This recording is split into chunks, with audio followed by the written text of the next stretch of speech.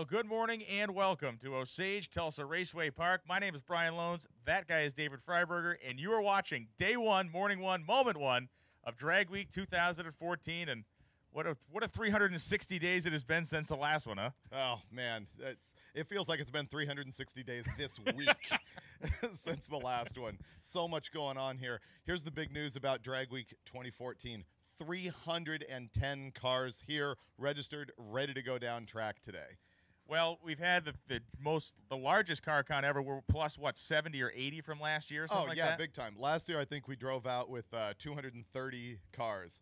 But we said we were going to register 300 last night, but honestly, there was 10 more guys standing there, and we just couldn't turn them away because, you know, the honest truth is we knew at least 20 guys are breaking today, and I hate to say that, but we did lose 2 already last night alone. And we talked a little bit about this over the PA this morning before we went live, but with the field this size, there is going to be probably obviously just carnage-wise, the number is going to go up. What's interesting is we picked up 70 cars. That's twice the number of cars that went out on the first drag week alone. So, oh, you mean twice the number of participants that went on the first drag week alone. It's true. It's crazy. Almost 10 times the size. This field is almost 10 times the size of that first trip in 2005. The 10th anniversary of the event. One of the special things that'll happen is actually going to be on Saturday at the end of the week. We'll finish our normal drag week competition, and Saturday a heads-up shootout that came from your devious mind to really pit these guys side by side. Well, yeah, people always look at drag week and wonder, why aren't we taking, you know, let's just say Larson and Lutz or Bailey and Larson and putting them side by side?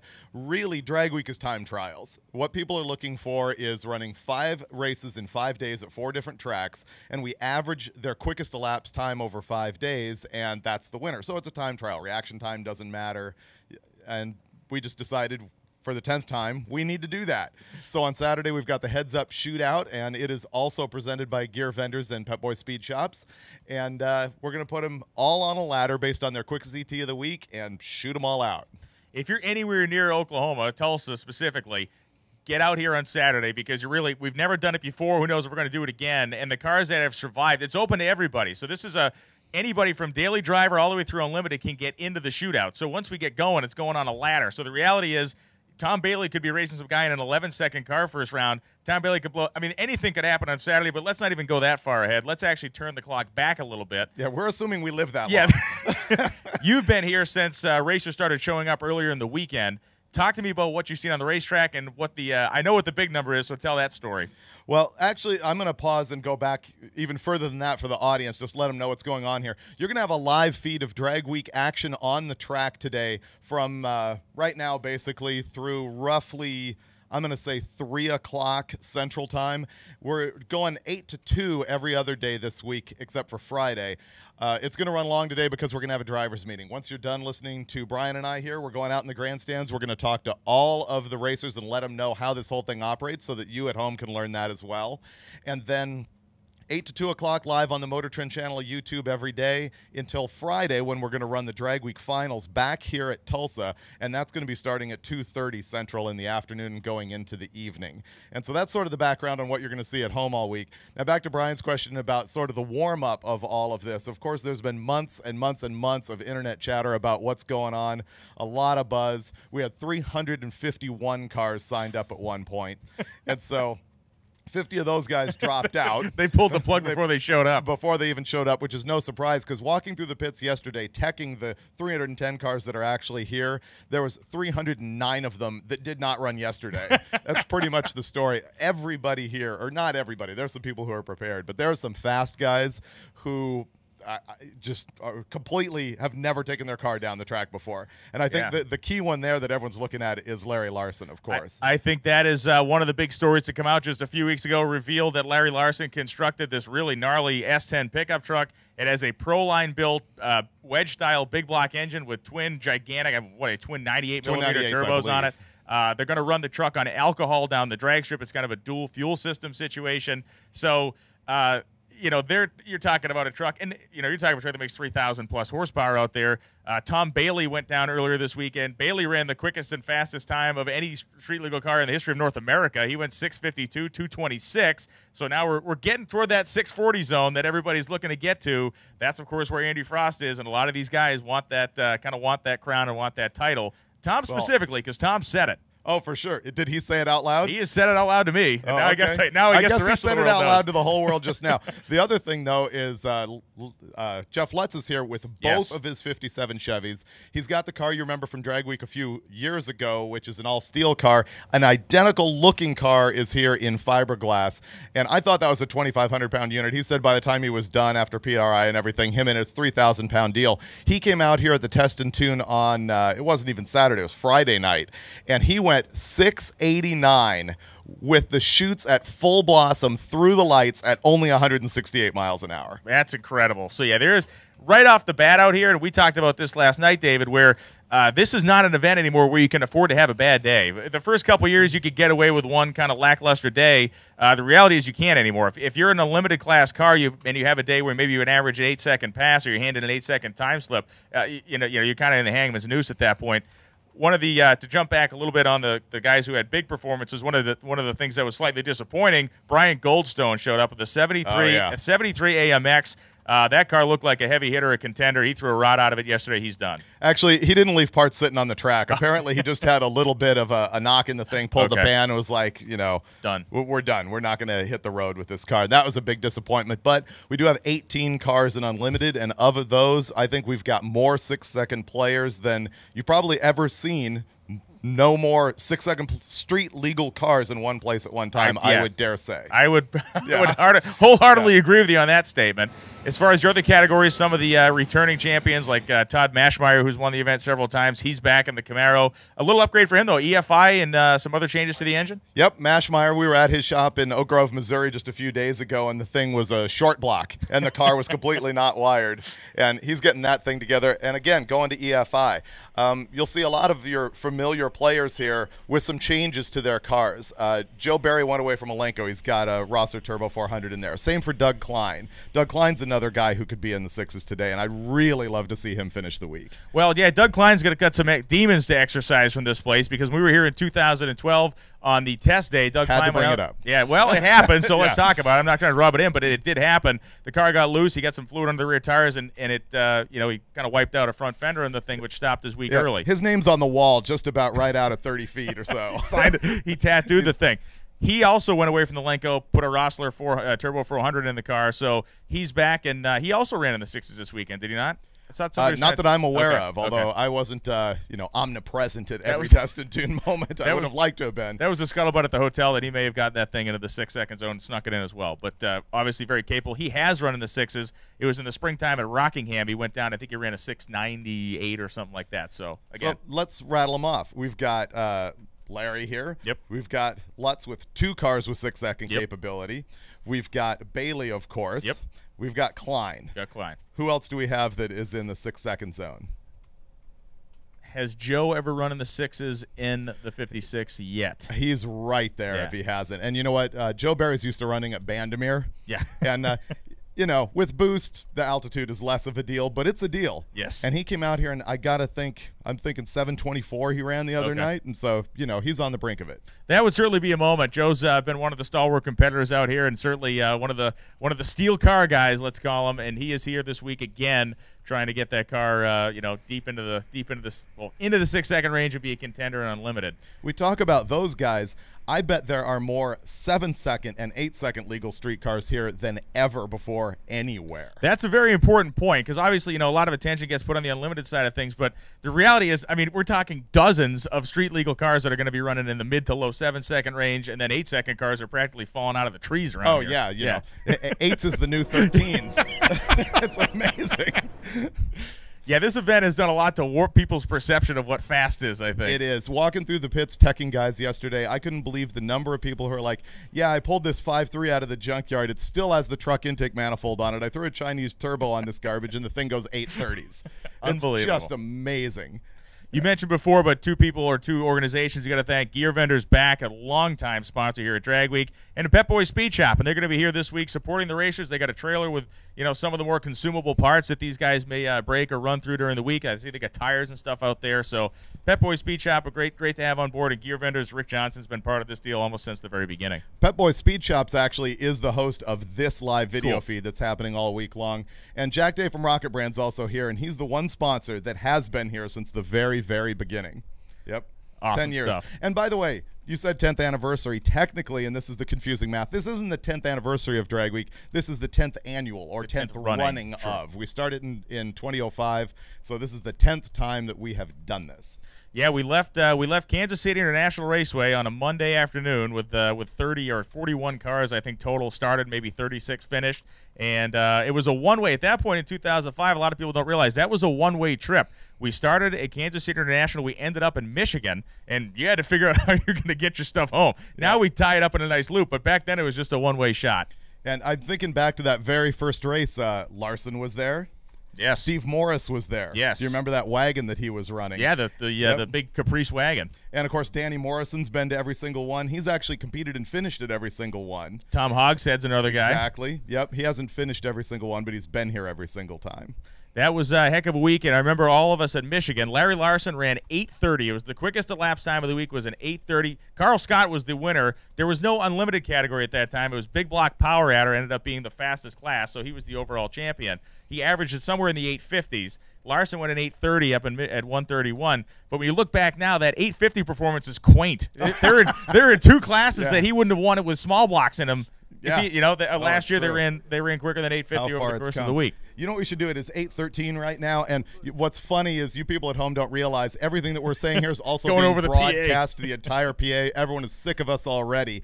But let's go ahead and make an announcement, everybody. We are edging up in 2 minutes towards driver's meeting. We will get me off the mic up here in the booth, and Brian will entertain the people at home while we run down, and we'll start the driver's meeting. Well, that is kind of an important part of the week, laying out exactly what the do's and don'ts are. And that first year was one of the only years we had a big, not I want to say controversy, but it was one of those things that came up where there was some video that surfaced shot behind a shopping center in the middle of the night where a car appeared to be getting loaded into a trailer, and that guy decided to fall on his sword before the sword fell on him, so to speak, up in Michigan. That was a heck of a week. But what he's talking about is that the major deal about Drag Week is this is a road trip. We drive these cars that we've been talking about that run in the 6, 7, 8 second range. They drive 1,000 miles plus. We had one year that was 1,400 miles from track to track. And when they're doing that, they can't be trailered. They can tow a trailer full of parts, but they're not supposed to have a support vehicle of any kind. And let's say that hasn't been completely adhered to for 10 years, but it's been really good. These cars, I think they carry sort of a prestige you don't see anywhere else in street car racing. When you see that Drag Week banner on one of these cars at a local track or something, you're like, that guy drove that thing 1,000 miles. Yeah, make no mistake. This is the deep end of the hot rodding pool, so to speak. You don't drive out of this place without a trailer. Or, I mean, like I said, you may have a small trailer, like David said. You don't drive out of the gate here without understanding what you're about to do. And you could be, God only knows, in the middle of a cornfield tonight at 3 o'clock in the morning with the intake manifold off the thing, pulling lifters out or safety wire and lifters out of the way. The stories of survival that come out of this event, and we will relay as many of those as we can over the course of the week, almost trump the racing stories. I mean, guys with easy F-tents and rainstorms on the side of highways, rebuilding motors and stuff. It is a really, really neat deal, and that's why when we get to the end of the week, it is the emotional end of the thing at the awards ceremony. It turns into It's incredible. It turns into the Weep Nationals that night. It does. And we'll be able to bring some of those stories to you at home closer than we have before, because throughout the live feed, we will have Mike Finnegan out in the pits doing some recordings that we will play during the live feed. So you'll get to meet some of those racers firsthand, see their cars closer, and we'll just go ahead and kill that. Good thing no profanity came over in that Oh, transmission. yeah. You never know. We'll go ahead and shut that down. So I probably need to head down. Yeah, you need to get down there and meeting. get your meeting organized. We'll make another call, everybody who is out there listening to us in the pits. Please get your truck and trailer on the other side of the fence here at Tulsa Raceway Park and get your butt in the grandstands there. We will be live feeding the drivers' meeting as well, so everybody at home can know what's going on.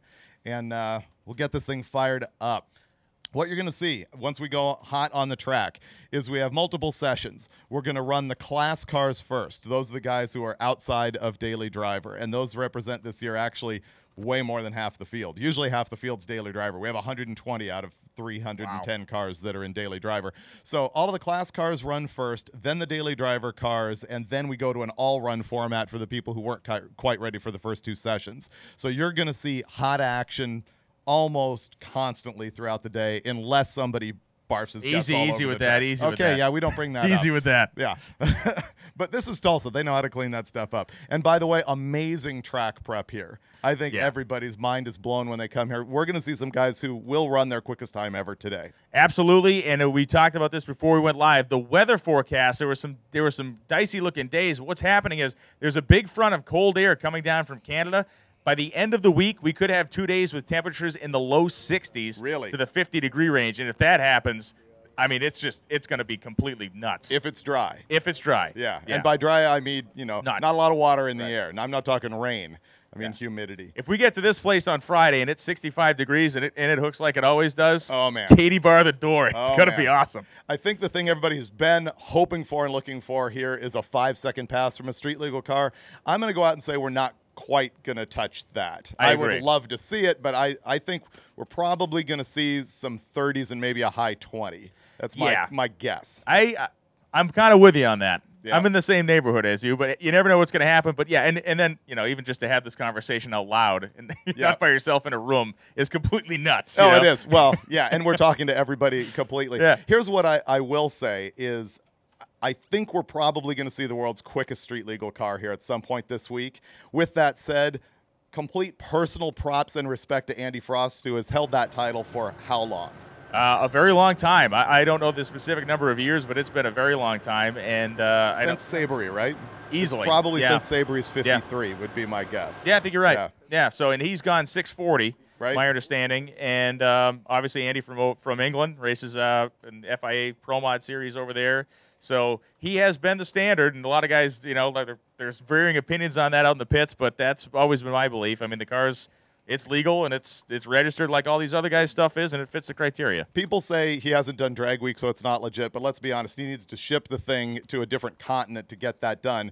And he's only ever claimed quickest street legal car with plates, which it is. Yep. So I think he's got a target on his head this week. I probably shouldn't speak too soon about whether anybody's going to hit it or not, but it is a drama to look for. Absolutely. Well, why don't you go now? You're going to take this wireless mic and go down and get yourself organized for your meeting. Let's just go ahead and do that swap. Seamless right there. I know. Pro level. I know it.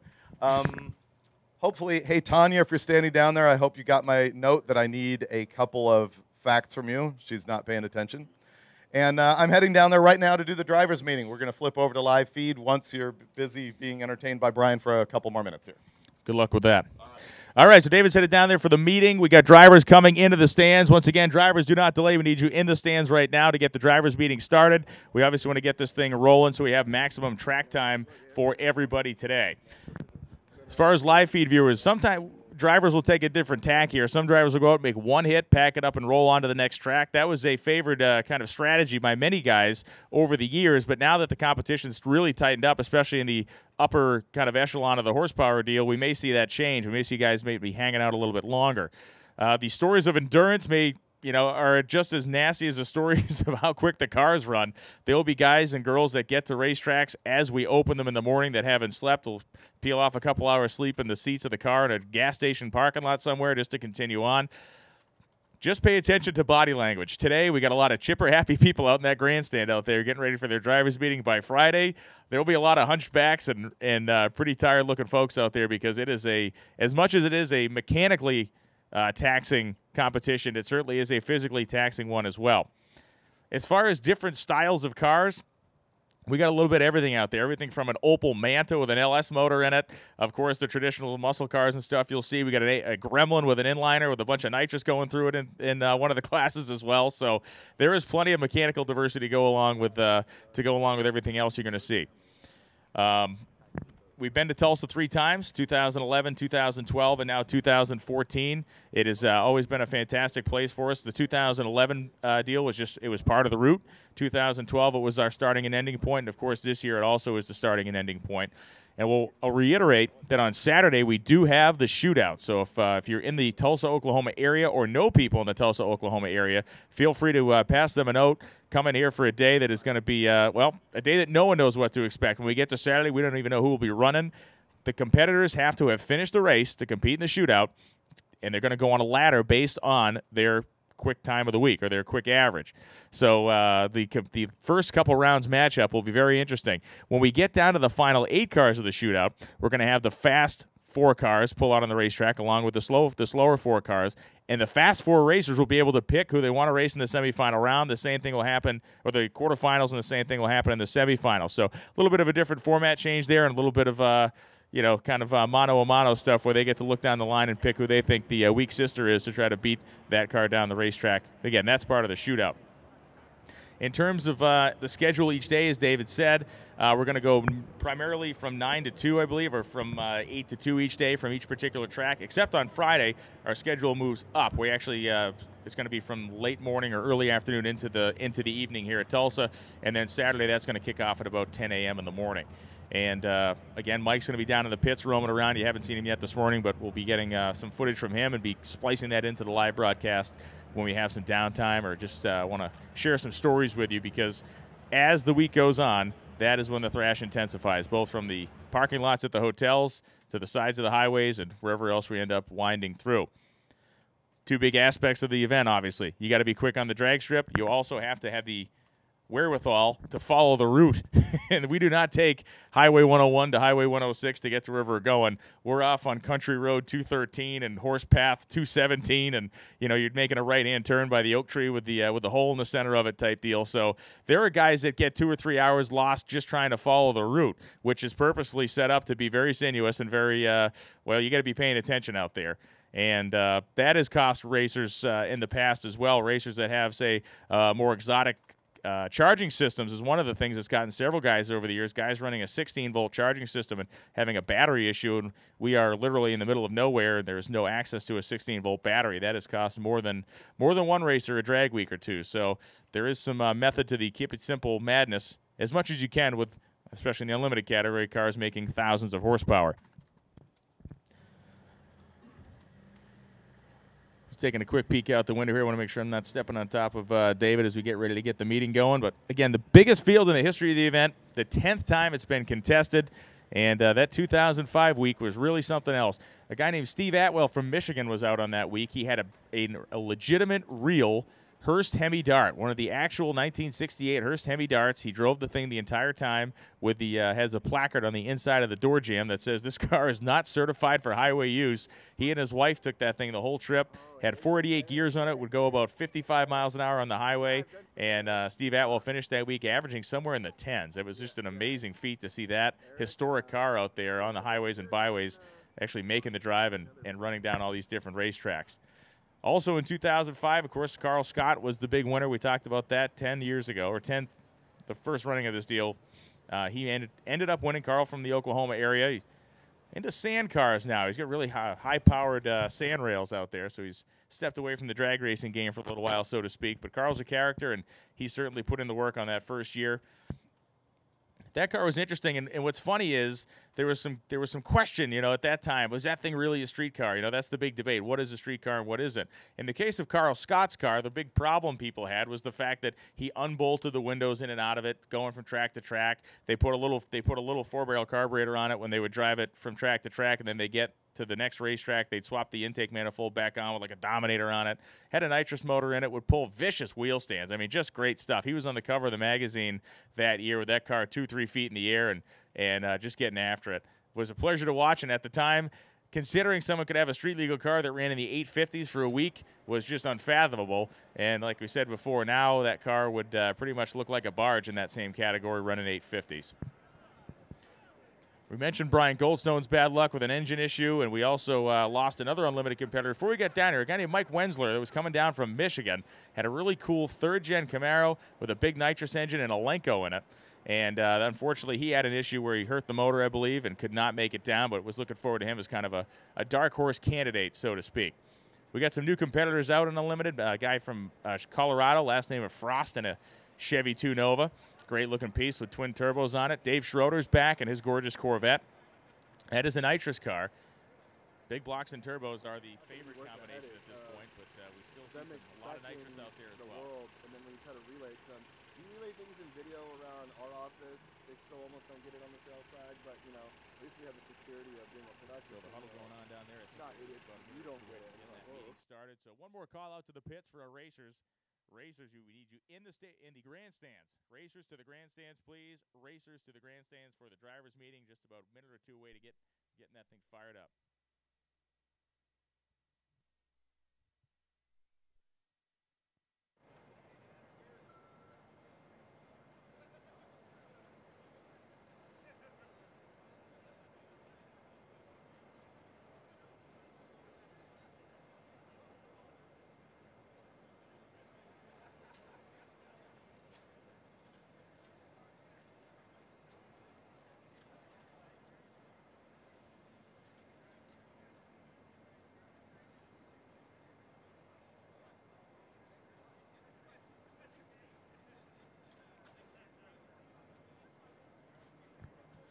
Okay, so yeah, just a minute or two away as we get our audio situation sorted out here, and once the drivers' meeting starts, I'm going to throw down at David, so you'll be able to watch. You'll be able to watch David speak down there.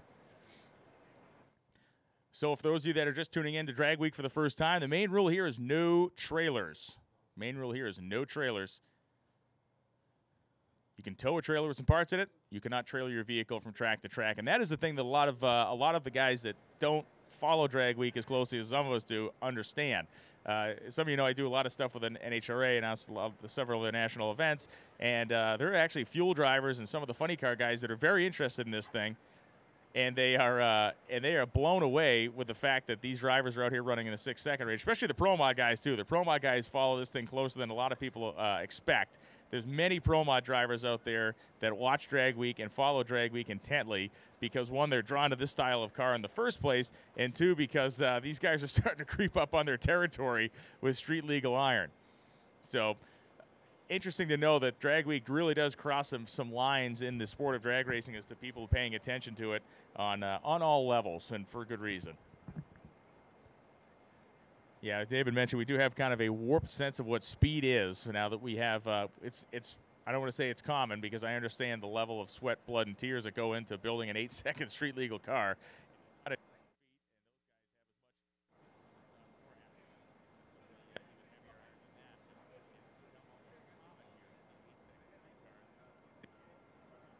Your local drag strip on a Friday night or a Saturday night event. You'll probably see a bunch of 8-9-second cars, and none of them will have shown up there under their own power. Testing one too. Trailer. Nothing against. Do we have audio through this one? Nothing against it, but let's not discount the fact that it takes an Can everybody hear incredible me? amount of work and skill.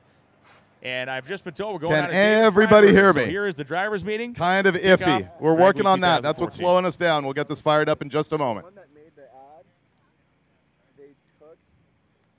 We were actually in Oklahoma. We were going through and passing through that one day where you got. Or it isn't. I'm going to come back to me here for a second. Getting something sorted out real quick with David down there in front of the grandstands. Pretty technical production we got here. We got multiple cameras set up down the racetrack. So when we get racing going, you won't be looking at me as the cars run down the racetrack. Thankfully, that's good for you and me. You'll hear me in the background talking, but what you'll see, we have multiple cameras set up on the racetrack to follow the action out there. This is a production. Like I said, we got audio guys running around here and video guys getting stuff sorted out, but it's exciting. You know, this live feed started pretty humbly a few years ago, just kind of a fixed camera and a timing tower facing down the racetrack, and it's really progressed to the level of a full-blown production. And that's because the race warrants it, and there's a giant amount of interest out there to follow this thing. Of course, when Larry Larson unveiled that S10 pickup truck a few weeks ago, it was really something else. The response that truck got was amazing, and it will be one of the highlights of the show to watch Larry get out here in that thing and really get after it with all that horsepower that the truck has. Other competitors in the field, we talked about Tom Bailey, 652, 226 mile-an-hour shot earlier this weekend. But let's talk about some of the other stuff going on. We got racers, a lot of racers making personal bests here. Guys that come from high elevation. A lot of our Colorado racers and some of the guys from the higher plains come down here, and they pick up a ton just on the simple fact that we're only at this track about 620 feet physically above sea level. The air quality here today, this morning, is going to be really good. It's going to go temperature-wise up over 90 degrees around here today. So by the time we leave this afternoon, whatever good air we got going on behind us right now will be completely gone. This is Freiberger, check one. Humid 90 degrees. Once we get into that cold front, once that cold front dips down from Canada, which I hope doesn't bring any rain, or if it does, it brings us. Hey, you in the grandstands, can you hear me now? Or off the racetrack. Sort of. Is it good enough to get this thing started? Okay, good. Tired of standing around. Let's get this running. Okay, everyone, welcome to Drag Week 2014. You did it. I like to say that this is the people whose cars are faster than their mouth. Right? Everybody on the internet sitting at home, there's a lot of people flapping their gums. You guys are here actually doing it, and I thank every single one of you for making this happen. 310 cars going down track today. Biggest drag week ever. Before I get this started, I'm going to run off some names here of people who we still need to tech for NHRA. Please meet over here by the Pep Boys Speed Shops trailer when we are done here. The names are Austin Stiver, Nathan Dial, Wyatt Kerbo, Derek Bashford, Andy Bashford, Jess Neal, Tom Foglid, David Burke, Tom Durham, Lance Sharp, Mike Angerer, don't want to run into that guy, Shane McClellan, and Gavin Lusk.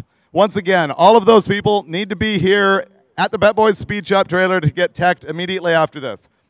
I'm going to run through it once really quickly. Austin Stiver, Nathan Dial, Wyatt Kerbo, Derek Bashford, Andy Bashford, Jess Neal, Tom Foglid, David Burke, Tom Durham, Lance Sharp, Mike Angerer, Shane McClellan, Gavin Lusk. All right, I am going to dispense of the niceties this morning and run through this as fast as I possibly can. We're half an hour behind schedule, and we do have 300 cars to get down the track. We will be extending race hours today to make sure that we have the full amount of time, so that won't be a concern, but nevertheless, we want to get through this, right? First thing I'm going to do is introduce some people who we have here. First of all, our title sponsor, Rick Johnson from Gear Vendors. Let's give him a round of applause for making this happen over and over and over. He'll be here all week in the trailer right behind the grandstands here. If you're having any kind of transmission trouble or want to learn about a Gear Vendors unit, he's your man. Also, Greg Weeder from Pep Boys is here, and Pep Boys will be here all week with their trailer. They do have tires and a bunch of basic replacement parts. So before you run off site trying to chase parts, run by the Pep Boys trailer. They can help you. Pep Boys is also sponsoring the live video feed that's going on as we speak. You can see over here, camera standing on top of the van. We've got another one over here, and we have another one on Brian up in the tower. We are going to have live video feed all week long, so you can watch that on your phone from the pits and know what's going on, or you can tell people back home to look for it. It's on YouTube. It's on the Motor Trend channel of YouTube, and if you can't remember that, go to hotrod.com. There's 1,000 links to get to it. I also want to introduce Jack Day from Rocket Brand. I haven't seen Jack this morning. Is Jack here? Maybe not here yet. He's the only sponsor that's been with Drag Week all 10 years, which is really cool. Monty Smith is here from NOS, and once again, we'll be supplying all of you with nitrous all week. So go see Monty if you need nitrous. And finally, thanks very much to MSD, who had snacks that I think a whole lot of people took advantage of yesterday, but MSD has supported this thing for a long time as well. I also want to mention that I believe Joyce Boyer is here. I think you all remember Steve Boyer, who has been with Drag Week from the beginning and who unfortunately passed away during last year's event. So we just want to give them a moment of notice there. Thanks to everybody who helped us out yesterday. We had a whole big crew of people. I think, as brutal as it was, we got through registration faster than we ever have before as far as cars per hour. Thanks for your patience on that. We had help from Jackie Goodman, Sean and Tara Fling, Mike Boyston, Matt Hogan. Chris Henderson was helping me on Class Tech. Danny was there, as he always is for us. He's been here every year. Jeff Duba, that guy, and his friend Jeff. Duba, I should know. He's won Daily Driver a couple times. Norm Tannehill was helping, and Paul Whalen. So thank you, those people, for volunteering to help out. We will also go through my people who are here. Of course, we once again have Brian Loans in the tower announcing all week long, which is huge. You've got Jenny and Michelle, who you can buy T-shirts from or see with any questions that you've got throughout the week. They're always helpful. And the magazine staff is here, too. Editor-in-Chief David Kennedy. We've got Brandon Galogli and Alana Scher here today.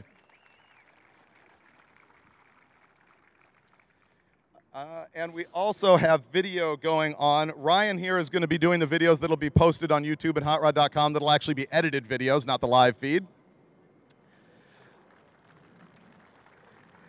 And once again, we welcome back Tanya Turk, who will be in the tower collecting your time slips. Now, unfortunately, Keith Turk, who has helped us out with this deal for many years, is not here. You might have seen on Facebook or around that, unfortunately, his son had a really bad accident falling out of a tree, had a surgery, and basically has not woken up from that yet. So Keith is home dealing with that, and he sent me best wishes for all of this. The thing he wanted me to tell you mostly is that he values this event a lot because of its integrity, and he'd like to see everybody here follow through on that integrity as far as the rules and what they're doing this week. And he did also ask me that you don't call him, text him, email him. He knows that your best wishes are in mind, but he doesn't really need to be dealing with other people's feelings about that at this time. So we will keep him in our prayers all week. I would like to introduce Keith's sort of replacement this week, who I hope we have with us for a long time, who's going to be a big help for us, which is we now have Lonnie Grimm. Right there. So if you're looking to get yelled at this week, that's your man. Can you handle it? All right. I will say for the people at home, please, you've got your live feed here all week long. We're going to be here live during race hours on the video. We're on Facebook relentlessly at Hot Rod Mag. HotRod.com has a page for nothing but Drag Week coverage. It's huge. We already have a bunch of stuff there. You can look for your photos there. And Instagram, of course. All right. I'm running through this as fast as I can. We will be taking your pictures for the magazine all week long. It's obvious how that's going to happen here at the drag strip. If you see us on the road, we might be pulling up next to you in a car and just pacing your speed and getting car-to-car photos. When that happens, don't take off or slow down. We need you to just pace speed with us. Oh, it happens. Guys, pick a pedal. I'm serious. Camera comes out, floor it, or brake. Please hand in your tech sheet. You all should have gotten one of those. If you did not, we'll have them in the tower. Please give them to Tanya when you hand in your time slips. I'm going to give you instructions on all about that later on. We will have T-shirts for sale at every stop and a special one at Great Bend. If you want a T-shirt, I recommend buying one early. They always sell out, and we do have probably more promotion for spectators than we ever have had, and they'll be buying T-shirts as well. Here's how Drag Week is going to work each day. Tracks are going to open probably before, well, they will open before 8. We want to go hot from 8:30 to 2 o'clock, but we will adjust our times pending rain or delay for a driver's meeting or anything like that. So be here before 8:30 for us to go hot. If you're looking for information about what we're doing, go to the Hot Rod Twitter feed. We're going to be blasting out as much information to racers as we can on that all the time. Listen to Brian in the tower. Here at Tulsa, we have 102.7 FM radio that you can listen to in the pits. 102.7 radio. The way we're going to work this is the class cars run first, and that's going to mean cars that are outside of Daily Driver. And then we'll take a quick break, prep the track, and run Daily Driver. And then we'll take another break, prep the track, and have an all-run session. That has worked the past couple years. We've got 70 more cars this year. If we end up having to adjust the program a little bit throughout the week, we will do so. Our goal is to make this happen as smoothly as possible to prove that we can do 300 cars again next year. So help us out with that. The schedule is subject to change depending on any number of things. Make sure to listen to us, follow Twitter. You have to make a run each day to stay in competition. So if you can't get to the track and make a pass before we cut the track off, then you're out. Now what that means is we call it 2:30 at the end. If we happen to be running to 4:30 that day and you get here at 4:29 and can make a pass, that's fine. So if you can get there, make a pass while we've still got the track open, you're in. If your car is not running right and you just take the beam, that counts. We give you a 20-second ET if you show up and take the beam. One year we had a guy with a Grand National who blew a head gasket, and he came up and he took the beam on 3 cylinders with one head off the car. So that's the type of thing that guys will do to stay operating in Drag Week. If you are out for any reason, if you break, if you just can't make it to the track one day, we will let you come make fun runs the rest of the week. You can keep coming, and as long as you don't prove yourself to leave a bunch of parts all over the track, we will let you make fun runs. There is an impound area every day, and that will be us officials just making a choice of a couple cars that we're going to watch closely. It is to make sure that they are completely legit. It also does them a favor because cars in impound get direct access to the track without waiting in line. Impound is going to be right here next to the Pep Boys trailer. You'll see Lonnie, he's going to be running it. And we will just make some random selections every day and some specific selections every day. And we have a couple winners for right now. We usually don't impound people day one, but Lonnie came up to me and it's like, I have a couple names for you. And those names are Jeffrey Lutz Jr. and Tom Bailey. Okay? So Jeff Jr. and Bailey, we're going to see you right over here in impound today. And don't yell at me for that. Yell at the guy in the red shirt. You must turn in your ET slip before you leave. So you're going to pick which ET slip you hand in. I'm saying sleep because I've had none. And I'm sure you have not as well. Every day, pick which time slip you want to hand in, go up into the tower, see Tanya and her helpers, and give that to her.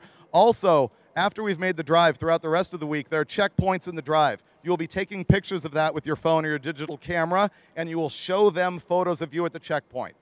It's basically proving that you have made the drive. Photos of your car at the checkpoint. Back to picking which time you want to hand in. Everybody was given an NHRA legal tech speed yesterday. If you don't know what that is, go ahead and ask Tanya. She can tell you. You cannot hand in a time slip quicker than your tech speed. If you have an 850 car, you do not hand in an 8499, literally. No slack, okay?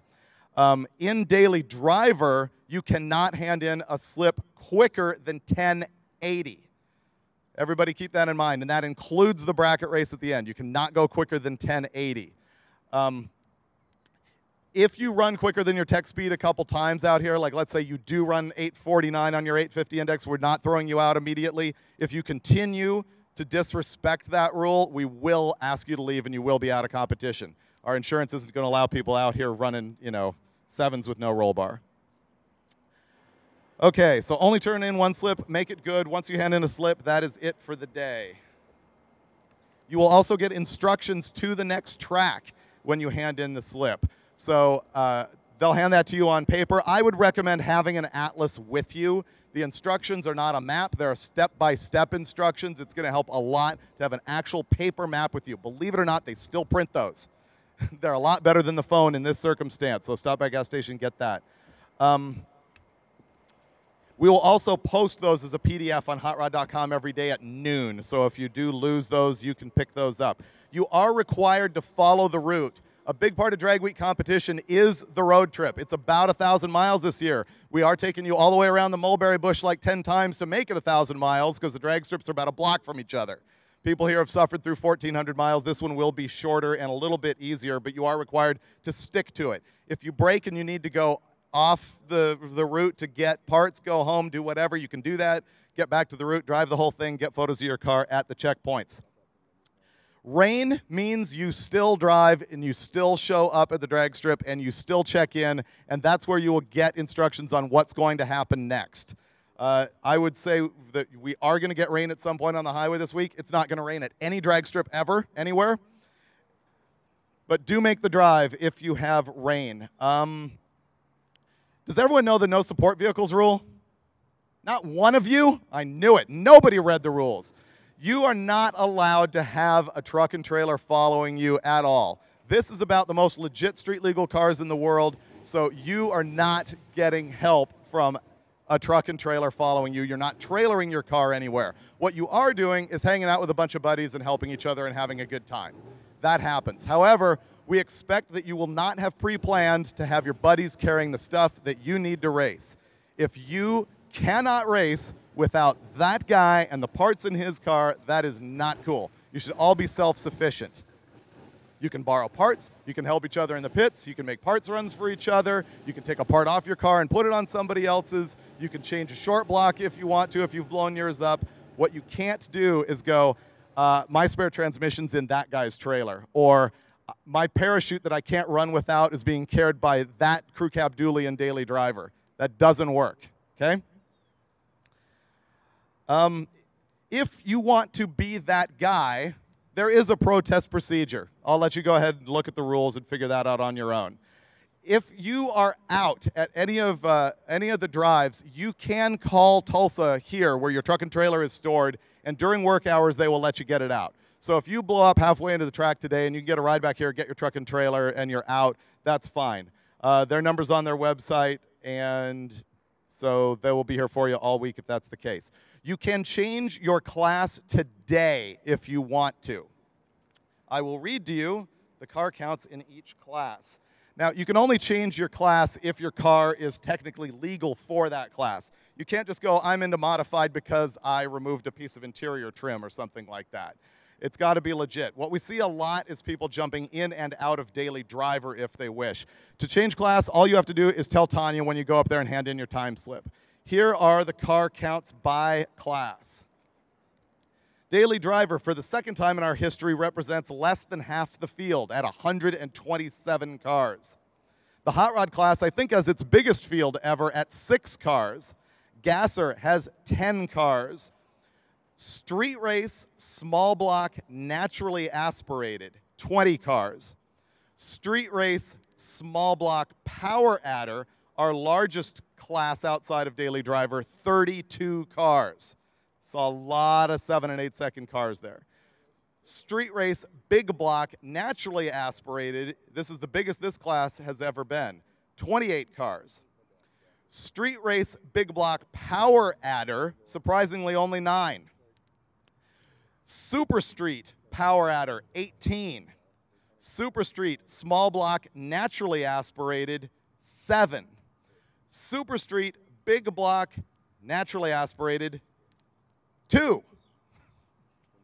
Modified naturally aspirated, 8. Modified power adder, 11. Pro Street NA, 5. Pro Street power adder, 6. And unlimited, 18.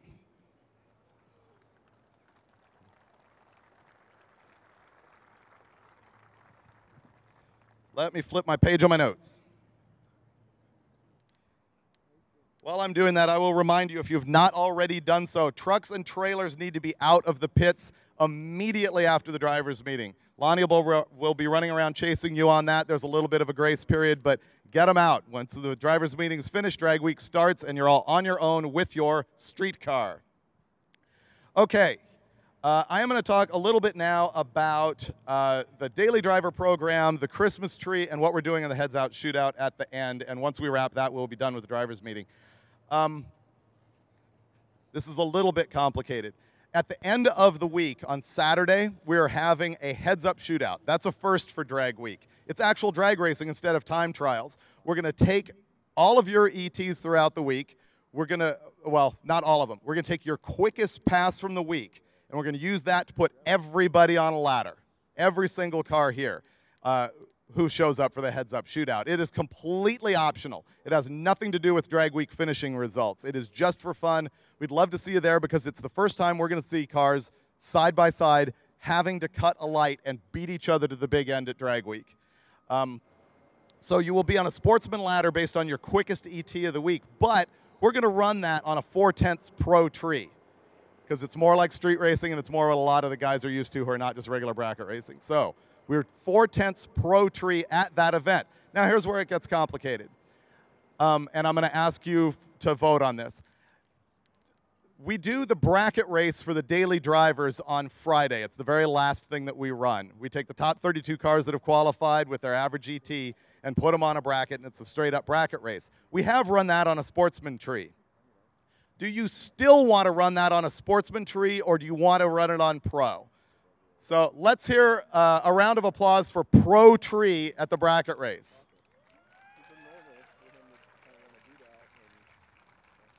Sportsman Tree at the bracket race?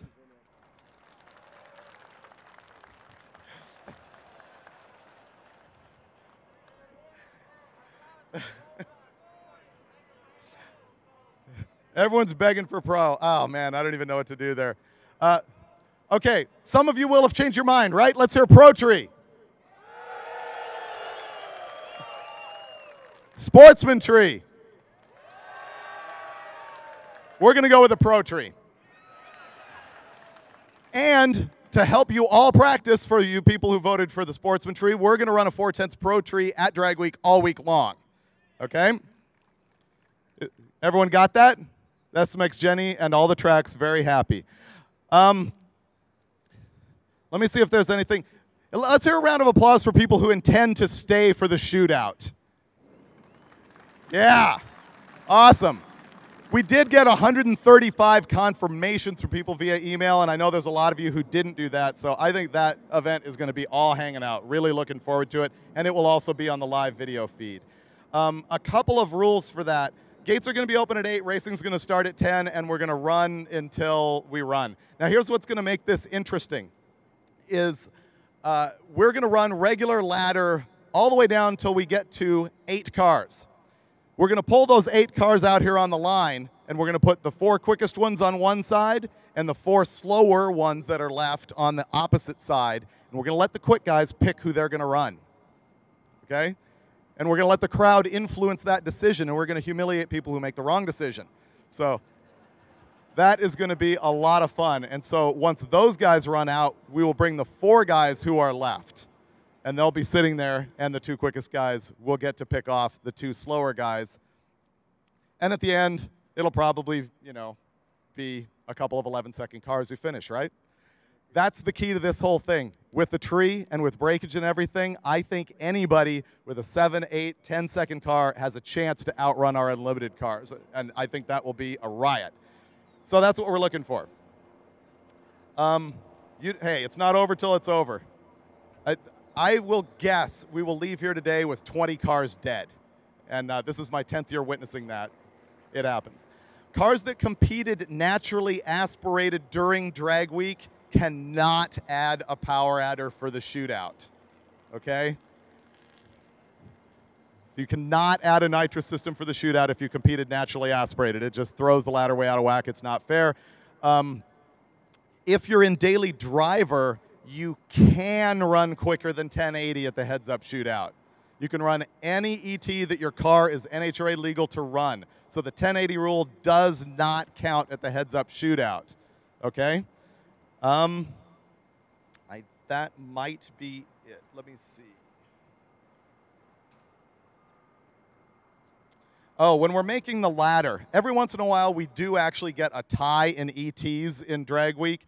When we're making the ladder, we will favor the one with the higher average mile or the higher mile an hour on their quickest pass to put them higher on the ladder. It's an all-run format. Once again, everybody will be on that. Pro Tree, I think we're done. All right, everyone get your trailers out of the pits and let's race. Well, there you have it. The drivers being. Oh, I totally forgot something super important. Give me a break. Oh, this is such an ultimate fail. Hot Rod 200 mile an hour club. We have 2 new entries from last year, Dave Ahokas and Tom Bailey. So I'd like those guys to come down. Everyone give them a round of applause. This is for cars that finish drag week and run 200 miles an hour throughout the week. I apologize for not having done that first thing as I intended to do.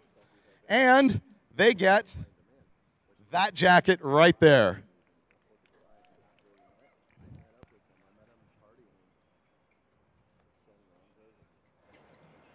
Let's go back to Brian in the tower. Well, thank you, David. So that was the drivers' meeting. It's all done. You see the racers now streaming back to the pits. As we said before, you have to get your trucks and trailers out of there. We're going to give them, I think, 20 minutes or a half hour, but Lonnie's going to be running around with his henchmen, making sure all that stuff gets moved out in a hurry. Couple of things he brought up at the drivers' meeting. You heard, obviously went through the layout of the shootout. We found out we're going to be running a 410s Pro Tree all week, and why he said the tracks would be happy about that is it means we're not going to have make the computer operator be flipping back and forth in the CompuLink the different styles of trees. Also kind of puts everybody on an even keel. That'll be interesting to watch during the shootout or the bracket race on Friday for our daily driver cars. It'll certainly be interesting to watch that play out on the Pro Tree. I'm sure a lot of those guys are more familiar with the sportsman style tree, but going to be a lot of fun. David made the prediction, a bold prediction, that by the end of the week we'd probably see a car run quicker than 640. I think today we're probably going to see guys start to flirt with that area. If we saw Bailey go that 52, I'm interested to see what his strategy is going to be. Is he going to hang back, kind of see what the other cars do? Because those unlimited cars, those class cars that we call them, will be the first vehicles on the racetrack. So anybody that's running a specified class outside of daily driver, that's going to be the first group you see on the course for a couple hours. Then we're going to go down for some track time, have our daily driver competitor session. They're going to come up, make their runs, have another track prep session, and then we close the day with basically a wide open session. And that's really, I don't want anyone to tune out now, but I'm telling you, make sure you're watching for that open session at the end of the day. Main reason is there'll be racers that don't get the hit they want. First time they've made a couple attempts and it doesn't go the way they want, so they will stay here all day long, wait for that last desperation attempt in the afternoon, let it hang out, and see which way it falls. We saw Larson had to do it a couple years ago. He had one of the more trying days of his drag week career down at Thunder Road Raceway when we were down in Shreveport, Louisiana. That was back in 2012. He had an electrical issue at the time he was racing the Nova, and he could barely get the car to do a burnout. Well, he finally muscled the thing down the racetrack, but it took him hours and hours. Meanwhile, that was the year he and Jeff Lutz had the tightest battle in the history of drag week. Ended up only a couple hundred separated at the end of the week right here in Tulsa, actually. But anyway, at that race day in Shreveport, Lutz went out very early in the morning, ran 6 flat at 212 miles an hour, and he packed up his stuff, and he was gone, baby, gone. He was down the highway and rolling. And Larson stayed there the whole day and into the afternoon, finally got a fairly representative run, and was able to kind of discern what the problem was. It was just a weird pinched wire, I think is what the deal ended up being. But ended up getting it fixed and ended up here in Tulsa running down in the 690s at over 200 miles an hour to claim victory that year. But it literally came down to the wire. So if you're sitting in your office, which you probably are right now, sorry for that. But the good news is we'll be here all day for you and into the afternoon, especially if you're on the East Coast. So we got a little bit ahead of us on the time scale there. Going to be going on all week. For those of you just tuning in right now, the broadcast will go on all week long. We got multiple cameras out on the racetrack, so once we start sending cars down, you'll no longer have to look at this disaster in front of the camera right now. You'll be seeing race cars go down and my voice bringing you the action. We also have Mike Finnegan out roaming the pits. We'll be doing some video segments with him that will cut into the live broadcast. And what those are going to be is he's going to take you right to the scene of the crime down there to tell you what's going on in the pits. If somebody's got a thrash going on, if somebody's made an epic run that they want to talk about, if something crazy's happened, Mike will be the guy that brings you those stories. David will be around, probably up here and bouncing around as well. Most of the magazine staff from Hot Rod is here. Alana, Brandon, like I said, Mike and David. David Kennedy's here. So we got coverage wall to wall. We got photographers from all over the country out here. Larry Chen is actually shooting for Hot Rod this drag week, and if you're familiar with Larry's work on Speed Hunters and other places, you know that some exciting things will be coming out of the lens of his camera as well. So just a few minutes away, I'm starting to hear race engines rumble off in the background. They'll be coming into the staging lanes, and once that happens, we just open the lanes up for those style cars that we're allowing in this morning, which again are all the cars outside of Daily Driver. So I assume a lot of our racers are going to try to kind of fight to get up here first, just for the simple fact that the temperature needle is absolutely going to spike today. It's going to be in the 90-degree range. Getting out here now while the air is still somewhat decent will certainly afford them a good opportunity. In reality is if we have blazing sun and 90-degree temperatures, that racetrack is going to be very tough to keep in a super sticky fashion. So I am being dressed by someone behind me right there because that's how we roll around here. I'm incapable of doing that because I'm 9. So we got that fixed up. And, again, racers will be coming around the corner here in just a few minutes. You know, Tulsa's been a place we've visited several times. Great Bend, Kansas, it's the second time we've been to that racetrack. We're heading back there later in the week. Heartland Park, Topeka, another track we've visited before. The one track we've never been to before, I don't believe, is Thunder Valley Dragway in Noble, Oklahoma, which we'll be at on Wednesday. So the schedule, racers will leave here this afternoon. They will head to Topeka, Kansas, and that will be where they sleep for the night. And then we're at Heartland Park, Topeka, which is a really nice facility. If you've never been out to Heartland Park, it's a humongous place. It's an absolutely giant racetrack, multi-use facility. They got a dirt oval. They have a road course and a drag strip. And Tulsa's a great place, too. Tulsa, a little bit more of a homey feeling here, honestly. You get here, and it's everything's kind of nicely compacted. The racers get their pit space, and they don't have to drive 6 miles to get up the staging lanes. Heartland Park is a spread, so always interesting to bring you guys and girls to different drag strips around the country. One of my favorite parts of the event is visiting tracks I haven't seen before. And this year, Great Bend, Kansas, and Thunder Valley and Noble, Oklahoma will be the two that get added to my list of tracks visited. So a fun time. We get to take you there in a virtual fashion to do that.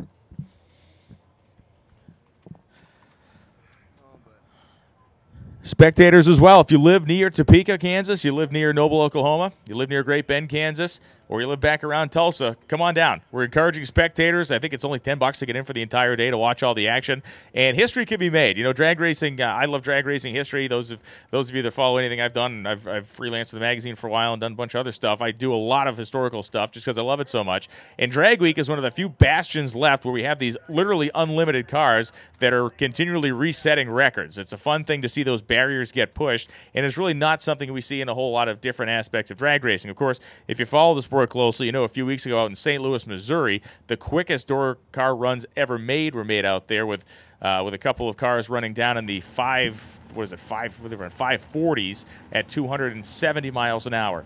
No one's getting there, but there are rumblings that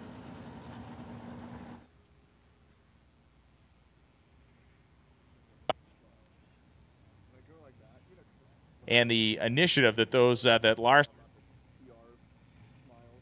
project has taken is to eventually get that truck in the fives. I don't think anybody here is sitting here going, oh, he's going to come around the corner and run a 5-second run this morning.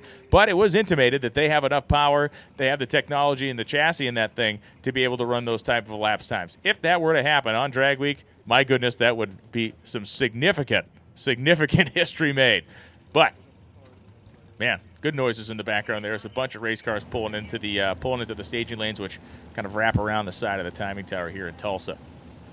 Said before, this track is a great track with a lot of history, and its recent history was actually kind of grim for a little while before Keith Haney and Todd Martin stepped in and bought the place or leased the place. If the previous ownership had kind of decided to step away from the racetrack, it was the land was sold to an aggregate company. Apparently, there's some sort of a deposit of I don't know what kind of stone is under this thing, but there's some sort of a lime or something like that. Maybe lime. I think it's lime deposits directly underneath where the racetrack sits.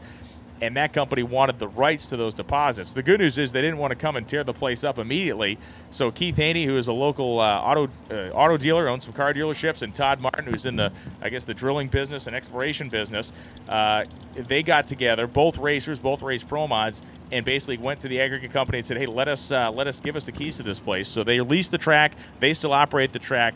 And one of the cool things about Tulsa is that these guys know how to promote. They could be promoting kids' tricycle races here on a Saturday night and fill the place. So undoubtedly, on Friday evening when we come back, and also on Saturday, this place is going to be jammed to the gills. And really, I think the biggest crowd we saw last year was when we raced in St. Louis or Indy. Indy and St. Louis both drew a fair crowd of people.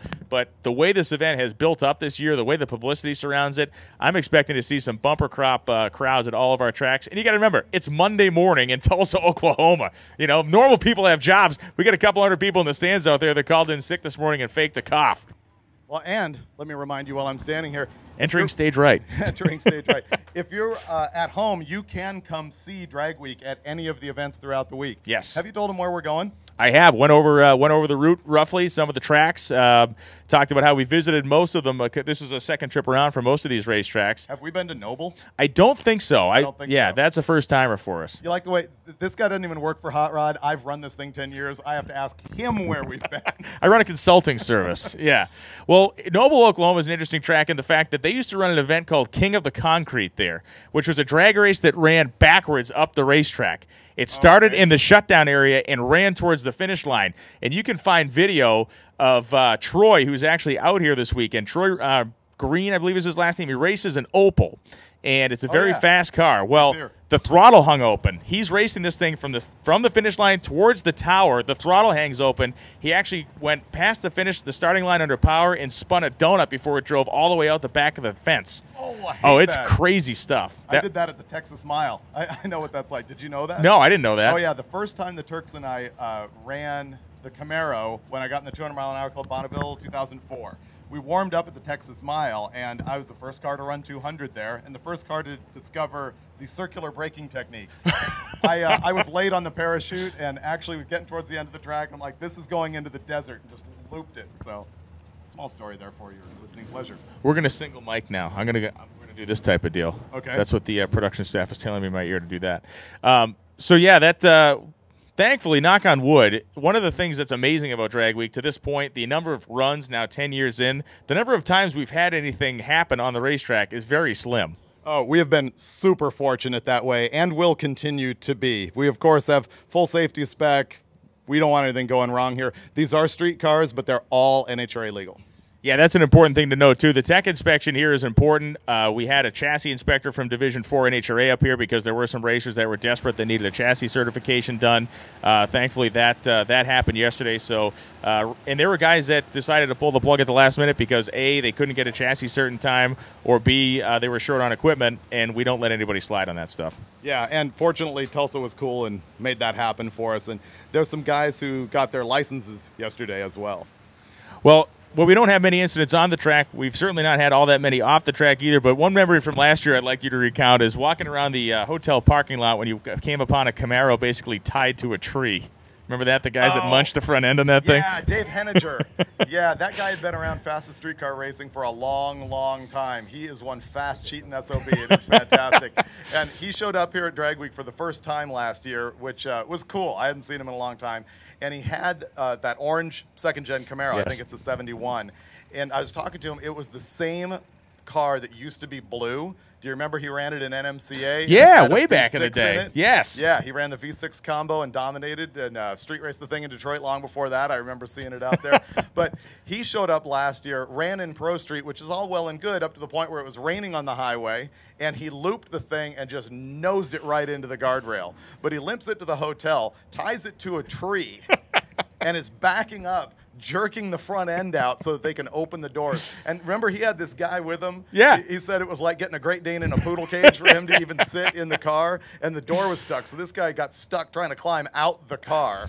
Oh, yeah. Good stories on Drag Week. Yeah, that's the thing. It's I mentioned it before we went down to you down the track side, is that this is as much a test of human endurance as it is a test of mechanical endurance. It's not like any of the stuff you see with it's a full tube chassis car has vintage air, cooling you down the road. Alana rode with Dave Ahokas last year through a section we were driving on where it was over 100 degrees. Inside the car was like 130 or 140. And I think at one point we saw them at a gas station, and she was like medium well by the time she got out to fuel the thing. For sure. It was rough stuff. Yeah. Cooling system's going to get tested today. We mentioned temperatures will be up in the 90s for the beginning part of this week. And, in your opinion, what is the thing we see that puts most guys out on the road portion of the program? What typically ends the most weeks? I won't say ends the most weeks, but the stuff that gets repaired most. Number one, electric fuel pump. Guys don't put them inside the tank. They don't have it recirculating right. They overheat them. The fuel boils, junk. Overheating the fuel system is number two. Valve train, I would say, number three. You see guys changing lifters at the side of the road everywhere. Solid roller cam deal. And then the last one is guys don't cool the transmissions enough, and you see automatic transmissions go bad. Yeah, and I mentioned, too, that, the KISS principle can take you so far. We've seen competitors get out in the middle of nowhere and have a 16-volt charging system and not have any way to replace the battery in the system. So there's that stuff. But the reality is that this thing has gotten so advanced that there are things you now need to give up just if you want to be competitive. So in some classes. Exactly. I want to enforce there's classes here. 14 classes. Run and be competitive in. It's not just guys with $1 million making this happen. Absolutely. We'll have daily driver cars out here running 13s and 14s. Granted, we take the quick 32 to get in the field. Right. But you get your name in the pot. You can show up, and if a bunch of those guys fall out of line, you have a shot at the 32 as well. You can actually go to hotrod.com and find the rules for what we're doing here. I think it's right there on the front page. So have a look at that. It's long and drawn out, but it'll give you exactly what's happening. Yeah, and the reality is that we're looking mostly at power adders, displacement, and chassis is really the kind of three main disciplines that we're regulating stuff by. I kind of made these rules around the way Bonneville does it. At Bonneville, your classes are basically engine displacement, is it fuel or gas, is it blown or unblown? And I've basically done that here, except it's also the chassis mods.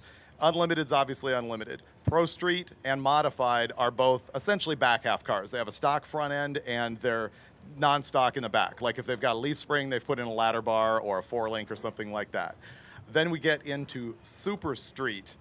Yes. And in that class, that's the all hanging out, stock suspension, small tired cars. That's and entertainment value, pounds per dollar on entertainment value. Super Street's where it's at. Because those guys are way more power than they have chassis, and that's what always makes it fun to watch. Yeah, and those guys will be deep in the 7s this week for sure.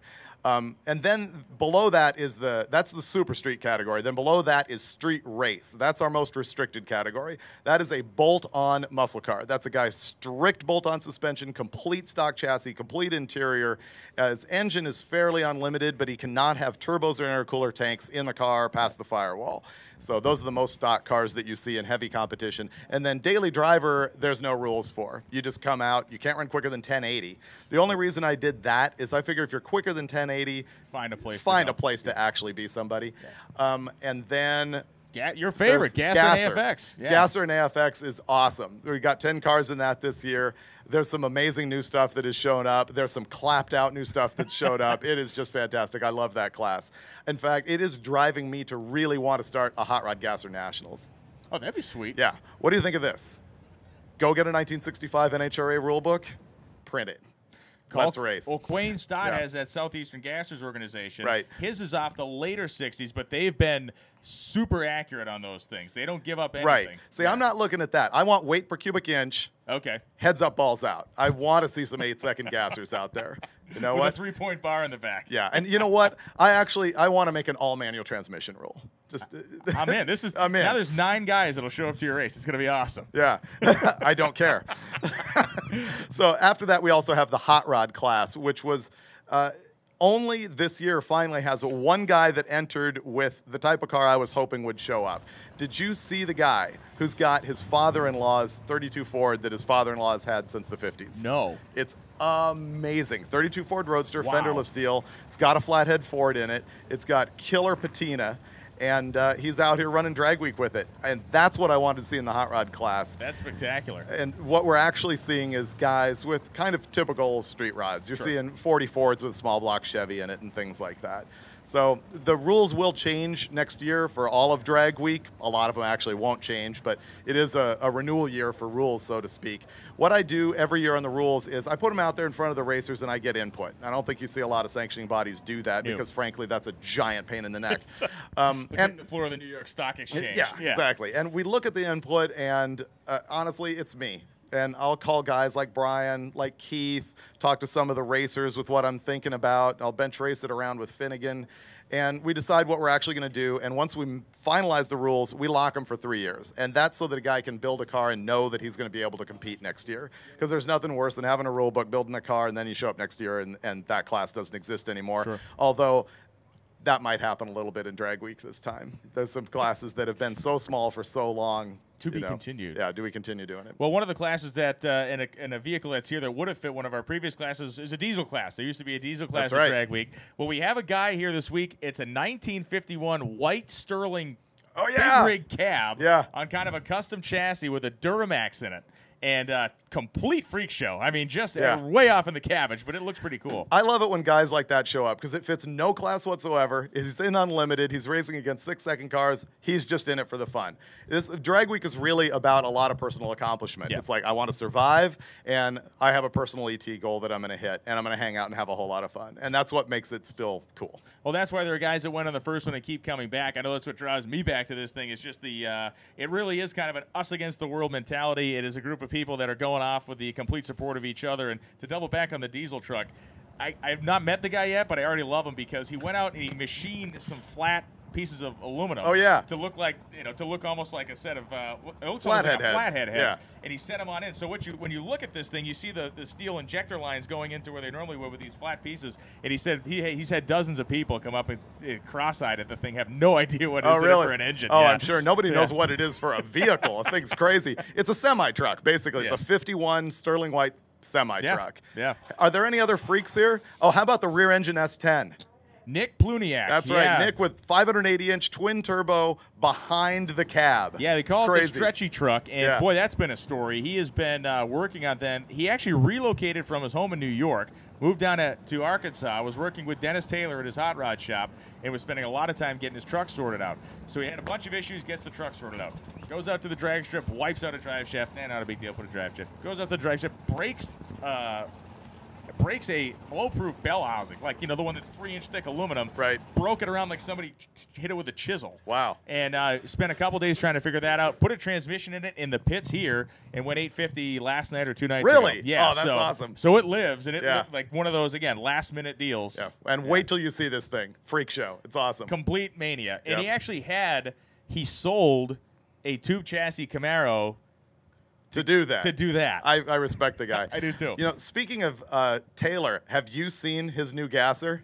I've the Falcon. Yeah. I just saw some video of it. Have not seen it in person. Oh, if this thing lives for the week, I can't imagine it doesn't dominate because Really? he's the first guy I know of that really built a car to take advantage of the gas rules. Okay. The only thing he doesn't have is a supercharger, which I probably would have done.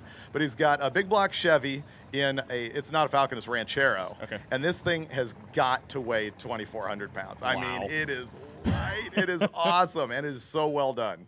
Well, Yeah. Dan Chisholm's car, the guy that won Gasser last year, going mid-10s, I understand he stepped up the horsepower program in that thing as well. That's that black 55 Chevy with a panel painted roof. It has a 540 big block Chevy in the thing with an automatic.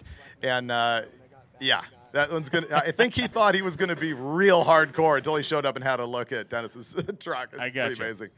The guys with the Gremlin are back. There's a mid-70s Gremlin. Two Gremlins here. Oh, man. Well, there's the one with the inliner, There's right? the inliner on nitrous, which hilariously picks up the tire about that much. And then there's a guy with a 440 big block Chrysler in a Gremlin. Love it. I approve of that as well. Yeah, and again, this drag week is so much about actually showing up and living through the event. You can hear somebody testing the two-step timing retard. I think they're behind us testing the two-cylinder fuel motor is what that sounded like to me. Personal accomplishment. You talk to the guys that have been out on it, even if they've only been once. They will recount every second of every day because it really does mean a lot to these guys. And you think about the commitment to just get here. And I know there are some of you watching that threw your all at it, and either just the car wasn't done in time, the car broke at the last second. So you of all people can appreciate the folks that did actually make it out here. And we hope to see you guys and girls in the future. But it is a massive personal commitment. Oh, it's huge. You know, it's amazing to think of what we started with here and what all these people are willing to do with their lives to come run Drag Week. And let's be clear, there's no money in this, and that's what makes it really good. Yeah. People are racing for a jacket, they're racing for personal accomplishment, and it's stunning that you've got $250,000 cars out here Yeah, easy. running for a jacket. Easy. And, once again, the story starts to unfold today. And the thing about Drag Week that we've seen it happen multiple times is the story unfolds one way from Monday to Thursday, and then the wheels fall off the wagon for somebody coming into Friday. That is one of the coolest things is you can come in here just dominating on ET, but you have to make it. You have to survive the drive. You have to race the thing 5 times in 5 days. And as you pointed out, it's just crazy. 2012 was a year Todd Mashmeyer and Travis Gilpin are probably still have post-traumatic stress over. And, Exactly. And what we saw that year really summed up to me watching it happen in person, just the spirit of the guys that compete in this event. So you'll see Todd and Travis drives Todd's Camaro. It's a vicious car. It's real fast to get EFI on it this year. We talked about it before, but they had stuff like they broke the cross member they broke the engine cross member. They tore out Yeah, the engine that's- cross member is more accurate. Yeah, this is back to the street drive. They're cruising along on the highway and they hit a bridge and there was a lip at the beginning of the bridge like that and it hit the cross member, literally tore it out of the car. And they're at the side of the road fixing that, the oil pan and the transmission oil pan. Some dude pulls over, sees them laying there with like a halogen light. They're trying to figure out what to do. And the guy went to his house. Some random guy went to his house, brought back a welder and a generator. They MIG weld the thing back up again. A couple nights later, then they wipe a camshaft out. Then I think they wiped another camshaft out. Yeah. Then they get to Memphis, and literally you were looking at a couple of guys that just would have preferred Yeah. execution as opposed to living another day. Awake 3 days. Yeah, they staged just to basically say they did it. They got the car staged, tried to make a run, and in a fitting moment, the thing just literally puked its guts out on the start. And MASH literally lie down on the starting line, just done. That was the moment we stood there looking at those guys, and we gave them a couple minutes to kind of collect themselves. But it was just like, I mean, that was complete exhaustion. They had exerted everything they possibly could into the effort. Yeah. Incredible. Trying to think of some other epic fails like that have happened over the years. I remember the very first year, Steve Atwell with his real Hurst Hemi I talked Super about this. Stock Yeah, dart. how great was that? Oh, you already went through that? Just touched on it, but yeah, keep going. It's amazing that, look at that. That's 10 years ago, and he's only been back a couple times since then. Legend. Yeah. Legend that he did this. Factory Hurst Hemi dart. Never been a race car. It's a street car. I've driven the thing around Detroit. I've taken it down the drag strip. And he destroyed lifters in that junk. And he was in a gas station. I'll never forget it. Outside of Columbus, Ohio. How do you remember that? Because What's here's how wrong I remember it. We're sitting there in Columbus, Ohio, staring at him work on this Hemi, and some hayseed guy comes rolling into the gas station. And Steve was not in the greatest of moods, as you can imagine. Oh, I remember this. This guy walks up, looks over his shoulder, says, "Oh yeah, I had one of these when I was a kid." I thought Steve was going to clock him with the intake manifold. Oh, I couldn't believe it. I know it. Oh, man. Other epic fails. We're going to start? Oh, don't wait on us. Go. Fire it up. Go, baby, go. Fire it up. We're standing here vamping, and they're Yeah, standing let's there make holding this- cars yeah, back. This is the problem. Fire Let's this go. thing up. Look at the people in the grandstands here at Drag Week That is on a fantastic. Monday morning. Oh, here's the document.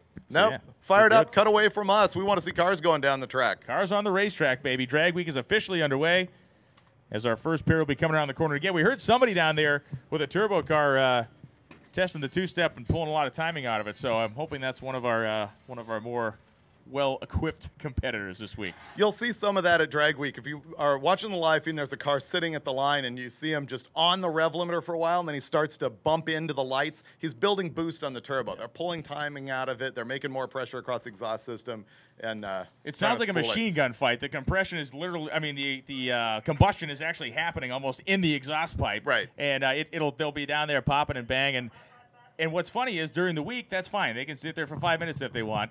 Our shootout equalizes things where if there's a dude in like a 10-second, 9-second car next to him and they want to sit there for 3 or 4 seconds and then they smoke the tires, the dude in the 9-second car is going to motor on down and knock him out. Oh, exactly. That's why we're going to run that shootout deal on Saturday. Yep, that's going to be fun. I need engine noise. Yeah, I need something. 9:23. Right on time. The live feed will be like this the next few days. We slowed down this morning because of the big drivers meeting that you saw, but we start pretty sharp right at 8 o'clock in the following days of Drag Week, so you'll see that on the live feed. Speaking of experiences, where we get our drivers suited in to come around the corner, Mike Finnegan riding with Jeff Lutz a couple years ago was one for the books. There's video of that. You can find it on hotrod.com, but I mean, he got out of that thing. I think he's still vibrating in some portions of his body. I'm not sure. There's something wrong with Jeff Lutz. He's from a different planet because he just drives that thing, sits in there, glazes over, just. Yeah. At one point, it was raining. They were creeping along at like 5 miles an hour in the breakdown lane, and Yeah. Mike was looking for the cyanide capsule. Oh, I know. He was looking for a way out. It was pretty crazy. And other things. I remember when Eddie Miller broke down one year. He's in the middle of nowhere. We drove past him. We're talking to him. We're like, oh, Eddie's broken down. See you, Eddie. But local guy with a farm truck and trailer comes by. What you doing? He told him the whole story. The guy loads his junk on the trailer, drags him over to his farm so that Eddie could deal with it. So, how are you supposed to be pulling him out? 2x2, just go. Yeah, run him. Yep. And we're getting the word that the first pair is being pulled around the corner out of the staging lanes now, so just a couple more minutes away here. But yeah, so Eddie gets rescued. Eddie gets rescued by a There's no ladder today. It's just time trials. Well, we had to put either a pro ladder or. Doesn't matter. Okay, well, no more pro. Little bit of Inside baseball. Inside baseball here. We're sorting out what we're going to do as far as running the Christmas tree. We're running a 4/10 Pro tree all week long at this deal. And what's interesting is I took a vote in the stands. Did you witness that? I witnessed that. Oh, man. I'm going to get lynched later. Because for the Drag Week bracket race that we have with the daily drivers at the end of the week, we normally run a sportsman tree. We're going pro this time. It's going to be bloodthirsty. Well, here we go. Our first pair of cars in the water box right now. And it will be a couple of different class cars in here. Again, these cars are the cars running in their own specific classes, but we don't run them grouped by classes. They come out here. We got a car running Super Street, big block, naturally aspirated. And another car in the street race small block category. We got Vince Rash here in the Pontiac, and that is Danny Morrison in the Fox Body Mustang. How cool that these two guys are kicking it off. Absolutely. Danny has competed and finished at every Drag Week. And normally he's out here with his big whale body Impala or the 67 Fairlane, but he's put together this little Fox body, and let's see how it runs.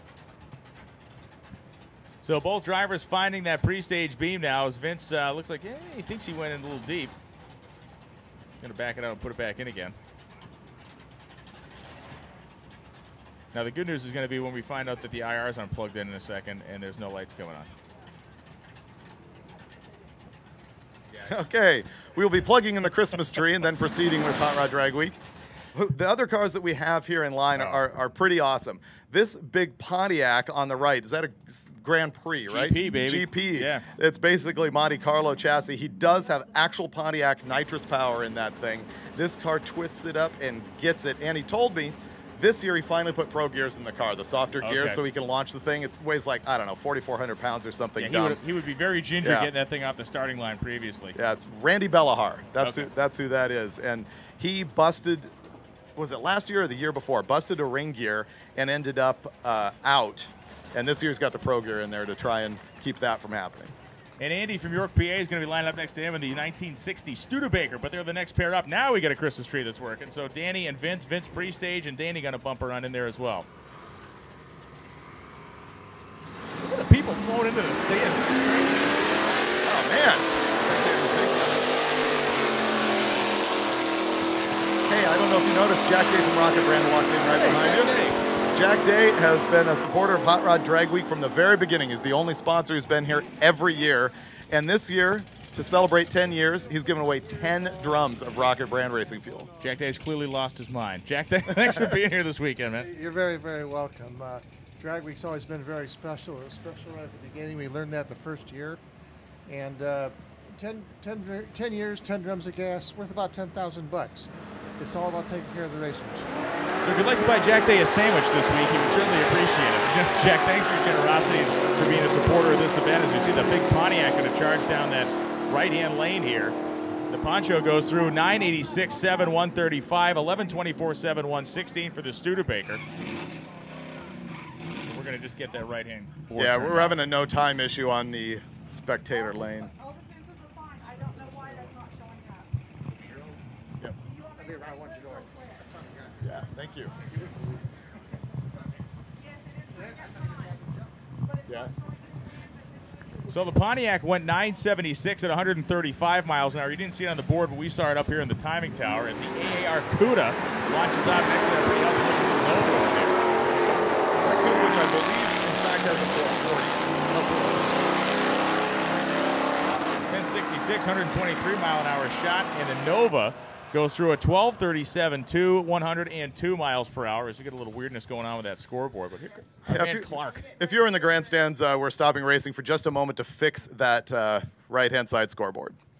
So Clark Rosenstengel coming up next. Clark's from Michigan, and this car has been an ongoing project for him for a couple of years now. I see that Steve Morris sticker on the back window, so we know he's got plenty of horsepower under the hood. He had a real hard time with this thing chassis-wise a couple of years ago, maybe even last year. That thing did not want to go straight at any portion of the racetrack. He's definitely struggled with the car, but he's a Drag Week veteran for a long time. Do you remember the other yellow Camaro that he had? I believe Absolutely. it was the second gen. And Clark owns a body shop, so he's done all the work on that car himself.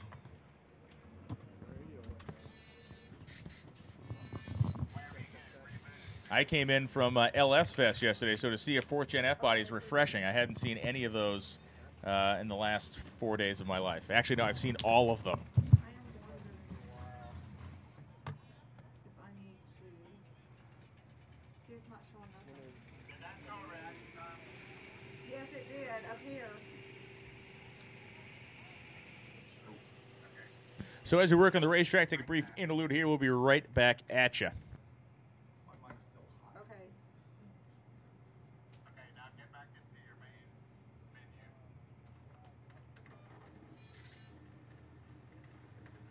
Okay. You need to go into, I believe it's, CE. crap, I'm trying to remember the number, where it shows reaction time on boards. It's either in it's either in the tree settings or it's in the number 12.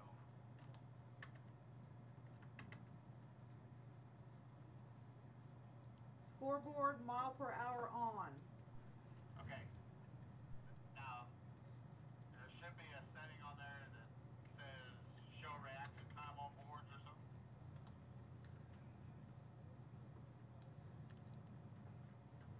No time with time slips.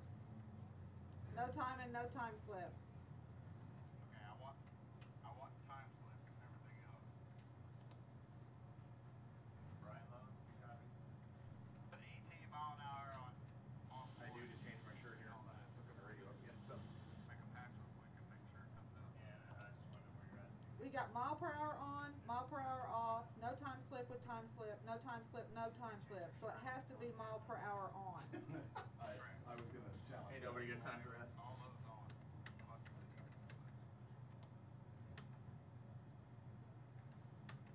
of our ace testers last night decided to show that board on the and see what they were running. Although we go by it wrong because that was the lane that was what I had.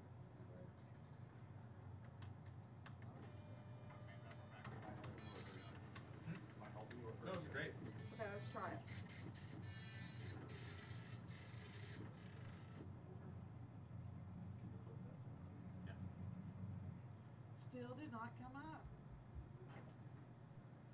It's supposed to be showing for the extra time.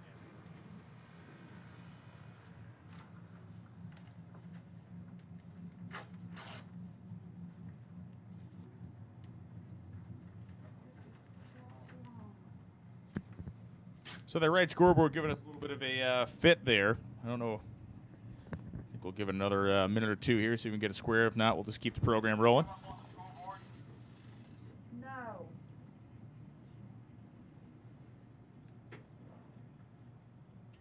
Radio check. Not on the scoreboard. Well, impound certainly something we can talk about here for a second. We just saw one of our first impound customer of the weekend pulling in. That is Jeffrey Lutz, the younger of the Lutz pair, driving the heavier of the two cars. So the 57 Chevy of Jeffrey Lutz looks the same as his father's, but vastly different in the fact that it's mostly steel. His dad's car is much lighter, more horsepower, but the kid's done a nice job driving that car, as I understand, running down the sevens, I believe. Are we on? We're on. We're live, baby. It's a finely tuned operation here at Hot Rod Drag Week live feed as we get the track rolling here. What were you talking about? Jeffrey. Jeffrey. Oh, impound. Yeah. Yes. Yeah, we've got an impound area at Drag Week where we bring in some competitors, and it's really to sort of keep them honest and to improve their own credibility with the crowd. Because what you don't want to see is a guy who's got crew members here piling all over the car. And so we put him in impound, we watch him, and we make sure that the car is legit. But the good news about being an impound is you get direct access to the drag strip when you're ready to go. Right around the corner. Yeah, and so it's some competitors look at it as if they're being scrutinized too much when they're in impound. Tom Bailey just now said to me, how did I win that? Because he loves being able to just be out of the way and get straight onto the track. Yeah, the personalities that populate this event all over the map. You know, you have the guys that are just kind of the walk softly and carry a big stick guys, and you certainly have the guys that drive purple dusters that really like to talk a lot about themselves. And one of the most serious, hardcore guys, Brian Goldstone. Yeah. You ever deal with him? He used to run that 70 Chevelle that was just wicked. He's not a brag guy. He just shows up and brings it. And unfortunately, last night he brought a dead rod bearing. Yeah, there was a guy. I'm not sure if he did or not. There was a guy looking to do a to change the rod bearings in an LS motor in the hotel parking lot. Oh, that's right. They were looking at Pet Boys. Hey, do you guys have a set of LS rod bearings? That happens. People literally rebuild motors at the side of the road once in a while. You know who I saw here earlier today? No. Carl Scott. Wow, and I was just going to say probably one of the premier great engine rebuild stories of all time was at that first drag week. It was at Bowling Green, Kentucky, Beach Bend Raceway. Carl Scott was leading the week in his nitrous-fed 66 Nova. Melts a piston, or ended up melting multiple pistons. They pulled the cylinder heads off. They looked at it and said, we're done. And then a couple of guys came over and said, we can run up the road and get you this. So a couple of the competitors made like a 3-hour round trip, got them pistons. Yeah. They were there all night long. You know who that was? Paul, right? Was it Paul? Oh, you're right. It was Paul Whalen, who's been at well, no, Paul wasn't at Oh, he was at the first one. He missed 2009. Okay. He's another guy who's been at almost every drag week. But yeah, I think Paul, I think they might have gone up to Cincinnati. They made a hike up somewhere into Ohio or something like that to get the stuff. And they brought it back. They stayed there all night long, slipped the new pistons in the thing, and he rolled in to like a hero's welcome in Columbus, Ohio. Oh, remember that? Yeah. Seriously, all the competitors were there, which is at the time like 30 guys. All 30 people. And here comes this red Nova rolling in. Guys were crying. It was nuts. Yeah. It was that was the thing, I think, when everyone, because everyone goes out in this thing, that was the moment when he pulled in, everyone went, like, this is for real. Yeah. This is for real. And then I remember that year I went home, was telling people stories of this thing, and I might as well have been telling them that I visited a different planet. I mean, no one even believed me. Then the story comes out in the magazine and stuff, and people started to kind of get the message. But, the event has kind of spread itself so far and wide, as we know today with the great viewership we're having out here on the live feed. Carl Scott is here. Yes. We just brought that up. Yeah. He's into sandrails. Tanya just walked in with a sign. Carl Scott is here. Way ahead of you. He's a sandrail guy now. He is. Yeah, he told me he just went to an event at Noble, Oklahoma and ran the sandrail yesterday, I think. On the drag strip? Yeah. Oh, boy. So it's pretty cool. Man. All right, they're still working on lanes out here. Yeah, we're trying to get that right-hand scoreboard squared away. It was giving accurate times. For those of you wondering, the cars that were going down the racetrack on that right side were being timed. It just was not populating on the scoreboard. We have quite a few past drag week overall winners here because Carl Scott just walked in the place. He's not competing, but he's here. Eddie Miller. Yep. He is also an overall winner. Of course, Larry Larson 5 times in a row. Yep. And people also forget that I think he came in 3rd the very first year, didn't he? Or was it second? I believe it was second because I think it was really close between him and Phil Cooper. Oh, right. As to who was going to be in second. I think it was Larry was in second and Phil ended up finishing 3rd. Right. And Phil stuck with it for a little while, and he built an evil twin way before Lutz came up with that. Remember, he had a back half 66 or 7 Nova, and then built a full tube chassis one. And remember, at the time, there was a lot of drama on the full tube chassis thing. Oh yeah, it's you look back now, it's quaint. You know, compared to what we look at now, that was just it might as well have been a hay wagon. Oh, I know. And who else was here that has won? Of course, Denny Terzic, who was driving Denny's car when that one won, the black Camaro that's now owned by the Taylors. Who was driving? You're right. I don't remember the guy. Steve Roth. Steve Roth. Yep, nailed it. Steve Roth won that. I haven't seen him around in a while. But Denny Terzic, of course, after having won Drag Week, well, actually, I can back up on that story. I remember the first time I saw that black Camaro roll in with the big root supercharger at Cordova. Okay. And it was way more tame than anything you're seeing here. And when it rolled in, we're like, that guy's not finishing. And sure enough, that year he rolled out of the front gate of the place and didn't even make it to the freeway. Ugh. And it was all over. Second year, he comes back with ProCharger deal on it, and he had his act together and won.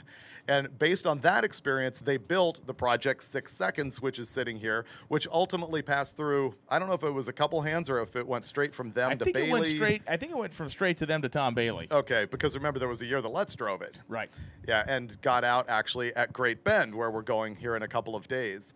So there's, it's interesting to be thinking through this kind of the lore and the family that has gone through. The tree. Yeah. The Drag Week tree, you know. Exactly. Even the history of the track. So when we go to Great Bend, Kansas, that was the home of the first NHRA Nationals in 1955. And a guy named Calvin Rice won that race in a fuel-burning, supercharged, flathead dragster that ran 10s and went 140 miles an hour. He didn't win at Great Bend. It rained out. That's correct. Right. I don't remember where they finished it up, though. Arizona. Yeah, but okay. it wasn't Beeline. It was some airstrip in Arizona. That very first NHRA Nationals was actually 2 parts, and the finals were, I don't know, 2-3 weeks It was not. later. Yeah, I remember it was not, or having read about it, it was not like the next weekend. They ended up a couple weeks later somewhere. Yeah, you can imagine, sometimes when I'm talking in the early days of fastest streetcar racing in general, there's enough distance on it now that I kind of can understand what guys felt like after the origination of drag racing. Yeah. You know, you think of Wally Parks putting together the first NHRA Nationals and how sort of podunk it was. Oh, yeah. And look what it is now. And look where Fastest Streetcar started in 1993 and where it has come out here today. Absolutely, and on both the technical front and on the on the kind of the publicity front, how everybody's just kind of in tune with it. Obviously turbochargers have come to dominate a lot of this stuff, and you look at the early turbo efforts that were just, I don't want to say sad, but guys for years just couldn't get it to work. Oh, not to name names, but Gene Deputy, do you remember that? I mean, turbo innovator in streetcar racing, give him that. But at the time, the technology wasn't there, and he could not put 2 passes together in a row. But when they did, bam. Oh, and remember, I think where it started to come together was probably Duttweiler in the Grand Nationals. I agree. Yeah, he was one of the first guys to get a hang of it, and then he ran with Bob Rieger was a guy on the West Coast. Well, yeah, Rieger was buying Duttweiler motors, but remember when Rieger and Tony Christian were the 2 guys in NMCA to watch? Tony Christian first had the Red 57 Chevy that was built by Stan Shaw, who raced at the very first fastest streetcar shootout. Once again, it's like it all ties together, all glues together one way or another. Yeah, so we look at the way fuel injections progress and boost management really being able to control the boost level, because in the early days the turbo car, if it hooked up and it would go like a rocket ship, it would put up a hero number, or it would blow the tires off, or it would pull a wheel. There were 3 possible options. There's a lot of technology in it. EFI has helped that. Figuring out how to get boosted to the starting line has been big. We were talking about that earlier, sort of the banging on the line. Though you notice Lutz's new car doesn't do that. Very quiet. He gets the thing on that trans brake and bam. Gone, baby, so it's gone. interesting, and I'm not sure what he's doing there. We'll see a fair amount of guys running stick shifts this weekend. Obviously, automatics are pretty common. I want. Have you seen any Lenkos? Is there any Lenkos left? There might not be a Lenko here. Wow. Wow. that It's a brings sad back day. memories too, because I remember, again, 1993-4, Danny Scott, Rick Dyer. I remember driving Rick Dyer's car on the street with the Lenko. Oh, and at the wow. time, the just common belief was, you can't drive a Impossible. Lenko on a street. That just doesn't happen. And I remember driving the thing around going, this thing is bitching. It was really great. And then Larry Larson shows up, and this is 10 years later at the beginning of Drag Week, and everyone's going, that Lenko is not going to work. And remember, in the early years, he would actually change the fluid work on the clutches every day. Yeah. And then he pretty much figured out, why am I wasting my time with this? Yep. And now here we are, where a Rossler Turbo 400 is sort of the dominant trans. Behind a multiple Yeah. 1,000 horsepower engine. Well, I took a Yep. ride in Larry's car in 05. We had rain on Friday morning in Martin, Michigan. We were killing time. He wanted to get a set of spark plugs. He said, hey, you want to go for a ride? I was like, no, of course I Yeah, want to go for a right. freaking ride. Come on. Yeah. So we get in the thing and we go down the ride, and it was just mesmerizing, sitting there watching him work through the levers. And then of course we get the spark plugs are coming back, and he gets the thing down to about 25 miles an hour. He says, "You ready?" And I said, "Oh baby." And Yeah. he hung through 5 gears in that thing, and I've never sat in anything like it in my Well, life. and he was doing donuts in the parking Yeah. lot of US 131 with that thing as That's well. right too. Yep. Well, Clark is alive and well, and we are going to get things going here. But let's get some news from the track. We're going to get it going. Evidently, the fuse is blown in the board. Okay. So I'm calling Brockmeyer to find out, but we are getting ETs and all that. It's not going Excellent. The news there is that the fuse is blown in the board itself on that right-hand lane, so you're not going to see ETs here for a little while. They are hustling up to fix it. We will announce every number out of that lane because we are getting the numbers up here in the tower. But we are back to Drag Week racing. Clark hammered the starting line pretty good. Oh, he just shot something off that thing down there about 1,000 feet. Goes 930 at 134. Something came flying off the side of that car. It's laying next to the groove down there. There's something on the track down there by the 1,000 foot. We need to go get it. And while they look at that, look who we've got in the box, Mike Roy. This guy has won Pro Street a number of times, Pro Street Power Adder. This used to be a Pro Charger car and now has turbos in it. Very first Drag Week, I'm driving home out of US 131. I pull into the gas station, and here's this guy with a maroon Monte Carlo on small tires, and he was in the audience, and he's talking to me. He's like, that was really cool. What's going on? I'm like, dude, why didn't you race this thing? And he says, well, I really want to put big tires on it before I do that. So this is Mike Roy, who we're talking about. I'm talking to him in a gas station when he was a spectator. And he dropped that car off at Larry Larson's shop, back-halved it, and in subsequent years turboed it. Again, Turbo 400, gear vendors in this car. And he's won Pro Street, I'm going to say 3 times. Multiple times. Yeah, he's one of the few guys that has claimed 3 victories in any class. And I mean, it is a behemoth of a car. It's a 70-71 Monte Carlo. And certainly no flyweight, but makes a lot of horsepower.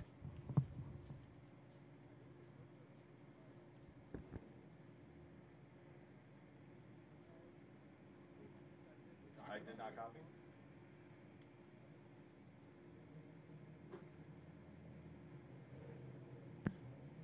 I am in the tower announcing what camera, and I'm sorry, I don't understand. Do you need a camera from Dwayne? Well, can you ask him what it was? Copy. Can you ask him what it was? I believe video crew is on 1, not 3. Hey, starter, what was that on the track? All right, so we got whatever it was thrown off the side of the wall down there. It was whatever it was a fairly significant object, and I don't know if it was part of the exhaust system or what, but we got started, going to load up, and Mike Roy will be the next car down the racetrack in that big Monte Carlo that has seen the winner's circle at Drag Week multiple times. I remember when this car broke into the 7s at Great Bend. Big deal. Yeah, big deal. Watch the wheel stand on this car once he gets rolling. It's amazing to think how big this thing is. It's basically a long and heavy Chevelle. It's a Chevelle with a whole lot of intercooler room. Apparently nobody's listening. Hey, Austin, what was that you picked up off the track?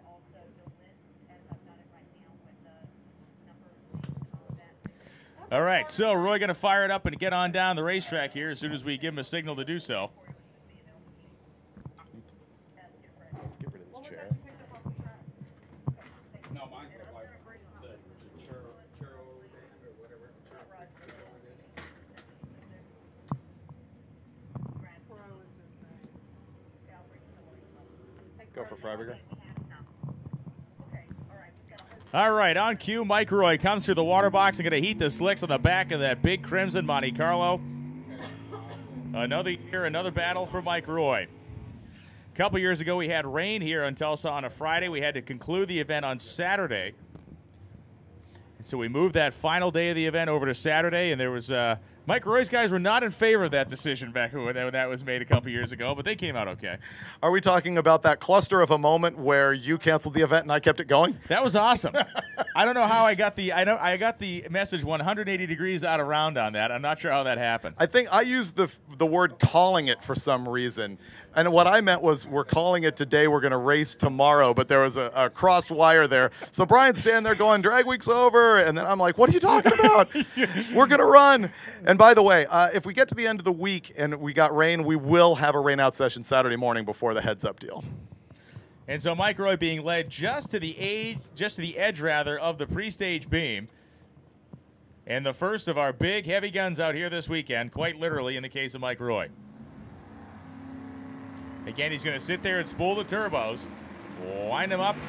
Beautiful launch, man. That's on cue. Look at it dangle the front tires, barely skittering along to 300 feet, 148 in the eighth, and Mike Roy goes 767 with 183 miles an hour. Wow.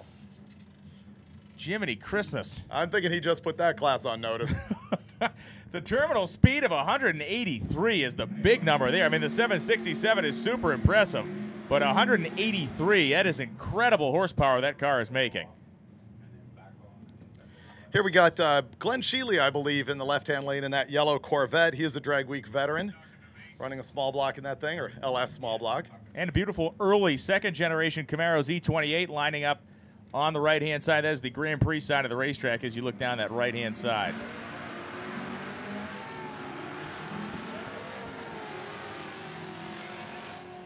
Sheely hustling it down the Corvette, 105 at half track.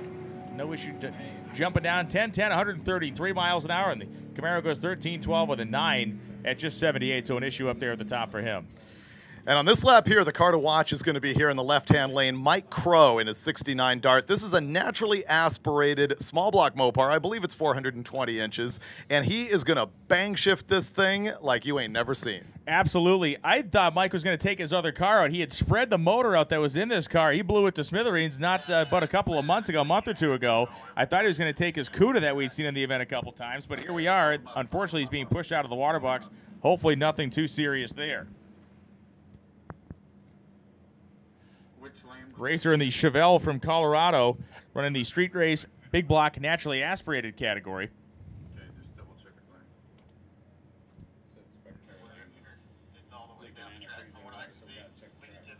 Larry. Okay, so a fluid leak on that left side of the racetrack. We go down there and check it. We're off to a flying start here this morning, but this is the nature of the beast. The first day, everybody's got their stuff wicked up, trying to figure out and get a number on the board and Start checking right in there. establish dominance, if you will. Going to send the starter down there to get an inspection of that right-hand lane, what we would call the spectator side of the racetrack here.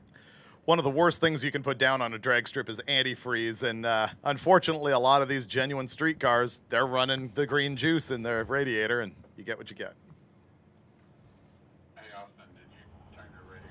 I will say, however, the new Roadkill 67 Galaxy wagon does an admirable burnout in antifreeze. Yeah, so how is the wagon? I saw the wagon. You guys got that thing in Indy. We happened to meet up. I was at the U.S. Nationals, and you guys were out there. We grabbed a cheeseburger. And I mean, it looked way nicer than anything you guys have laid your paws on before. It's way too good. What we did is, for our Roadkill show, we had a bunch of fans bring us cars in Indy just outside the U.S. Nationals because we were going to buy one.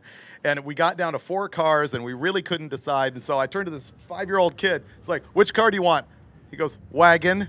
Okay, I'm not picking that level of maturity ever again because the car did not break once on the trip. Well, the big Galaxy 500, the burnout being completed here. Speaking of whale-bodied Fords, man, that thing's good.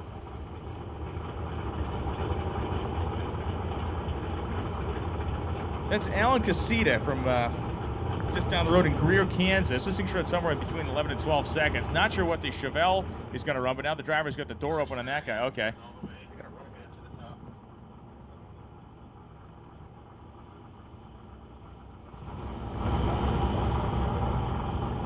Looked like Alan was going to run down the racetrack there, but for obvious reasons, he will not be heading down Broadway because we have, you know, a pickup truck and a bunch of track staff down there trying to make sure there's nothing in the shutdown area. I think the good news is that the racing surface is clean.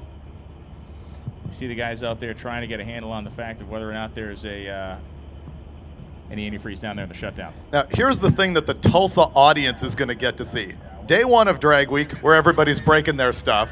The last day of Drag Week, where everyone turns up the wick and breaks their stuff. It's going to be really, really good. If you're here in the grandstands watching today, you want to come back on Friday. We're running from 2:30 in the afternoon into the evening, and you will see the fastest survivors out here racing. And that is the day when they turn up the boost, they throw the nitrous pill away, and they just haul.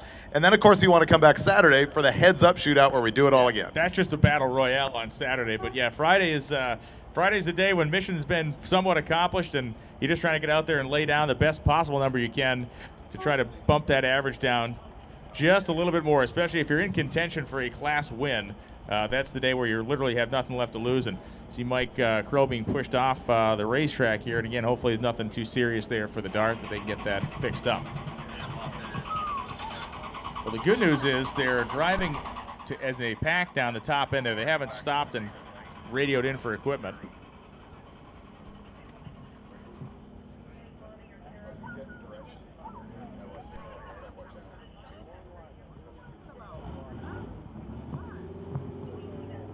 I did see him push Mike Crow's car by here. Not sure what's going on. He is another 3-time winner.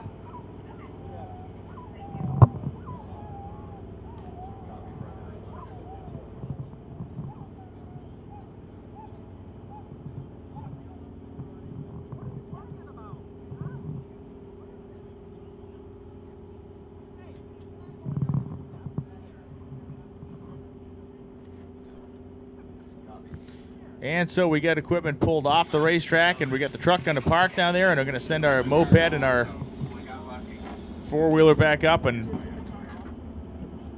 the word from the top end is that there was only a little bit of coolant after the turnoff. We got lucky. There's nothing on the racing surface, so as soon as we get the starter back into position, we'll be sending cars hurtling down the drag strip again.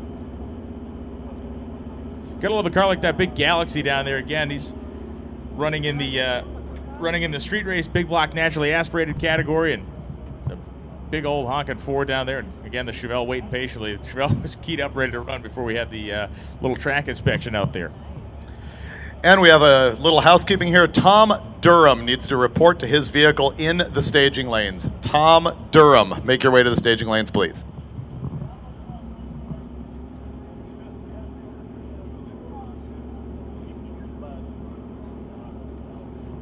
So we got a tire pressure gauge. Gary Putnam's Mustang, those guys left their tire pressure gauge by the wall, and somebody picked it up for them.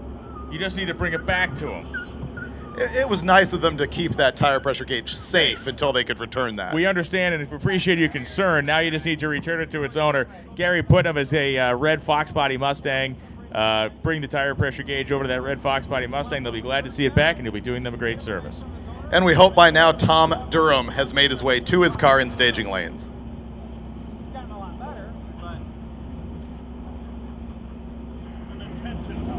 The street race big block power adder category is the classification for the Chevelle. On the Grand Prix side, that is Daryl Yost and Alan Casita driving the Galaxy, the naturally aspirated version of basically the same class. So you two sides of the same coin here. Both street race big block cars, one naturally aspirated, one with a power adder. And if you're in the grandstands, look here to the far your right of the people watching here on the starter line, and you will see Jeff and Jeffrey Lutz giving an eyeball on the track, and I'm sure they're looking to make a big number on it. I wonder if the kid's going to be the test puppy this weekend. Yeah, you go first. Let me know how it goes out there. Is the King's Taster on that deal? Yeah, probably. And as most of you know, Mr. Lutz from Street Outlaws Show. 1198.7, the number on the Chevelle. Kind of had an issue, came off the starting line and fell on its face a little bit. Boy, talk about a trooper. The guy coming up over there on that Grand Prix side in the notch-style Mustang. Talk a little bit about Bob. Bob Guido from Canada. Last year, smacked both walls with this Mustang coupe. Hit everything but the lottery, yeah. And here it is back, completely fixed in the Drag Week spirit. 2,200 miles to get here in that car, and he drove it the whole way. With a stick, which is cool, and his brother's here in his GTO. Let's see how he runs. Yanko Clone Nova going on there. Not going on. Yeah. Yep. A little 3-second reaction time. Something going on in the starting line there, and we have some colorful analogies we'll be showering you with this week. Brian and I haven't warmed up yet. We've been working on our material. It's going to get ugly. Well, 11:51 down the Grand Prix side with a 1 for Bob Guido. Boyles goes 13:087 at just 107 miles an hour. And Kennedy drops me a note. Apparently, Doug Ray's 57 Buick has a Lenko in it. And it does. That car is awesome. Also from the shop of Larry Larson.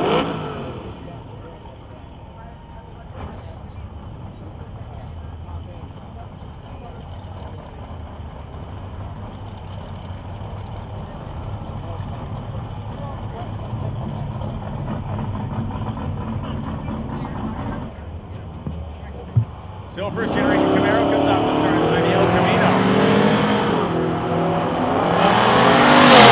This time, leaving the starting line.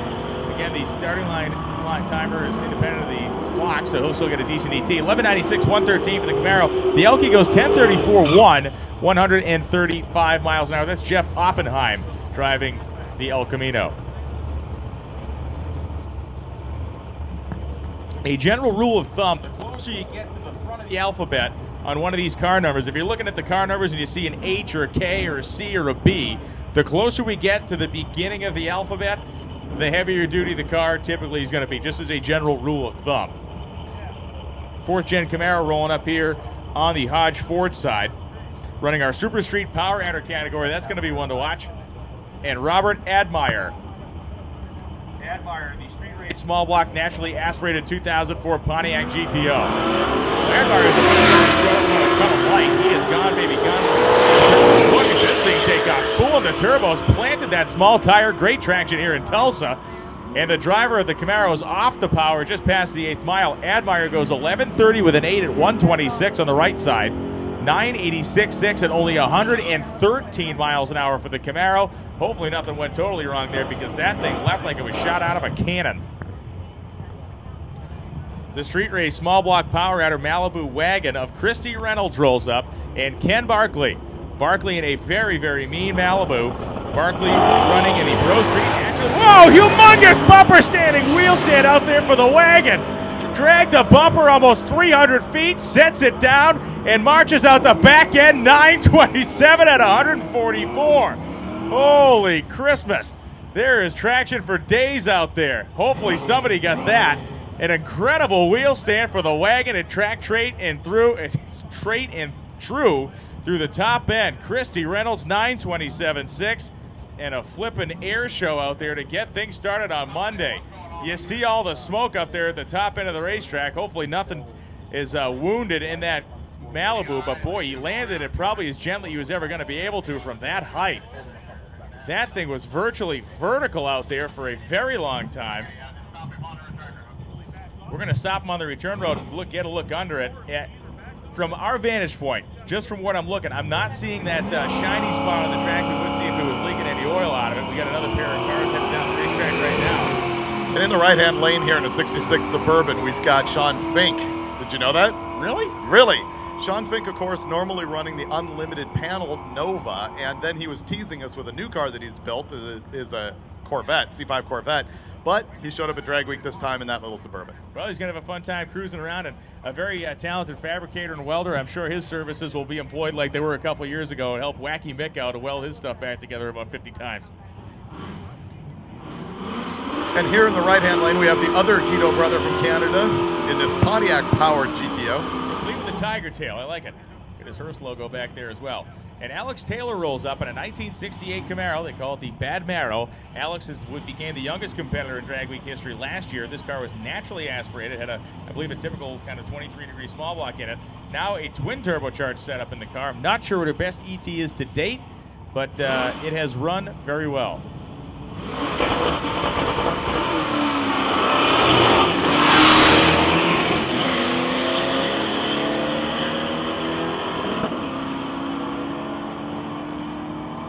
And so 975 at 146 miles an hour for Taylor, and Guido goes 1075.0, 123. And the Canadian continues out there with the Pontiac GTO Judge rolling up on the Grand Prix side.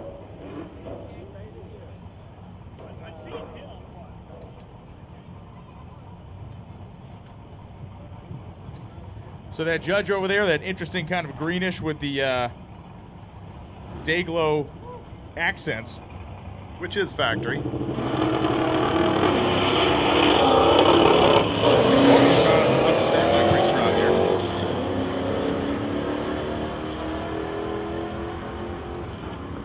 Well, the GOAT and the S10 travel to the top end, and the GOAT goes down there. How about 12:07.7, 117, and the pickup truck 13:05 at 103.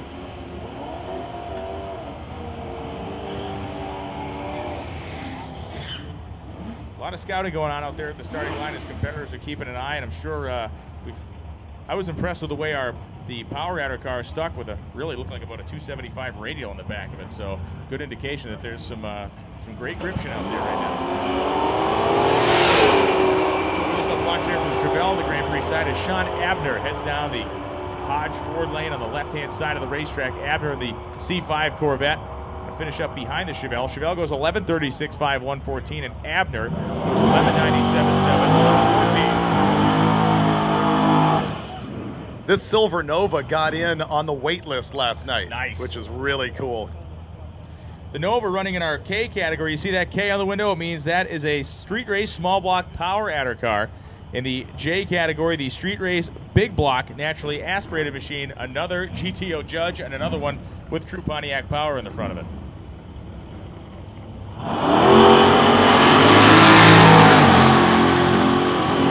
launch on the Nova. They just hooked the rear tires, kind of lifted the front tire up a little bit there on the left side. Track straight and through down the racetrack, 10:23 at 129. And the Judge convertible muscles down 14.95 at 94. Now, the El Camino you see here on the starting line, interesting story. This guy was the passenger with Keith Harrison in that 55 Chevy Gasser last year, and he's like, you know what? I got to do this. He bought a roller, threw an LS motor in it, and here he goes. If there was an award for the highest riding Gasser, Harrison's would have had it. He needed a step ladder, a rope ladder to climb in the side of that car. It was way up in the sky.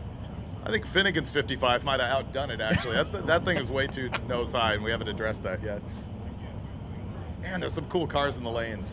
Really cool stuff. Dan Ashlock comes up. Ashlock is sitting in the Grand National on the right side of the drag strip, and Jeff Pagano is the guy's name driving that tubbed El Camino. Sounds like he's running the six-bagger in that car. Do like Ashlock over 100 in the 8th mile. And he goes down 10:56.7, 128, 12:49.5, 112 for Pagano on the Grand Prix, on Ford side. Always good to see, almost like in Stock Eliminator, we get two cars in the same category. We get to kind of see how they stack up against each other. Two street race, big block, naturally aspirated machines. And on the left-hand side, Kurt Johnson, big block Chevy in this Mustang. And Ross Galt is the one driving the Hugger Orange Camaro, which totally looks mean with the black steel wheels and that kind of plain Jane Hugger Orange paint job. That is a really cool looking car. Tough stuff.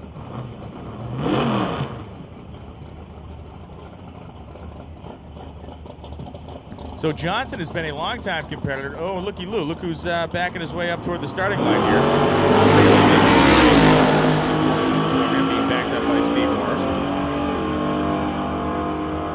Pretty good side-by-side drag race for two cars in the same class. 9:01.8, 152 miles an hour, and racing a little closer than it actually was as Galt slapped him on the Christmas tree. Wow, 901 naturally aspirated big block Chevy in that thing. I believe it's a 632.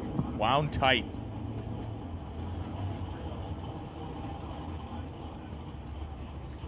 Another one of our J category cars, that street race big block naturally aspirated. This is Larry Warpula on the left side of the course in the Camaro. And that mean looking Nova sitting over there of Lisa Dyer.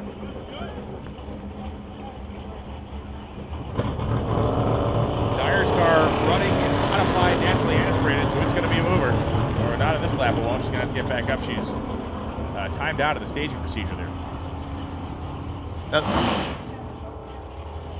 The blue GTO you see here in the burnout box is another big block NA car. It is got I'm talking over the big hairy wheel stand apparently on that Nova. It's actual Pontiac power in this thing. Why don't you give us an ET on the Nova? Left before the tree was activated. On Okay. No wonder I was confused and don't know what I'm doing here. This thing has got those cylinder heads that are spread port on the intake and regular on the exhaust. Okay. They're actually designed off of an old Ford Yates NASCAR head. Whoa. Oh, it's fantastic. Pontiac stuff. The guys at Coppin Engineering went $599 in a Pontiac power drag. I know. They say first Pontiac in the fives, and I was thinking, did Mickey Thompson do that on the Hemi Pontiac in a fuel car? And I don't think so. I don't think so either. Mike Moore, another one of our competitors from the Great White North over there in this great 1957 Ford Custom. Boy, Shoemaker, once the car got rolling, he was a little slow off the starting line, but boy, once he got it hooked up and rolling, he is making good steam down there. The big Pontiac goes 10:41.6, 130, and Moore goes 12:22.3 at 111, and look what we got. Here comes the cavalry. In testing, we saw this car day before yesterday run a 652 at 226. What will he do in actual drag week competition? Tom Bailey is the defending champion. He is the first man to ever average 6 seconds for an entire week to come out with a 6-second average, and he did it the hard way. He actually ran 6 seconds at every racetrack. There was no day where he ran a deep 6 and cheated through with a couple low 7-second passes. A true 6-second pass at every racetrack we ran at, including St. Louis last year, which was a challenge and a half. Took him and Morris several times. I think it was a 99 or something he ran. It was, okay, we're done. Get us out of here. And this car on Steve Morris's chassis dyno tops the thing out at 2,500 rear wheel horsepower. And our first mechanical carnage of the day on the racetrack out there. The Corvette came off the starting line. Not sure if it lunched a rear end or what happened to it, but the driver quickly pulled over out of the groove. Pro move there. Anybody that's listening here that's competing this week, if you're going down the racetrack and anything feels out of sorts with your car, you bring it to as controlled a stop as you can and get it out of the racing groove. If we got to clean something up, we'd much rather be cleaning it off the apron than out of the middle of the racetrack. We'll see if it's a ring and pinion, because if it moves 6 feet and then, and then locks up tight, we'll know it's a ring and pinion. But nope, looks like it might have maybe half shaft or something. And watching here from the burnout box, you've got not only Steve Morris from Steve Morris Racing Engines, but also Monty Smith from NOS. Smith, one of the great nitrous gurus out there in the world today, and he will be filling bottles this week for our competitors and also lending an ear if they have tuning questions. He can certainly help out with that.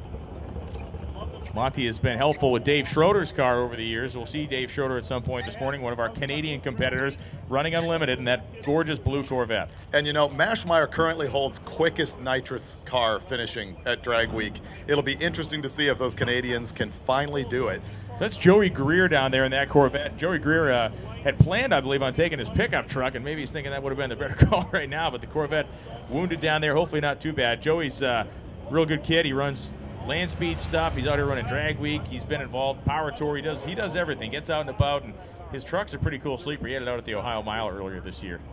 Really? What is it? What'd it run? It is a half-ton, green Chevy pickup with a turbo LS motor in it, and I don't remember what it ran mile an hour wise, but you look at it, it looks like something your grandfather would drive to the coffee shop.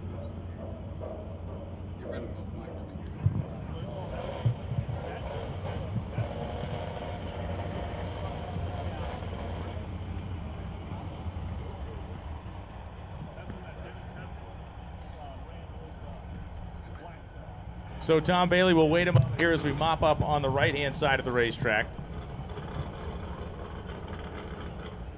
When Bailey did what he did last year, I called a bunch of guys that are, historian geek types, and we kind of ran through a bunch of different scenarios about how he ran those 6-second laps on concurrent days at different racetracks and the whole deal. And we could not think of any time other than maybe the early 1970s match racing funny cars, and even then, those guys typically did not race 5 times in a row.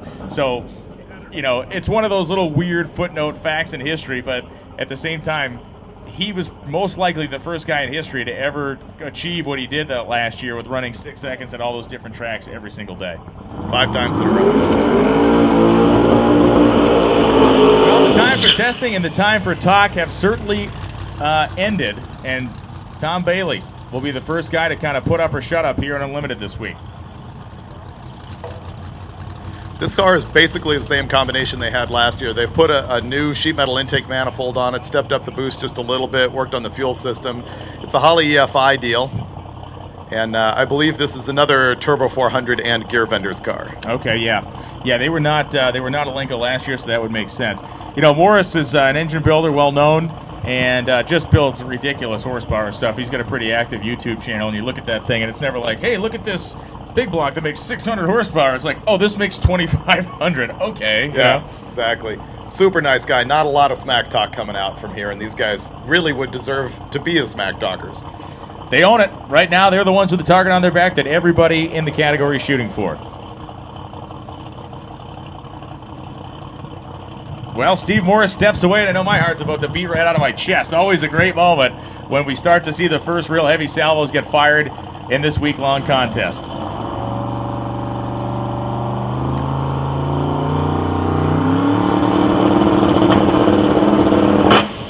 Oh! Yeah, he'll jack it up and restation that. Yeah. So I'm not sure if he's using a bump box or how he's staging the car there, but when you get the turbo car up on the chip like that, you got to bump that thing ahead. And if he went in fairly deep on his pre-stage, so when he hit his bump button, he went way too deep and clipped the light. Next to an alcohol funny car, I would guess that these type of cars are probably the most difficult to actually stage. Now he's just going to set it in there and build it sitting at the tree, which is fine too. Or he isn't, you know. This comes back to the comment about our Heads Up event on Saturday. Our fastest street car in America could be taken down by a 13-second car. By the Gremlin. It could be the guys in the straight 6 Gremlin. Oh, they're getting it right off the bat. 108 short time. The car heads toward the wall. 175 and 8th. Oh, he's 654 with a 2 at 203 miles an hour, and the thing was all over the place. And that is a slow mile-an-hour number because he was way out of the groove. I thought he was going to the wall. I thought it was going to get real ugly when he got down there at 1,000 feet and started to put one tire outside the treated area. Things got crazy down there, and he held on to it under power. Well, it was actually not under power, only at 203. I can only imagine what was going on there, but you saw the car get up on the tire. It did actually check the tire a little bit. Oh, it did big. Woof. Well, if I was Tom Bailey, I'd be packing that thing up. But you know what is really interesting? You watch that pass, then you realize Bailey is a guy who considers himself outgunned at this event. Yeah, 6:54. He did just make the quickest lap in the history of Drag Week, and we're going to be saying that. I have a feeling that statement will be reiterated not only a lot today, but all the way through the end of the week. Yeah, that mile-an-hour number tells me something was going on. I don't know if the ET is going to be affected that much in that case. What's your take? No, mile an hour would definitely be scrubbed off, but ET is going to be pretty much in the ballpark. Chevy Trooper Dave Barry. Hey, North, wave if you can hear us out there in the grandstands. We're working on the levels of the volume. Wave to the tower if you can hear us yelling over the loudspeaker here. Oh, there was 2 of you.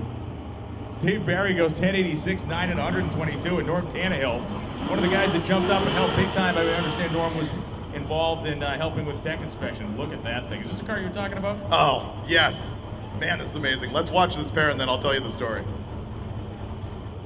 Jake Kretschmar and Charles Barber come up now. Kretschmar in the Fox Body Mustang and the C6 Corvette of Charlie Barber here in the Grand Prix lane.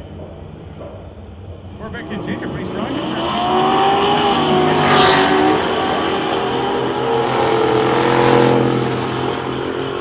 Barber going well up over 100 miles an hour in the 8th, and he goes down through. How about 10:34.7, 128 for the Vet, and the Mustang goes 10:23 at 137 miles an hour. And tell me about that. Look at the burnout by a flathead Ford. This thing belongs to the father-in-law of the guy who's driving it, who has had it since the 50s. It's on the cover of his high school yearbook in 1954. That is incredible. He's going to line up next to Doug from Holley. And that Doug is Doug Flynn. And Flynn is one of the guys that actually developed Holley's EFI system. Very brainy guy, and obviously a racer and a hot rodder, and that's the really cool thing about this. These guys aren't just sitting in an office somewhere. They're out here actually racing stuff. Man, that hot rod is so cool. Right behind him, another guy from Holley. We've got Rick Anderson in the tan Mustang there. And Doug sat on the start line for a while. He comes by the hot rod quick enough to peel the paint off the side of the thing. Flynn goes 9:44, 9:145 in the hot rod. 50, 53, 53. Wow.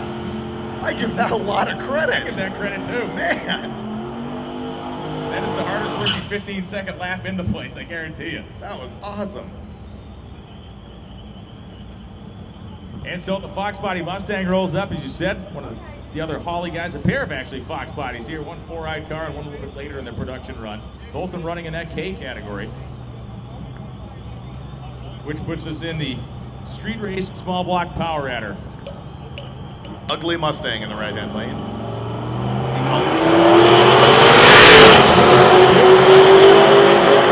Down, and Eric Anderson. No issues over there in that right lane. Just goes straight on down. 918 149 miles an hour. And Oh, looky it loo. looks like we've got the serious lightweight evil twin in the burnout box. This is Jeff Lutz with his new car, completely stock dimensions, steel bumpers, 3,000 pounds. This is going to be really good. This is going to be real good. Let's debut this car with a quick Facebook photo just before the PRI show over the wintertime. Well, we were down at PRI doing the Crusher Camaro deal down there, and all of a sudden we look around the corner and what's sitting there but this car, and it was pretty much stripped of a lot of the panels. We were able to look at it. Just an amazing piece, and I give Jeff a lot of credit. Two things. One, for maintaining the same look, and two, for sticking with the traditional 57 body, not going with some weird shovel-nosed, melted-looking candy bar thing. This thing scares me aerodynamically. I've seen this other car wheels up at 1,000 feet, and it was much better. And it's much lighter, and that is one of, I guess, my concerns. And if, you know, the announcer has concerns, no one really cares. But the reality is, it's like, okay, that other car was way heavier, and it would skybox the front end there. This one being lighter and having exactly the same aerodynamic characteristics, it is. Yeah, it's gonna be a ride down there at the top end. Bailey went 6:54.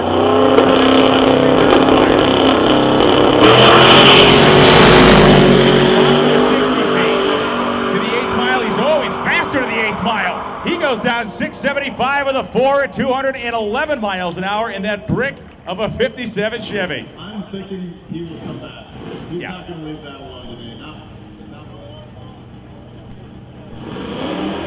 Okay, your mic is quick, so we're going to be moving mics again.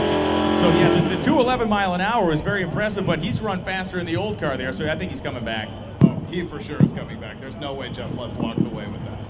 Here comes James Pringle from Amarillo, Texas.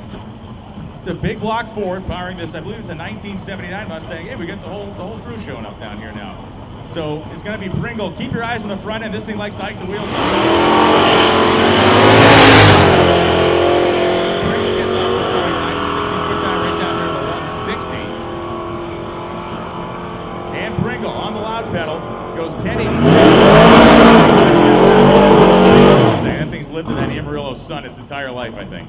And this, I believe, is the only nitrous car that we've got running in Unlimited, looking for a top 6-second run.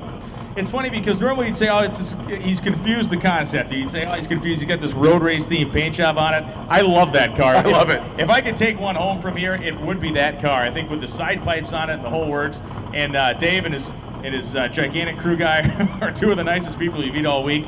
They're out here to have a good time, and ultimately they're out here to finish is really what they want to do. And that is a legit production Corvette body. Genius level. Monty Smith pulling him in. Monty's been helping him on the tune-up. And this car was in Monty's trailer back home in Alabama over the winter, and he had drained all the water out of it. And apparently there's one little pocket that doesn't like to drain. Crack the block. Dave Schroeder, a 110 short time. 154, he's not going a mile an hour big, but he's going 719, 192 in the vet. That is a solid pass for those guys.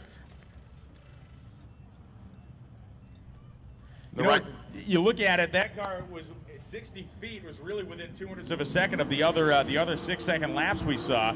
The 8th mile an hour was down about 20 off of the other guys. But, you know, depending on how conservative they were with that tune-up, I think, you know, if he's obviously throw a little more spray at anything, it's going to be faster. But the reality is that 719 may have been on the conservative side. Here comes Bob Larson. It's a 1938 Plymouth Coupe, kind of a crazy-looking, rat-roddy-looking deal over there. And Tom Johnson in a gorgeous Chevelle. That coupe is powered by a 440 Mopar. Been to Drag Week a couple of times. blowing a little spark plug dust out of it down there at the top. And there is a Chevelle goes 1098, 121, and Larson in the Coupe 1496 at 91 miles an hour. Wait till you see the Galaxy his son brought. Really? Oh, you'll lose your mind. Oh, Huber here in the right-hand lane, a 4-banger in that Mustang. One of the all-time Drag Week legend cars. This engine is like measures out. I think it measures out to about 173 or 180 cubic inches. Makes something close to 800 horsepower, and it is well known for the wheel stands. It obviously is light in the nose with the small engine in it. Some of the greatest wheel stand photos in this event have come from that car, and it's Jeffrey Fagart. Fagart in the left-hand side of the racetrack in the Nova.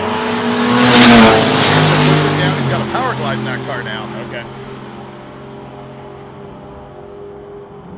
Uh-oh. Man, the smoke started to get heavy there at the top end for Huber. 907.3, 151. The Nova went 867.3 at 163, but you saw the trail of smoke up there at the top end for Huber. That thing was one piston away from the 8s. Boy, an absolutely gorgeous Vega going to be rolling up as part of our next pair. So our racers making the turn off up there at the top end of the drag strip here at Osage, Tulsa, or rather Osage Tulsa Raceway Park. Kevin Clocker is driving the red Vega, and Howard Whitson in the Mustang.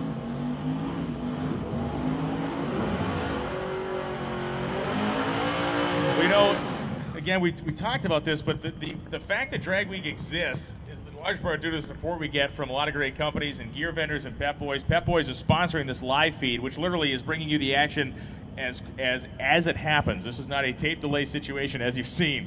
This is live.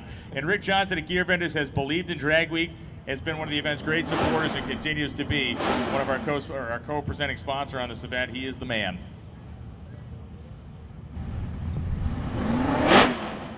You see Crocker purging the nitrous over there out of the front of the Vega. Howard Whitson saying, hey, let's get on with it, brother. I'm waiting patiently over here for you pre-stage.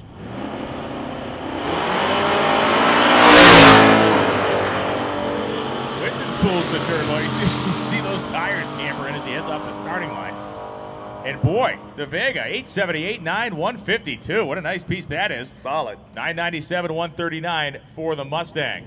Now the red Mustang doing a burnout here is John Wishman, who is last year's class winner in street race small block power adder. There is a 3-3 Chevy in that thing. And Wishman, I believe, has won Drag Week in his particular category 3 times. He's one of the few guys that is able to start to kind of make some ground, or was able to make a little bit of ground on Larry when Larry was not here last year. So a 3-time champion, and that Mustang is a joy to watch. If he has the chassis set up right in the Mustang, which he typically does, those front tires will just barely be skittering along the racetrack for about the first 300 feet.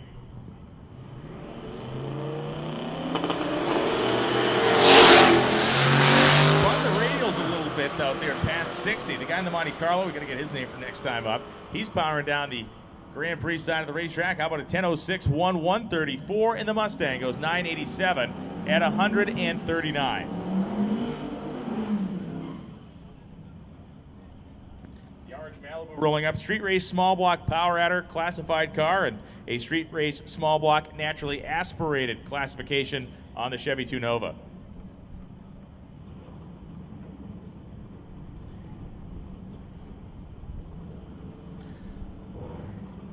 My interest always is piqued when I see the parachute hanging off the back of one of these things. Well, Kevin Prakash in the Malibu was second to lead the starting line by a bunch, but we'll get to the finish line first. 937, 149 miles an hour. The Nova, 1187.3 at 113.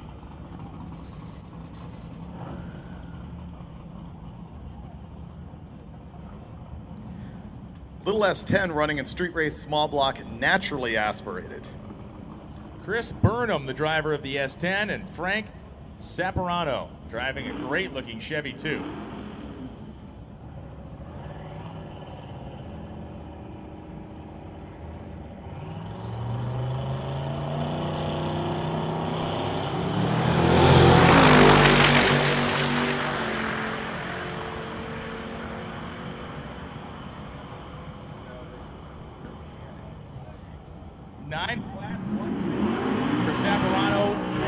5.2, 13 flat 103 on the Grand Prix side of the course. Man, that is a mean-looking Malibu rolling up over there in the Grand Prix side of the drag strip. And he's running in a naturally aspirated class.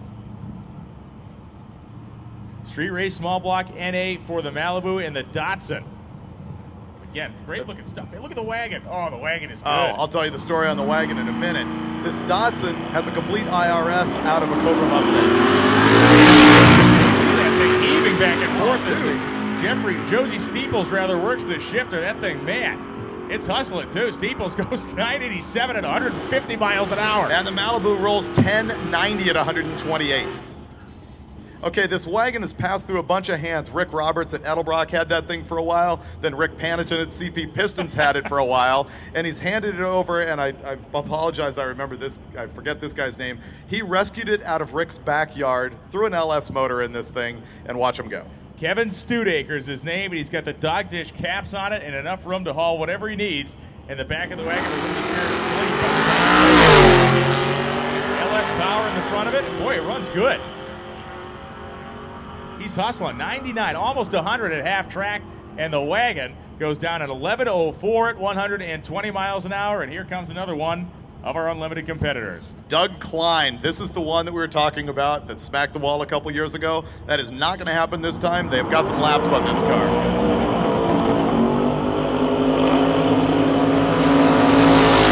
And a big smoky burnout for Doug Klein. Going to lay himself a nice set of tracks to run down out there past 60 feet. Mentioned before, back in the springtime, Klein took this car to Rockingham Dragway in North Carolina. That's where he lives. That's his local area. And ran down in the 690s with it.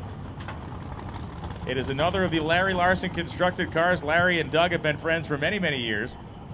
The car originally had a Lenco transmission in it. It has since been switched to a Rossler Turbo 400, much the same style that Larry's running in his truck.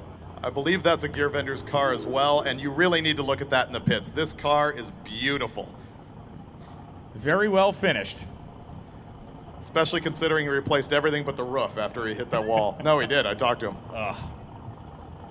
It was a hard shot. There's video of it. The thing comes off the starting line, gets some water under one of the rear tires, and of course in a car with a spools type rear end, you get water under one of the rear tires, you are basically along for the ride. Here he goes. Doug Klein. Gonna spool her up and let her eat.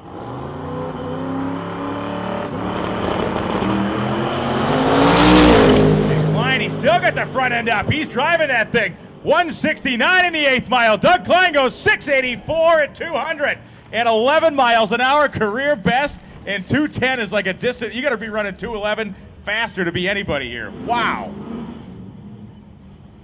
I will love it when I see that car here at the end of the week. Criminy. Nobody deserves that more than Klein. So Klein running right and almost in lockstep with Lutz. Lutz went 75. He goes 84. He is right in the neighborhood. Now we see what strategy. The strategy starts to come into play. Is Klein going to go, yep, that's good, pack her up and move on? Or does Klein want to try to step on a little harder and maybe keep in that 670 zone or even try to punch harder than that? My guess is that Klein is going for the finish.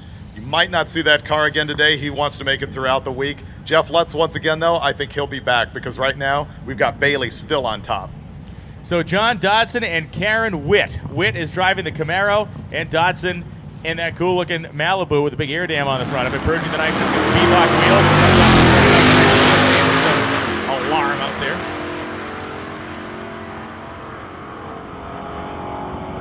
And there goes the Malibu, 950 at 140, as the Camaro goes 1198, 114 miles an hour. And another of our unlimited racers comes up.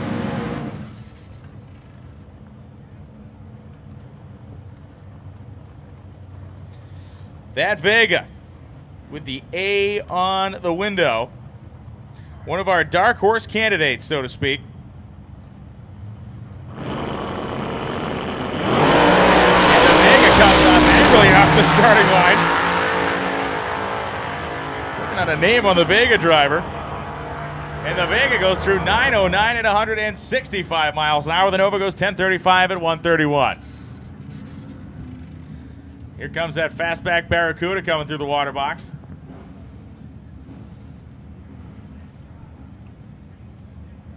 Line up next to the Corvette here on the Hodge Ford side of Travis Ray. Now, Travis Ray It lives in Martha's Vineyard, Massachusetts, which is an island off the coast of Cape Cod. So he took a ferry boat to ferry this car over to the mainland, so to speak, and then brought it all the way out here to Tulsa, Oklahoma. It was a multi-day trip, but yeah, Travis Ray, one of my homeboys from Massachusetts down there, and a long way away from the islands. And Ray is second off the starting line by 0.8 of a second, but will not prevent him from being first to the finish line. Drives around the outside of the Barracuda, goes 996, 142. The Barracuda 1290 with a 5 at 106 miles per hour.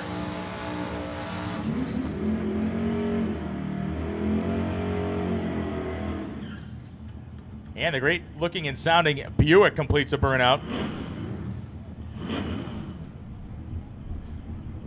Buick running street race, big block naturally aspirated.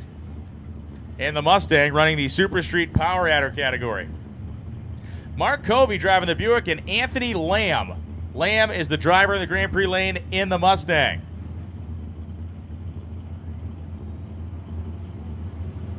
Covey's off the starting line, and here comes Anthony Lamb.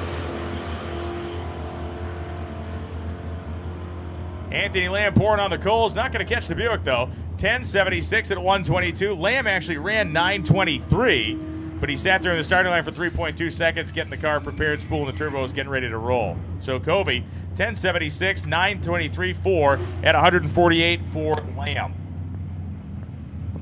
Mike Carl rolls up. Carl in that unassuming-looking blue Nova. He is also running the Super Street Power Adder category. And the beautiful Ford Fairlane. Ford Fairlane in the Hodge Ford lane with a 4-speed in it.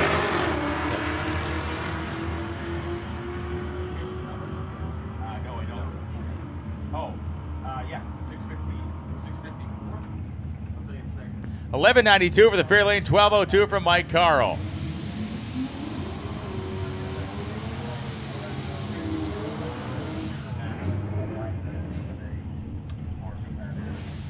Here comes Robert Williams and Gavin Lusk. Lusk is in the beautiful Mercury Cougar, kind of an Eliminator package looking car with that Cobra Jet style scoop, the little rear deck lid spoiler and the chin spoiler on it.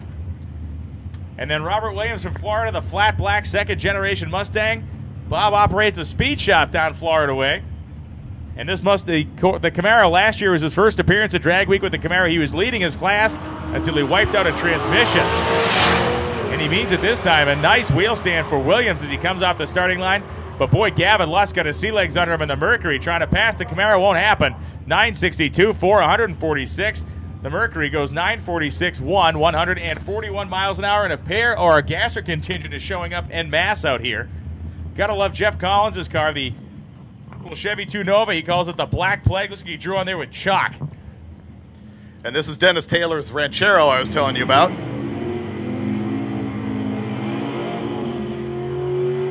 And the Ranchero is a project that Dennis has been thrashing on like most of these guys to get finished for the last couple of weeks. You said the one change you would make, he's gone naturally aspirated here. No supercharger for him. I would have a blower on that thing. I think it's going to be serious anyway. Well, Dan Chisholm won this class going mid-10th last year. Listen to that launch. That idea might be headed out the window. 101 at half track, but he's off the throttle at the top end, so Taylor going to slowly roll it down that right lane. Goes through at 11.07.9 at just 80, and Collins goes 12.32 at 109. We got Mike Cox in the Henry J here. This thing's another big block car. Pretty amazing. I'm hoping for 9s. And Jim Forbes, our man Jim Forbes in the Chevy 2, rolling up on the left-hand side of the racetrack. And Jim is an interesting guy. Lives in Arizona. Very much loves the period stuff. Built this car over the last probably 6 months at his home shop with his own 2 hands. It is a supercharged big block, as I think everything Jim owns is. And calls it Plan 2. That actually is the blower off the 55. Oh, there you go. Really nice side-by-side drag race down there, and it's going to be Jim getting there first. 10.25, 130. Coxco goes 10.018 at 130 miles an hour. So Mike Cox has shown up with some chutzpah this year. And boy, if there's a sentimental favorite in Unlimited, it might be this guy. I don't know if anybody's worked harder over the years than Joe Barry has. Oh, man, this is an all-steel car. He's had it since high school. Big block turbo car, another Turbo 400 deal. He's struggled a lot at Drag Week, but the more you do Drag Week, the more you learn, the better you get. The one big enemy of Joe Barry over the years has been tire shake. The car has had a couple of instances where it has shaken so bad. I think one year he broke part of the chassis. One year it shook so bad he broke one of the windows. And we talked the other night, he was changing the torque converter. He was not happy with the torque converter in the car. He changed the converter and again had a shake issue, which shook some of the trim pieces off the car. It is you know, such a fine line with these machines. They make so much horsepower, so little wheelbase. And, you know, Barry's car, being that it's an all-steel piece, you know, people say he's at a disadvantage. I would actually mark the aerodynamic disadvantage more than the fact that it's made out of what the material it's constructed out of. That said, that's a 3,700-pound car. Yeah. Barry is a convert from the Lenko to a torque converter spun, Rossler built Turbo 400 style transmission.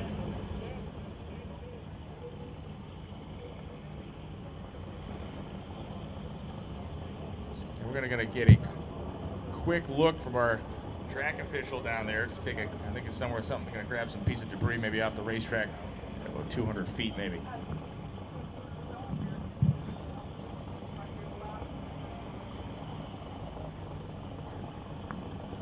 But Barry is, I don't say he's the last, but he's certainly one of the last holdouts with a completely steel car out here. Last year, I believe they rewired the entire car on the side of the highway after pleading with a state police official to let him do it. They were going to, the state cops were going to have the car towed off the side of the highway, and they basically gave him, you know, you start telling a police officer what you're doing out here, and the guy's eyes glaze over. It's like, I think the guy said, I'll give you 2 hours, and they were able to get what they needed to get done before the long arm of the law showed back up again.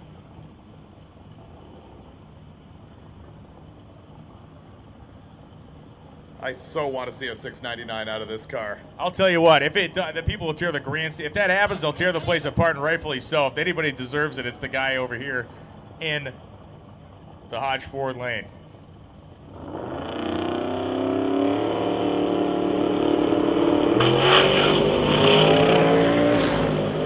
Go, baby, go. Joe Barry, 161 at the 8th, and Barry goes 718 at 201.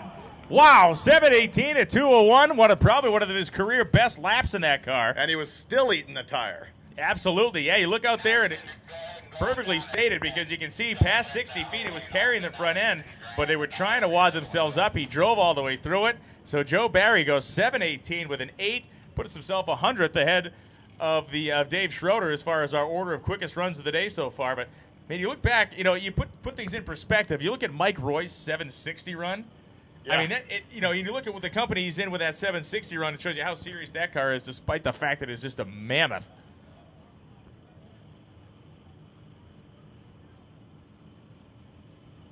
Thinking they might tune up the starting line a little bit there. Yeah, we got a guy down the top end, too, getting a look at something. I think they might be looking for maybe something might have come off of Joe's car down there, taking a quick lap. Think it's a piece of trim? I'm just reaching here. You know, the number of miles that the trim on Joe Barry's car has traveled in the air over the years. So if we clock those, it'd be some sort of a record we could count. You know, it's funny when they designed 56 Chevrolets, they did not plan on any of them going 200 miles an hour with the stainless on them. Can you imagine Zora Arcus Duntov today? Oh. Can you imagine if he was still around? I got a chance to shake his hand one time. Really? Yeah, it was amazing. At the 50th anniversary of the small block deal. Wow. It was a PRI show. Yep. Yeah, you think about those guys today with the technology we have available to us, and what a guy in his home garage can literally bolt something together that would make more power than Arcus Duntov ever dreamed of having in his day. So yeah, it would always be cool to get him in the time machine. Keith Fox here in the Model A is one of the favorites in the gasser class. I love that thing. The poison gas machine. Lined up next to that Eliminator 2 Cougar, the Mercury Cougar, the Fox-bodied, or the Fox-style Cougar, which is running in modified power adder. So let's look for some performance out of the Cougar on that left-hand side of the racetrack. Really legitimately walked it out of the hole, a 1.7 seconds, so 60-foot time, and a big puff of smoke down there at the 8th mile. The Cougar manages 997, 144.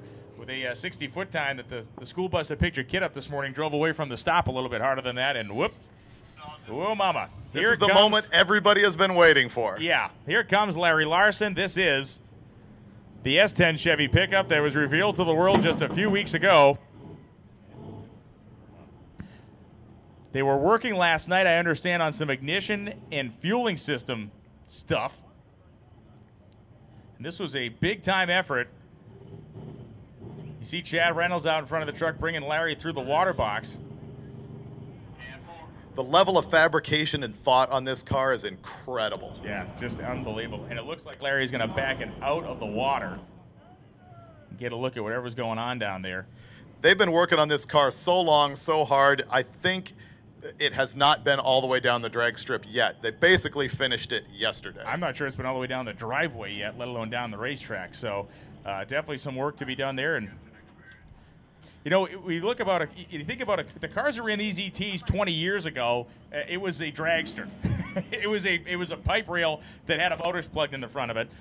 The level of technology in that truck right now, from I think it's got Penske shocks in it and all kinds of. There's more technology in the shock absorbers that were in entire vehicles that were running these speeds, you know, a decade and a half ago.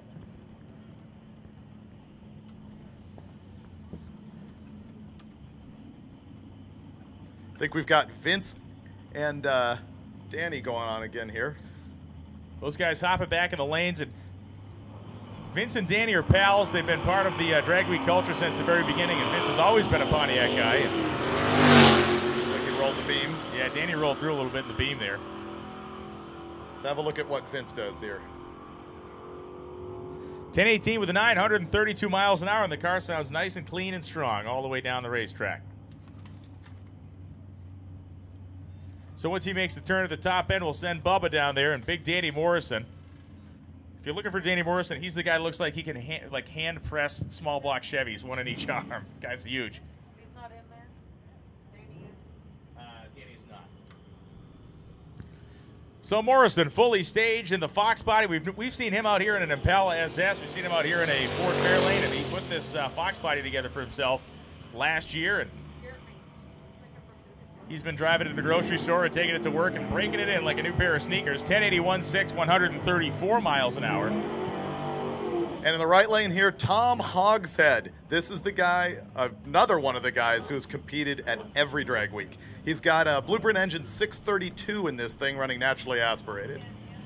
He was one of the first guys ever at this event to show up with a turbocharged setup. Remember that? He showed up in 2005, and that thing, I mean, it looked like a backyard version of the space car. He looked under the hood of the thing, and it was falling and piping everywhere.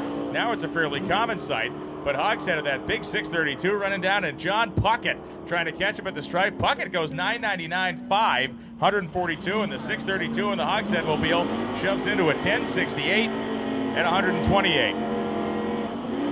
This demon here in the left lane, genuine Mopar power. I think it's a W2 deal. I think he told me it was 420 cubic inches. And we have one of our Pro Street Power Adder machines on the Grand Prix right-hand side of the racetrack. Obviously on nitrous, that extended cab Chevy pickup. An interesting body style to be choosing for that category. Of course, you got the nice long wheelbase, but you got all the other issues that come along with it. There's a big block Chevy on the bottle, and from what the guy told me, this is going to be very entertaining.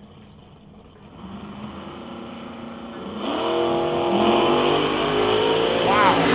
He had the nitrous, maybe a little bit of a timer there to come in maybe a tenth of a second after he stood on it, and that thing absolutely roared to life. The pickup goes 912. 912. That's entertaining me right now. I like it. The Great White Whale goes 912 at 154. And Corman went down 1023.7, that little demon, at 133 miles an hour. You know, I think one of the outer effects, kind of like, you know, you drop a stone in a pond, you get the rings that come out. One of the outer effects that drag weeks had really across the country is guys have been a lot more apt to go, maybe I can actually drive this car around. You know, guys have built a real nice, you know, borderline street strip car, and they actually start to use them because they see what's going on out here. There's a lot more aftermarket technology to make it happen than there ever has been. Barry Peter sidestepped the clutch, pulled the front end up, and things went wrong from him from there as Tom Taylor drives down the left-hand side of the track, goes 1044.7 at 128 miles an hour. And Barry Peter maybe back in the pits having to do some work. The car came off the starting line pretty hard, but after that did not look so good. Here in the left-hand lane, we've got the 67 Corvette Roadster. He's owned this car 35 years. He told me he's had 5 different engines in it. He came all the way out from California in the car. It's got an LS motor in it now, and you got to walk up to this thing. It's a sweet car. Can you tell if he's still running? Race Rat is the license plate on the back of the Corvette, and we got that screaming yellow Camaro. The Camaro, one of the first cars we've seen come up running the Super Street small block naturally aspirated class. We're trying to see if the Camaro is running at the top, and we may have to go down and give him a little push down there. You know, one of the benefits of having an uphill shutdown area like this track has is it naturally scrubs some speed off. Of course, when we have a competitor that's kind of coasting down there, it works a little bit against us. But we're going to get down and give that racer a push off the top end.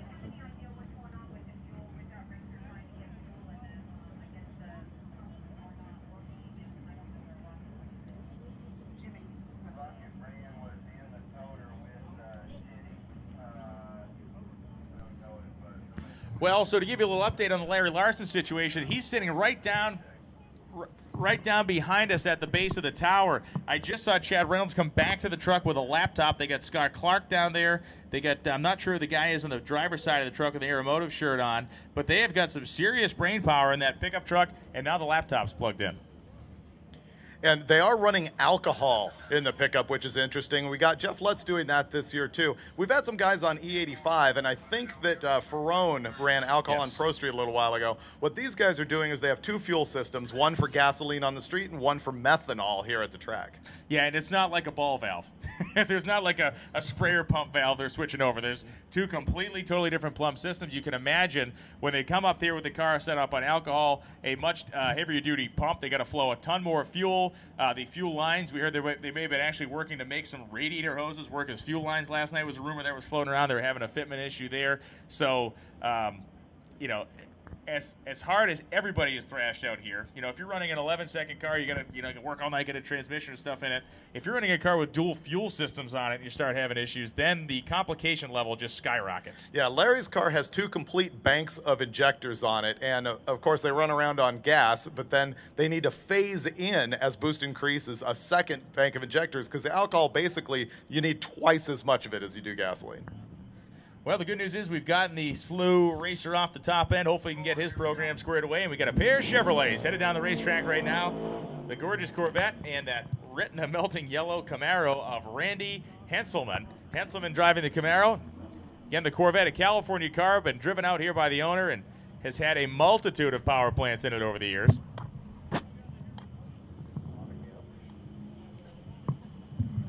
So Randy Henselman. Pre-staged, fully staged, the Corvette fully staged.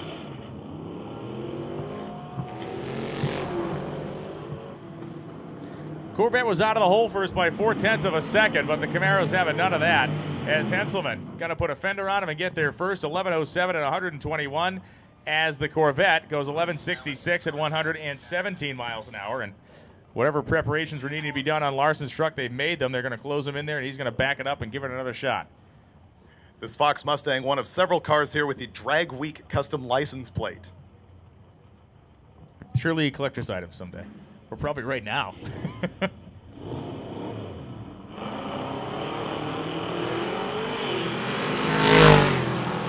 And so that late 70s, early 80s Chevy Malibu heading down right-hand side of the course, the Grand Prix side of the racetrack.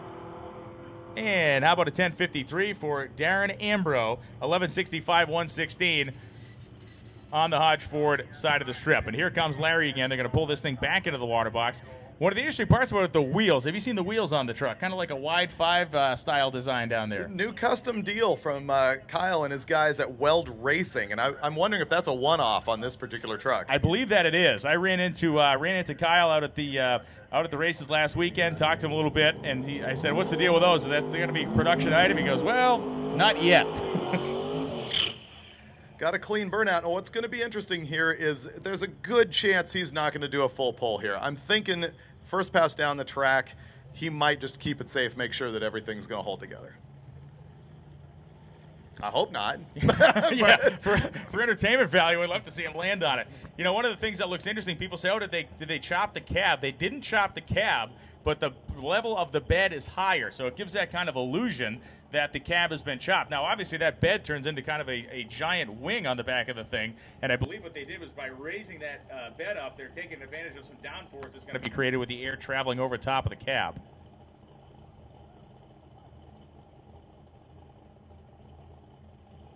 Well, this is a run that a lot of people have been waiting for a long time. He was the guy conspicuous by his absence last year. He has spent months of his life constructing this truck, and many of the last 48 to 60 hours have been on it. And here comes Larry Larson. The truck pitches completely sideways. It spins the tire and moves to the right. So they'll go back there. Oh, yeah, there's something on the racetrack. A little bit of fluid came out of the thing down there as well. I'm going to call that a nice save on Larry's part.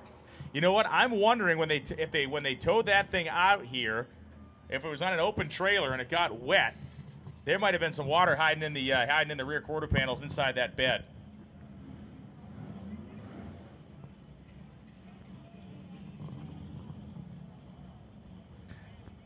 And so Larry going to take it back to the pits, and we will surely see the pick-em-up truck again. Well, Clayton Hartman installed a jungle gym set inside a Mustang convertible, and he's going to run it with the top down and get a funny car cage in that thing. Super Street Power Adder is the category for Clayton Hartman and Greg Weigart. Weigart, man, that is a gorgeous little Pontiac. 400 HO. We did get confirmation from the starting line. It is water that came out of the truck.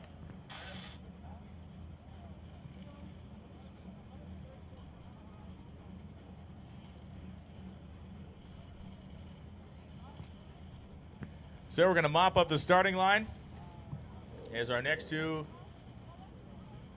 wait in the wings.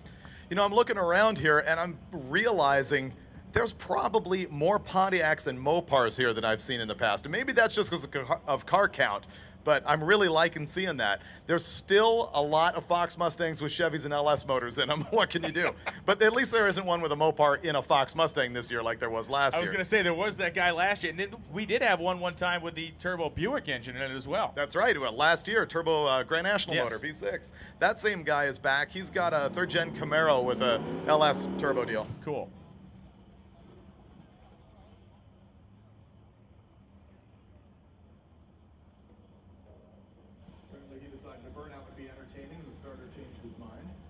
Looks like we're going to run out there with the tractor and drag the starting line. I just think a little bit of starting line grooming here.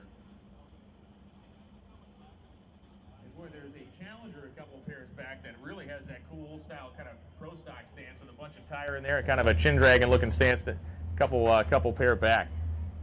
That is a small block car. Interesting choice. Usually when you see a guy with an A-body with an E-body or a B-body Mopar, they've got a big block in it.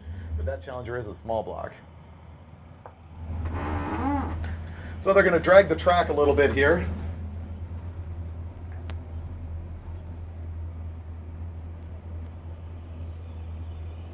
You know, we talked about the Pep Boys Speed Shop, and what's interesting about the Pep Boys Speed Shop deal is it's run as a very interesting wing of their company. It's not just, you know, a kid walks out the street and says, I want to be the manager of the speed shop. The guys that they have running those speed shops are full-on guys that will be out here running drag week. They know their stuff. So if you got one in your area, you owe it to yourself to go there and look, because they got a lot of inventory, and the people that work at the store speak the language. They really do, and the guys who run the speed shop make a big deal out of that. They know nobody wants to come try to buy a camshaft and deal with a person who doesn't know how to sell you a spark plug. So they staff it up really well, and the things they have in stock are pretty mind-blowing. You can buy Mickey Thompson drag radials at a Pep Boys. Oh, that's awesome. Yeah, it's completely awesome. Really you get 4x4 stuff, too. They carry a lot of big meats in stock. The ones out in California, they've got everything. Wow. Yeah, they've saved our bacon on roadkill more than once. And they were out here racing last year. There was a guy running the Monza out here last year. One of their regional manager guys was out here beating up the car, so it was way cool. Yep. Very cool. Oh, we going hot again? Yeah, just a quick little touch-up out there.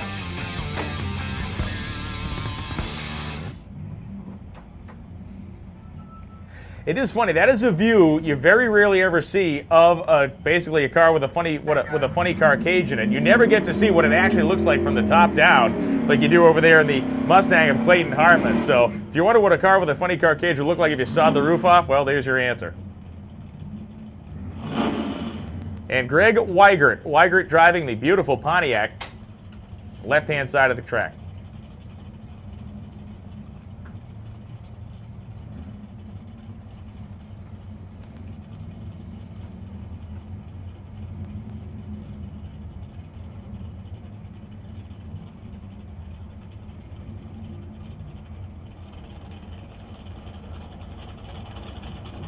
All right, so Weigert is pre-staged. In goes the Fox Mustang. The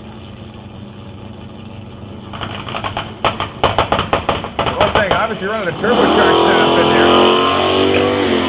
He's got a manual transmission. Came through low gear, laid down a little bit on. You see it actually turned the tire pretty good in high gear. A bunch of black smoke coming out of the back of it as the fuel mixture very much enriched. 10-10 with an 130 miles an hour for Hartman. Weigert goes 11.092 at 119.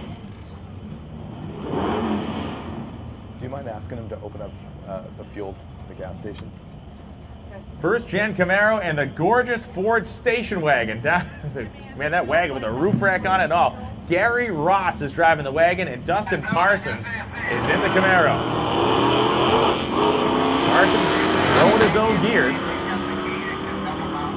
And Gary Ross with the wagon will outrun the Camaro handily, I would say. 1082 at 123. The Camaro goes 1203 with a 1 at 118 miles an hour. Man, here's two of my favorites.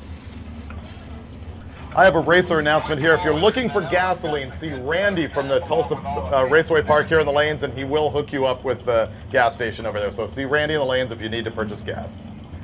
Well, that beautiful Challenger we spoke about, again, I think it has kind of a pro stock, really old pro stock style rake where you tuck in that front tire some, a little bit of a chin dragging stance to it. And Keith Harrison in that 55 Chevy Gasser. Keith drove 1,500 miles just hoping to get in. He was on the wait list. One of the first to get in last night after everybody else had registered. Like I said, that is one of the highest riding Gassers we have here this weekend. Great car. Nice. Oh, look at the Challenger. Good stuff. That's kind of got some Dick Landy on it. 101 in the 8th for the Challenger, and the small block car goes 1066 to 124. The Gasser, 1174.7, 116 miles an hour. This is good. I just got a text from Kyle at 1320 Video. He's not here covering this week, but he says, thank you to anyone and everyone for the badass live feed this year. It's doing this amazing event justice. And he's going to be here tomorrow, which is pretty cool. Very cool.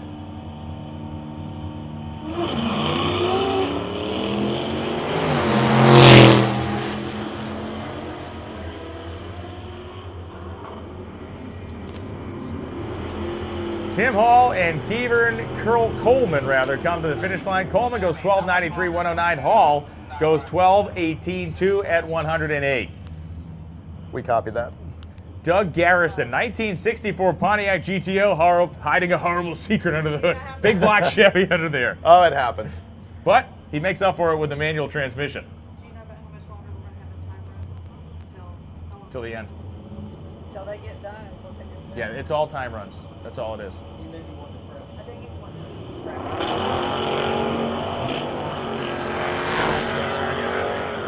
So we still got a while to go with these guys as far as the break.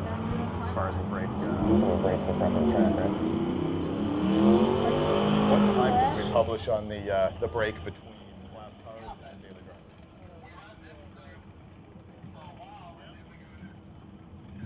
And the Monte Carlo of Greg Gallimore rolls to the starting line.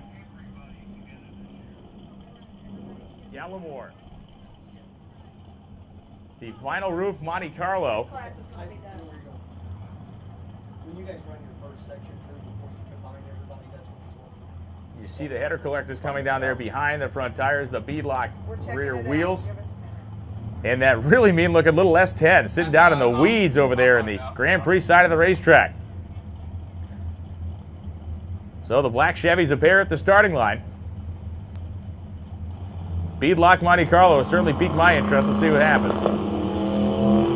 Another wheels up. Monty, do you hear the turbo start to spool up there and go for George Gallimore? Hang on to it, George. That thing left and right down the left side of the track. 767. Look at the speed. 192 miles an hour for George Gallimore. Where did he hide the solid? Where was the JATO rocket hidden on that thing? How fast did Mike Roy go? Roy went 183. He was almost 10 miles an hour fast on a small tire. Frightening. What is happening? Everyone here is on crazy pills. 192. Tom Lee. I'd venture to guess 192 is the fastest speed ever recorded by a non-unlimited competitor.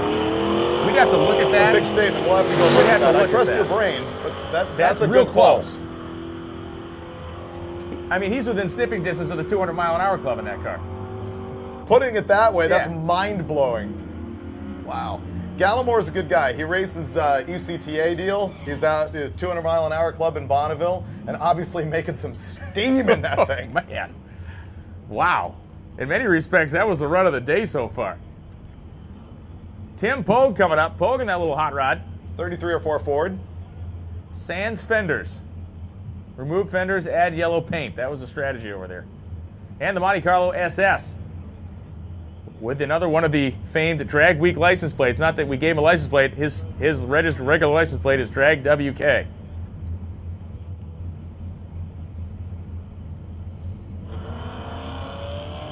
Love it. Swallows the right rear tire, hikes up that left front. A little bit of tire smoke still coming off the back tires of the 32-33 Ford over there of Tim Pogue. 1174.6, 114. And Pogue goes a 13-12 with a 5 at 103.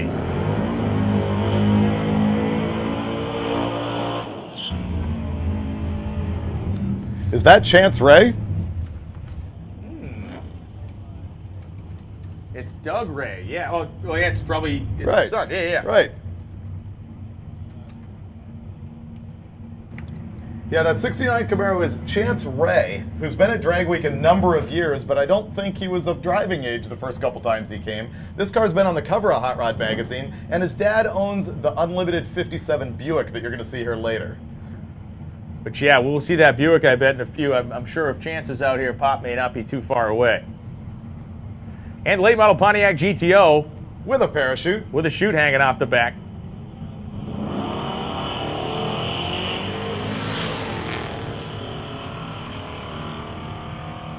GTO in a nice clean pass, almost 120 at half track for the Pontiac. It goes 944, 151, 1101 at 126 miles an hour for Chance Ray. Here's a car out of El Paso, Texas coming up now. Left-hand side of the racetrack, competing for the Crustiest Nova honors this week. I never expect to see paint baked off a car in El Paso. It's such a mild climate. It's Josh Cass. Cass is driving the Chevy 2 Nova, and Alan Adams is driving that Corvette with a manual transmission in it. And Cass was hoofing along pretty good there. Goes 1084, but he's only 89 miles an hour, so Cass lifted deep into that run, scrubbed off a lot of speed. Adams could be out here running Super Street. Goes 1090 with a 0 in the Corvette. Here in the left lane, Bill Fowler, all the way from California with his 71 Mustang convertible here. This thing has a monster A460 big block in it with fuel injection. And they intended to put that in a Fox body this week, but he's back with his famous Mustang. I want to say that this car weighs somewhere in the order of 2 tons. Isn't it very close to 4,000 pounds, all said and done? 4, 5, give or take. 220, 221, whatever it takes. Lawrence Armstrong driving the coupe in the Grand Prix lane. And again, just a big naturally aspirated Ford engine in there. 986. Oh, good pass for Bill. Nice. Well, there's a car they call Ketchup down here in the starting line. This is Gary Putnam's machine. Gary built this car himself. Metal fabricator extraordinaire, lined up next to that 3rd gen Camaro, driven by Scott Kleppinger.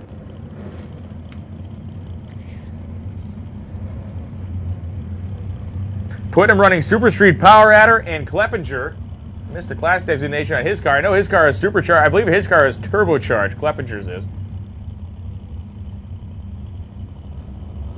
And so Putnam, who does a dead-on impression of the Roadrunner meep meep noise. If you want to get a perfect meep meep, he's your guy. Saw Kleppinger just barely tickling that beam in there. Putnam actually croaked the transmission earlier this weekend testing. They got a new transmission in the car right now. Oh, and you see the fire coming out of the exhaust pipes down there at the end of the race. And that is a bunch of fire coming out of the exhaust pipes down there. And it is not stopping. That is a strange scene down there as he's got those bullhorn style exhaust, and there is 2-foot flames coming out of him as he went across the finish line. Okay, they've gone out now. He's probably clicked it to neutral now. It's probably burning fuel in the pipe while he was decelerating in gear, is my guess. That looked cool. Now here in the right-hand lane, we've got Steve Ryman. This is a 72 Ford Capri, not a Mercury, because it's from Australia. Wow. Yep, they shipped that thing all the way here to do Hot Rod Drag Week. Okay, let me guess. It's got a Cleveland motor in it. That would be a good call. It Yeah. does. He said that. Yep. He's been here since Friday that I know of. He's been here since Friday, working on the car from Tulsa. Hey. They have a guy from Street Machine magazine down under here with him as well. And Ray Bauer, that ominous 1966 Chevelle, black wheels, the whole deal. You know why they call each other mate in Australia?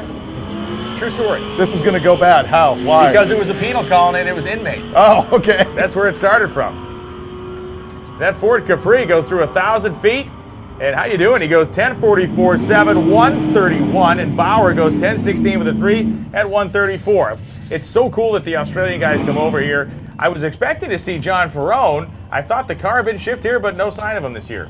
John Ferrone torched ahead. Okay. Could not make registration. He is going to catch up with us in Topeka tomorrow, and we're going to let him make some runs. Oh, cool. Excellent. You know, when you drag your junk all the way from Australia, it's kind of nice to actually be able to have a good time. Well, you've been on the other end of that equation. Yeah. Another drag week license plate on the GTO in the right-hand lane. Lisa Dyer and Brad Shoemaker. Shoemaker making his second pass, as is Dyer. And the wagon that did the humongous wheel stand is going to be lined up next to another Malibu wagon in the next pair. Dyer in a more representative pass here. Lisa comes out of the starting line at 140 short time, and the Nova powers down ahead of the Pontiac 9:29, 145. Shoemaker goes 10:62.7 at 129. Battle of the Malibu wagons here. I could own one of these cars except for the rear windows don't roll down. Yeah, that was a weird time. That was just horrible decision making going on when that thing. I met in high school or junior high. One of my parents' friends had a Pontiac Bonneville sedan that the rear windows did not roll down in. I never got around to that. One bad wagon, the license plate on the entry here in the Hodge Ford lane. Carlos Astor is driving the wagon on the left side, and Christy Reynolds, the wheel standing Christy Reynolds, driving the car on the right side of the racetrack. I appreciate that both these guys left on the roof racks. I was going to make the same comment. Reynolds. That's why they shouldn't put us together. Reynolds sprung for paint. Astor decided that didn't need to be part of the program. H and K category. So Astor running Super Street Power Adder, and Reynolds running Street Race Small Block Power Adder. Watch the car in the right lane. Will it wheel stand like it did last time? No. Oh, sweet. Reynolds went 9:27, 144. Without the wheel stand, got to be quicker. How about in 9:03 with a 4 at 146, almost into the 8s. Astor goes 13:72 at just 89. Silver 55 here, Frank Romano out of New York, who you saw in a big cover story in Hot Rod Magazine as Alana went and drove around with him and Glenn Hunter. A few changes on the car this year. We do know this is a big block stick shift car, which is awesome. He just put an aluminum block in it and went to EFI. And he winds this thing very tight. Listen, you will not believe it's a big block when you hear it go down the racetrack. If you hear it go down the racetrack. Camaro going to drown out the sound of the 55. Both drivers shifting their own gears out there. One of the great parts of Drag Week, a lot of stick shifts. 10:57.7, 128. Romano goes 11:56.9 at 126. Significantly soft for him.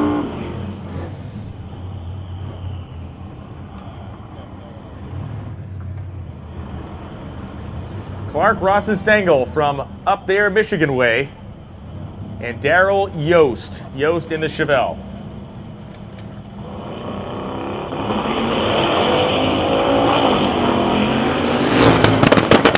Oh! Oof. Duck hunt. Clark goes 9:20 at 150, and Yost, I don't know if he might have kicked the thing into neutral or something out there, or what happened, but boy, it was a machine gun fight at 330 feet. Well, and the chassis lurched. I'm thinking second gear might have been a good call, like from third to second. Third to second, yeah. Well, here comes one of the Gebhardt family. We got like 900 members of the Gebhardt family out here racing this weekend. Billy Gebhardt is driving that Valiant, and it is the famed Krusty Nova of Shane McClellan in the Grand Prix lane. McClellan had one of the more iconic images from last year's Drag Week, standing that thing in the bumper at Indy.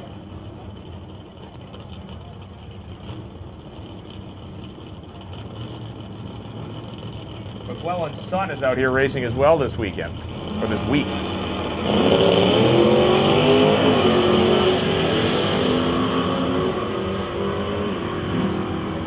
Nice tied down launch from McClellan, didn't waste any momentum. And he goes 9:23.7, 146. Billy Gebhardt goes 9:70. 1097 9123.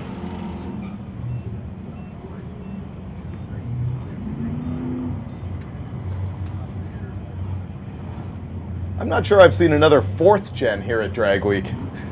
No, I mean this year. What? Like Clark's car that just ran down? Oh yeah. All right, I'm brain dead. I thought you were making a joke. No, I wasn't. I wasn't mocking you. No, I was laughing along with you. I'm the joke. My memory's that good. Tom Lee. No, he's spinning it. He's doing part of it. And in the 93 Firebird, Andy Williams, Street Race Small Block Power Adder. Is this is I think this is Natter from I think that's Natter from Yost Shop. Oh, is it? Yeah. Oh, cool. Yeah, I believe this is Natter from Eric I'm Yost guessing Shop. that's a good call. Yep, good call by this guy right here. The guy who knows how many 4th gens we've seen so far this weekend. No one likes you.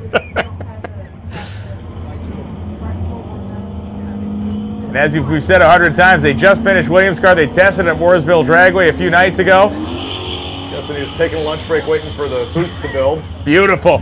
Good launch on the thing, making good power at mid-track at almost 120.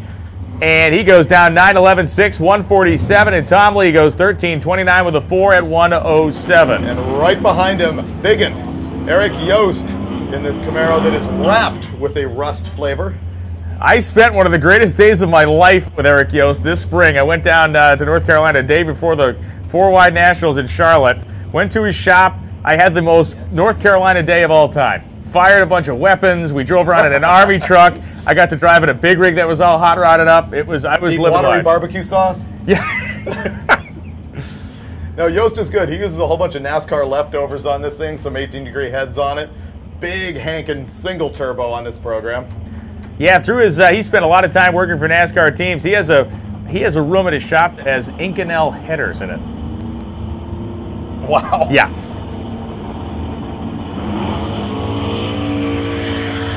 And he left like he meant it. And the drive shaft of the Nova's laying on the ground over there in the Grand Prix lane is Yost. 810. Wow.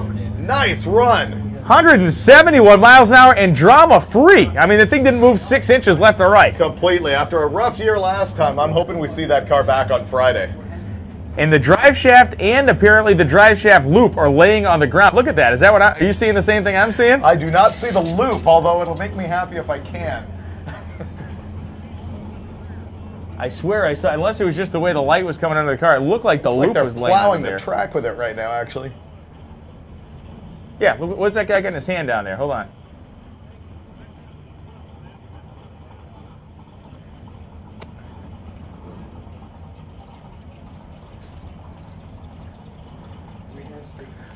Well, it's Eddie Miller will be on the next. Will be the next pair here with one of the Gebhardt brothers in that Barnyard Viper gasser pickup truck. Eddie came here last year and won the Pro Street Naturally Aspirated deal with his big block Mopar and set the record for quickest NA Pro Street car ever. Do you recall that number? I will in a minute. He will as soon as he looks it up. We'll see what Eddie did with this thing last year. He was a winner of 2006 or 7, Brian. He was 2006. Right. I'm changing Brian's name to Brain because he is my brain. So Miller went 868 average last year in the naturally aspirated combination. He's added EFI to the car this year, and he is running this year. He is in the Pro Street naturally aspirated category. That was where he ran last year, I guess, too. That's where he ran last year. Yeah. He was big nitrous car when he won the event overall. And I think that was the only year that a car that was not in Unlimited won Drag Week. Because the Unlimited car that ran there was a 55 Chevy Gasser. And he was in Big Block Power Adder. Yeah, the guy in the Chevy Gasser went average 13-some seconds. And the guy who averaged 13 seconds won Unlimited that year, proving that you can just win through a battle of attrition. Right. And Eddie was the fastest car. We only got about 45 minutes left, so I want to do The quickest car. prep. So everybody's got one last decent shot. All right, sounds good.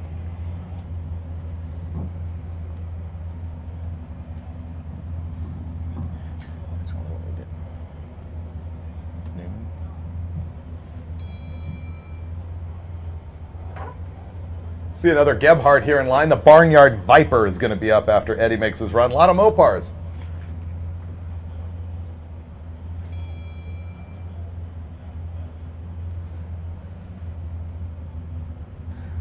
Also, Glenn Hunter is back there in line. Hunter in that 56 Chevy with the Whipple supercharged. Actually, we want to talk cool supercharged cars down there. We got Hunter back there. We also got the 1471 equipped Datsun. But Hunter's car was part of that great cover story in Hot Rod Magazine where he and his buddy Frank Romano went tooling around downtown New York. We're talking Times Square and the works in their hot rods, and pretty cool story. Alana wrote the tale and wrote along, and Wes Allison shot the photos, and some pretty stunning photos. And you see a supercharged 56 Chevy Pro Street car in the middle of Times Square surrounded by yellow taxi cabs. Pretty cool deal.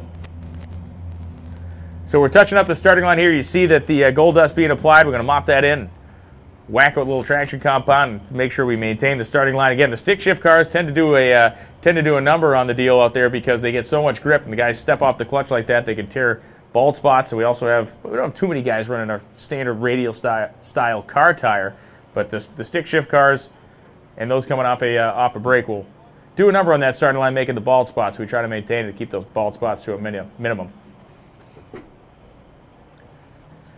So it is a little bit of cleanup here, or cleanup, just kind of maintenance, let's call it. And that's important over the course of the day. We run so many cars down this track, the conditions do change on the starting line. We are going to do prep between our different sessions. Obviously, this is the part of the day where we run our competitors that are in the different segmented classes.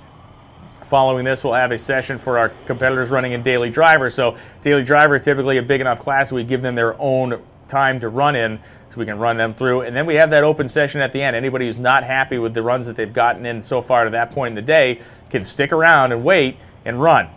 The risk factor there is you may be getting to the hotel at 4 o'clock tomorrow morning if something happens on the road drive. You get lost and drive out into the cornfield somewhere, you have a mechanical issue.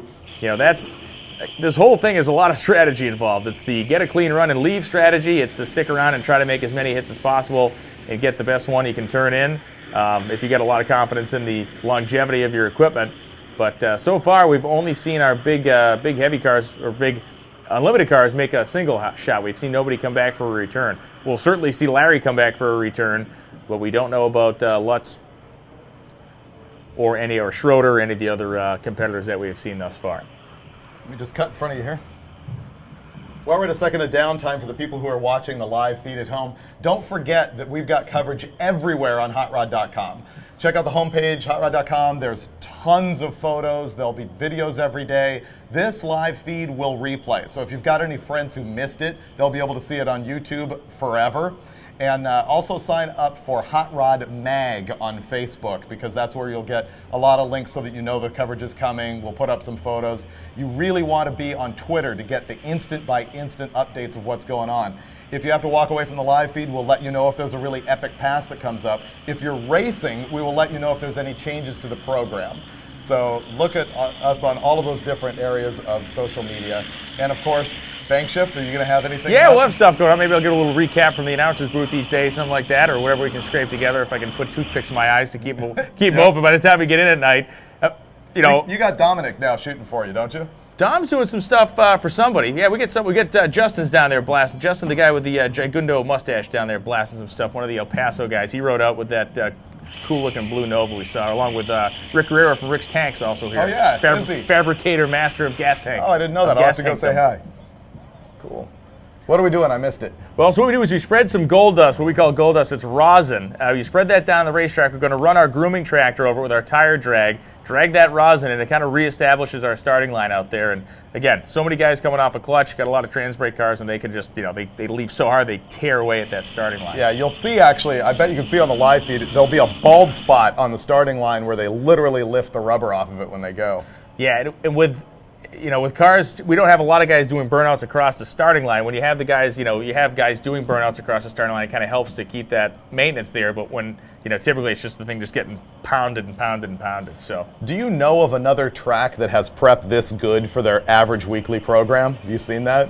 I mean, these consistency. I mean, I've never been to this place where it's been bad, so to speak, right? So, I mean, for different events, they got their throwdown at Teton. They run that twice a year, which is a big, kind of outlaw door slammer thing where you got pro mods and small tire stuff, and there are guys out here running in the 3s and the 8th mile, like it's just nuts. But yeah, I mean, one of the great things about this track is you got two racers that own the place, Right. and they understand what the customer wants, which is they want to know when they show up that the car's going to hook up and run down the racetrack. So Yep. I know that Keith and Todd have, and Jimmy does a great job, and every once in a while they got Cookie out here getting the place set up too. So they got the right program here, and they've been great to work with. Every year we've been here, they've been very accommodating to us, and it's a great place to start and end. For the rest of the week, we'll be Topeka, Kansas tomorrow, and then we're going to, I know this, Noble, Oklahoma, and Thunder then Valley Raceway. that's right, Yeah. and then Great Bend, Kansas, which is the site of the very first NHRA Nationals, and then we'll be looping back here into Tulsa for an afternoon program on Friday.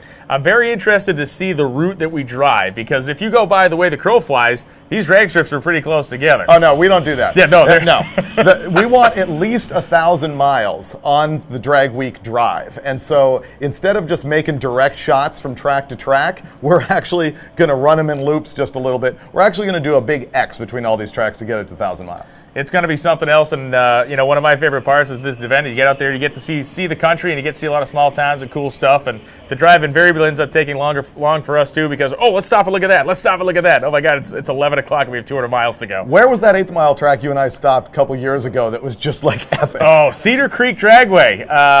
Outside, we were on the way from the Texas Motorplex to Louisiana. We were going to Shreveport. And we met the guy, Danny Hux, the guy that owned the place. Looked straight out of Central Casting. He's out. Totally.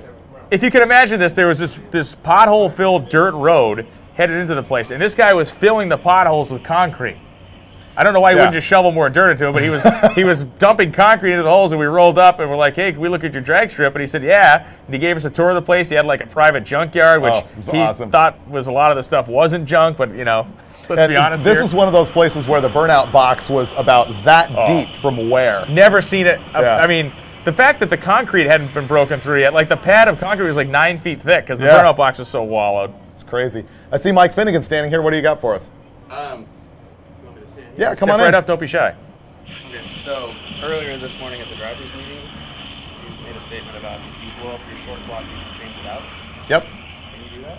Yeah. Don't you have to finish with the same short block? No, you do not. If you look in the rules, it actually says you cannot.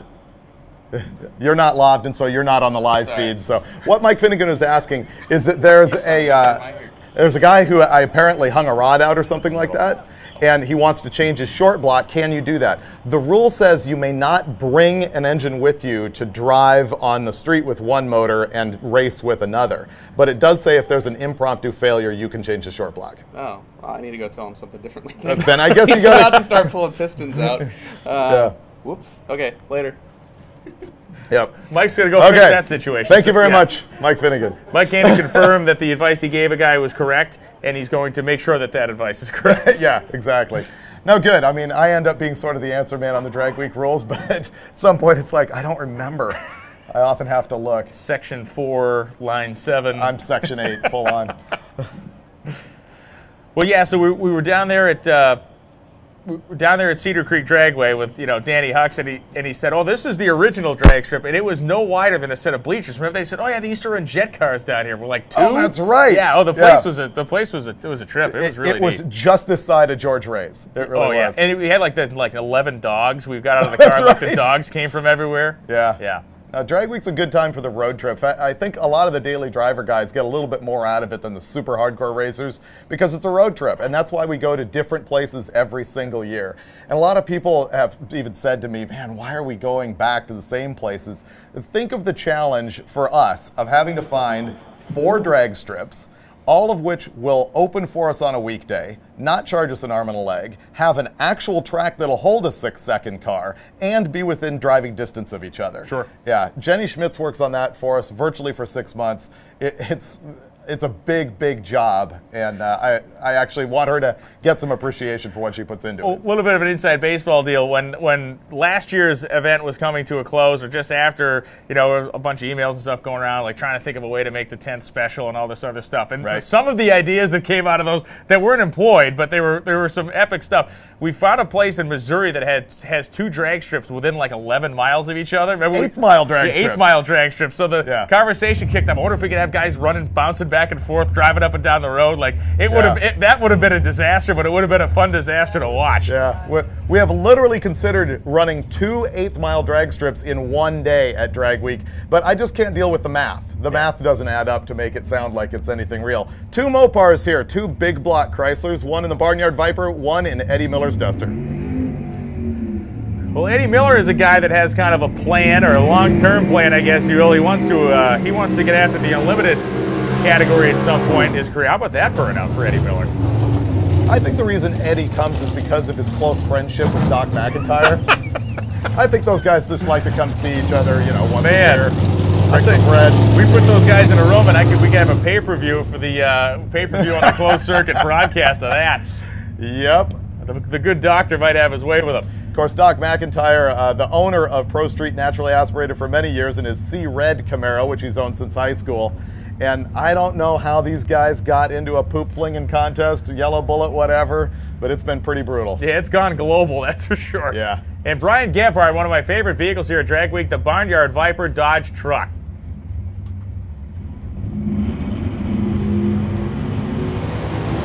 Gebhardt got off the starting line first, but Miller in his freshly fuel-injected Duster, 124 in the 8th, and Eddie goes 881 at 153 miles an hour. And Glenn Hunter out of New York. Another one of the cars that we did in that story in Hot Rod. I think he was on the cover, along with Frank. Yes. This car is E85 burning, blown big block. I believe Big Stuff 3 powering that car. And Brad Barkley's driving the Datsun. It looks like it's going to be a solo for Hunter, and then Barkley's going to run. That's a 1471 SSI blower on top of a big block. Yeah, he was there 2 years ago and went out, and I want to see that thing finish. It's just so epic. Barkley is in unlimited. You're not going to see the Titanic 6-second elapsed times out of that thing, you would, but it is still a ridiculous hot rod. I love the guys who show up at Drag Week knowing that they're not winning and they're just in it for the fun. It's awesome. Especially in something as hardcore as that. Oh, totally. Yeah, that's punishment. Looking for the beam. There it is. There it is. It's tough seeing around the blower, which is whoa, nice! Hikes the front end a foot and a half in the air, plants the tires, and Glenn Hunter gonna get down there first. 130 in the 8th for Hunter, and Big Glenn goes 852 with a 6 at 160. Barkley goes 946 with a 1 at 149. 852 from Glenn. Nice. 9th quickest run of the day for Glenn Hunter. 160 mile an hour trap speed puts him right up there too. Well, here's the champion of the gasser category last year. This is Dan Chisholm. And Chisholm is back again with the same car, more power, gorgeous piece, the black paint, and they got that lace paint job on the roof. And Nicole Murray is rolling up in the Fox Mustang. 540 with a Dominator in that Chevy. See the nitrous being purged there from Murray's car. Murray running in the modified power adder class, so that should be a 7-second hitter over there if she wants to be a player.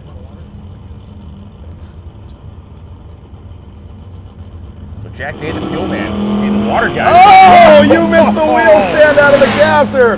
Fail on Brian's part, looking the other way. And look at Chisholm get down there. Whoa! 974 at 134 miles an hour for Dan Chisholm. And the Mustang rolls a 912 with a 9. Shades of Nick Scavo rolling up over here in the Hodge Ford lane. This is Bob Goupil and Lewis Martin. Martin is in that orange Chevelle, and Bob is in the big Chevy Impala. Impala got the GoPro glued to the rear quarter panel, all 12 feet of it, over there on the left-hand side of the racetrack.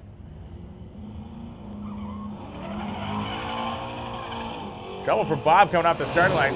Car spun the tires, is not happy about it, and he is off the throttle by 330 feet. As Lewis Martin, 108th, and Martin on the hammer goes 1132.5, 124.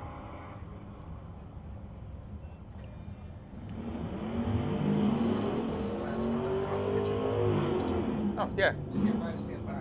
You bet. Whatever you want.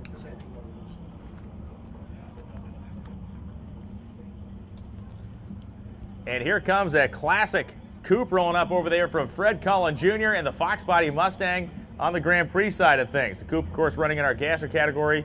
Or actually, no, he's running hot rod, isn't he? He is running hot rod. Hot rod. Classic.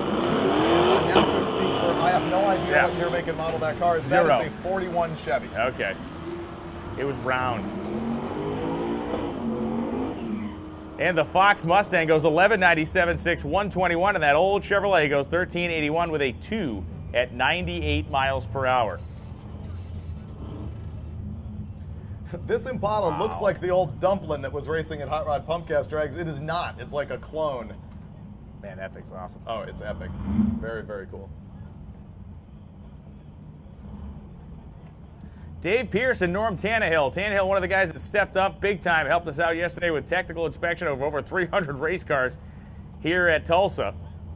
Out here driving his own cars. David Pierce stages in the Camaro on the left side.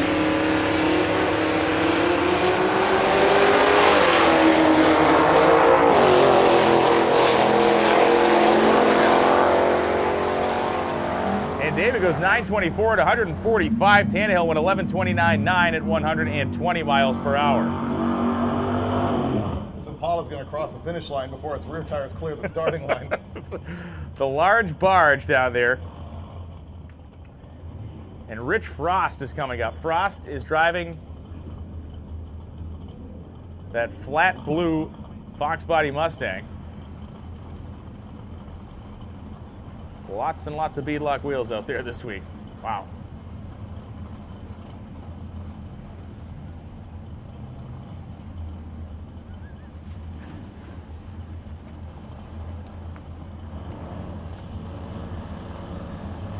So the nitrous being purged out of the front of the Impala as the Mustang begins to creep towards the three-stage position.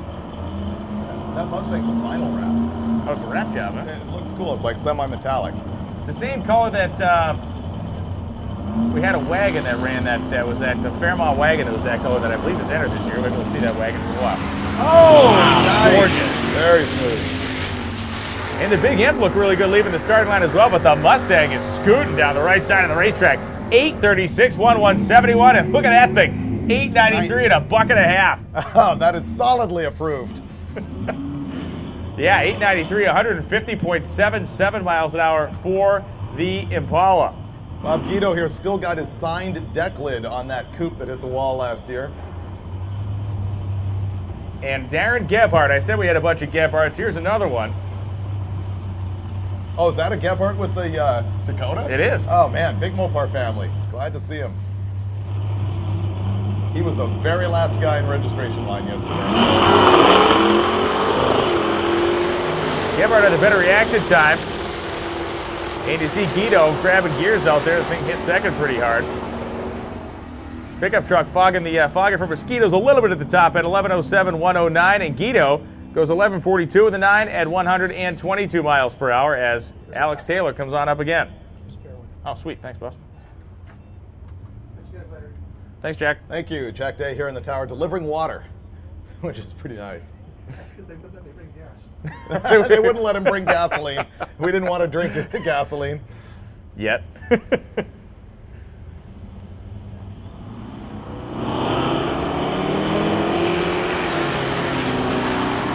we saw Alex run earlier. She's putting the spurs to it now. 118 in the 8th mile, and Alex Taylor goes 977 at 148 miles per hour.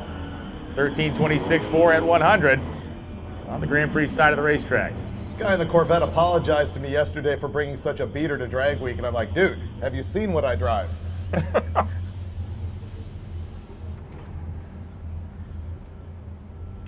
I want to say this car's been here for a couple times too, Long right? time. Yeah. I think 6 or 7. This is not a beauty contest, in case anybody wondered. Yeah, in case there's any question about that. So Richard Blankenship is the guy driving that Corvette, and he'll be driving that Corvette to the finish line well ahead of the Fairlane. Corvette goes 1053, 133. The Fairlane 1189 at 114 miles an hour. I've got to appreciate the sticker on the side of this car. The guy's business name, First Try Engineering. Not bad. Not bad at all. Giving him cred. I like that. Jeff Oppenheim is the guy in the El Camino, and Cullen Duncan is the driver of the Grand National. Grand National fully staged. Now Oppenheim just going to bounce her in there. Oppenheim going to sit there. You saw the whole thing trying to torque itself over when he was on the brakes. There could be one Grand National here at 30. I'm not quite sure. They do all blend together. Oppenheim goes 1071.108, and Duncan goes 1497.6 at 92 miles an hour. So we have that's a little crossbreed actually, because you got the Capri rear glass on the Mustang. Ostensibly more aerodynamic with the Capri rear glass. Did you know? Look at you with the big word. That's right. Ostensibly. Wow. That's right. Throwing around the 50 centers already. Hey, you know, on Monday.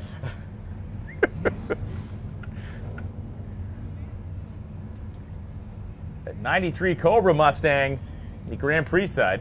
Car I lusted after when I was 13 years old. Not as fast as that one when it was factory stock, I promise you.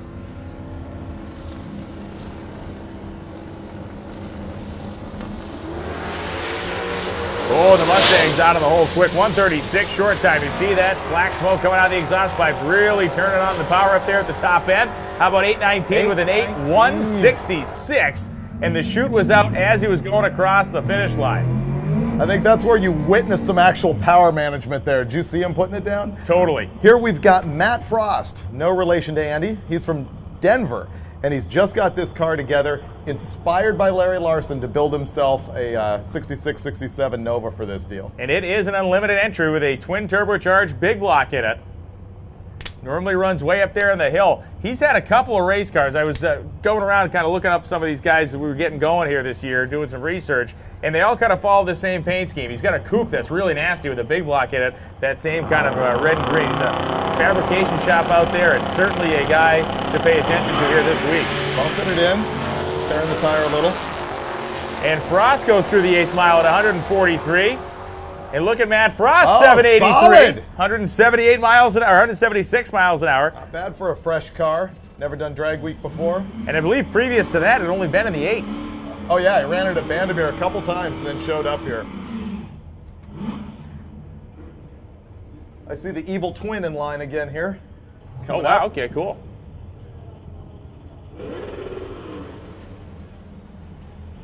You know, it'd be kind of cool if we could fire up your computer and look at the live feed and see what people are commenting on, see if we can address some questions. We can do that.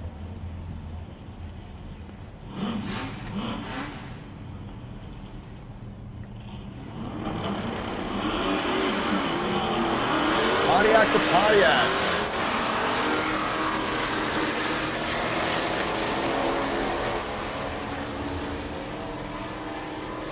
And in the right-hand lane, the judge rolls an 1172, and Guido in the left lane, 1088. And here comes Jeff Lutz in the Evil Twin, this being the second 57 Chevy, the all fiberglass car. When he first brought this out, Jeff showed me the scale data that this thing weighed 2,500 pounds. Yesterday he was saying by the time he finished up getting the actual steel bumpers on the car and him and some more oil tanks and some stuff, we're looking at 3,000 pounds on this car going down the track. He's running methanol. He drives this car on the street with one fuel tank full of 91 octane and then switches off to methanol here for the racing.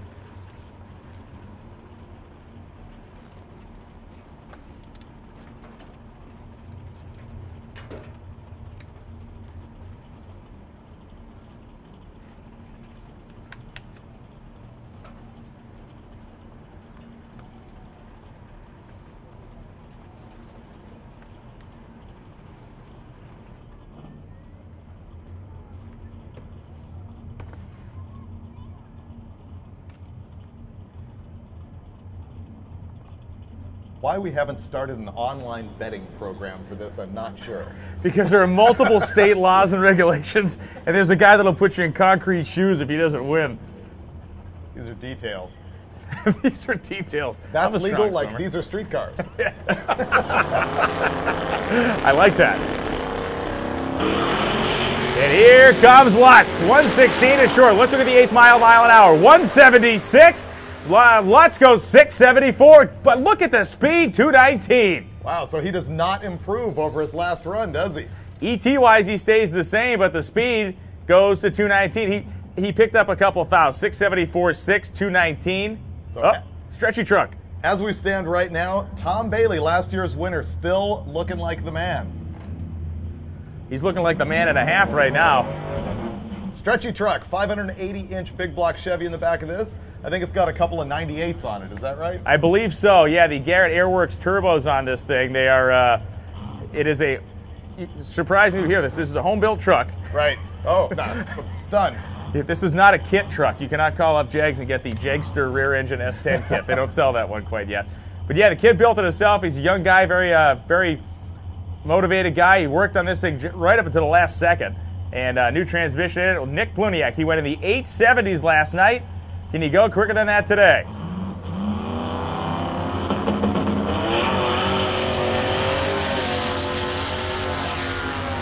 So Pluniak through the 8th mile to 126, and Nick, go baby go. He goes 911 at 133 miles an hour in the truck. That thing was just stopped pulling at the top end. I had a vision with that truck. You remember old Comp Coupe, dragster with a car body in the back? So if you went to a rear engine Comp Coupe, that's what that would be. There you go. That nobody's putting that together. Nobody's doing that. Nobody knows what I'm talking about. I wouldn't even want anybody to do that, actually. We've got a 440 in the Gremlin here, and I believe we're looking at conventional small block Chevy in the Oldsmobile. Okay. And the Olds is apparently something to watch.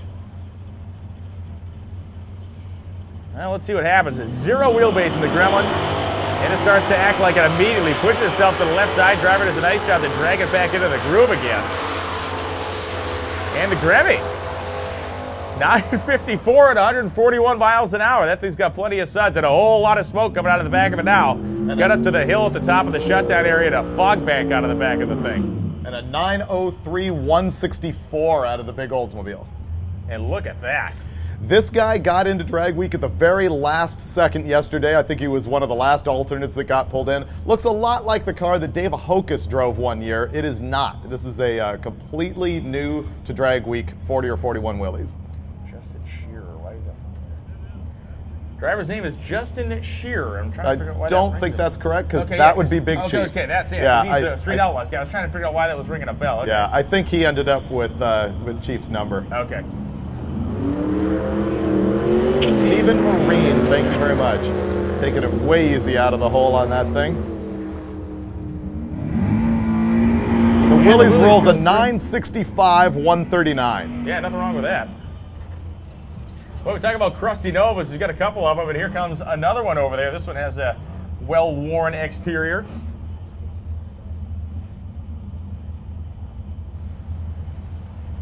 We've got our live feed on in front of us now. We actually don't have the feed going, but we've got questions. If you've got anything you'd like to ask us, post it up there, and there's a minute chance we'll actually address it. Well, and if we do address it, there's an even smaller chance that the answer will be correct. That's true. Oh.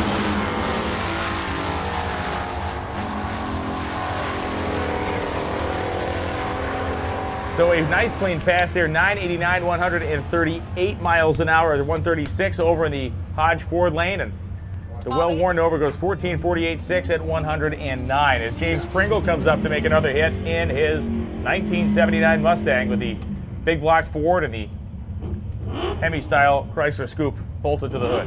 What's that clock right there? Virtually 4,000 people watching us online right now. Copy. David, are you wearing sandals is the question. Yes, I am. As a matter of fact, so is Brian. Yep. Oh, you've got the stylish green Tevas going. I tell you what, that's how I roll, man. It's a lot of maintenance, a lot of upkeep in this part of the deal over here. Pringle, a little bit more representative of launch than he had before. The car was lazy out there. And Pringle going to get led down to the top end by the Nova of Mike Carl. Carl goes 1040 with an 8, 131. Pringle goes 1090 with a 4 at 129.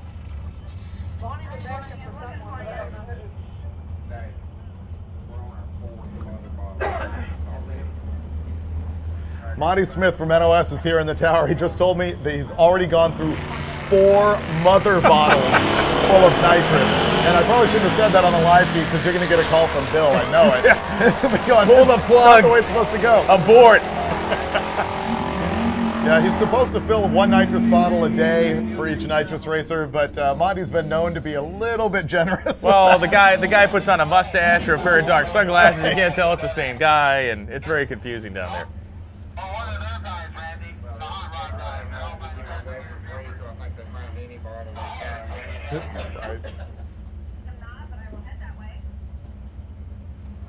You guys turn that radio down, if possible.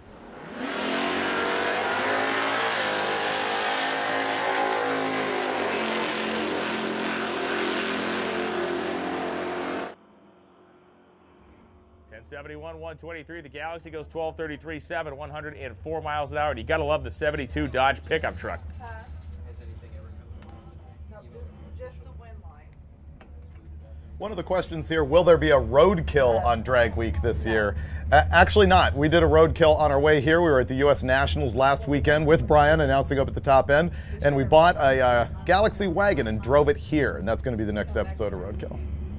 There are two of these Dodge trucks that are virtually identical, so I'm not sure if that is one of the Gebhardt brothers or if it is Casey Cunningham, but it's one of those two people driving that white Dodge pickup down the left-hand side of the racetrack, and a pair of big block Chryslers go down there, but the pickup truck goes 12:56, 107 as Bob Larson, 15:10, 9:91.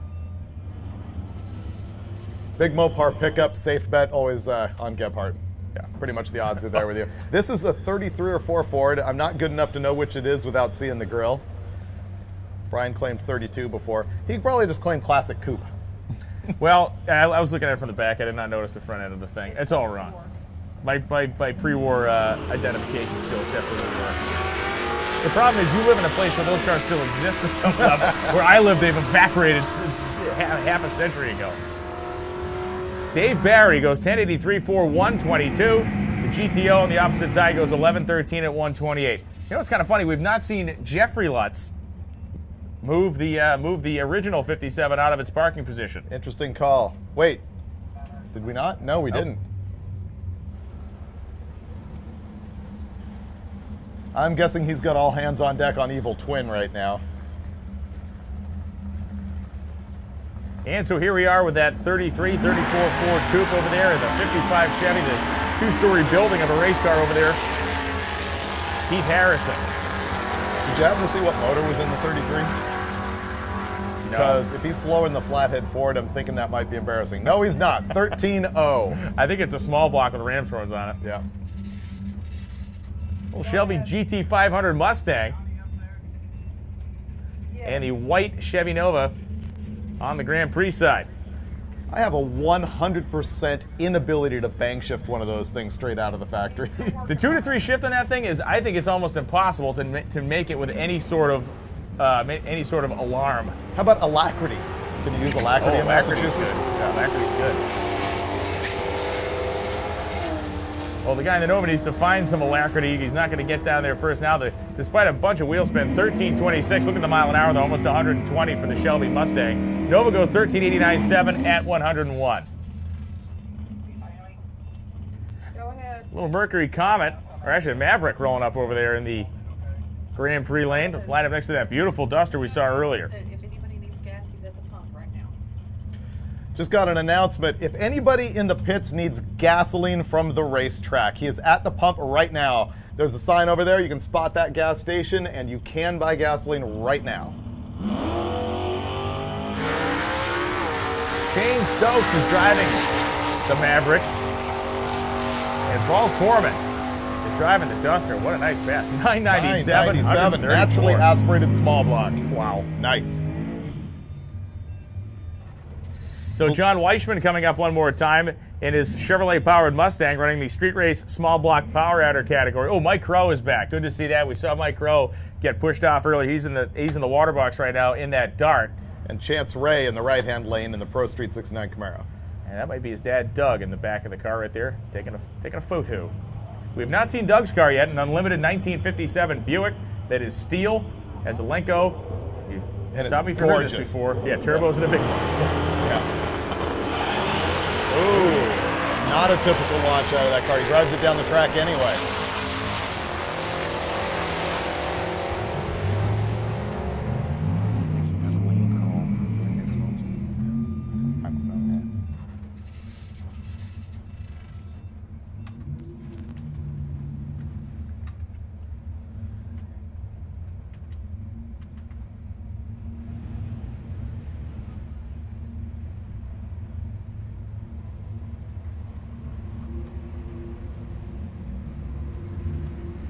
We've got Lonnie Grimm down there in the pits somewhere. We'd like you to come up to the tower and give us a judgment call on when we will be cutting off first session and prepping the track and going into daily driver. So Lonnie, if you can give us a heads up on that here in the tower. We're on live video feed. Everything we say is mic'd, so we'll be criticizing you in front of the whole nation if you do not do this for us. Well, another pair coming up. It's going to be the wagon, which again, the huge wheel stand first time out for Christy Reynolds, and then they really tied the car down as you'd expect. Next time down the racetrack, it's good for the show, but not good for the elapsed time or the suspension or the oil pan when you start to do that repeatedly. Kevin Fangman. Fangman in that nice looking Nova with the rally stripes over the hood and deck lid. Cut the lanes off at noon to start for daily driver. Yes, that is perfectly fine.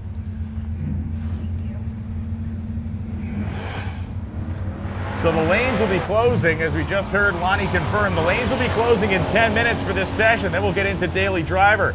If you have a class car you want to run in this session, you got to get it in here by noontime, or we're going to close the lanes and you'll have to wait until after daily driver to get back in.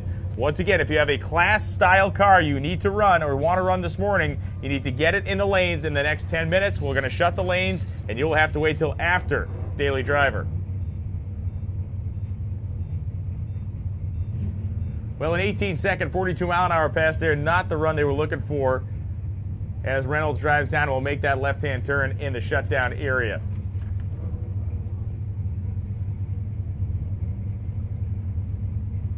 Danny Roberts here in this 80 Malibu. Interesting color choice. I actually like it. I do too, yeah. It's kind of a weird goldish, greenish kind of thing. It's like a pea soup with a little metallic in it. And the Camaro with the, can't go wrong with the plexiglass hood scoop on the Camaro. Although it is a scoop on a scoop situation, which sometimes I have trouble with that. The Malibu is a naturally aspirated small block, and that's a naturally aspirated pro street car in the right-hand lane, the black Camaro. It's got such a glare on it, I can't quite tell. I think it's 68. Yeah, it's beautiful.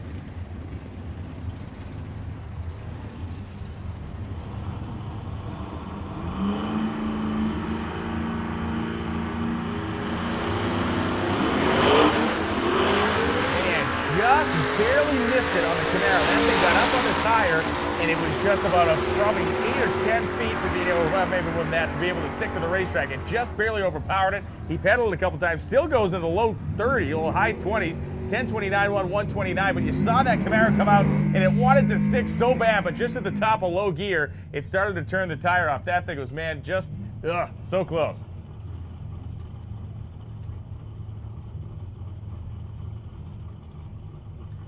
Malibu and a Camaro going to be in the next pair.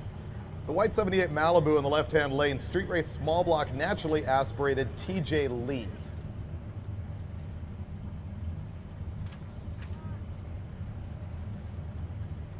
And it looks like that 69 Camaro is Walter Hare.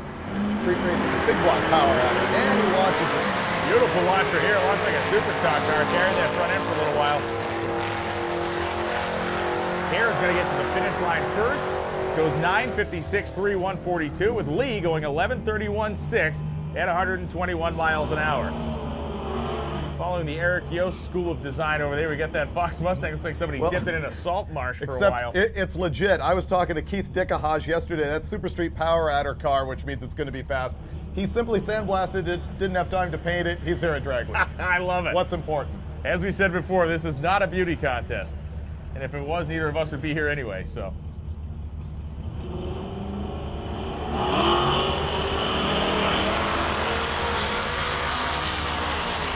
GTO had a significant starting line advantage on the order of, big smoke out of the back of the Mustang, and he is out of the power down there. The GTO goes 9:42.7, 147. The Mustang rolling slowly. I think got to the 8th mile, and then a large puff out of the exhaust.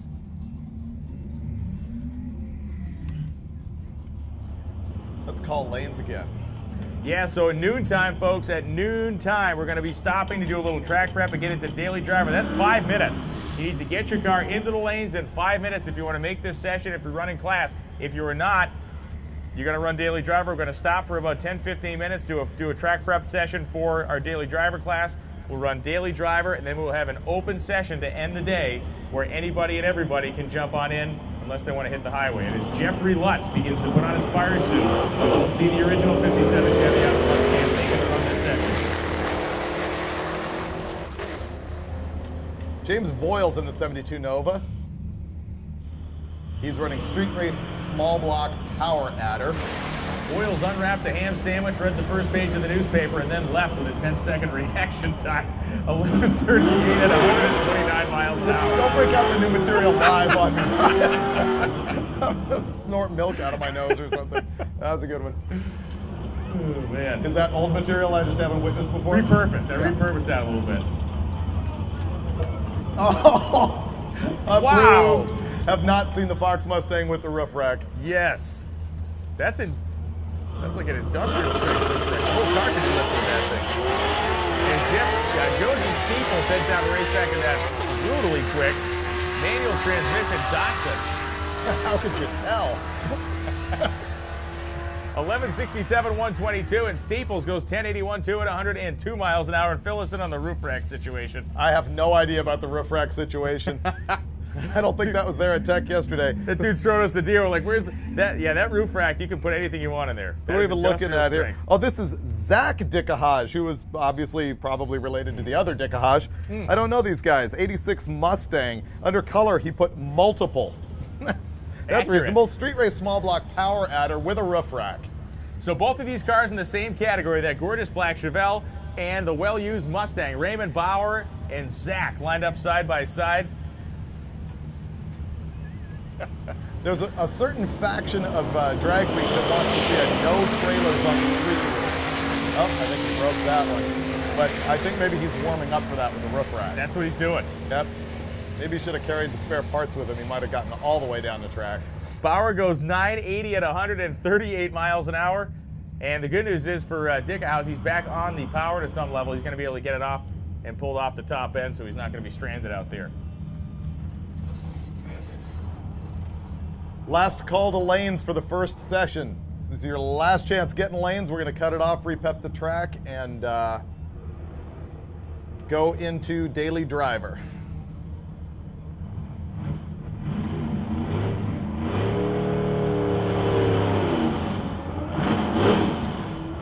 And boy, trouble on the burnout front here. The thing did not get that much water on the slicks. It started the burnout, pulled the motor down.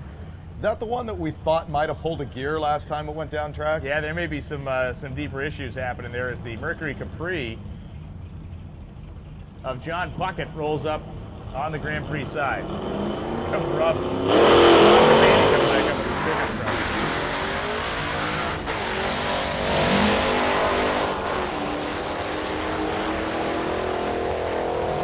Well, made a pretty clean lap, 1080, 127 miles an hour. The Mustang, or the Mercury, goes through a 998 for 140 mile an hour pass. I think what everybody wants to see right now is an 899 out of this pickup truck. He blasted a 9 and change, 19s last time. He's got his 405 there on the back wing, so I'm assuming that means he's from the Oklahoma area.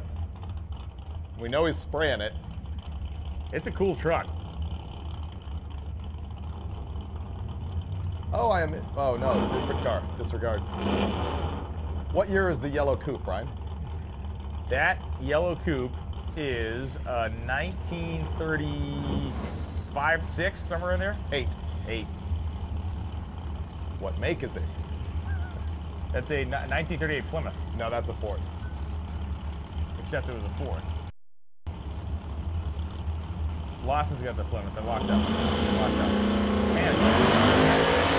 John Turpin and Ron Gabaney go down the racetrack now. And Gabaney in the pickup truck, and he punched that thing into the 8s. He went 912 last time, and Ron goes 918 this time at an even 150 miles an hour. Fell off 600ths and 4 mile an hour from his last pass as Turpin goes 954, 146 in the other lane. That 1938 Ford Coupe rolling up on the right side of the track to face off against the Corvette that was driven out here from California. And it is noon. Lanes are closed. We'll run out all the class cars that are here, and then we'll be prepping the track, moving over to daily driver.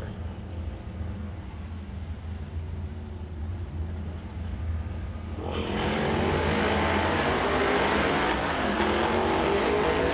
again, with that really small tire on it, got a little bit sideways there. The driver did a nice job gathering it back up. Hold the next gear. It goes 1186, 115 with the 38 Ford, going 1384 with a 3 at 100 miles an hour. Kind of a neat moment here. A father and a daughter lined up side by side with Dennis and Alex Taylor.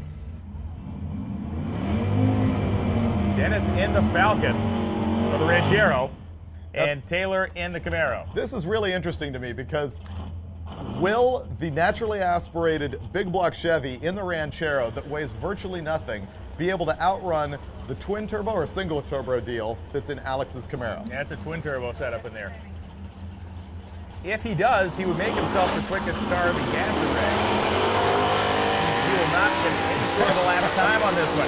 Now that's pretty big because now he's going to have to wait. That's right. He will not get a time slip here. He jumped before the tree was activated. Alex goes 9:79.91.48. Dennis will get no information on that time slip. So if he now wants to get back on another run, he's going to have to wait until that later session. Buy your t-shirts and stuff. Will you announce that we have ours open, our souvenir stand is open right here on the grandstand? Just a reminder to everybody in the stands, you can buy Drag Week t-shirts here at the event, and Tulsa Raceway Park has just opened up its concession stand as well. So we'd encourage you to support the track, stop by there, spend some cash. Here comes the Gear Jam in Pennsylvania, Doug Garrison here in the Grand Prix lane, and D.W. Dishman. Dishman in the Pontiac Ventura. See how he called it Nova. He thought, oh, I'm going to get it. He's going to call it a Nova. You're wrong. And another Pontiac-powered Pontiac. Why is that becoming unusual? I don't know, but I like it. 10:79 at 126 for Garrison, 13:51 at 98 for Dishman in the Ventura.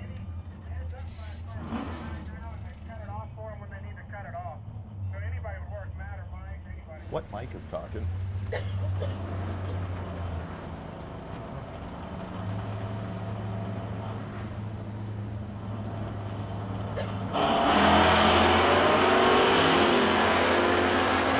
Gen Firebird, the second gen Camaro head off down the racetrack. Greg Weigert driving the Firebird. Camaro goes 10:63, 127. Weigert 11:14, 5 at 118.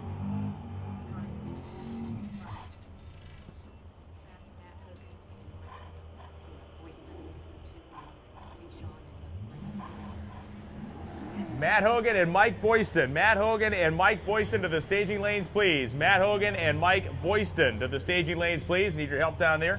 Matt and Mike. Do it to it. Two of our guys that are helping organize the event here. Matt and Mike to the staging lanes, please. Oh, Larry Larson pulling back into the water box.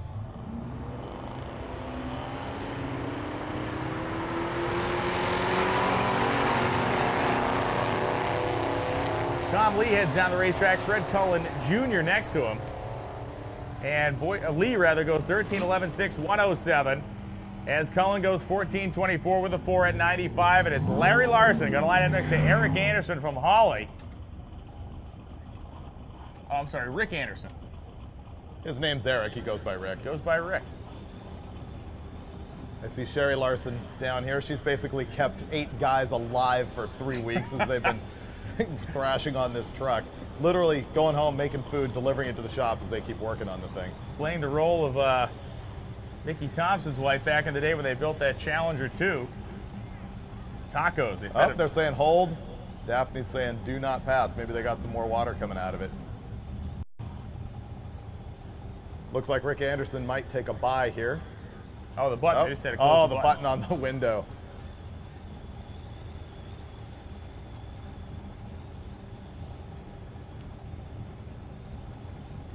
So Larson now had some water come out under the rear tires last time. They think they get that all mopped up. Larry comes out, the truck wagging the tail pretty good. It's off to the left side of the lane. 181 in the 8th. Larson throws the chutes, goes 699. 164 for Larry Larson, baby. Oh, and look at him cheering here at the starting line. First pass ever out of that truck, 699. Wow. Wow. Larry Larson has served. Yeah, 699, 184. Don't have the incrementals. Why did it not show up on the screen?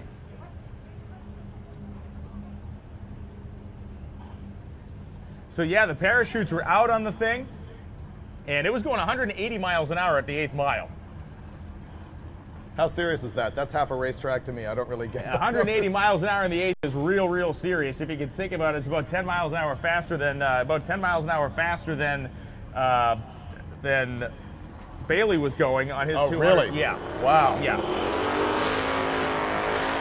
So put that in perspective of, I really think that's the first pass ever out of that truck. Yeah, I think so too. I think that's pretty incredible. 848, 162 for Tina Pierce of the pickup truck. That's a twin turbo LSX setup in that thing. Jeffrey is here. This is the original Lutz 57 Chevy. Getting a little crossed up on the burnout. This is the all steel car.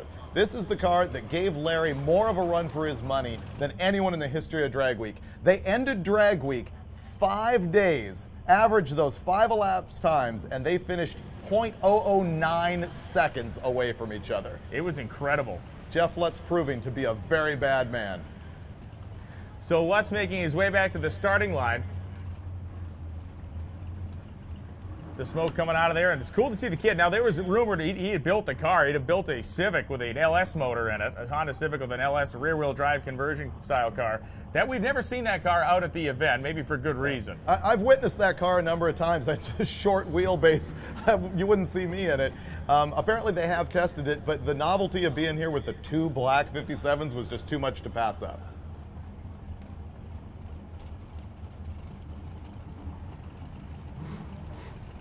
I think they've got this car tamed down just a little bit. I think they're literally entertaining themselves and others with this. Cool. Which I appreciate a lot.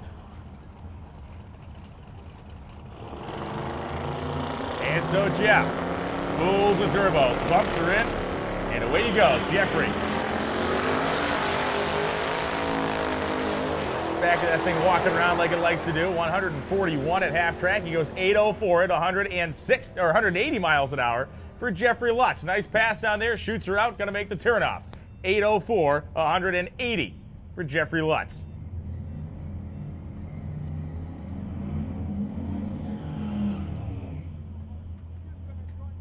Could be wrong. I think I just saw Doug Ray's 57 Buick roll by. He might have been in lanes before we called it. Oh, okay. Yes, he is. Cool. Couple cars back here. Now, what's really going to be interesting is to see if Larry leaves that alone or if he comes back.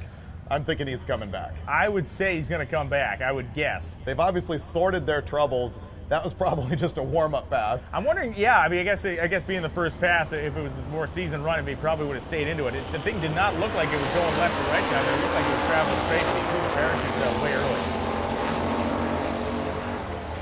As the Mercury goes 956 at 159 miles an hour. The Nova of Ed Schwartz goes 1120 with a 6 at 125 as the Mustang Cobra going to line up next to this gorgeous Ford wagon down here. That thing is fantastic. Little Falcon station wagon. He was here last year. I remember seeing the car at Bowling Green. I think it has a small block Chevy in it. I could be wrong about that. They dropped out real early on, so I'm glad to see him back. Good point. Yeah, now that you say that, I do remember that. I looked at so many cars yesterday, teching them for class. It's just really hard to keep them square. Sometimes you don't have to look at an engine to tech a car, at least not for NHRA tech, or at least not for what I was doing. Yeah, rather. for your safety end of things. Yeah.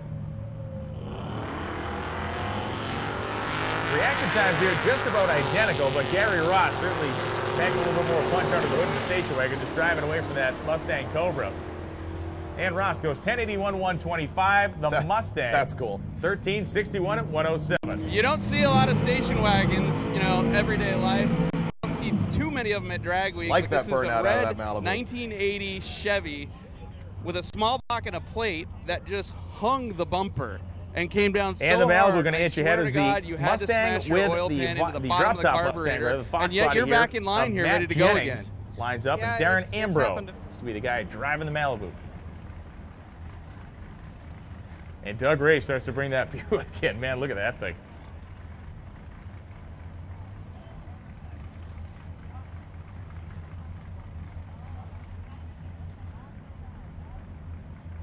And they shut the Mustang off. I think we're backing everybody out of here for a second. Hold on, let me reset it. So we're going to reset the Christmas tree for this pair. Matt Jennings and Darren Ambrose. Okay.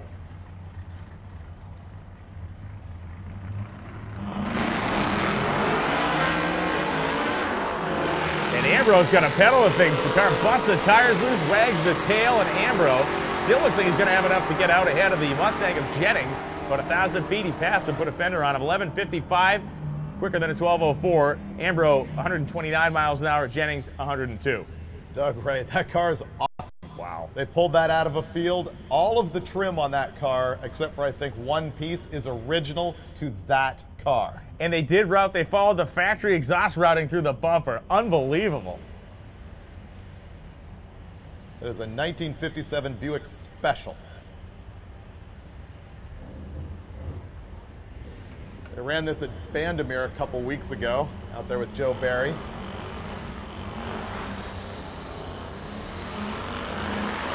And he's pulling gears in the Lenko. Motor lugged down pretty hard on there. He grabbed second. You see where I left about 6 feet of rubber. 104 in the 8th mile, and Doug Ray goes down to the Buick 1094-7, 133, and it is a high-riding wagon down there. That is a Nomad, too. Did you see that? Yeah, I saw that. That is Two-door. not Jeez. a regular two-door wagon. That is a Nomad. Another story Wow. of found in the woods. He bought that car and one other four-door together for $2,500. He said he's got like $7 grand in the whole thing, cobbled together, and shows up here at Drag Week just to have a good time, and he's living in the wagon all week long. I love it. Yeah.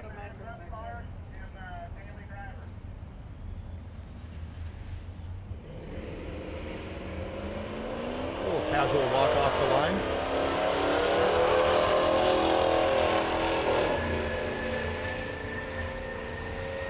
So Dan Ashlock going to go down on in his Grand National as the wagon, the Nomad, goes 13.76.1 at 97 miles an hour.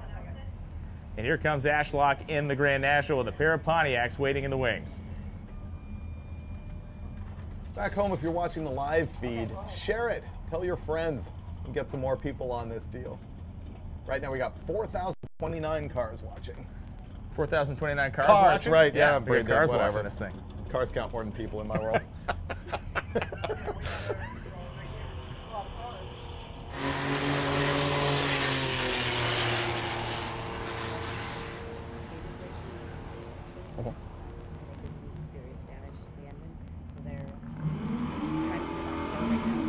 Gordon Potter here in the 70 Pontiac GTO. So another all-goat roundup here. So a little breaking news here. One of our roving reporters, that was Alana, just came up to drop some knowledge on us that Shane McClellan got the Crusty Nova, his son, racing a Malibu wagon, trashed the motor. The motor's junk. So they got to try to just get it enough that they can limp it up, get it into to stage it, and then rebuild the motor in the pits this afternoon. So they're going to go take the number. They're going to get the 22nd ET. That's the way to do it. Stay in Drag Week instead of falling out. That's really cool. 1079, 131 miles an hour on the left-hand side of the course, and there's going to be that's a long afternoon and an even longer night when you know that's coming. Kevin Studaker in the well-passed-around wagon, LS Power, dog dish caps, and Cullen Duncan in the Buick Grand National on the Hodge Ford side.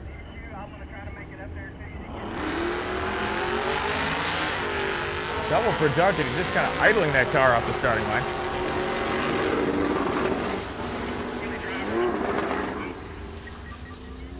And in the right-hand lane, 11:03 at 112 out of that LS-powered wagon.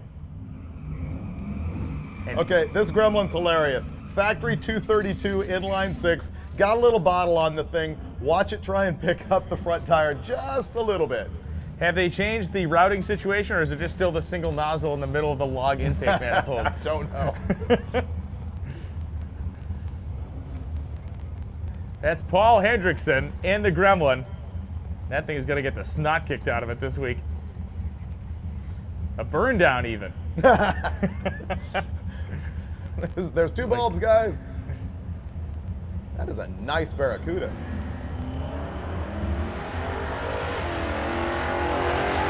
Go, Grammy, go! Go.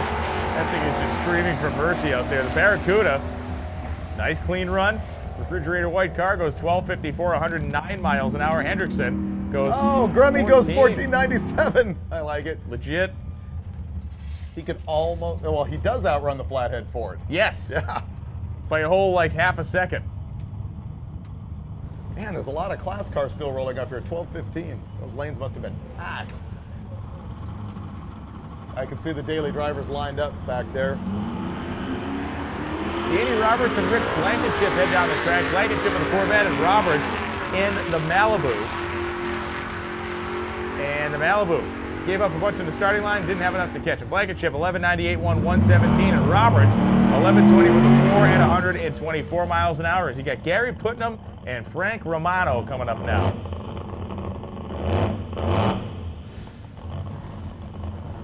Putnam swapped the transmission in this car just the other night. The transmission they brought it out here with gave up the ghost earlier during testing in the weekend. Frank Romano, as David told us, a new freshened engine combination with an aluminum block. It's a high winding big block clutch car. I believe it's a 509.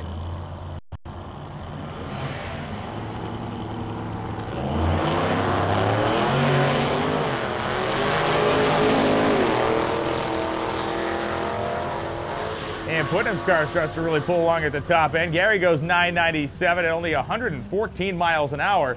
1186, 126 for Frank Romano, but 997.5, only 114 mile an hour for Putnam at the stripe.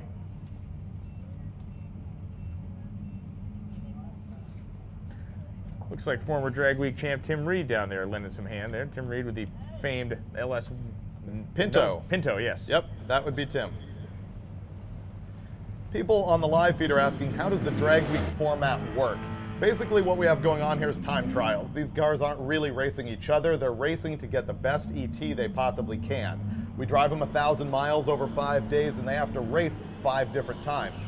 We add up their best ET from 5 different tracks, average them, and the quickest average is the winner in each class. A little bit of minutia, but the physical procedure is you make your runs. When you decide you've gone as fast as you're going to go, you walk up to the timing tower and you hand your slip in. You don't keep the time slip, you give us the time slip. We record it, we then hand you directions and wish you the best of luck and hope to see you tomorrow to repeat the same process. And like David said, we total those times depending on which class we're talking about. We total the times up, or the average of times, the quickest average wins the class. In Daily Driver, we take the quickest 32 cars from that category at the end of the week and run a bracket style race, a dial-in bracket race. 10:43, 140, and an 11:89, 125 mile an hour pass. And the Aussies are back. That's a neat little car. They sold those, well, I guess it would have been... They were Mercury Capris Yes. in the United States. I believe they were assembled in Germany. Short run, too. It wasn't, there's not many of them running around anymore. I'm going to go 73 to 75. Something Is that like about that. right?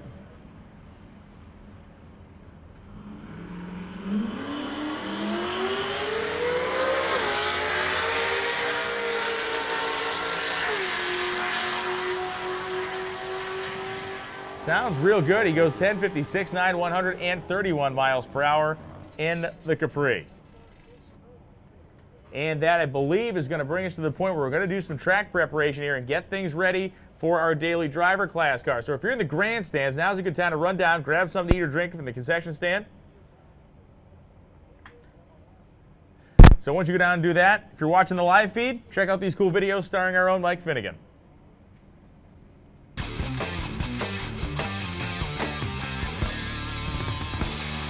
You don't see a lot of station wagons, you know, everyday life. You don't see too many of them at Drag Week, but this is a red 1980 Chevy with a small block and a plate that just hung the bumper and came down so hard, I swear to God, you had to smash your oil pan into the bottom of the carburetor, and yet you're back in line here ready to go again.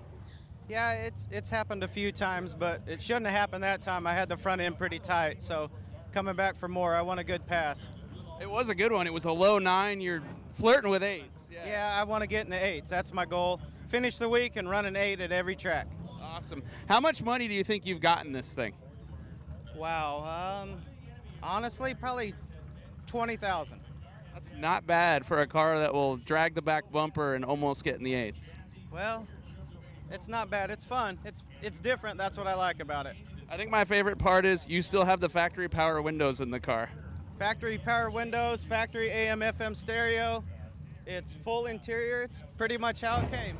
All right, so what changes did you make between there and here to hopefully not stand this thing up again? I locked the front end down as tight as it'll go. I had a little bit of room on my shocks, and it's bottomed out as tight as it'll go now.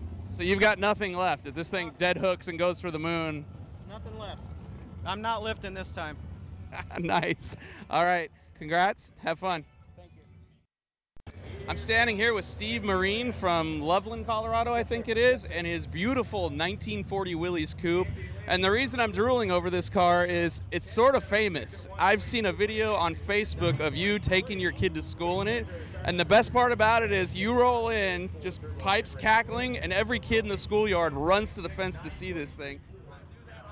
Yeah, as much as we can. We took him to school at the end of the school year last year and this year, and he just loves the car. So it's with him and my wife. She's odd man out. He rides in the car, and she has to follow behind. Is this your first drag week? First drag week. Really? And how much racing have you done with this car? Got the car done in May. I licensed in July, and I've had like 5 or 6 passes on the car, and I've been driving down the street, car shows and stuff like that. And how quick has it been at the drag strip so far? I ran 998 at Vandermeer, at 140 Super Chevy. Wow, so up at Vandermeer, that's pretty high, a lot of elevation, really crappy density altitude. How much quicker do you expect to go here at Drag Week? I'm hoping in low 9s. I just came to experience it because I've heard how much fun it is, so I'm here. Oh yeah, Drag Week will ruin your life. You're going to be so tortured and worn out by the end of it. You're going to be like, good God, get it over with. And the next day you're going to go, I can't wait to come back here and do this again. Exactly, that's what I hope. So we're just here to experience it, and hopefully next year we'll be a little bit better prepared. Right on. Well, welcome to Drag Week, sir. Thank you very much. Yeah.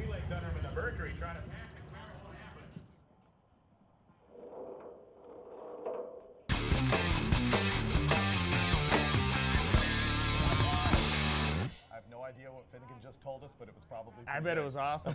I heard it was really good. There's a guy weeping openly out there watching on his phone, so it was, whatever it was emotionally charged stuff. Right now we're on the break in between all the class cars running and the daily drivers running. They're probably going to rub on the track and eat some lunch a little bit. We're going to go ahead and answer questions from people on the live feed. So if you want to post them here on the computer, we can look and see if we're willing to answer your questions. One of the things I think we... anyone from Street Outlaws? No, I think just Tina, right? And yes. Lutz, Yes. Jeff Lutz. Yep. So let's see. This is a little bit awkward. Here, I'll read off questions. Well, we're waiting on a question. I think the morning session played out a lot of the ways we kind of thought. We saw that 650 come out of... we saw the 650 come out of Bailey's car. I mean, of course, Larry's the number that I was impressed with on that run, and I think everybody else was too, was not the trap. The 699 is a great number, but the 181 mile an hour half track speed after the thing really did not 60 foot that well says a lot. It says that truck is making just immense amounts of power. And you said that was how much faster than Bailey's? Well, depending on how tough they got it wicked up in the back half, you got 180 mile an hour trap speed in a turbo car, you're talking about 240 plus miles an hour out the door, you know? Couple questions rolling in. Are any of the Roadkill cars going to make an appearance? For those of you who don't know, that's the video series that me and Mike Finnegan do. It's just sort of a gearhead adventure, dirtball kind of thing. Fun stuff. And no, we don't have time to do that during this week. Is Blasphemy running? Same answer. Blasphemy is Mike Finnegan's 55 Chevy Gasser with Chrysler Hemi in it, which was kind of my dream to always build that car. And so he and I did that together and road tripped it clear across the country, but it will not be here at Drag Week. Have any cars broke or dropped out yet? That's a good question. I don't know specifically who's gone. What will happen is you can go to hotrod.com at the end of every day and you'll get results for everything that happened out here on the track.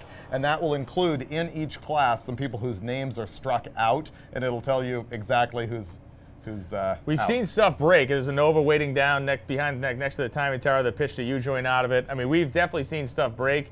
Where we're positioned here in this room, we're not sure if anybody's walked in and thrown the white towel on the table yet. Right, but we will get that info for you at the end of the day. Or if anybody comes and lets us know, we can share in that. We talked about Shane McClellan, the guy with that white, we call it the Crusty Nova. His son is here racing a Malibu station wagon, which had some sort of launched the motor somehow or did something. They're trying to get the thing just to idle enough to get it up on the starting line and stage it. If you stage it, you can turn in the time slip and basically get charged for a 20-second run.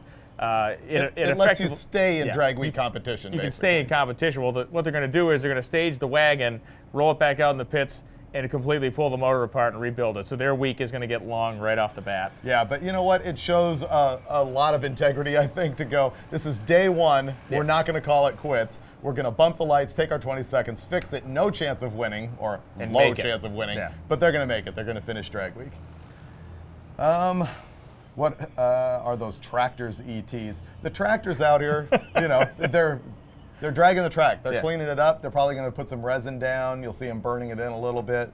They're just making it good for the daily drivers, because we call that class daily driver, and in the beginning it really was. It was just bone stock muscle cars, and there's a lot of that, but there's some really fast cars now as well. We cap that class at 1080 just because I want to see you in another class if you can go quicker than 1080. That said, I have seen 9-second cars in daily driver who are just doing the bracket race game of dialing it back. Just whomping the thing, slowing down. That happens. Fix the clocks. Yes, our problem is there's a fuse blown in the top end clocks, or the top end scoreboard at the track. So we're trying to make sure to announce the time every single pass in the right-hand lane.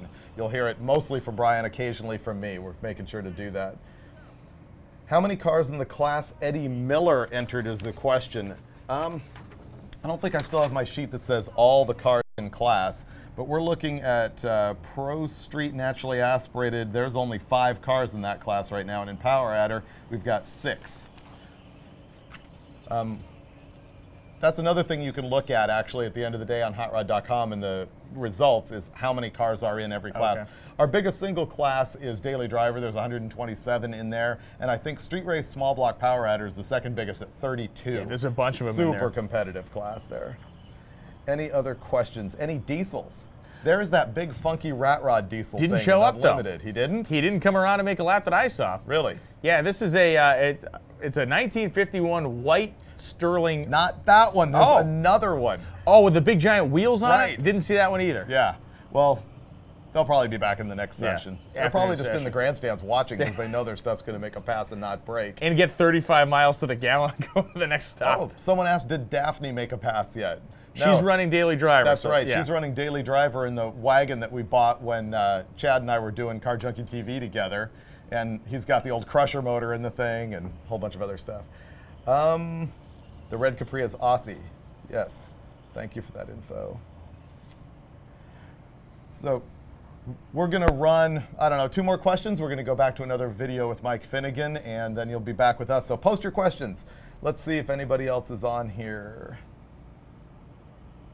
Send Finnegan for a fuse for the drop-in clocks. David, would you allow someone to drive a slingshot dragster in drag week? Yes. That's what Unlimited's all about. There are no rules. If you could figure out how to get a Top Fuel funny car to drive 1,000 miles and race here at Drag Week, you can do it in that top class. There's a guy racing here this week that is in the planning stages of building a single seat altered that he would like to take out here. So whether he ever finishes or not is one thing. Eduardo? Yeah. Yep. Exactly. So not a whole lot flowing in right now. Keep up with the questions. Post them up here on the live chat. If you're looking at the live chat on hotrod.com, you can go directly to YouTube, which is where you can put your questions in. We're going to go to another video right now with Mike Finnegan and be right back with myself and Brian Loans.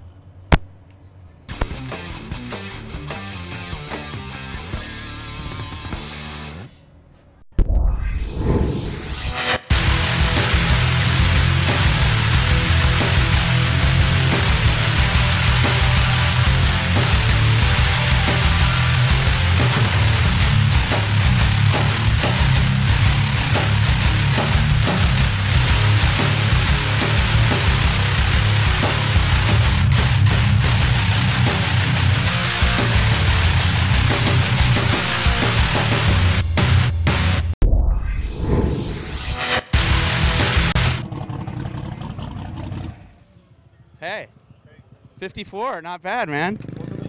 Yeah, 654 at only 203 miles an hour. Oh yeah, you see, and I was out of it because you see the wall? Oh, you drove the hell out of this thing. It was impressive. That was man style. So yeah, I'll go close to the wall, but kind of hit that verge where I'm like, I don't see any grip, so. Hey, so the big question is, that's a stout number. Are you going to leave or are you going to go again? Well, it's a 54? No, it was. Yeah, we'll probably go. Yeah, I don't know. That is a record number here at Drag Week, so you might as well hit the road. For how long? Who knows? Until you go again, I guess. Oh, what Lutz run? I didn't see it. 75? Yeah, I believe that was the old car with Junior driving, and I think they're just kind of. No, that was Jeff. I saw him at the top end. Oh, it was the new car. Yeah. Oh, I missed it. Oh. Oh, you got a few tenths on him then. All right. Congratulations. Yep, thank you. Good luck.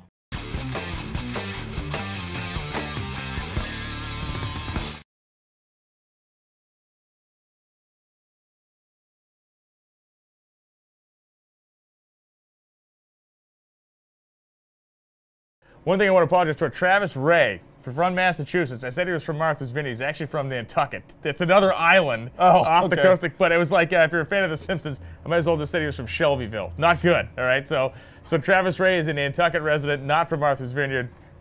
Put the torches down. Don't burn my house down. My wife and kids are in there this weekend, all right? That matters to people in a 10 square mile of your house. house. Hey, but they're mad, and they're close to me.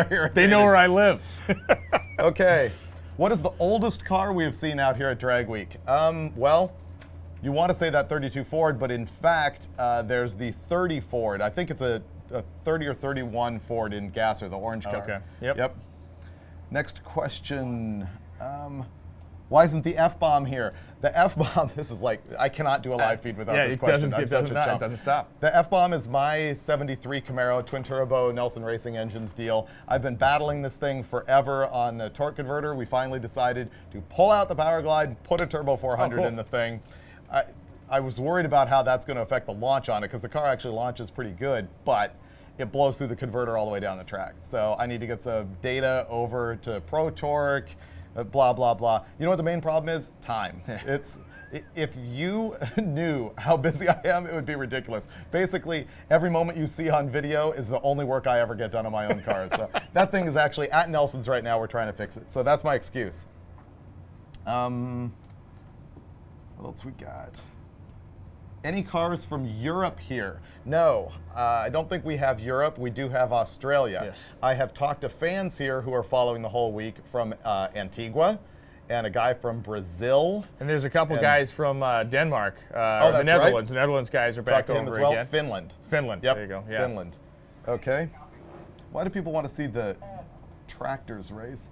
What's the strangest thing you've seen so far? What do you call the strangest Drag Week vehicle? There's a few. Today?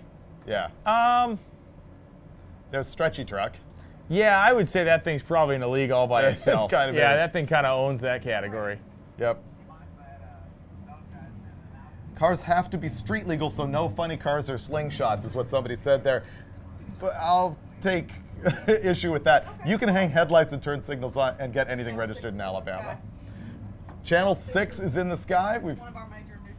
Oh wow, we got a major news channel here with their chopper covering Drag Week here at Tulsa Raceway Park. Last time I saw that, I was driving a Bronco, so I'm glad to be in this building. Perfect. No, this thing gets a lot of press. The Drag Week is blown up so much because of worldwide attention, basically because of the live feed. And it gets a lot of local coverage on TV channels, and of course, it's all over hotrod.com and all our Facebook pages. Chad, so? Good? It's good. It's Yeah. good? All right. Yeah. Larry Larson's truck is good, says Chad. Go sleep. No.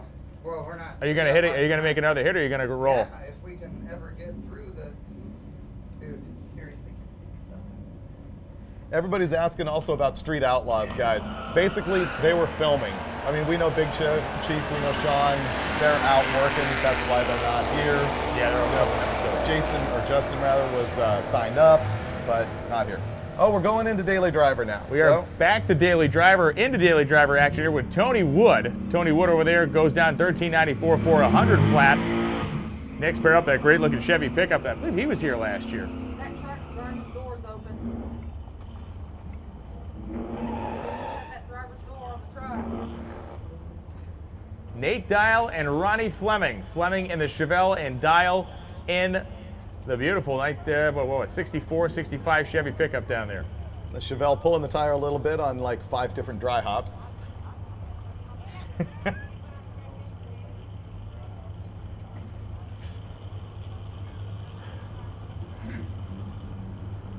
So here's what's going on with all of these cars in Daily Driver. This is a class that essentially has no rules as far as how you can build your car. Anybody can do it. I do cap them at a 1080 each GP, again, because it's recorded in action to go in one of the other classes.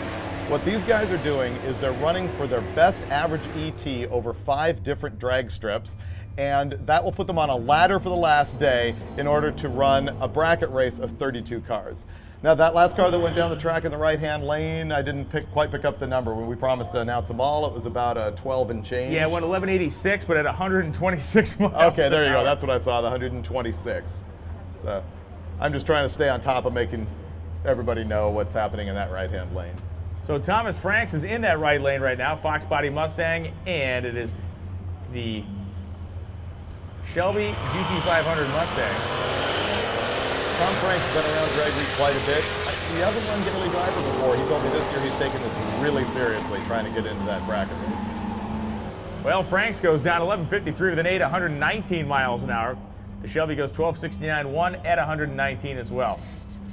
Pickup truck could be interesting. It looks virtually stock outside of the exhaust. Got a set of drag radials bolted to the back of it. But you never know. That's the good thing. And it's Tom Foglin. Foglin is a 2005 guy. He's been out a bunch of times. Yep.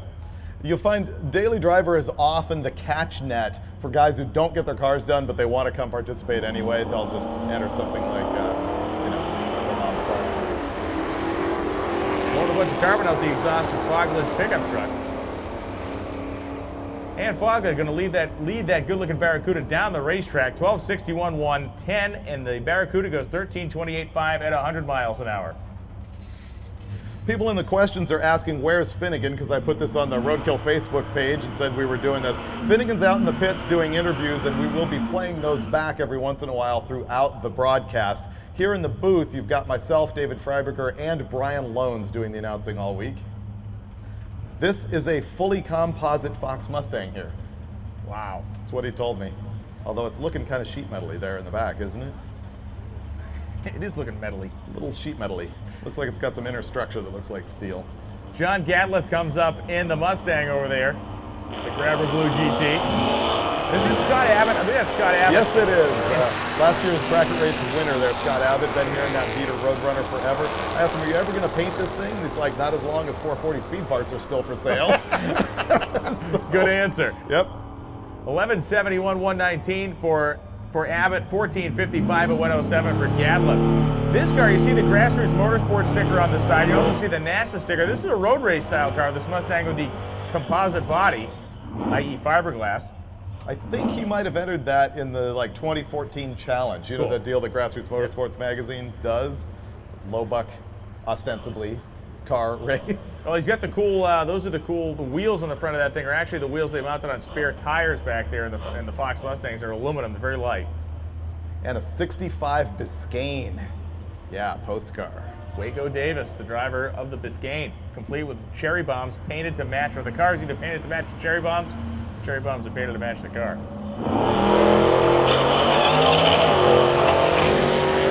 love that Mustang, dog. That thing's no windows in it.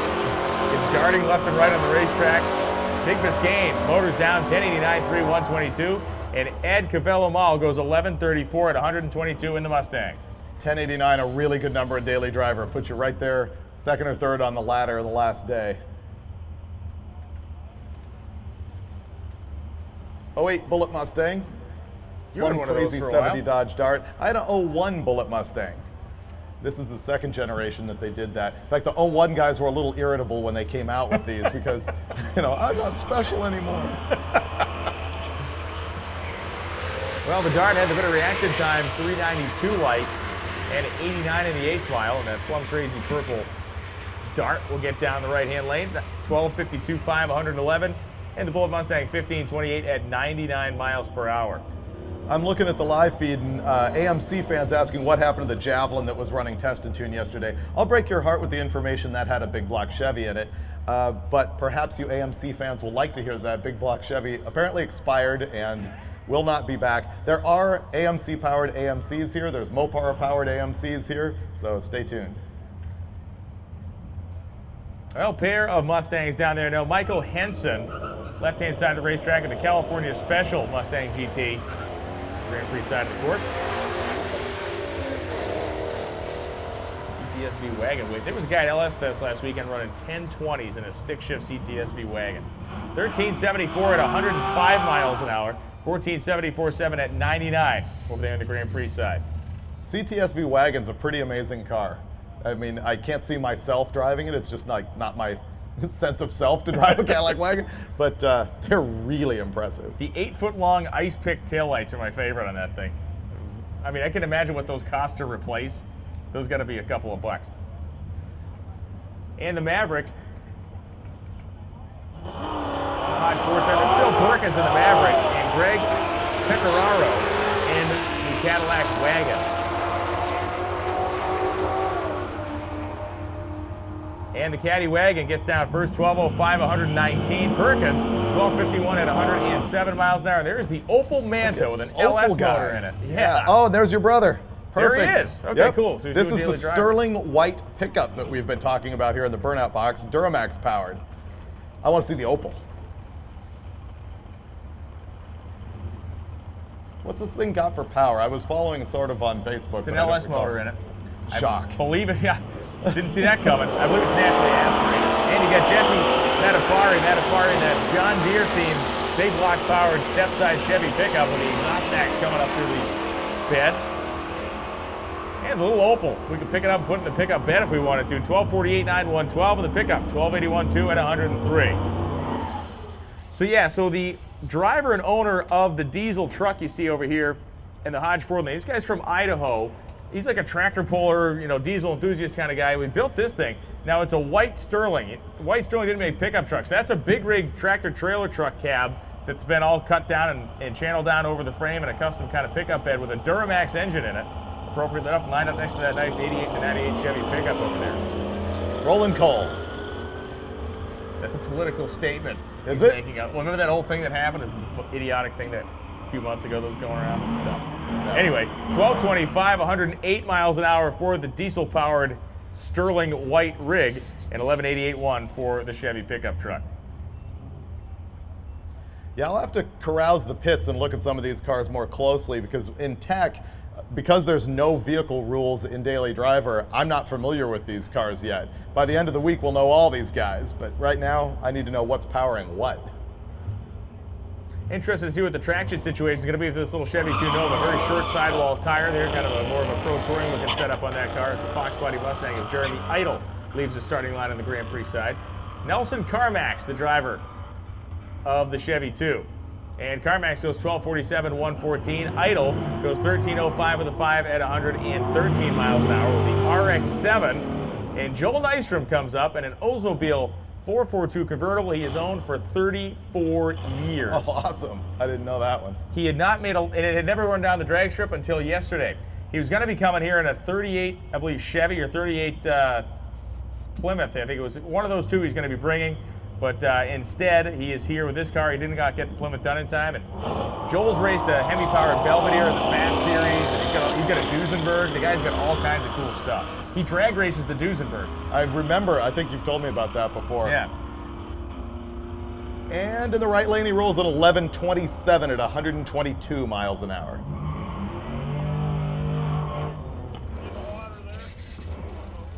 And so the station wagon coming up now. It looks like actually Chad's driving that thing. Is it Daphne or Chad in there? Do you see the kelp? That's what I'm looking for. The chinnage. The chin kelp. I thought I caught a glimpse of it flowing in the breeze down there. Is Jason Senecut in the Mustang convertible. So the wagon's got a power glide in it, 383. Got a Hall EFI setup on it.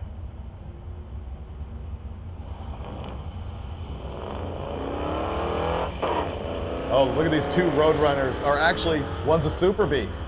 Good story here. You're going to like this. The Super Bee is an old Dave Dudek car. It's a fast class competitor. Whoa. They took the Hemi out, pulled some compression out of it, and they're going all the way. Wagon goes 15:45.9 at 95, 14:52.9 at 97 for the Mustang. And we got Ross here in the left lane. Another guy who's been at Drag Week just constantly and keeps throwing more and more parts at this Roadrunner. Big block car. He's from Canada as well. Black with a red tail stripe, as now we see the GTS dart pull through the water box. Probably my favorite paint scheme on those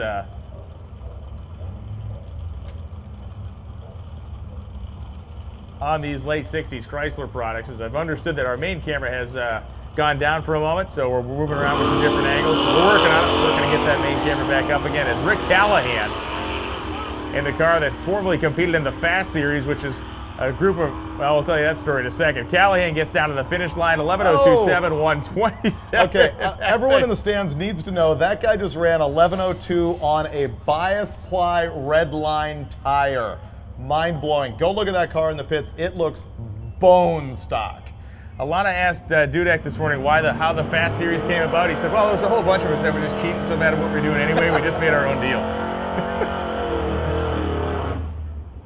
Dave Dudek, obviously the Mopar end of the massive Mopar, or Hemi really, versus Buick shootouts that went on with those guys.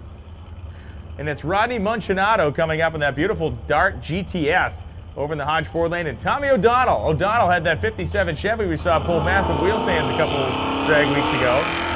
Now in a more tame mobile over there.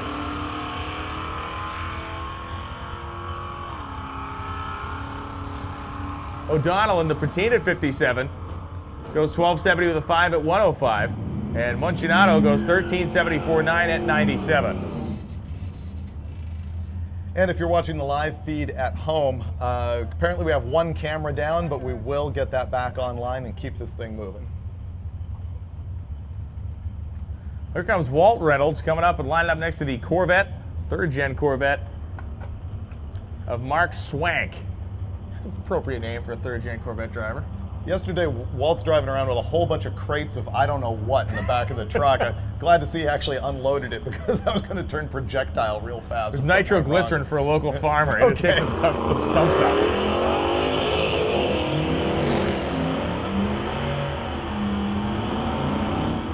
So Walt in the pickup truck looks down as Swank will get to the finish line first in the Corvette, 11:28.2, 123. And the Chevy pickup truck, a dutiful 16.56, 584 mile an hour shot.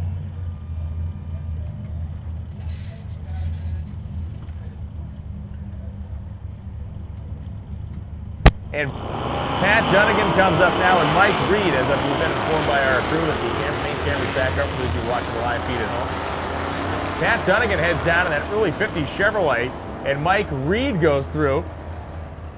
12:05.8, 112. Dunnigan goes 12:55, 9er at 105. People watching the live feed, why don't you go ahead and post and tell us where you are right now? I want to see how many people are at work. Oh, good call. Good call. Oh, yeah, how much that's are we impacting the American economy with the Drag Week live feed? The Jeep Grand Cherokee rolling up here. Remember back in the pump gas drags days, there was a guy that showed up with a Jeep Grand Cherokee with a Pro Charger on it, ran it once or twice down there? Vaguely, you're my brain, remember? Yeah.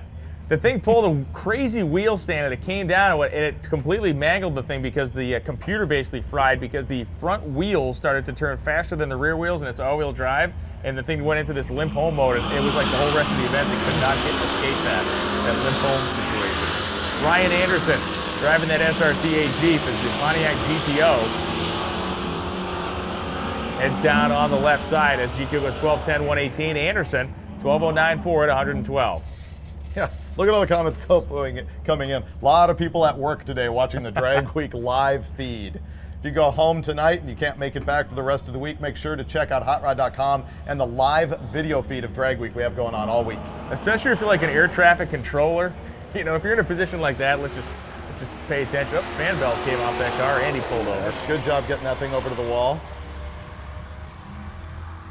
Bradley Thiessen runs down the racetrack.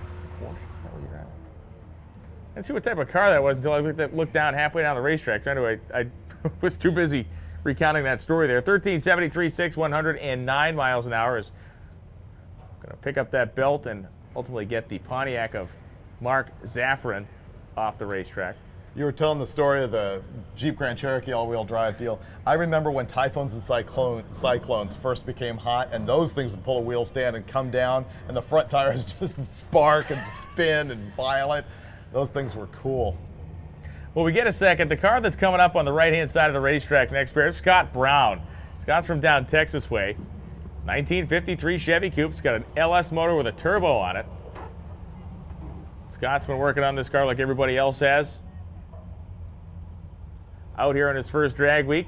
Scott had his wife, drafted his wife in to help sign him up. Of course, that was one of the other crazy stories about Drag Week this year. It sold out in 8 minutes or something like that. Wasn't it 8 minutes? 8 minutes. Yeah. Looking at the live video feed here, people are telling us where they're watching. This thing is truly worldwide. We've got people in Mexico, Aruba, Sweden, it's amazing Brazil, the United Kingdom. It's amazing how many of these people have internet access in jail. Yeah, I guess, why else would you watch us if you had nothing else to do? Send your cards and letters. So what's going on right now is just getting this Pontiac off the track, and we're going to run out all the rest of the daily drivers. I forget where the cutoff is on that, but I'm thinking we've got at least an hour's worth of them before we go into the all-run session where you'll see some of the class cars come back. Absolutely, yeah, and you know, Chad popped his head up here. It did seem to indicate that Larry was going to be hanging around to make another run in that later session. I didn't pick that up. Did he say yes or no on they're going to run again? He's saying yes. Larry's actually going to come out and put out another number. They're cooling it down. Alcohol car, cooling it down. $6.99 Larry Larson put down out here, and obviously not content with that when Tom Bailey's sitting around with that $6.52. Does anyone know if Bailey's still here? We don't know if Bailey's still in the pits or if he's left town. Well, he was an inbound. Oh, okay, he's right there. Is he back there? He's tucked in there. Yep. I didn't see him. Oh, okay. That's interesting. Now, the question is he hanging out to see what Larry does to decide what he's going to do? Or is he just going to make another hit anyway? I'm going with he's hanging out to see what goes down. I'm sure. Yeah, yeah, I'm sure that's probably the more likely of the two scenarios. As we are back at it out here with Scott Brown coming that 1953 Chevy, single turbo and an LS motor. Pretty cool little beat up old looking sleeper over there with fender skirts. Red River Raceway, I believe, is where he runs that thing down in Texas. Little old little track. One of the Day of the Drag, the Continental Star Club is on. Neat nostalgia race down at that track called Day of the Drag. Well, Scott Brown on the throttle goes through, how about 11:30? 120 miles an hour. That thing's awesome. 11:30 out of the Turbo LS in that 53 Chevy. Well, ZL1 Camaro, the first 5th gen ZL1 Camaro we've seen this weekend. Ira Seitz and Troy Clairhout in the Mustang Fox body, and Seitz in the ZL1.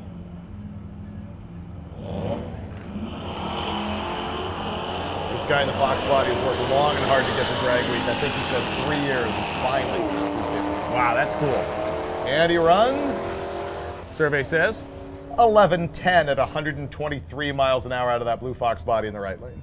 ZL1 goes 12:61.7, 117, pretty much a bog job. He came up the starting line, not enough RPM, it lugged the motor way down, and he was trying to pull himself out of a hole all the way down. Over here in the right-hand lane, this Corvair is pretty interesting. It is sitting on a A or G body chassis. Oh, cool, okay. They literally just plop the whole body on there. It's got LS power, and they have that one as well as a earlier wagon. Yeah. Is the wagon here as well? I don't know. Okay. I know they usually travel in tandem. I've seen them at a few events across the country over the last couple of years. Beautiful car. Somewhere in internet land, some guy's screaming about how an air-cooled flat 6 would just be the better solution there. Yes, I'm sure. Kevin Webb and Mike Myers. Myers is driving the Corvair, and Kevin Webb is in the El Camino.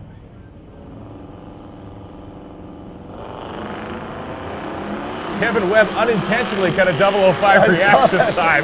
What? Give him out some credit. I thought it was going to push through before he got up on the power to try to brake torque the thing. Dude. Okay, the Corvair blasts in 11:19 at 127.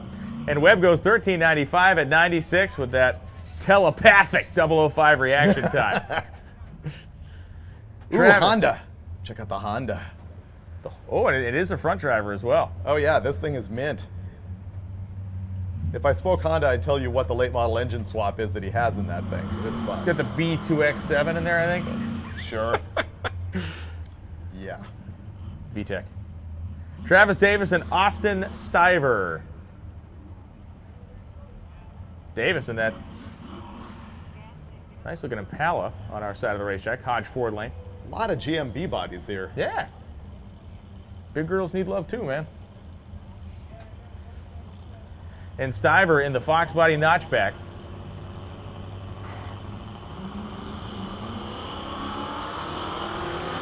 That's interesting. You go red at Drag Week.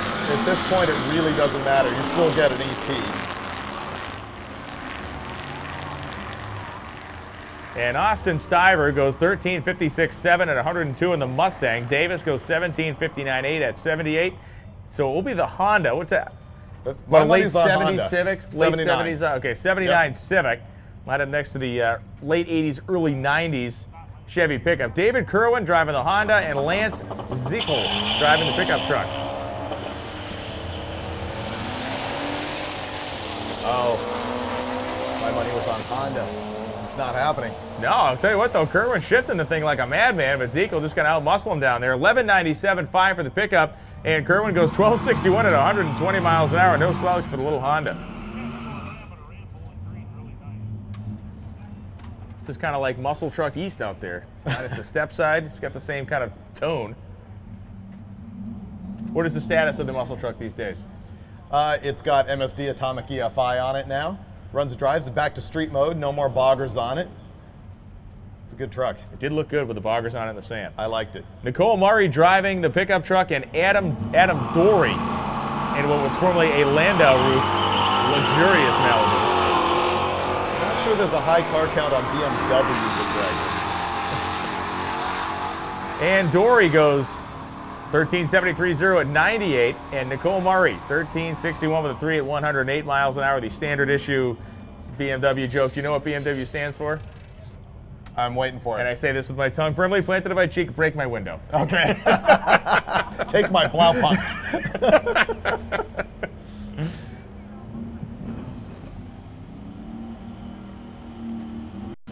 So Jordan Luttrell is driving the BMW, and man, that thing popped pretty hard right there in the starting line. And Luttrell has lost fire out there at the at 330-foot mark. Oh, he's got it lit off again. He's going to drive it down the rest of the way. 16.17.4 at 87 miles an hour. And Luttrell will not get a time slip as he rolled through the beams early and then just kind of motored on down the racetrack.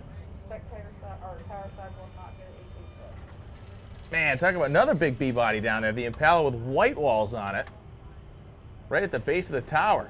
Maybe people have figured out the luggage program on Drag. That's what it. I'm thinking. Oh, here you go. Wow. Man, wait till you see this Fairlane come up around the corner. Looks like that's a Galaxy. A Galaxy. I'm sorry. It looks like the banana car that that Junior Johnson campaigned back. Was that a '67? Or was that Lorenzen? It was Junior Johnson's car. Maybe Lorenzen drove it because it was the Holly Farms sponsored thing. There you go. I got an old stock car magazine. They put a stock one next to that banana car. And I mean, it's incredible what they did to it. Vic Edelbrock owns it now. Does he really? Yeah, it's down at the museum. Jerry Lambeth. I can't read the other guy's name. No name on our other racer quite yet. 39. And that heavy-powered half-ton Dodge pickup truck. 39. 13.39.104 for Lambert, and 15.11 at 88 for the pickup truck. Like, that's a time warp right there. Like, that picture of that car in the starting line was Tulsa in the late 1960s on a test and tune day. I mean, pop the hubcaps off. That is cool. That is a 66 Impala. Yeah, that is a cool piece. I believe this is a 31 Plymouth. It is a 31 Plymouth, yes. Okay. Brian Coleman. Hemi and a stick shift, unless they put an automatic in it. It had a gear jammer in it last year. And 1 million louvers on the trunk. He blew the rear end out of it last year. I can see why. Wow. Look at it, jerk the tire on the shift. Oh, that's some entertainment value right there. Man, he worked the shifter great. Look at that. Yeah. 11 1/4. 11.25 out of that thing. Meanwhile, back at the ranch. Gonna stop for some milk along the way, pick up some beer, and he rolls a 20.406 at 66 miles an hour. 283 two-barrel Power Glide, is that what we're thinking in there? I'm thinking inliner, 6. Oh, okay. Let's hope. For his sake. For everybody involved. That's right. Brian Jakunski. The guy's last name's got junk in it. He can't be all bad. And Chris Ogle. Ogle coming up in the Challenger. Nice clean car over there. And the Corvette, the C4 Corvette for Jankowski. Man, that thing is so cool. That Galaxy is awesome. Yeah. 65, I believe. Yeah, banging gears. Need a drag week stick shift class. Now you're talking. Yeah. 1173, 119 as Ogle goes 1277.9 at 120. So we have Starsky and Hutch taking on the ghost of, well, he's not dead yet, but he's kind of like the ghost of Junior Johnson over there. That's another Canadian here. He won the Spirit of Drag Week award one year. The right-hand lane, that's Bullet Bob's son. Is it really? Yeah, it is. Excellent. Yeah.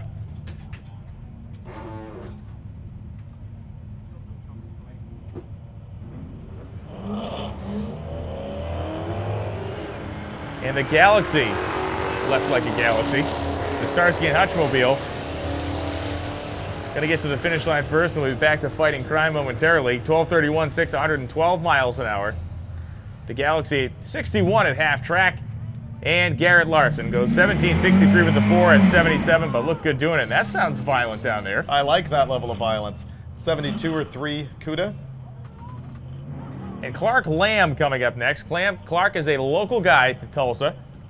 Was very excited when he heard Drag Week was going to be starting and ending here and made plans accordingly. Charlie Ogle is driving the CUDA. That doesn't narrow it down. Blue CUDA or yellow CUDA? He's driving the blue CUDA. The Barracuda. The Barracuda.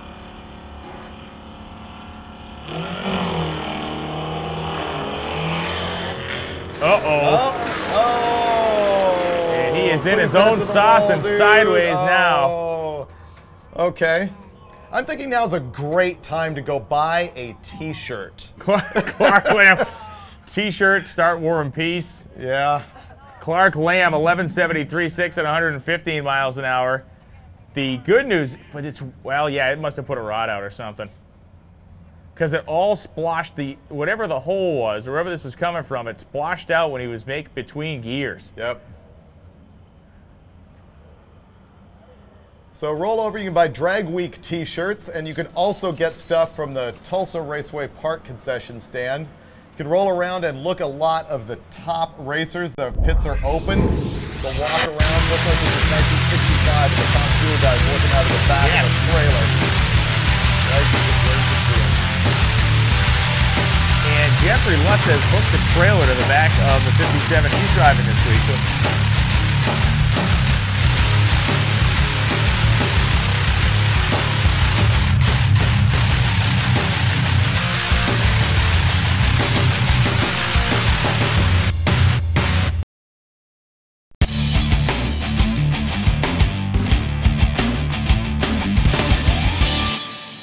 If you're a fan of drag racing and drag racing on television, then you know Tina Pierce here, and you recognize her beautiful Blue S10, which is a lot less wrinkled from when it was on its lid. Yes, absolutely. A And lot less.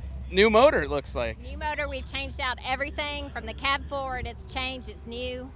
Hopefully, we can do some damage. Faster? A lot faster, yes. How quick has this thing been down the drag strip with the old combo? Well, it's probably pretty close to the old combo right now, but we haven't turned it up. So we're still tuning it. So hopefully by the end of the week we can run some sevens. Be nice. 7-second mini truck, like it. Street car. Street car. Yeah, I did notice that you were the only one of your compadres there to show up to this deal. Yeah, they had some other obligations, but I did not. So this is one thing that I wanted to make sure we came to and did, and so here we are. This is about to wreck your life because by Friday you're going to wish it was over, and by Saturday you're going to go, God, I can't wait to do this again. Yeah, next year, yes, absolutely. What class are you racing in? I am lucky enough to race in the unlimited class this year. Oh, so you got the shortest line to get up front. Yeah, hopefully. I'm hoping so because I'm ready to race. Whenever I get up there, I'm ready. Cool. So, all right, well, good luck. Thanks for coming out. Thank you very much. Thank you.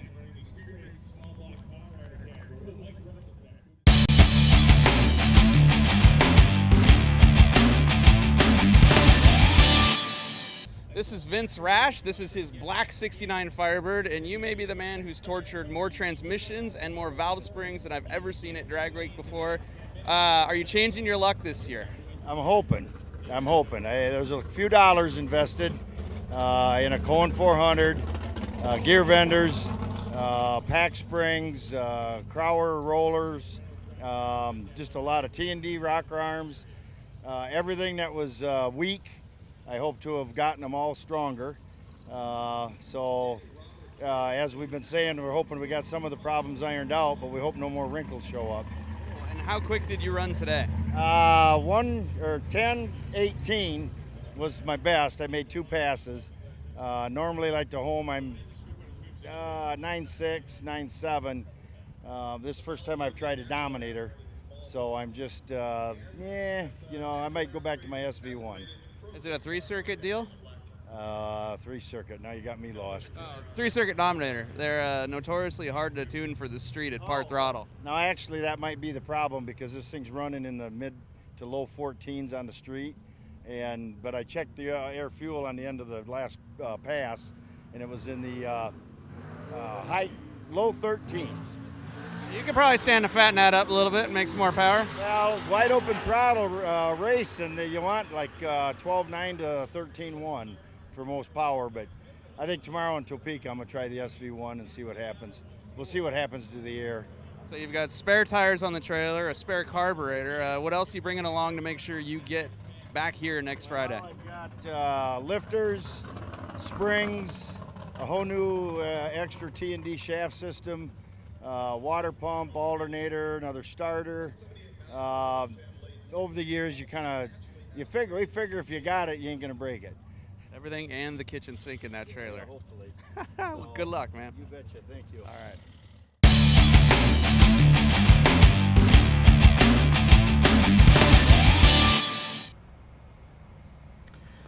And we're back with me and Brian. You didn't miss anything while you were watching that video because we were still out here. Other than some up great the track. news. You do have great news? Well, it was only water. Oh, good. Yeah. Hopefully it's not antifreeze water. No, just the water kind. That probably means popped a freeze plug, radiator hose, something along those lines. I bet it was probably a freeze plug because if it was a radiator hose, I think we would have just got the whole fire hose action. Yeah, that's true. So I think he'll put it back together and be back in competition, but we are going to be not racing for just a little while. We can go back to some questions on the screen, talk about whatever you want. People just are not hot on the questions this time. No. What's your question? Oh. What's your question? What's your question? Tell me what you want to know, Brian. Actually, I know too much already. I have no questions. I got another text here from Kyle, 1320 Kyle. He says he wants to ask me and Brian what are our favorite cars outside of the Unlimited class. There's a lot. You know, we end up talking a lot about Unlimited just because it's so stupid what they do in truth. But I'm big fans of tons and tons and tons of cars here.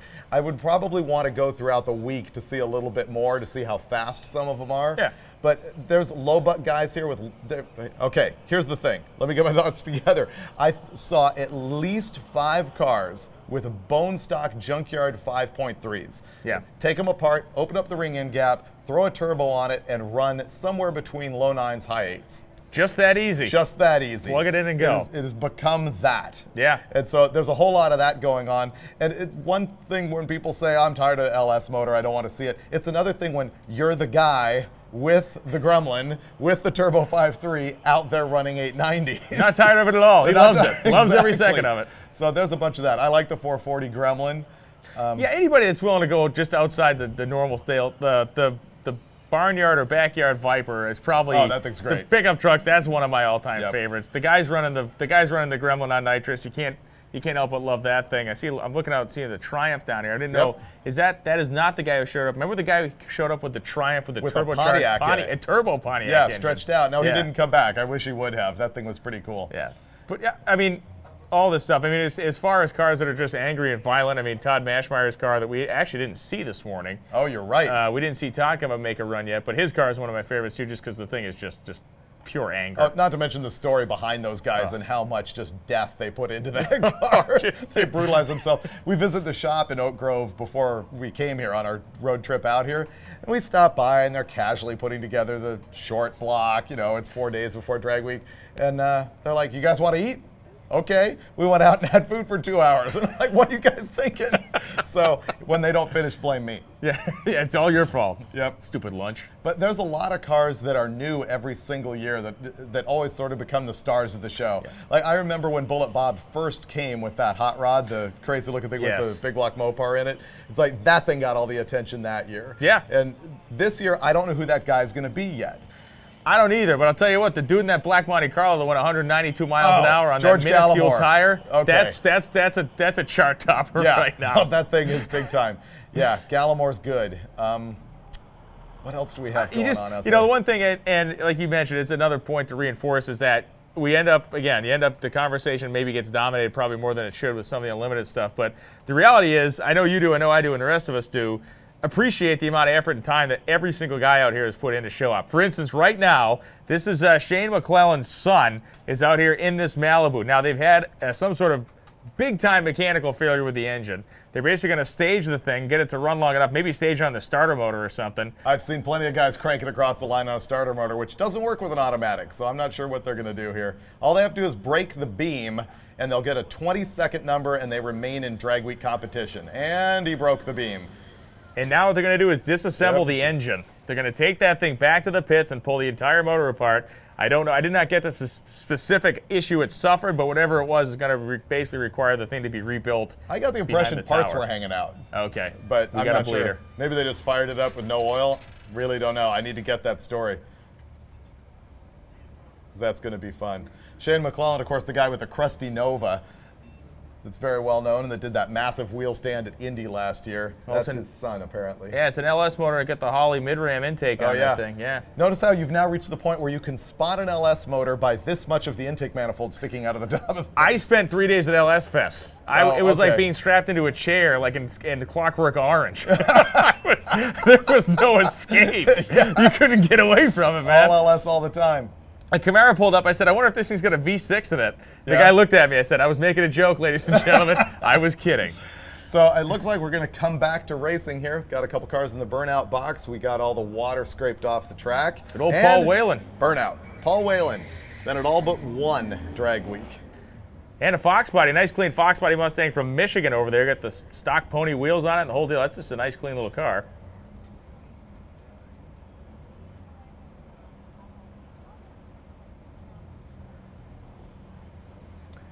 Gary Hart. Oh, yeah, Gary Hart. Yeah.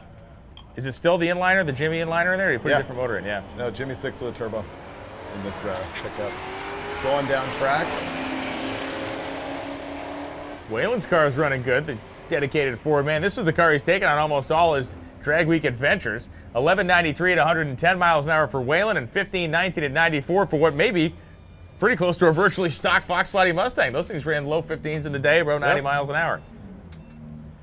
Yeah, this pickup here, which looks a lot like the 50 GMC that we just picked up for Roadkill, but is not, is powered by a Jimmy 6 with a turbo on it. Gary Hart, good guy, Bonneville, ECTA, and second year here at Drag Week.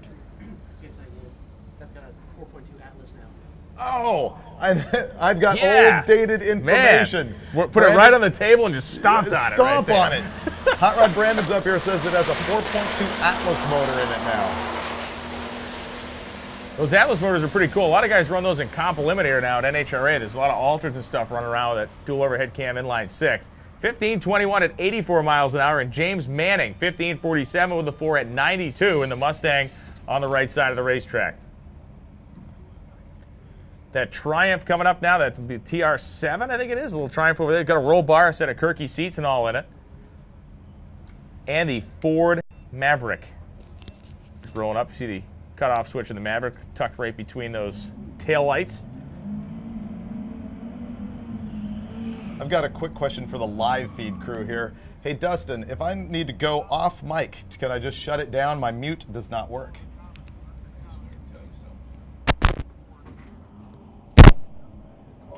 Just took the drink. Great story. That thing's got 8-bit rods in it. They're fixing to rebuild it in the pits. That's why he just got to take a tree, turn a slip in.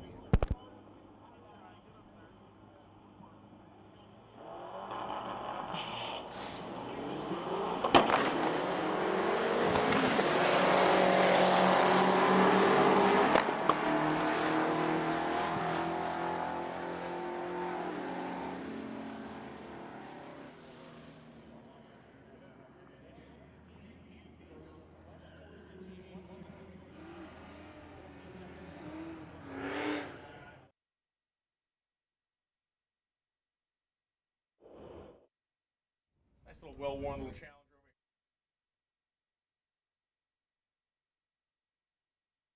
ringside, and Robert Lemolia. Lemolia, the Shelby Mustang.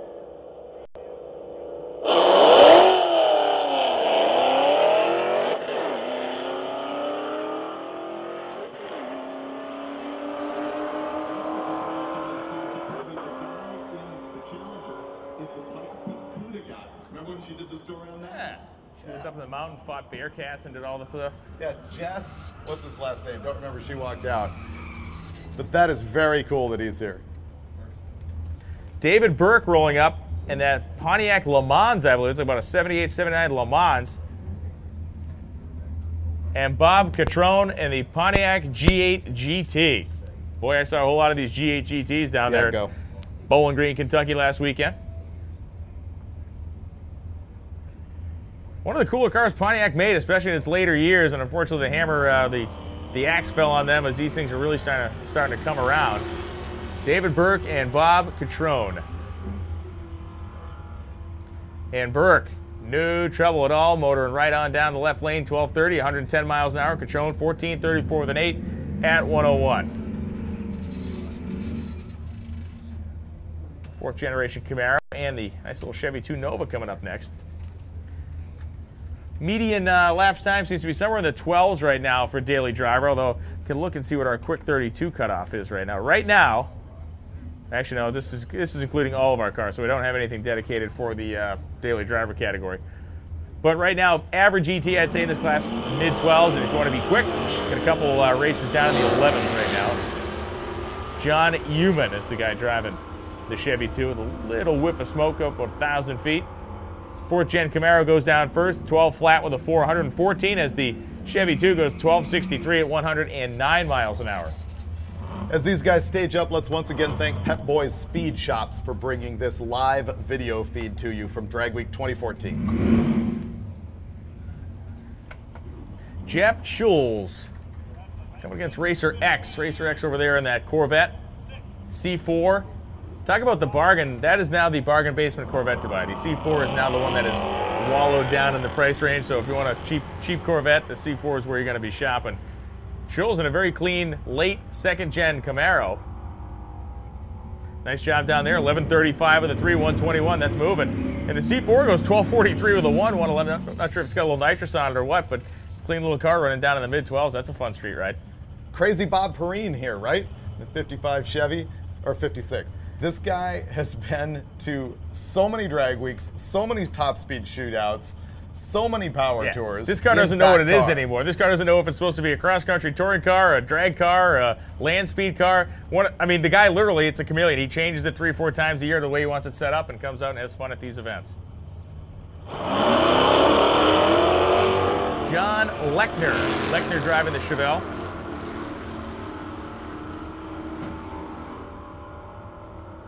And Lechner on the power goes 11.52.7, 117, and Bob goes 11.62.8, 114 miles an hour.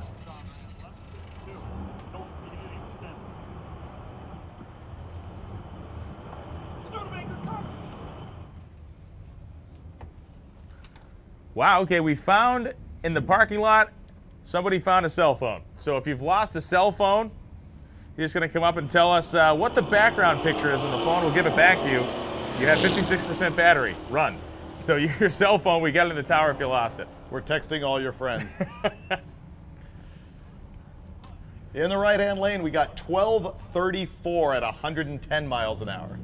And the LS-powered Pontiac rolls through just 16.41.6 at 69 miles an hour. I'll tell you what, in terms of people that were dedicated to this event, the guy who used to drive that Valiant over there, well, David, you know him a little better than I did, but Opal Hindley is driving the car right now, and interesting, but kind of a twinge of sadness in that story.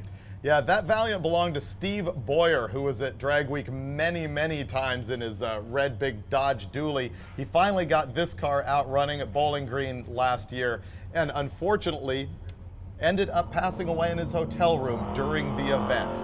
And so his sister Joyce is here this week, and they're running that car in honor of Steve Boyer. Very, very cool. And Kelvin Poe is running down the racetrack in that neat Pontiac station wagon. All kinds of patina on it. Hindley goes 11.19.9, 118, and Poe goes 13.46 with an 8 at 102 miles an hour.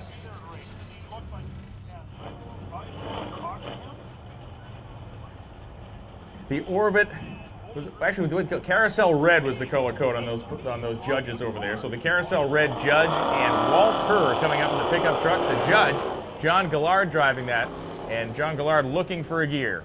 I believe it was second that was eluding his capture there. He finally got a hold of it. Now he's going to drive that thing through the end of the racetrack. But Walt Kerr in the pickup truck goes 15:20 with an 8 at 87 miles per hour. 15:92 at 94 for the GTO. If you're at home watching on the live feed, do us a favor, post up if you were sitting there with a whole bunch of your friends or if you're at your shop. How many people are sitting watching this with you on live video? So we get a driver of the Pontiac.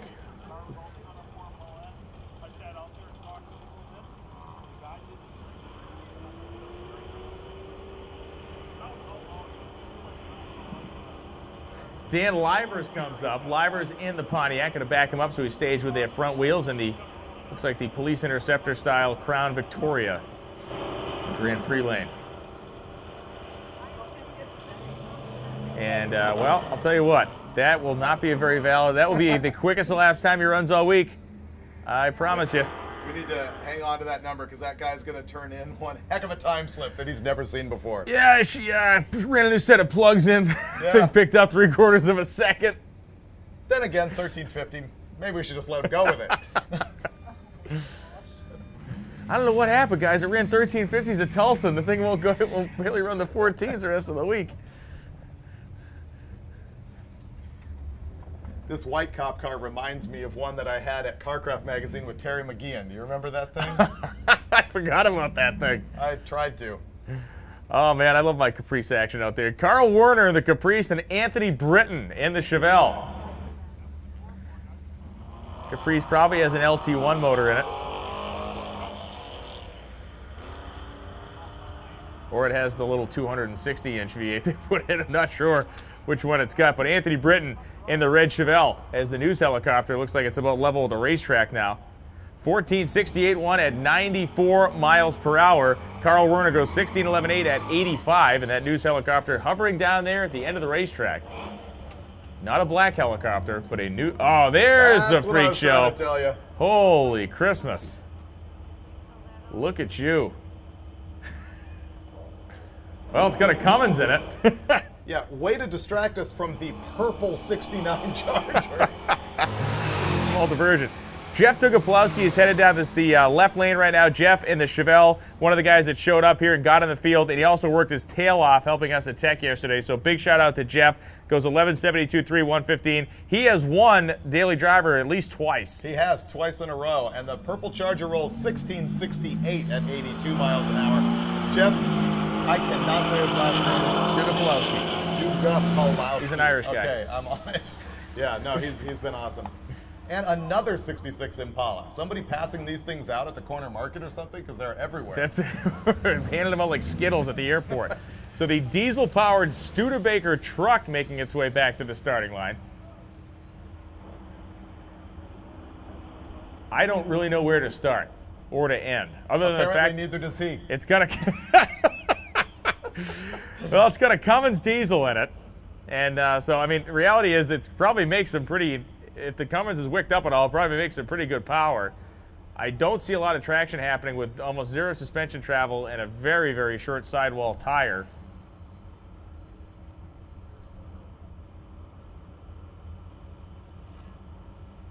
The guy in the Impala looks at what is happening over there. He says, what is going down?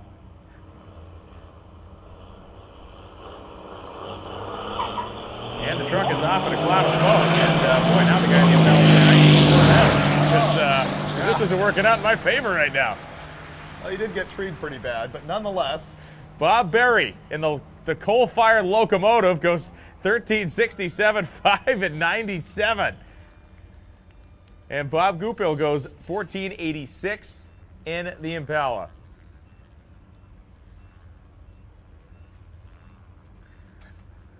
Giving that guy a good-natured ribbing, but he's here and he's out here doing it. And he's doing it, obviously, his own way, so good on him. He knows he's funny. That's the key. Yes. Oh, Volkswagen wagon? Oh, yeah. What the what? That would be known as squareback. Yeah, squareback. On the West Coast. That's what they call them back this way. Oh, back east too. Yeah. With the stinger pipe on it and everything.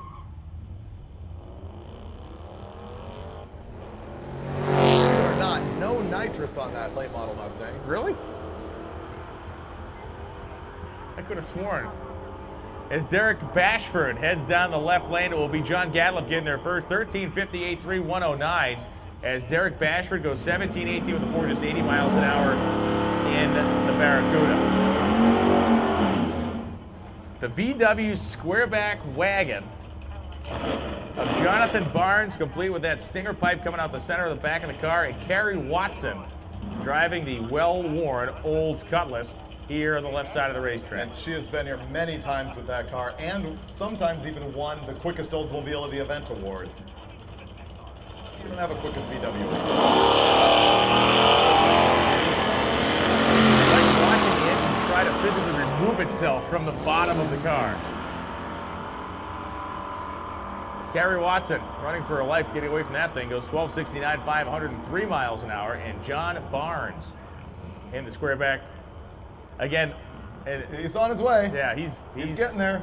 22.3 seconds for the VW. And the dude in the Impala that ran at 22nd just did a fist pump. Just threw a fist pump up there. Yeah. Boom goes the dynamite. There's the rolls.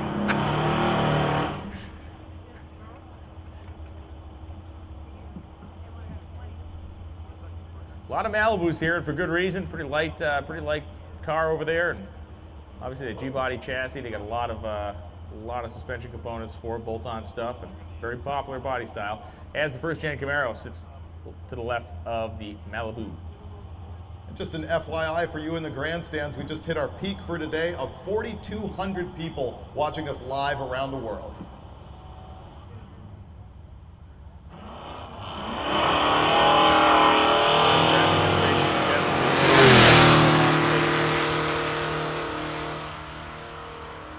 Most of them at their desk, hiding from their boss. 11:86, 112 miles an hour. Grand Prix side of the racetrack will not get a time as he rolled through the beams before the tree came down.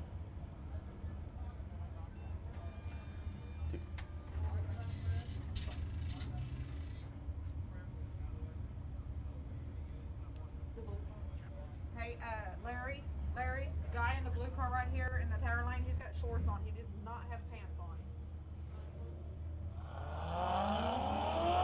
CTSV wagon heads down the left-hand side of the racetrack.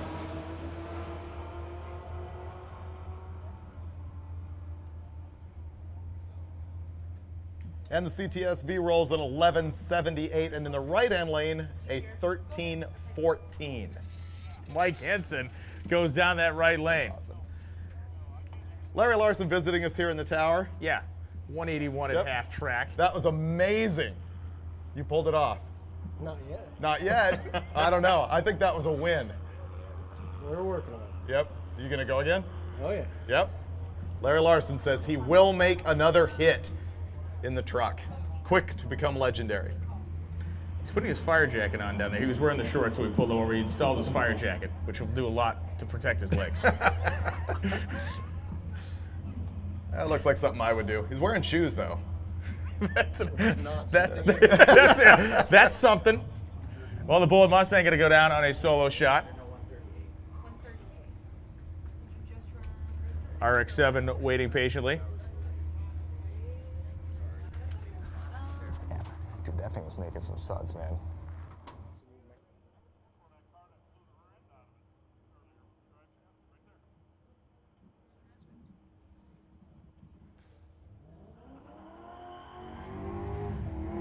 So the RX-7 completing the burnout on the left-hand side of the racetrack. As the Bullet Mustang, they got him squared away. He's going to head down on the right side. And the wagon is back.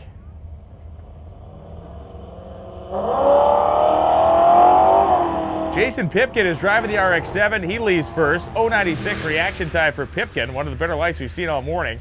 But he is already off the power, made it through the eighth. Well, before the 8th mile, was only going 70 miles an hour, now rolling slowly. 14:58, just 63 miles an hour. As Scotty South goes 16:22 to 3 at 72. As Daphne Reynolds comes up in the Bel Air station wagon. That is about as perfect as you can get for the dry Western, very lightly sprinkled patina on that thing. I physically remember buying that thing off the street in Burbank. Wow. I think I loaned Chad the money for it. The third-gen Camaro will line up next to Daphne. Tom Bailey is driving the Camaro, apparently. I think it's a different Tom Bailey. He's hedging his bets with the daily driver car out here.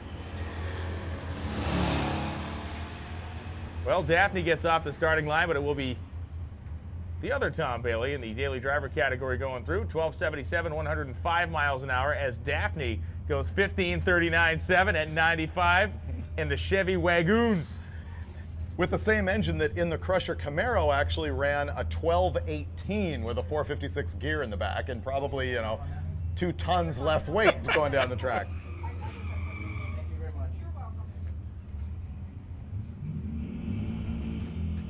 So the Buick Regal will line up against the Opel Manta. That is another one of those short production run cars that was a GM idea. They imported these things in from Germany. Of course, our own Alana at Hot Rod Magazine has an Opel GT that I actually rode last year. I rode with, in the fall, me and Alana drove that thing from her house to a media deal down in LA area. I do not want to picture how you stuffed your flab in that little Opel. I will tell you, you would not believe how cheap Crisco is sold by the gallon. You would not believe how good that stuff works. But no, when you're inside, well, the Opel GT, that Manta's not much bigger. A minivan looks like the USS Nimitz. I mean, everything looks huge. As James Angerer in the Opel goes 13:27.3, 111, and Dustin Berg goes 14:57.6 down the right-hand side of the racetrack. And Jesse Matafari lined up next to a good-looking first-gen Camaro convertible. So many awkward moments here in the tower on the live video feed. So many people coming up, trying to talk to us, give us news, give us a high five. We're always pointing at our mic going, we're live, worldwide. Anything you say will be held against me. And that's the beauty of this. It all ends up on your desk. Yeah, exactly. Warren Whitmer, hammer down 1179, 115 miles an hour. Matafari goes 1276.4 and 104. Backing up his earlier 1280 pass. Fire jacket and pants installed. The 79 Civic from Ontario, Canada proceeds toward the starting line. If you lost your cell phone, we have found a cell phone. If you lost your phone, we found it. You're just going to come up and tell us what the background photo is as the sterling white truck with the wide 5 wheels and the Duramax comes up to the starting line.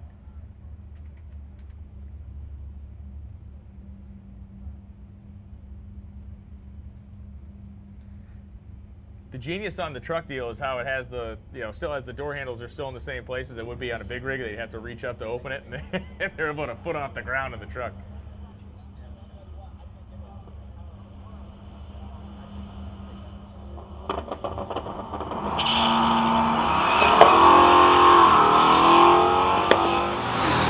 Flipping the rev limiter there in the Civic, giving the pickup truck a chance, and Nicole Murray driving the pickup truck a chance to catch David Kerwin and pass him. 12:59.5, 109 is Kerwin.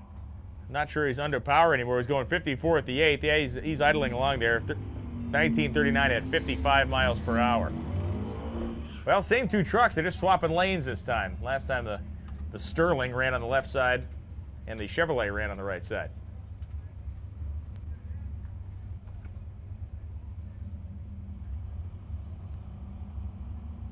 Lots of rivets in the cab of that thing. Lots of rivets in the bed, too.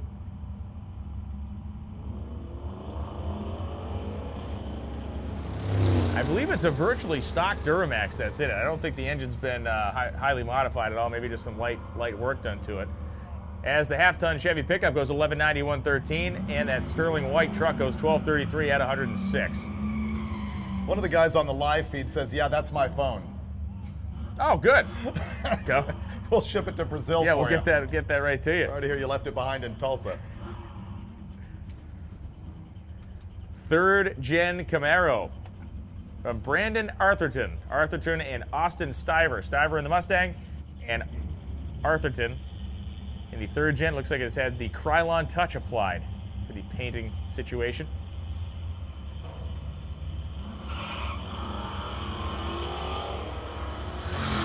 Always good when you see reverse lights flash on for a second. Wonder what's coming next. I always wonder how that happens.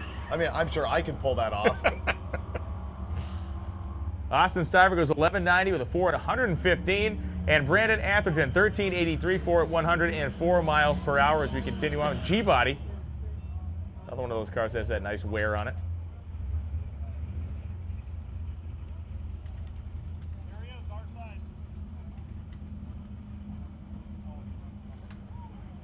Steve Eden going to be coming up in the next pair. He's supporting the sponsors. Got his Gear Vendors logo on the rear quarter panel. Got his Pep Boys Speed Shop sticker on there as well.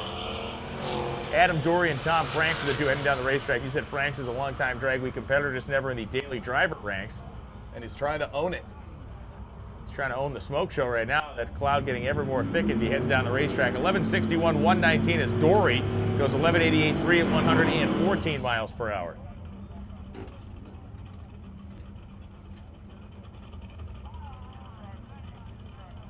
Watching our daily driver, we get a little closed circuit screen up here in the tower. We can see the staging lanes, and they're kind of starting to shrink. Typically what happens is we'll have that big rush where everybody's making one or two hits, then it kind of starts to fade off, and at this point we kind of make not at this point right now, but at some point we kind of make a call and go, okay, now we can allow the other cars back in and let everybody get a hit in the racetrack. So. Oop, boy, what was that all about? Not sure, that's a stick car. There you go. Going to get no time for either one of them because they pulled some funky things in the lights. Looks like a Chevelle. Looks like it's got the window sticker still in it over there in the right-hand side of the racetrack. Holding these guys back while we reset the lights now. Okay, thanks for you. Great, appreciate that. So the phone has been claimed. We're not sure if it was by the owner or not, but it has been claimed. Hey, he came with authority. He knew where it had been hidden. Which was, well, it wasn't really that hidden. It was just sitting on the counter, but you get what I'm saying here. Hey, not my phone. I'm good with it. Ronnie Fleming and Bill Cash head to the top end. Cash in the Mustang. Fleming in the Chevelle, and the Mustang goes 1178, 120 miles an hour. The Chevelle, 1287, 4 at 110 as Plymouth Roadrunner completes a burnout. A Pontiac GTO convertible. Actually, it looks like a standard issue Le Mans, actually. Rob Seiler and Clark Strong. Oh, nice, a Marlin. An AMC Marlin came around the corner. Technically a Rambler Marlin. I'm sure it is not packing the original, what would have 327 AMC motor in it or something probably back in the day? Probably correct.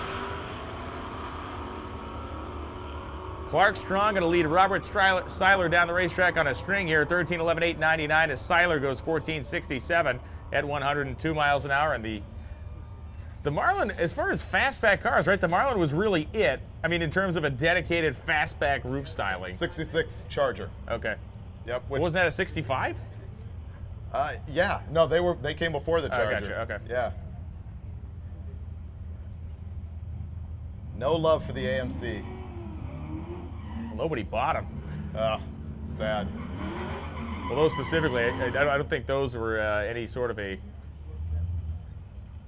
hot ticket item.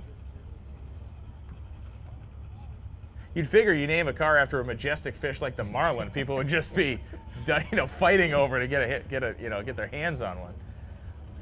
Mike Cardella. Majestic fish. You see the Marlin, the glinting, the light glinting off,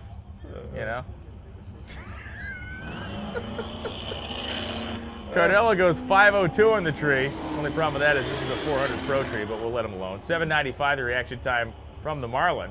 Uh-oh.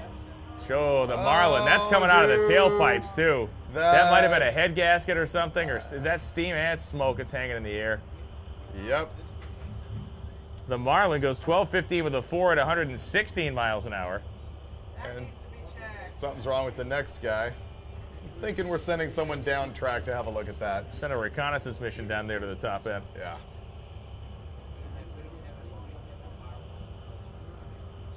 Well, we got a second here. This is the 10th time we've done this drag week deal, and obviously, 2005 was the first time. What was the first conversation you had about creating this event? Like, what were the actual kind of roots of this thing? voices in my head. Yes. Now, it all started out with the whole fastest streetcar racing scene in the early 90s. And I was heavily involved in that, writing the rules, all the drama over tube chassis cars, the whole thing. And I swear, from the beginning, the question has always been, well, that's not a streetcar, because everybody's got a different definition of what is and isn't a streetcar. And we tried to sort of begin to define that with the fastest streetcar shootout. Then we did the pump gas drags, and finally I'm like, this is not hardcore enough. And honestly, I took a page from the One Lap of America book.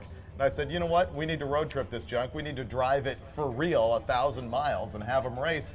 I said to myself, who could possibly question a car that drives 1,000 miles and races 5 times in 5 days? And yet, everybody questions all of these cars. So I will say there is no winning the conversation, what is a real streetcar? I am really happy a lot of people have accepted Drag Week as the answer.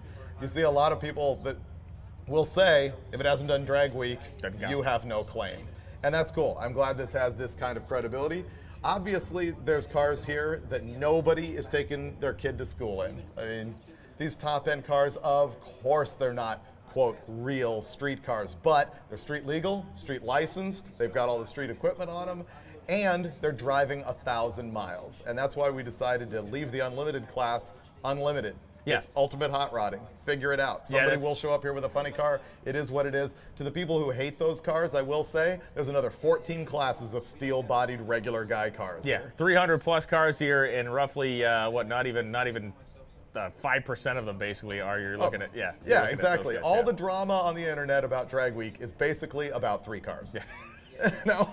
Then there's the rest of Drag Week with a bunch of guys out here running 7s and 8s and having an absolute riot. And fixing everybody's stuff every night in a hotel or a gas station or an alleyway somewhere. Yeah, exactly. So it's been neat. I'm really happy with what the event has become, and I never could have seen it. And so long ago, it's been mentally separated. Like, I don't think of it as myself. I don't think, oh, I started this or whatever. It's all about the people actually doing it. Sure. This would be nothing without the dedication of all these people. It sold out in 8 minutes. Yeah. We had 100 cars on the wait list at one point, and I'm sure there's a bunch of other people who wanted to go who we never even heard from. Pretty incredible that you would want to suffer this badly. And pay for it. And pay for it. Actually, if you think about it, Drag Week's one of the better values in drag racing in terms of track time. You know, we charge about what you would pay for a 3 to 4 day event for the typical streetcar sanctioning body, and you're out here 5 days, 5 tracks, all these people. It's just a $500,000 gas bill between the racetracks. Well, that's not my concern. It's a specious argument. Yeah. So while we're waiting to go hot again, looking at the track up here, let's once again go to one of our videos from the pits with Mike Finnegan.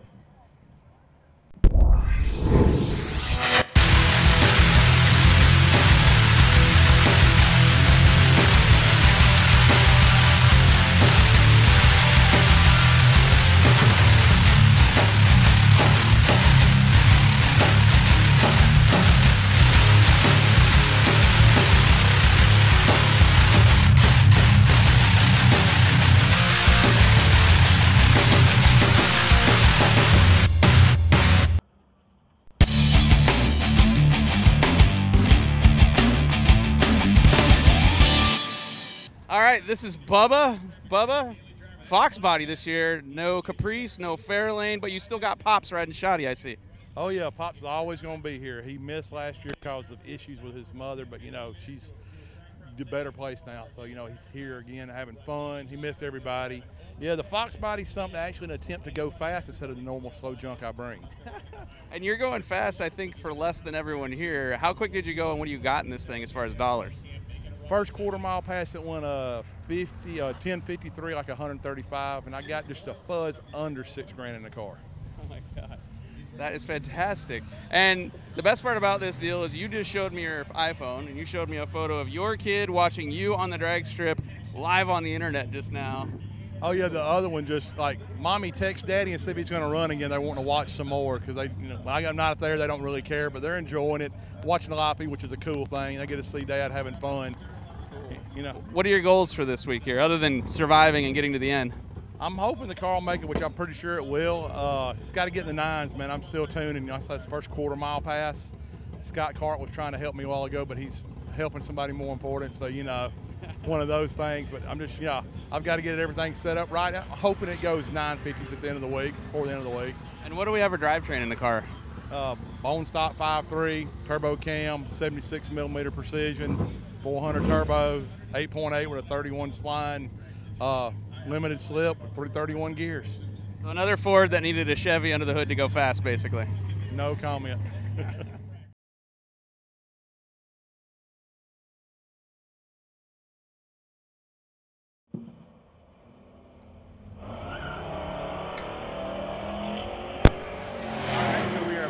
Back into action here in Daily Driver with a GMC Street Coupe pickup truck, that late 70s kind of paint appearance package that was offered there. This one modified, goes 1190s, 1192 611 miles an hour, 1442.7 at 95 for the Fox Body Mustang. Gorgeous carousel red Pontiac GTO Judge. Hodge Ford Lane. Bob Perrin comes up again in the 1956 Chevy and drag race trim this week. Bob's all over the place. He races with Jeff Lutz, helps out crews with him when Jeff runs his Pro Mod, does all kinds of stuff. Fun fact to know and tell. Carousel red, same as Hugger orange. Whoa. Same code. You're blowing my mind up. Everything I knew, everything I thought I knew about life has been a lie. Fun fact to tell, that smoke from the center of the car, not from the tires, is the clutch melting. Bob Perrin goes 1173.7, 113, and John Gillard in the Pontiac goes 1417 at 98. It's interesting all week long to look at the Daily Driver cars battle for the bump stop on this thing, because it changes every day. And I think we had an all 12-second field last year. I believe we did, and that's, it's funny, again, everything progresses at this deal, and that's one of the things I really like about this event is that there is still that natural progression where it's everybody's getting incrementally a little bit quicker and faster, and that goes for the bump spot in the Daily Driver category. So we don't have it in front of us right now, but again, we're seeing a lot of elapsed times in that 11 to low 12-second zone. So with this many cars in the field that can run, you're probably going to need to be there. Scott Abbott heads down the racetrack. Past winner in that beater Roadrunner. And he's going to roll a 1192. Walt Herr in the pickup truck goes 1526.7 at 86.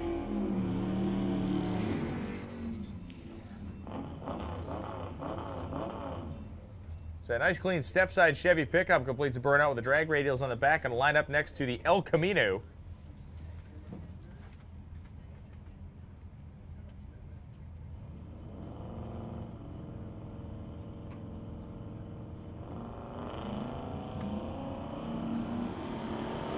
Kevin Webb and Tom Foglid head down the racetrack.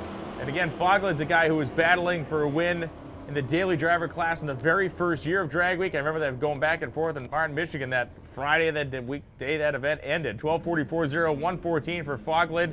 Webb goes 13:92.8 at 96. And meanwhile, people on our live feed are arguing about Gravedigger versus Bigfoot. Of course they are. Like every other debate that'll never be settled till the end of time. It's genius.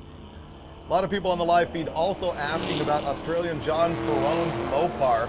He is here. Unfortunately, Torch to Cylinder Head, he is going to pick up with us tomorrow. He's out of Drag Week competition, but he will be here. In the right-hand lane, a 1253 at 112. Billy Gebhardt running down there, and Ira Seitz in the ZL1 Camaro goes 1262.7. Jeff Schultz and Mike Myers. One of the funnier things about the fact that the turbos have become proliferated through everything is how many cars you see running around with exhaust pipes coming out the front fenders. Yeah, Ever in your life think that would be a thing? Now it's a thing. That used to be a mistake. You've done something horribly wrong. Mike Myers and Jeff Schultz again. Myers in the LS-powered Corvair. Yeah, the Corvair. Well, I was trying to come up with the Indy paint scheme. It had that Camaro 69 Indy paint Camaro scheme Indy pace car. Yeah. And Schultz 1140 with a 5, 121 on the Grand Prix side of the course. I wonder if this Le Mans actually has a 326. It's got a 326 fender badge on it. I'll say yes. You can always put a 389 in it and just say it's a 326, right? It all look the same visually. Scott Brown, 5.3 liter LS engine, single turbo, and a whole bunch of cool pinstriping done on the deck lid of his 1953 Chevy Coupe. He calls that car Capone. You were watching this live, courtesy of Pep Boys Speed Shops. 11:13, 123 miles an hour, and I believe Scott has kicked that thing into the 10s before, so if he has to get there, I think he has the emergency power reserve, so to speak, as Bob Seiler goes 1550 in the Pontiac convertible.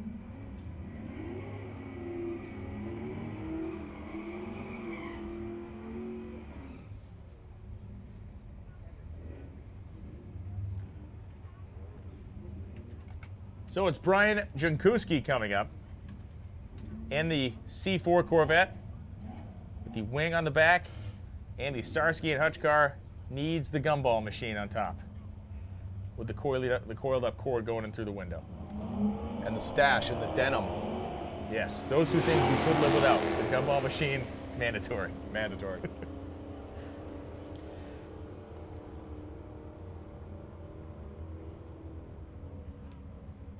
And Jankowski goes 11.74.7, 119 miles an hour, 12.16, 111 on the left-hand side of the course.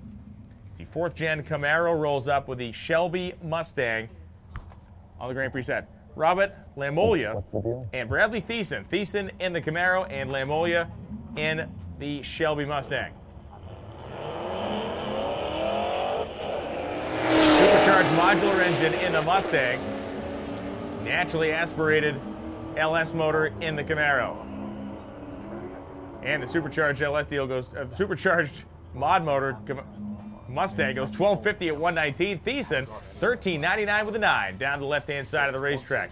Mazda RX-7. No more Wankel rotary power for the RX-7. I have to listen to the BMW. I think the BMW might be LS swapped as well.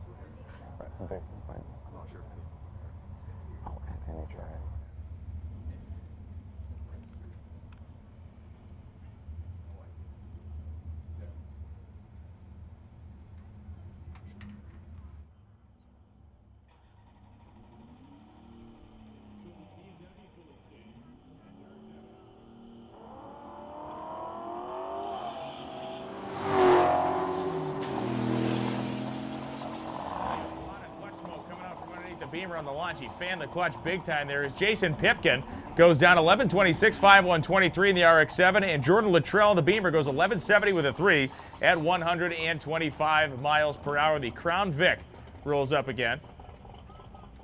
As Tom Bailey, we see him, Tom Bailey, navigating around here in the Camaro. Looks like they are getting ready to pack up out of here. I don't see Bailey wearing any safety gear. I think they're going to pack stuff up and head on down the highway.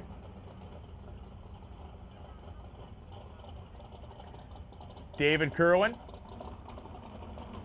and the Crown Vic.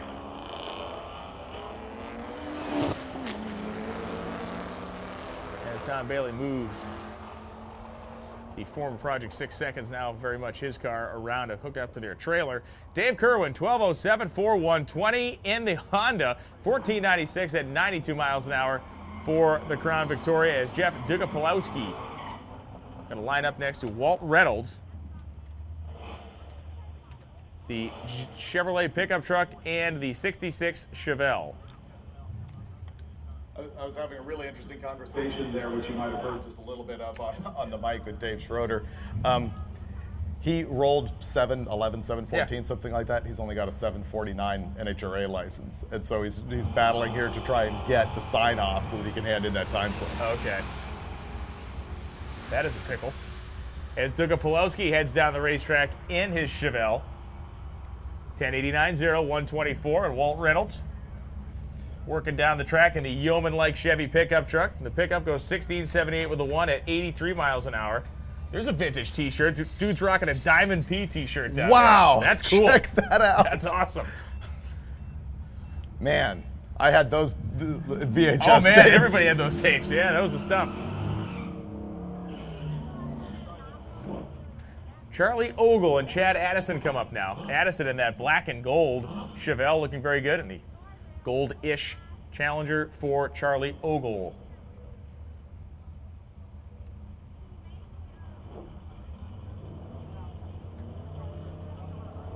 You a Challenger guy or a CUDA guy? I like the Challengers better myself.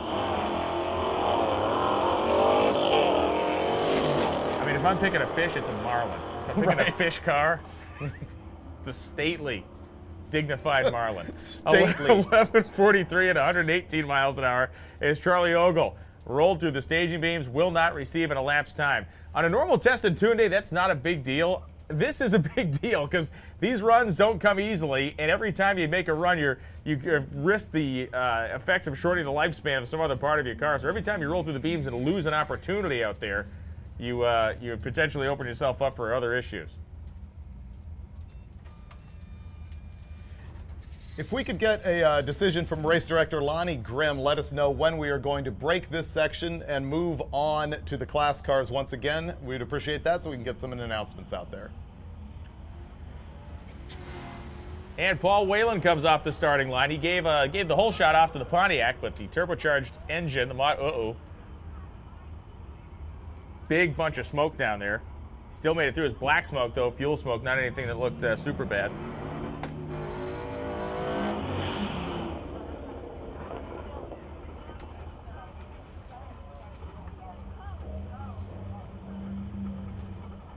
Go for Brian.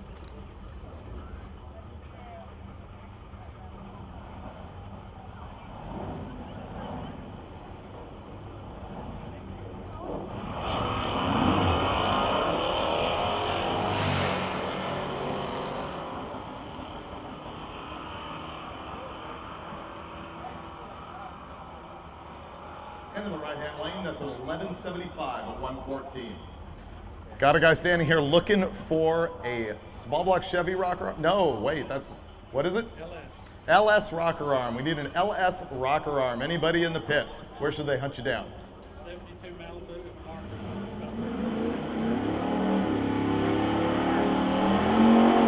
72 Malibu, just before the return road, about halfway down the track, guy is looking for an LS rocker arm. And if there aren't 7 dozen of those in the pits, I'll be shocked. If you have a metal detector, you may actually dig one out of the ground, right?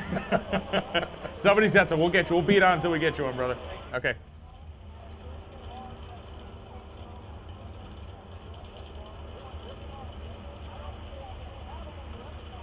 Charlie Watson. Kerry Watson, I'm sorry. Kerry Watson going to line up next to the 410 Camaro SS Grand Prix lane. Remember, there was a big deal that car had like 320 horsepower. All 320. Man. And now the V6 Camaro, I think, makes more than that. And he rolls 1205 at 114 in the right lane.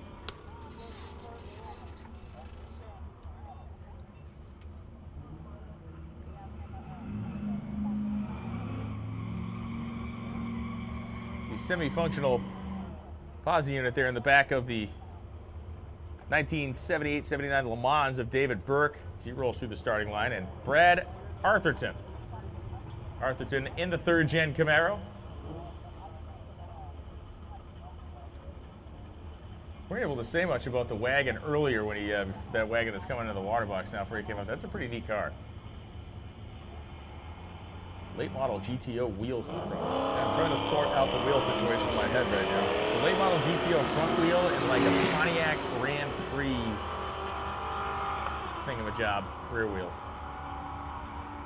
As David Burke goes 1288.6, 106, and Arthurton will not get an elapsed time because once again he rolled through the tree.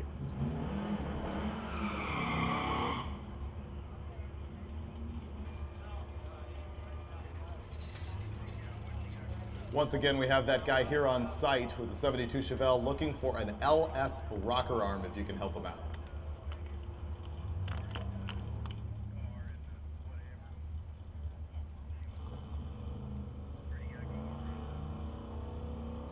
Dan Livers coming up. Livers in the Pontiac. Line up next to Kelvin Bowe, also in the earlier Pontiac station wagon. And Brian, did Lonnie give you the word on what we're doing here schedule-wise? He did, and what's going to happen here is 2 p.m., which is like a minute from now, he's going to call me and say that the... Right then, just came across the radio. All right, ladies and gentlemen, the staging lanes are open to all cars, all classes. Staging lanes are open to all cars, all classes. We're going to prep the racetrack for a couple minutes, but understand the lanes are open right now. If you want to get in and get a hit early in this open session, now's the time to do it. The lanes are open to all cars, all classes. Which means if you're watching at home on the live feed, some of the faster stuff's going to come up, and we did get confirmation from Larry Larson himself in person that he will be out here making another hit, and that was one tired guy with a big smile on his face. Yeah, he looked, as Larry tends to, he looked emotional. Yeah. Larry's an emotional guy. He looked like he was kind of hanging it together there, but a dearth of sleep for that whole group for this last week or year.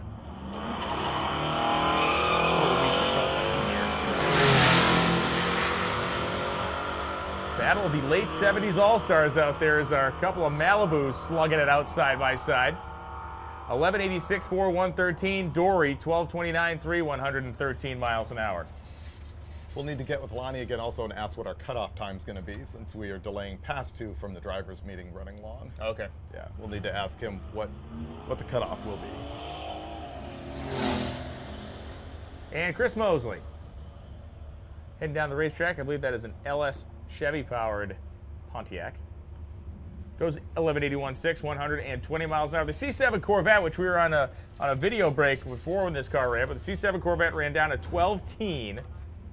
And I'm going to call that the first C7 Vet to run at Drag Week. Oh, bold move. Why? Am I wrong again? They just started selling them like a couple months ago. Right, but I think he's the only one here. Yeah. Yeah. I thought you meant like guys years past have snuck a C7 Vet. I thought, I can fire you. At any moment, the other shoe could drop, and that would be. You have the rocket? So the guy looking for the rocker arms, he's halfway down the racetrack. He's got a 72 Malibu. He's right by the passing The guy looking for the rocker arms, we got a couple for you. We got a couple of LS rocker arms for you here. You're the guy we got 2 for the price of none. So come on up. If you're looking for the rocker arms, we got you saved up here. Very nice of that other racer to come up here and donate these well-used rocker arms. One of the local dudes from the racetrack stepping up the program and helping out. Very cool. Travis Cannon. Thank you, Travis.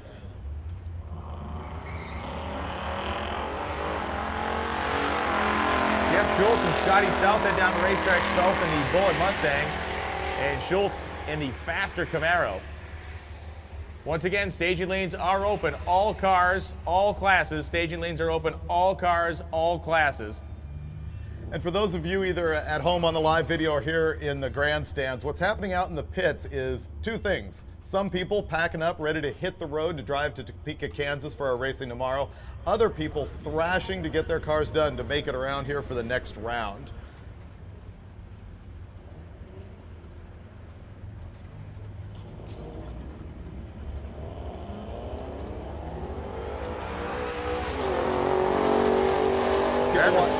Sorry to step on you there, Brian. People on the live feed wanting to know again what that C7 is. Can you call?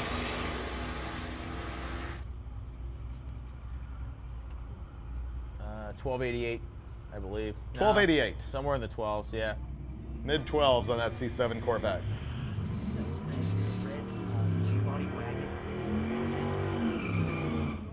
Yeah, it's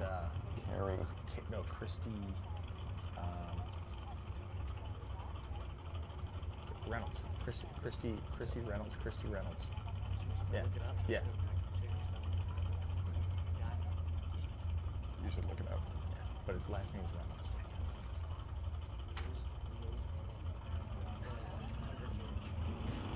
Reynolds. Brandon Galogly from Hot Rods up here in the tower telling us about some epic photos that he got of some wheel stands earlier today.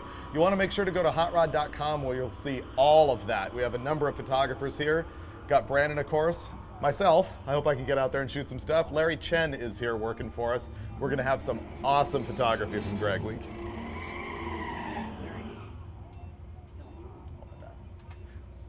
So, once again, staging lanes open, all cars, all classes. Staging lanes open, all classes, all competitors. As the 4th gen Corvette comes up to line up next to the late model Mustang. as the regal fish The regal returns. Stately. Yeah. The dignified existence, the life of a Marlin. Brian Jankowski and Bill Cash. Pretty even matchup, actually. See if the Coyote motor can start pulling on the Corvette. Nope, wrong way. The Corvette goes 1166, 119. The Coyote-powered Mustang goes 1189 with the 2 on the Grand Prix side of the course. Fat Fish is the license plate as well. See that? Fat. He's all in. Rocker arms delivered. We saved drag week saved. We saved a life today, man. That's right. We saved a life today. Thank you again, Travis from the track, for bringing up those rocker arms to that racer. He just came and picked him up. You're going to save his week. Uh-oh. Oh, that is not looking good. The problem that started at 1,000 feet now started at the 8th mile, and the good news is there will not be a bug left in the city of Tulsa by the time the wind carries that cloud through there. The elegance of that particular sea creature falling down a few notches. Every once in a while, even a debonair fish like a marlin. Yep. I'm not sure we're going to throw that one back. That's a keeper.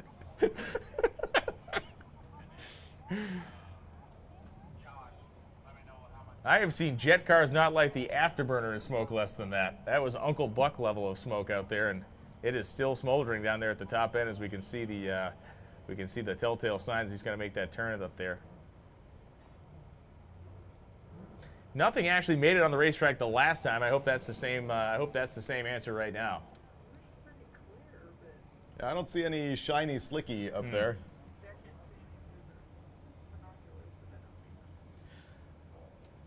So, brief break, checking this out. We are seeing cars pour back into lanes. This is an all-run session now. Both daily drivers and class cars welcome to run. We're going to get a call from Lonnie Grimm about when we are going to cut off today. We are going to run longer than expected because our drivers' meeting took forever. 2:07 right now. I'm thinking we're running... I'm not even going to make an estimate. I'm going to wait for Lonnie to let us know when we're going to cut it off today, which is a big deal for the guys out there destroying themselves in the pits, trying to make sure to get that number in, because if they don't get a good number today, it could just, you know, kick them in the shorts for the rest of the week. Absolutely, yeah. It's, the event has changed so much over the years where you really don't have any cushion left, and you got to be all in from basically moment one.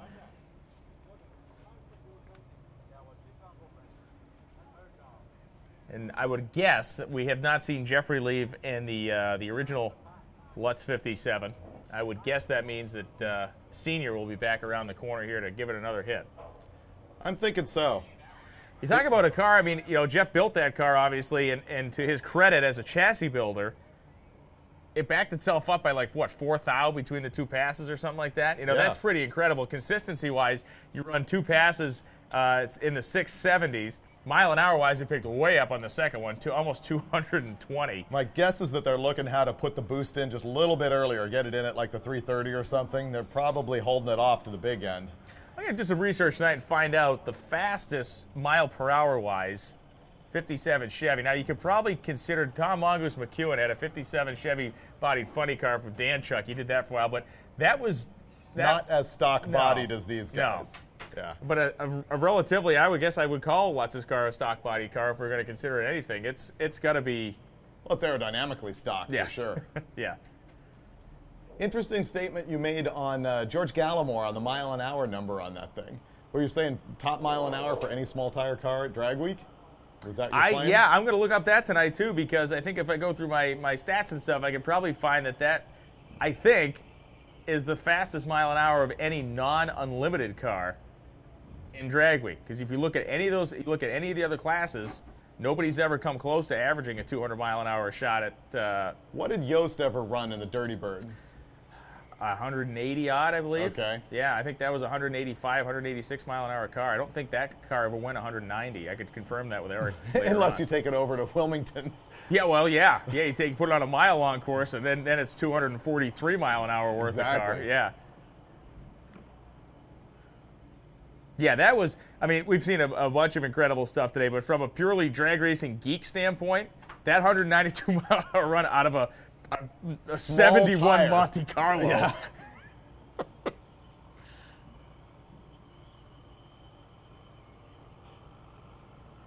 And again, this is in heat that's what? I mean, it's verging on 90 degrees outside right now. I wouldn't know. I've been standing in here all day. Don't This give is that away. unusual We're for suffering me. with everybody else. It's very odd. We saw people come in It's with really big hot towels outside. wrapped around themselves. That's true. So you take these performances, bring us back to this track Friday, and then knock 30 degrees out of the temperature and maybe take some humidity away. Wow. Yeah.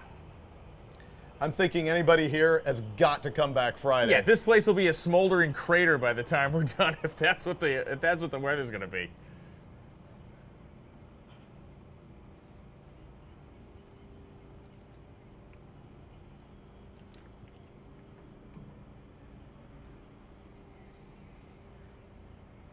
Again, thanks to the whole staff here at Osage Casino, Tulsa Raceway Park.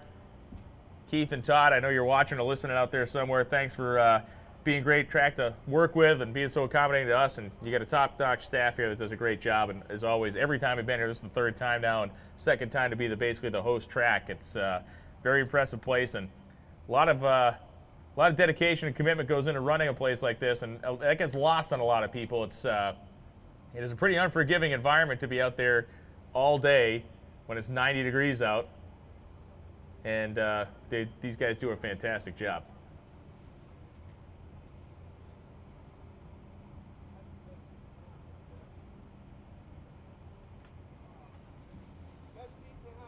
Hey, we're back. So yeah, I mean now, really, unless we see another big kind of heavy-duty run from the unlimited category, now we switch gears so that this two-chapter story that we have every day, where now we go into the who are we going to pass sitting on the side of the road on the way to Topeka, part of the program. Yep. And I think there was a guy named Earl Schexnader who was here a couple years ago in a really gnarly Mustang. I mean, that thing was a pretty heavy-duty, once again, twin turbos and a big block. Who saw that coming? But he was another 10 one. miles. Yeah, if it was that long. And I think those guys worked on it for like 10 hours and just said, okay. Oh, yeah. good, They were under an overpass on the highway working on the thing. Yeah. I mean, I've seen literally engines out of cars in hotel parking lots here at Drag Week. That's happened a couple times. Transmissions, that's like changing the plugs at this point. I wish to death that we could live feed the mayhem that goes on the 1,000 miles of public roads in between these tracks. Oh, if we had NFL's got that red zone channel that all they show is the touchdowns. If we had the Drag Week, the Drag Week Carnage channel with 9 panels or 9, just constantly switching. Because just the stuff that happens to keep these guys do to keep themselves going. The closest we'll come to that is in the live video feed. We will be inserting some interviews from the pits with Mike Finnegan, who's out there prowling around, getting all of the dirt and showing all the absolute carnage, which towards the end of the week just gets bigger and bigger and bigger. Yeah, and we're already seeing that it's going to be a slugfest as far as the big unlimited guys go. So it's that makes for a much better show on our end when you don't have the one guy. Oh, and there goes, I'm looking out the window here, and Steve Morris and Tom Bailey have headed on down the road. Oh, he hit the road. That's some confidence. He walked out of here with that 652. Right? Yeah, I'm wondering if they just put their heads together and said, in this weather, maybe we just stand on what we got and see what happens. Yeah, the good thing about Bailey actually is he talks some smack, but he's also pretty humble about the fact that he doesn't have to win again this year. He's actually said that out loud to me, and I think that doesn't mean he's not going to try. Yeah, I think there's definite strategy going on, but I don't think it's going to be a bloodbath on the internet if somebody else wins. I think he'll bow to it. I don't either. Yeah, I don't think, and I think part of that maybe just maintaining a healthy attitude, because part of me says, well, you don't show up, you don't want to win. You could have been sitting up in Michigan fishing somewhere if you didn't feel like. For sure. But I think there's enough respect going on. I mean, particularly for Larry, to know that if he pulls this off, he's done something major. And I think Bailey's also got in his back pocket that he's building another car. He's not resting on his laurels. Yeah, he's not sitting still either. So the nuclear escalation continues. For sure. On all fronts. Yeah. How soon before we see a nitromethane burner here at Drag Week? That's going to happen. Yeah, I mean, there's guys. I ran some video earlier last week. There's some guys down in Brazil that are running a lot of these little inline 6 motors, and apparently they're pumping like nitro through these things, like running almost individual cylinder management on EFI with nitromethane. Scott Clark was telling me the other day he's helping a guy figure out how to run, I forget the percentage, I don't know, 20% through electronic fuel injection. This dude was driving this little, it's called a Chevy Opala. Okay, they sold them down in Opala? Opala. Yeah, they sold them in Brazil from the late 60s to the early 90s, and it's a little square. It looks like a Dodge Aries. If you looked at it real quick, it's like a little Aries wagon. Well, this has a 250 inline 6.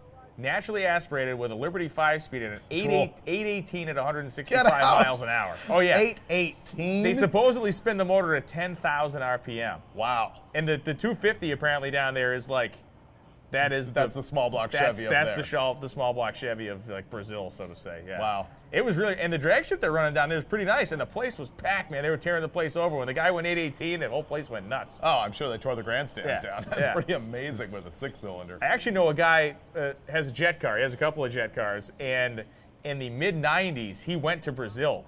He was booked in to go to South America with it. He took 2 jet cars with him. And he said, I don't think he'd go today with the current situation of trying to get through Mexico with that There's stuff. that. But Yeah. he said it was an incredible trip, and he said that they have a really vibrant, culture of hot rodding and cars down there. And he said he was like Elvis, man. He showed up and he was like the king of the city. So it was cool. Huh. Yeah. I bet.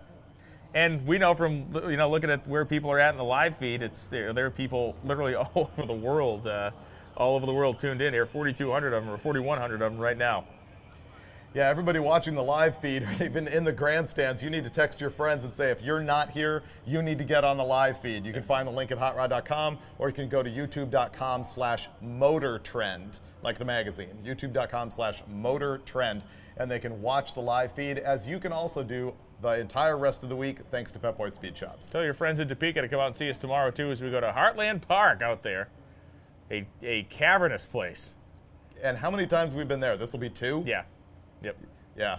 Because where do we start? The first track that we ever ran at Drag Week is like a city park now, gone. I guess they didn't even do it. Like, I guess they knocked the tower over, but apparently the asphalt for the racetrack's just sitting there. Like, the whole thing was a big screw job. But they're like, yeah, we're going to make a city park. And then it was, nothing came of it. But that was a KCIR. Yeah, the former home of the American Hot Rod Association. We're getting a note from Lonnie directly from Tara that it is going to run till 3:30. See, that's how good my memory is. I looked at it, began my sentence, and forgotten it by the time she walked away. Goldfish. 3:30. Yeah, 3:30. We're going to run till 3:30 Central Time here, and that's when we will wrap it up. Usually do a sharp close on that and get everybody driving on to Topeka, where we will fire up again the live feed 8 o'clock tomorrow morning. That gives us another hour and 15 minutes or so here at Tulsa. The meter's running. So all you racers out in the pits, that is the call. We are shutting down at 3:30. So you'll want to get in lanes, run it out. We're prepping the track here, and we're going to close down at 3:30. And once again, we'll have a moment of quiet. Big thanks go out to gear vendors. Big thanks go out to Pep Boys Speed Shop. Pep Boys Speed Shop, the sponsor of our live feed. And Gear Vendors been a long time presenting sponsor here of Drag Week, almost since the beginning. And, well, one guy that completely lost his mind with sponsoring Drag Week this year was Jack Day. And in honor of 10 continuous years as the official fuel supplier of Drag Week, Rocket Brand helps Hot Rod Magazine honor its 10-year anniversary of Drag Week by giving away 10 drums of Rocket Brand racing fuel valued at over $10,000 as prizes for Drag Week. And those will, of course, go to the class winners in each category. And they're also giving some away at the Heads Up Shootout on Saturday, as is Rick Johnson from Gear Vendors. He's always real generous about just like throwing overdrives at the crowd. I swear it's like the T-shirt launcher. That one Rick's time out there with the Gear Vendors launcher. That one time in the slingshot took out 4 people, so that was a no-go. All right, soon as we're done spraying the track here, we're going to be ready to fire them back up. So racers, in your cars, please, if you're in the staging lanes, please get in your race car, suit up, helmet up, so when we throw the switch and we get going, we can get these cars cycled through. We want to make sure everybody gets their hit on the track, and we're down to about an hour and 10, hour and 15 minutes until we close the deal up for the afternoon. Yeah, that first year of tracks was Kansas City International Raceway, Bowling Green, Kentucky, Columbus, Ohio, Martin, Michigan.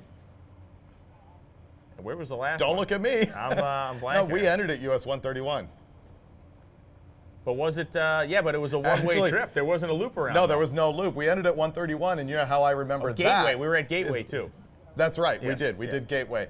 131 is where it was raining, and we pulled everyone in to actually have the awards ceremony, and it cleared up.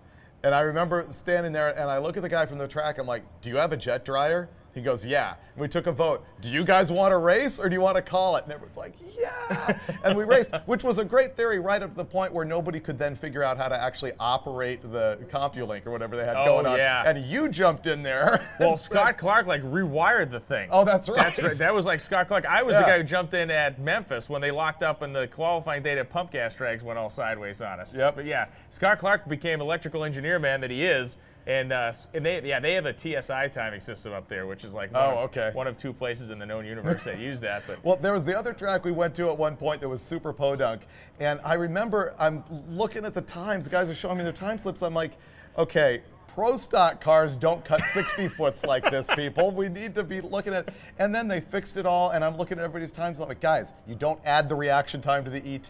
I have no idea how they were making these clocks work that way. You weren't there. It was like Pennsylvania somewhere or something like that. I mean, I was ready to just get out my stopwatch. It probably would add more accuracy on that deal. Yeah, on one more point on Martin, Michigan up there in 131. They have, I think they still probably have it. Their jet dryer, which you saw, is this weird spaceship-looking thing. Yeah, it is. And it was actually built by Art Arfons. Oh, cool. Yeah, and he built it. Art Arfons lives 10 miles down that street. Yeah, Pickle Road. Well, this is the one in Michigan. In Martin, Michigan. Oh, okay. Yeah, Arfons lived outside of Akron, Ohio. Right. But so he built the jet dryer they got. He built it as a prototype. He was trying to sell it to NASCAR as a oval track dryer. So it looks like have you ever seen like a lumber carrying machine where it's got the big wide legs on it? The jet kind of hangs down in the middle like that. I carry lumber. Yeah. Give me a break. Oh, you're an idiot. So Arfons came up with this idea. It's got 4-wheel steering and everything, and it's the most overly complex, the most overly complex jet dryer ever created. And he sold none of them except the one he sold to US. Tell everyone your wheel bearing story.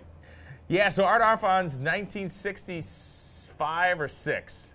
I think it was 65. Yep. Crashed the Green Monster at 605 miles an hour. Still has the world record as the fastest. He survived the fastest car crash in recorded history. Well, how about Breedlove? What was he doing? He wasn't going 605 when he crashed. When he went into the mud at Bonneville? Yeah, he was not at 600 miles an hour. He was at 500 and change. Well. Yeah, that's kid stuff. Exactly. But Arfons crashes the Green Monster at 605, lives, and that effectively kind of ended his run out there. He went back in later years, but yeah, imagine not wanting to get back in the car. Whatever, quitter. So what failed on the car is they used a Chevy truck axle in the front of this Green Monster. Okay. And so it was basically a heavy-duty truck wheel bearing that you could have gone to AutoZone and bought this thing. It probably would have been made better in '65, but the wheel bearing failed, and they have it. And they have it in our shop, and I was able to visit our shop last year. Welded together? It is literally like someone sat it like in a shrinky-dink easy bake oven thing and just melted it. I mean, it looks incredible. And they have it in a glass case sitting on a shelf right next to his helmet. Yeah, that says "I lived." Yeah. Yeah. That's just an amazing story. Yeah, 605 miles an hour, and then it was not good from there. And there's actually audio. You can find it if you Google it or if you go to YouTube. They have there was a guy shooting kind of a documentary there, and he has audio in the car as they were driving up to the crash scene with his crew guys. And you know that Art lives, so it's not, that. But I mean, these guys are they're busted up. They think they're going to, they're crying and everything else. It looks like a plane crash, But yeah. Yep. Wow. Well, now we're completely off on the cabin. Well, now I know. I'm sitting here going, imagine Andy Green at 763 miles an hour. And maybe 1,000 is what they're when trying. Are they going to try to do that? I don't know. 5 years ago. Okay. They've been working on it for a while, but I mean, how do you rush that deal? Yeah. There was an actually interesting deal about them actually testing the wheels on that car recently. They brought the wheels to Rolls-Royce. And Rolls-Royce has this, for lack of a better term, a centrifuge that they test the blades that they make the fan blades for in the turbine engines. So they spun this wheel at 1,000 miles an hour. And the wheel itself got like 50 degrees hotter just by the friction of the air without the weight of the car on it. Oh, yeah. That's amazing. Yeah, it's incredible. I wonder what the stretch is. It is in the video. They have telemetry. Like as you're watching the video, there's telemetry that shows you the dimensions and the heat in the wheel. It's pretty wild. This centrifuge is a big, big tub-looking thing, and they bolt the wheel on, and the roof gets lowered on with a crane. It weighs 25,000 pounds. So so much force, I guess, involved there. If something were to break, it's encapsulated. So Orange Julius. Orange Julius. Pretty far off the plot now. Back to Drag Week. It is 2:24 here in Tulsa, and kind of wondering why we're not running yet. You're not waiting on us, are you? He was just parking the tractor. Yeah, he just I got didn't off see of him the up at the sprayer. top end. All right, they squirted that thing. That The means moose this, juice. This could get really good. The moose juice has been sprayed. It is prepped to the teeth, and it's time to go. Is it cooling off at all with the cloud cover? If we'd have some sustained cloud cover, maybe, but I think it's going to be too spotty to really make any sort of a impact. Imagine guys out here running sixes in street legal cars in the heat of the day. Yeah. Yeah, it's mind-boggling. This is dumb. Okay, breaking news. We just figured this out. Right. All right, we're rolling cars up into the lanes, or up into the burnout box, excuse me. And whoever's coming, one of them's getting pushed, so I'm wondering if they're trying to keep that thing from... And this is the guy here who had the Grand National V6 in the Fox Body Mustang last year. Okay. This is now LS, single turbo. Super clean. Yep. Nice car.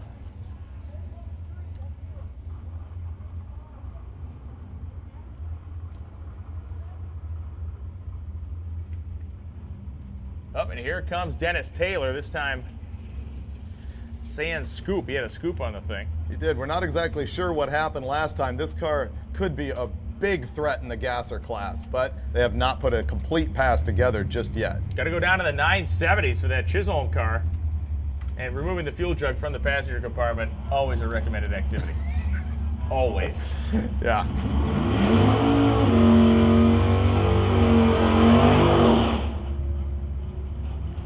Anybody in the stands, you need to go look at that Ranchero. The fabrication on it is pretty amazing. And another one of these cars that was built in an insanely tight window. I think Dennis got that thing together just over the course of the last couple of months. Scott Kleppinger is driving the Camaro, and Dennis Taylor piloting the Ranchero.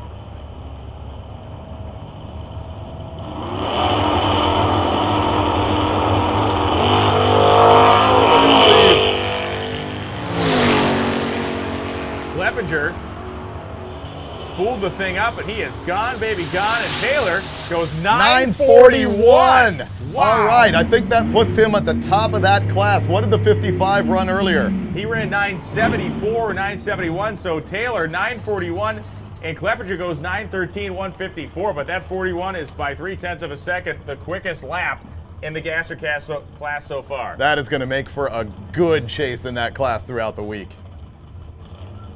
Ira Seitz comes up in the ZL1 Camaro. That car ran down 1260 last time. And Daryl Yost. Some fuel delivery issues there with the stick car. He dumps the clutch and the thing just does not seem happy out there. It's kind of getting the mouthful and then going lean on him. As Ira Seitz powers down, 1227, 914. So stepping on the program. People back home, you're going to want to tell your friends the fast cars are coming up, so get on this live feed. And Jeff Lutz is driving around the corner right now.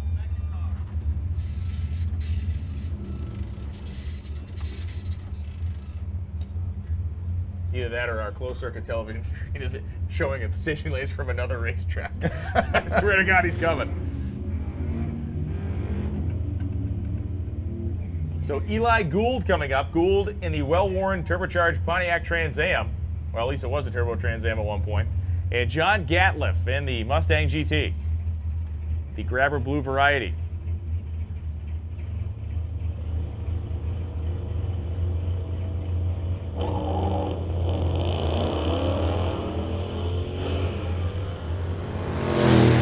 Gatliff the better reaction time by about 0.5 of a second than Gould. And here comes Gould at 1,000 feet, trying to catch him in the Pontiac. Pontiac goes 1284.8, 112 miles an hour. Gatliff actually crossed the stripe first on the whole shot, 13:32.7. Talk about a close drag race. They crossed the stripe within 18/10,000ths of each other. I'm looking down through the clear hood scoop on this black Camaro at a pair of Dominators that's looking very pro stock. There's a lot of carburetor on that thing. Brandon Arthurton and John Smith. Arthurton, the third gen. The third gen required chrome turned down exhaust tips. Leads on the Mustang of Jonathan Smith.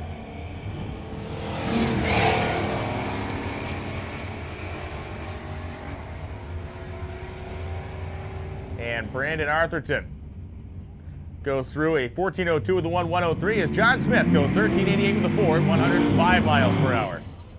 So this Camaro had some issues. He did not get the car off the starting line very well last time, and it is a very good-looking piece. Like you said, a pair of Dominators on top of the engine in that thing. I don't know displacement-wise what it is, but if he's a pair of Dominators, there's probably a whole bunch of cubic inches or insane revs coming.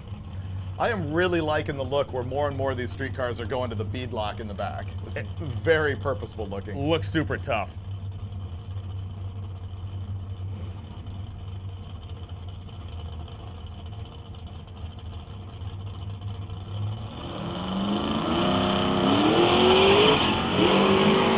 Look at that thing just dancing the front tires on. He had to pedal it, but boy, that Camaro is trucking. He goes through the 8th mile at 129, goes 890 with a 6 at 151 miles an hour, and he's walking the car out and even still feeding it the power and still trying to spin the tires. So there is a lot left in that Camaro. He's on the board with an 896 though. And in the right-hand lane, that car ran a 955 at 142. Here we got Mike Crow. I don't think he's put a pass together yet, has he? I don't think he has either, and it is a joy to listen to him work the shifter down there. Listen to this. Trouble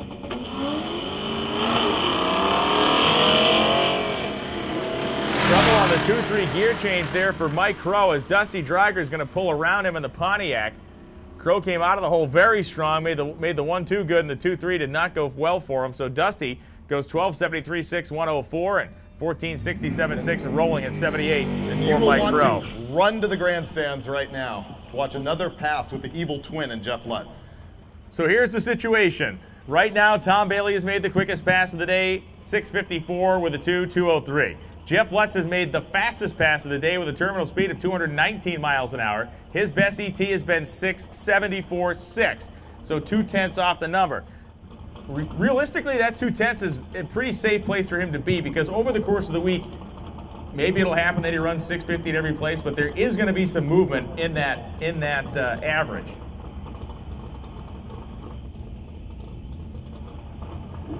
The short time is going to be key here. He has been in the 1-teens, getting it to 60 feet. The other guys, or especially Bailey, was down in the 105, 106 area.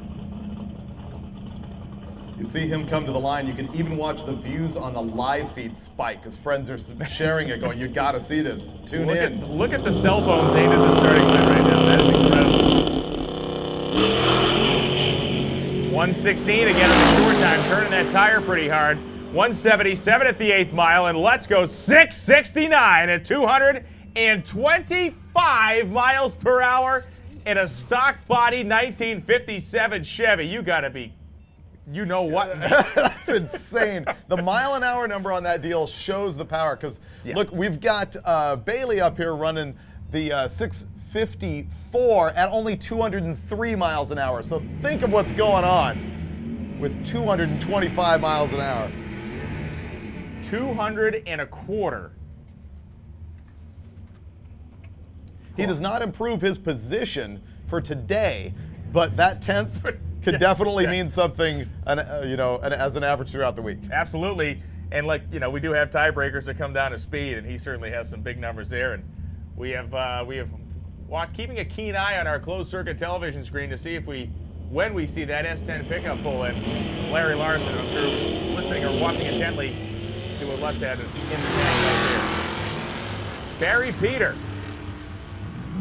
Very impressive running Mercury Cougar. 933, 152 miles an hour for the Mercury. That Mercury is loaded with air conditioning as well and cruise control. Sweetness.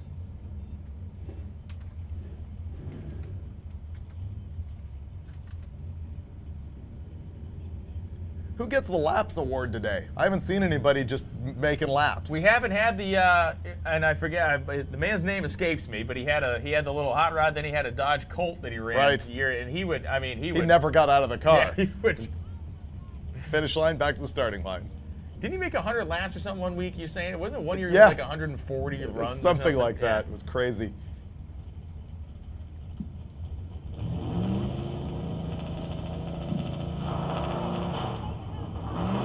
So very clean second gen car, as I said, blue.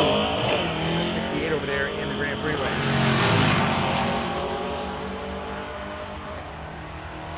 There's a outside of order 4-speed over there. 1063, 127. You know who's riding with him? Remember Buck McCoy? Yeah. Yeah, the guy with the Buick with 2 different cylinder Yeah. heads and the 59 Pontiac. Yep, he is with him. Nice. 1182 for the Camaro on the right-hand side of the racetrack. And there he is right there in the hat. Yeah, he's wearing the straw hat. There he is. Where's the Pontiac, man? We need the Catalina back.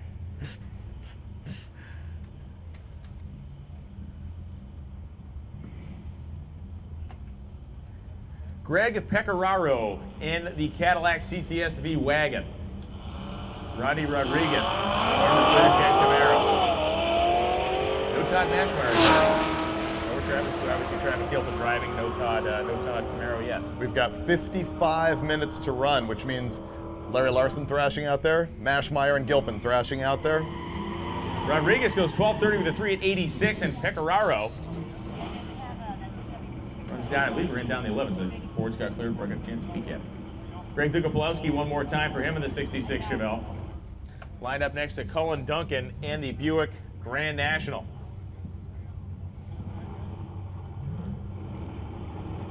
One of the cars I did not see or have not seen yet, there was a guy entered in Daily Driver in a 67 Cadillac. That is not the around the corner. Into the Buick V6 running up out there, about 100 feet down the racetrack. Dukapolowski, another solid 11-second run there, 11:78.5, 116. Cullen Duncan goes 14:28.7, 108. And I will remind you, Drag Week racers in the pits, do not leave without dropping off your ET slip here in the tower. You will get your directions to the next place. You must drop off your ET slip and make sure that it is not quicker than you are allowed to run by your NHRA tech.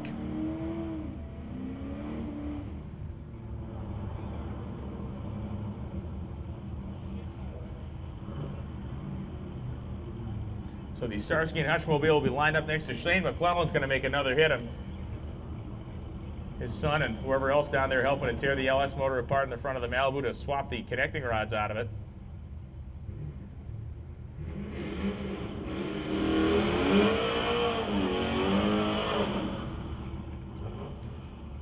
Looks like he might have been running a radial on the back of that thing. I think he changed out from what he had earlier. Would you call this a radial track prep? Well, everybody seems to be hooking up pretty hard, so I'm calling it just a good solid track prep. You know, you bring the radial guys up. I know Jeff McConnell favors the radial tire in the back of that Malibu. Have not seen it today. I know he had the tire shake issue, cracked the windshield or something like that. And what about McIntyre? We haven't seen McIntyre either. McIntyre's driving McConnell's car. Yeah. In fact, I need to get him a t-shirt. 12:15, 110 for the Starsky and Hutch mobile is Shane McClellan. Will come up here. Watch this one.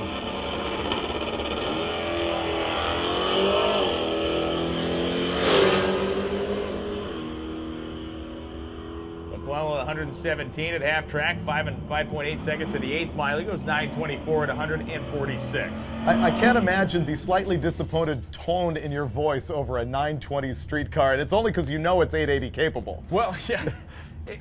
That's the whole thing, and that's one of the things that's funny about this stuff is that the guys that don't pay that much attention to it, you know, if you're at a car show or something, and some guys like starts to tell you how a street car runs 10s or something, and it's like, dude, just please spare me all that because it doesn't. These guys have the program together out here. The guy that's power parking instead of lunch here, no, not so much. Travis here in the right-hand lane was the guy who was courteous enough to bring us some LS rocker arms for the other racer. And he rolls through the lights at a 1276, looking like it's having some issues. Left-hand lane, 1404.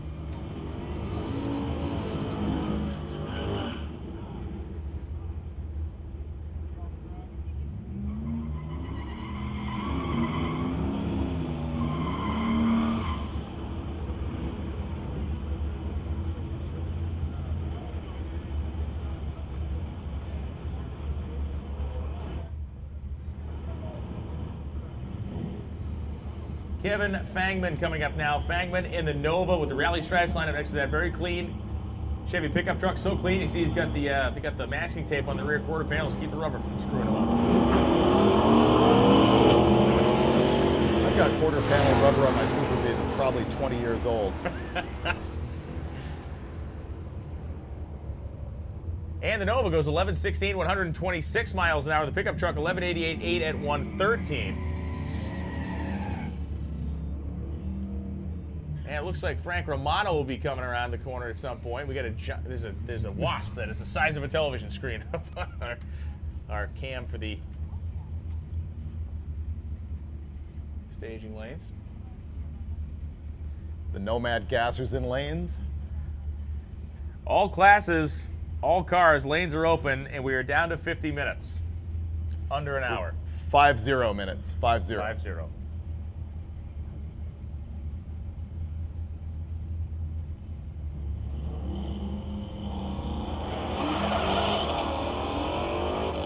Driver of the Challenger came out of the much more aggressive there, brought the launch RPM up before he stepped off the clutch. Last time it really pulled the motor down. This time pretty much picture perfect. Turned the tire a little bit. He was able to just keep jamming gears. Goes 12:39.1, 114. Lewis Martin goes 12:71.8 at 104 miles per hour.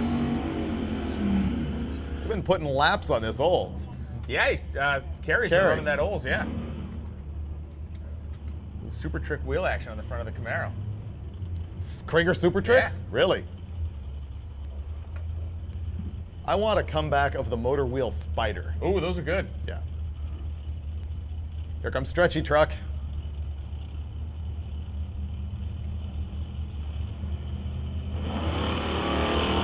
funny thing is that you look twice at it. There's all kinds of trucks rolling around like that up there. Warren Whitmer and Kerry Watson. And Whitmer goes 11:65.6, 115. Watson goes 12:21.2 at 108. Yeah, Nick originally from the Buffalo, New York area. Relocated and moving and building his truck at the same time. Yeah, that's dedication.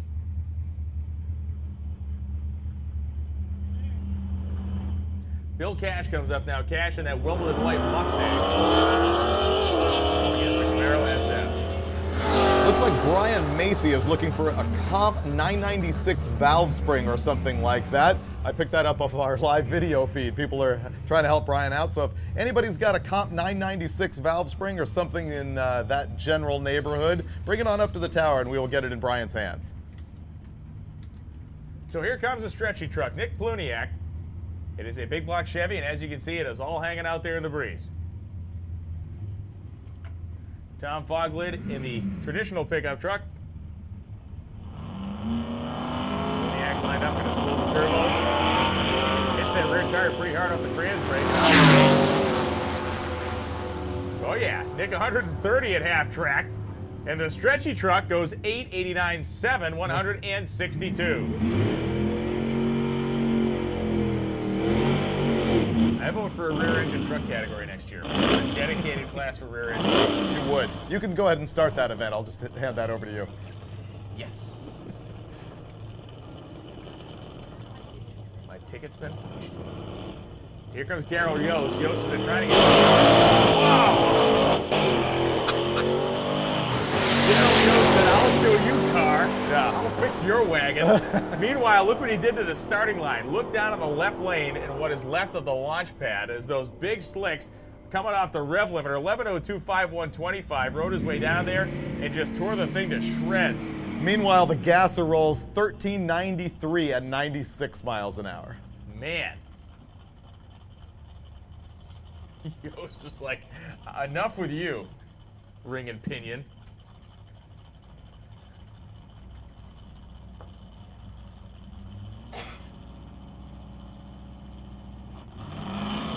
Dusty Driggers and Lance Armstrong head down the race. Oh, Lawrence Armstrong head down the racetrack.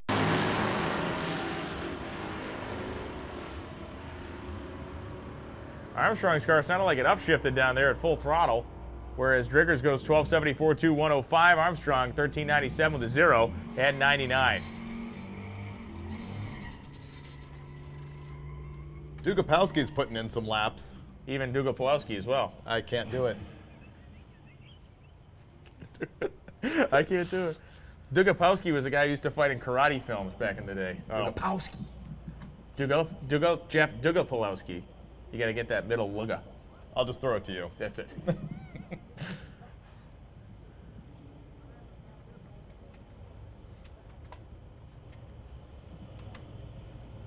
And the staging lanes are all but empty down there.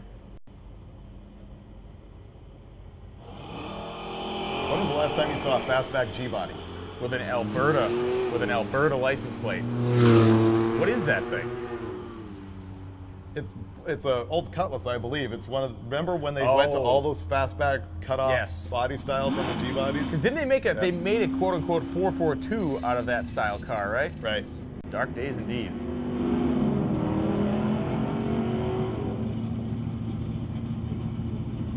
What can we do to make our car less appealing to the general public?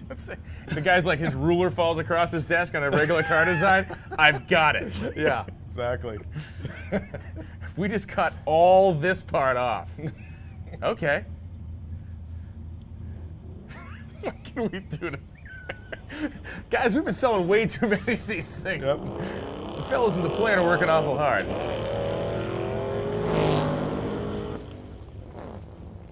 We're still looking for a valve spring for Brian Macy, sorry. And 996 cams, 996 valve spring. 1450 the 6 at 92 for the Mustang down the Grand Prix lane. Okay. Is that Larson? Is that Larson? Can't tell if that's him. No, that's Romano. Yeah. Okay, so here comes the Oldsmobile Cutlass. With a stick shift in it, or an automatic that does not want to go in a second gear. We'd like to thank MSD for their sponsorship of Drag Week, supplying rev limiters. 1504 at 90 for the Olds as the nitrous gets purged from the Malibu wagon rolling up on the Grand Prix side.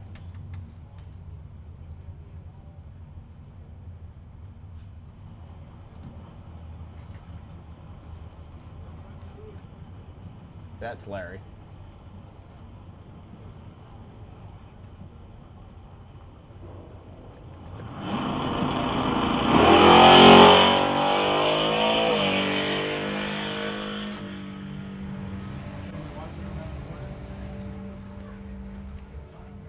Andy rolls a 978 at 140 miles an hour. 978, 140. And Larry Larson has returned to the staging lanes. He's sitting at the end of the staging lanes right now as cars are trickling around, but Larry is getting suited into the truck. I think there's a chance Larry's looking at the clock saying, okay, if for some reason this pass goes wrong, I've still got 45 minutes. Yeah. Shutting it down at 3:30. But I will say you want to run to the grandstands and get a look at this. If you're on the live feed, do not be taking a coffee break right now.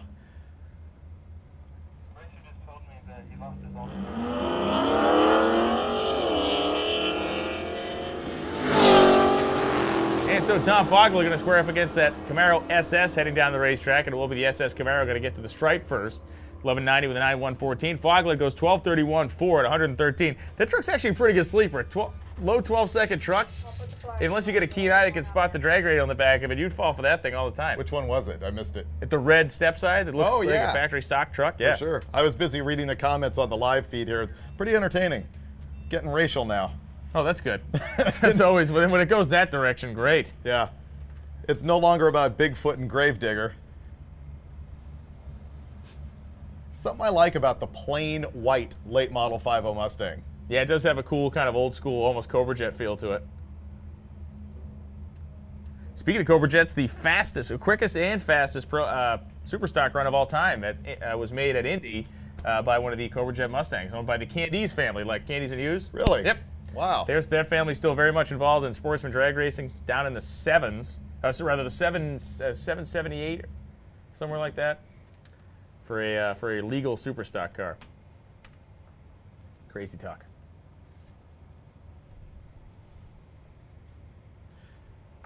What was that Pro Mod field down there at Indy? Man, there was 34 of them. Yeah. Trying to qualify for 16 spots. That was a heck of a show.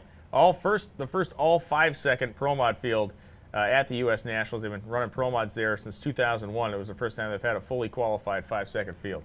So people talk about some of our unlimited cars being close to a Pro Mod deal. What's a weight break on NHRA Pro Mod for a twin turbo? A twin turbo NHRA Pro Mod, I believe, is in the neighborhood of 2,600 pounds. I'd have to check on that to be 100% sure, but that's, construction-wise, there's not a lot of differences. I mean, if you pulled all this stuff down to the skin and just set the chassis on a table next to each other, you know, they'd look roughly the same. Now, these things will have a couple, you know, doodads in them, like cup holders some guys will add and stuff like stereo. that.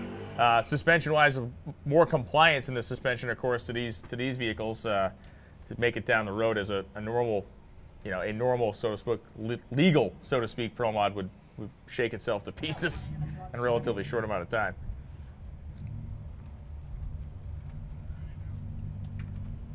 Bill Cash.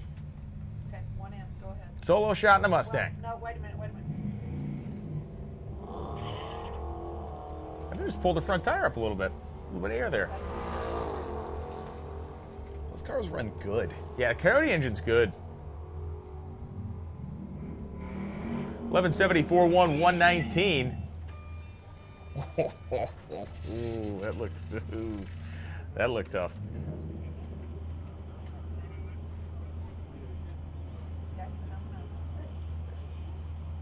And so John Gatliff going to roll ahead towards the stage position in the left lane. And Louis Martin.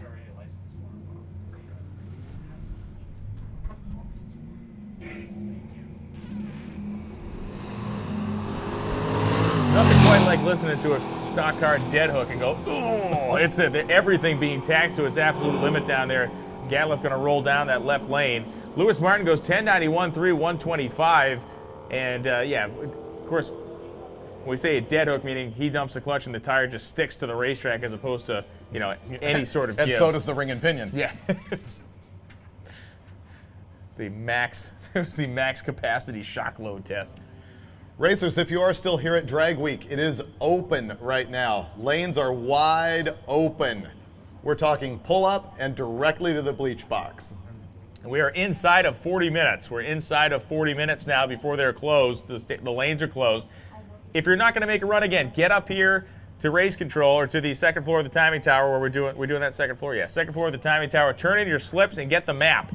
Get that done now so when we are completed in the afternoon, we can get everybody loaded up and out of here. Everybody, if you're on the live feed or even here in the stands and you want to follow these cars on the street the rest of the week, we did this for the first time last year, post the driving directions on hotrod.com each day at noon Pacific time.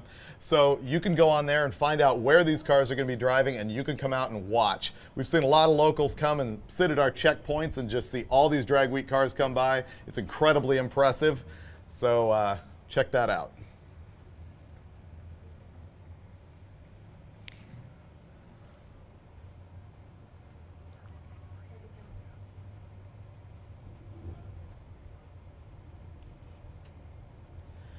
Wow, people are anxious. They're watching a dead track. 4,500 people on our live video feed watching a dead track, ready for Larry Larson. Of course, newcomers to this deal might be wondering why we're making such a big deal about Larry. He has won this event 5 times in a row with that 66 Nova that will go down in history as one of the baddest street cars of all time. The question is, will this truck become more famous?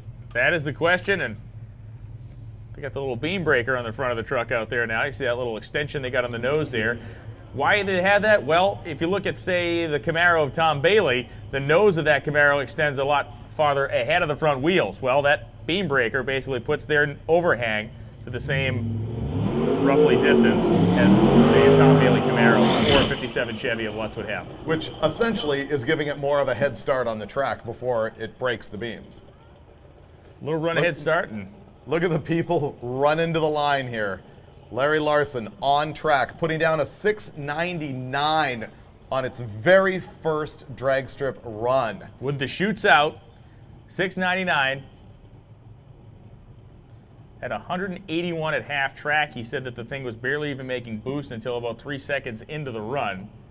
I was at Larry's shop here a couple of days ago, and it was kind of a bleak looking scene as these guys were thrashing on the car. But he walked up here in the tower just a minute ago and he was back to the old Larry. He knew that he knew what was going down. I think he's got some hope now.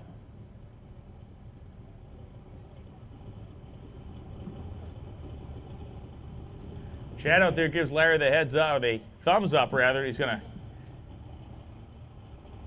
step aside as Larry will stage the truck by himself. Pretty cool, he kept the same paint scheme on the truck as they used on the 66. The good thing it's not pink. Everybody comes out ahead on that decision. That's right. What more can we say? The anticipated S10 pickup truck is here, and it's gone. Turned the tire pretty hard, and he starts to he's wiggle. wagging around. Started to wiggle on him at the 330, lifted, and goes out 871.5, 108. The short time was 109. Now, that was actually the second quickest short time recorded all day. The quickest short time was a 108 that was recorded by Tom Bailey. That thing might have stuck the tire a little bit harder than they thought, because you saw, if you paid attention to that rear tire, it started to wrap up pretty good. I thought it was going to shake. He drove through it to somewhat, but then by 330, it started to wag the tail a little bit. But looking at it right now, he's got 35 minutes to get back on track. We are shutting this down at 3:30. I'm thinking they're going to go prep that truck and be out here again. Yeah, they will be able to basically have a free pass into the lanes. We don't have a lot of customers waiting there, so if they do decide to turn the truck around, it's going to be a deal where they can pretty much hop in the pits and drive it right up to the starting line. So in the amount of time you've been doing this, which grows longer by the day, I will add, You're killing yourself. Since the early 90s, what's the car that's jumped out at you has just been something way out of left field? Like something that hit you upside the head is going, who knew this was even possible, this level of, kind of performance or evolution on the street car stuff? Oh, wow. Going back, Danny Scott. Okay. Danny Scott. You think of those cars, the Cars racing team, which was Jim Treppa at one point very briefly, and Bruce, how can I forget Bruce's name? Bruce Kimmin? Yeah, Bruce Kimmin. Yep. Drank with that guy many times. And Rick Dyer and Danny Scott. Those cars had that pro street look that I think is just timeless. Yeah. That full-on back half squat. Danny Scott was building the chassis. They were all looking good. They ran big dirt track tires on the back, funny car slicks on the track, dirt track tires on the street, and it was mind-blowing at the time. Lenkos and all of that stuff. And, they just weren't that fast. Not by today's standards. Yeah, a couple of hay wagons. Yeah. At the time, they were all hanging out untouchable. But by today's standards, just not there. As you've said a couple times today, quaint. Yeah. Bruce Kimmin, he had a moment of infamy there when he crashed one of those Camaros and the fuel tank broke open, and there was the nitrous bottle inside the fuel tank. Well, I can tell you a story about that, too. So that was at Memphis. Okay. It was about 60 feet out. Okay. I am on the grass there at Memphis, which is even with the top of the wall, and I'm lying down trying to get a launch photo of this thing. He comes right at me, and I dive off, and when I look back, there's alcohol all over the grass right where I was lying. Yep. And then there was, of course, the nitrous bottle in the fuel cell. Whoopsie-doo. Hey. Whoops. Hate it when that happens. I knew this was heavy when I put it in the car. I didn't. Nobody told me that was there. Yeah, Dick Landy once told me a really good story about that too. Old days of Pro Stock. We're talking, I think this must have been 72 or 3. He had his Challenger, and I asked him what was the level of cheating SOBs back then, and he's just said, well, I won't tell you who it was, but we were in line for Pro Stock one day, and we're standing around talking, waiting to run. All of a sudden, there's a loud bang, and steam starts pouring out of the gas tank cap on this guy's car, but it wasn't steam. And apparently, they had a nitrous bottle in the gas tank on that deal in a Pro Stock car in roughly 72 or 73. Jeez.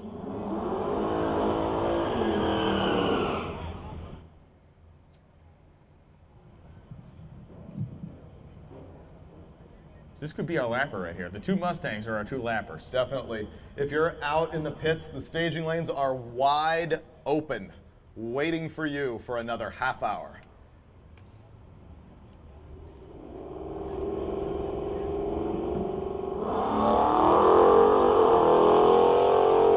Having not been out in the pits, I'm guessing they're pretty vacant with people having hit the road. Yeah, I mean, just kind of a quick cursory glance out the window. Things have certainly thinned out from where they were this morning. And he rolls an 1172 at 120 miles an hour. That is not a bone stock 5.0 Mustang. No.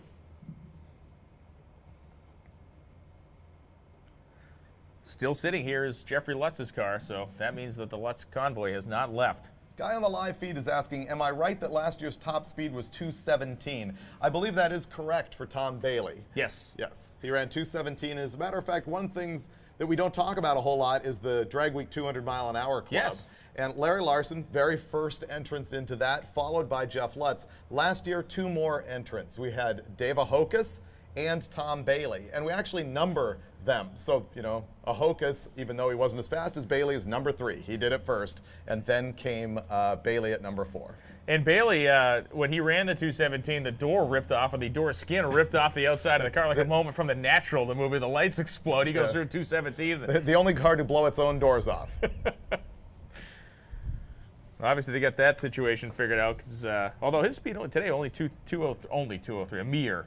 Yeah, a mere 203 in the face of Lutz blasting a 225. Sheesh. Yeah. I'm thinking the impound for Jeffrey Lutz Jr. was not really affecting his day. I don't think it hurt him too much. Yeah, exactly. It did allow him to just put on his pants and get quickly down the racetrack. You know, he put on his fire pants and his jacket and jumped in the car and came down quick, but little one-shot deal.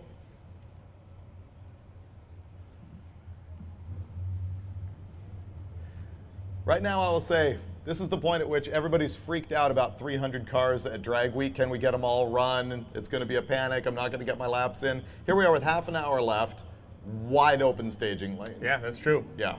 And we did have, you know, it was a little bit of a stumble to get things going this morning, just in the fact we had a couple guys go down and we had to check the track a bunch of times, stuff flying around, so it wasn't like we got off like just bing, bang, boom. So yeah, a good testament to the preparation of everybody's equipment on Monday. We'll see how that plays out for the rest of the week. Well, if we have a major oil down or anything, we'll always extend track time to be fair to the other people. Although, well, I say always, we will make every attempt to do that.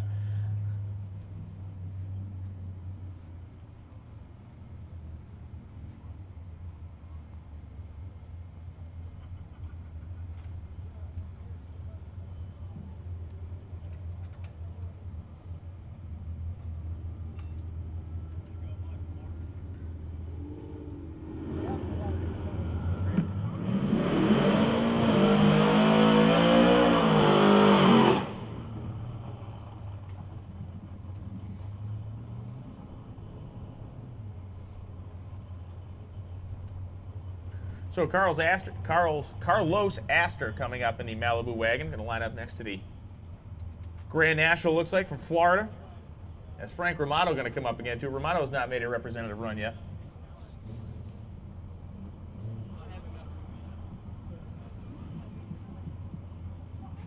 Glenn Hunter is the New York Cowboy down there. Hunter with the newly acquired, he still has the tag on it, Oklahoma Cowboy cap.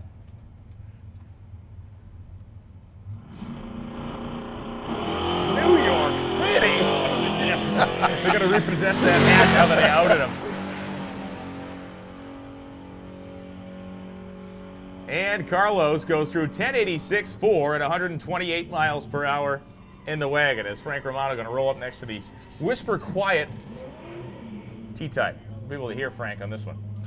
Everybody in the stands, when the Silver 55 goes down, look at the multi-ball trailer hitch hanging off the back of the thing. Only at drag week. Don't leave home without him.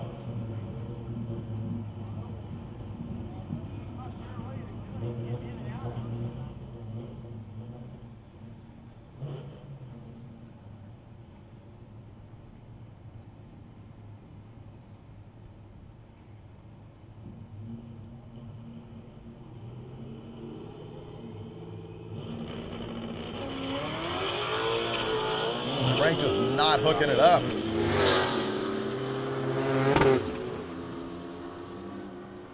Tell you what, though, this is the best run he's made all day. Romano goes 1093.3, 126 miles an hour. And Glenn looks a little happy. He's pretty good. Glenn's smiling under the cap. I can see that his shaded brow underneath the cowboy hat. T-minus 26 minutes till we lock it down.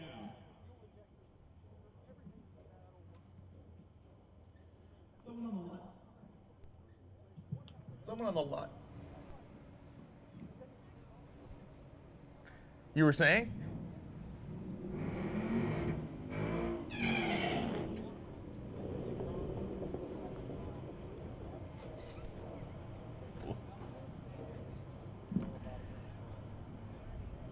And so John Gatliff going to make a pass here.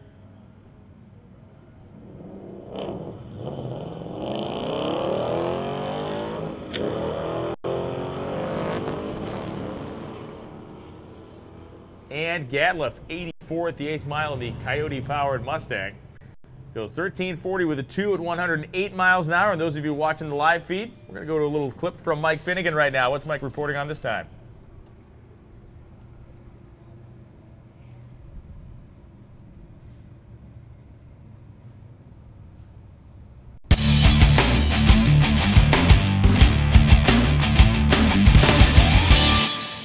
Last year at Drag Week, Shane McClellan stood his Nova on the back bumper with a twin-turboed LS, set the world on fire. He was an internet superstar.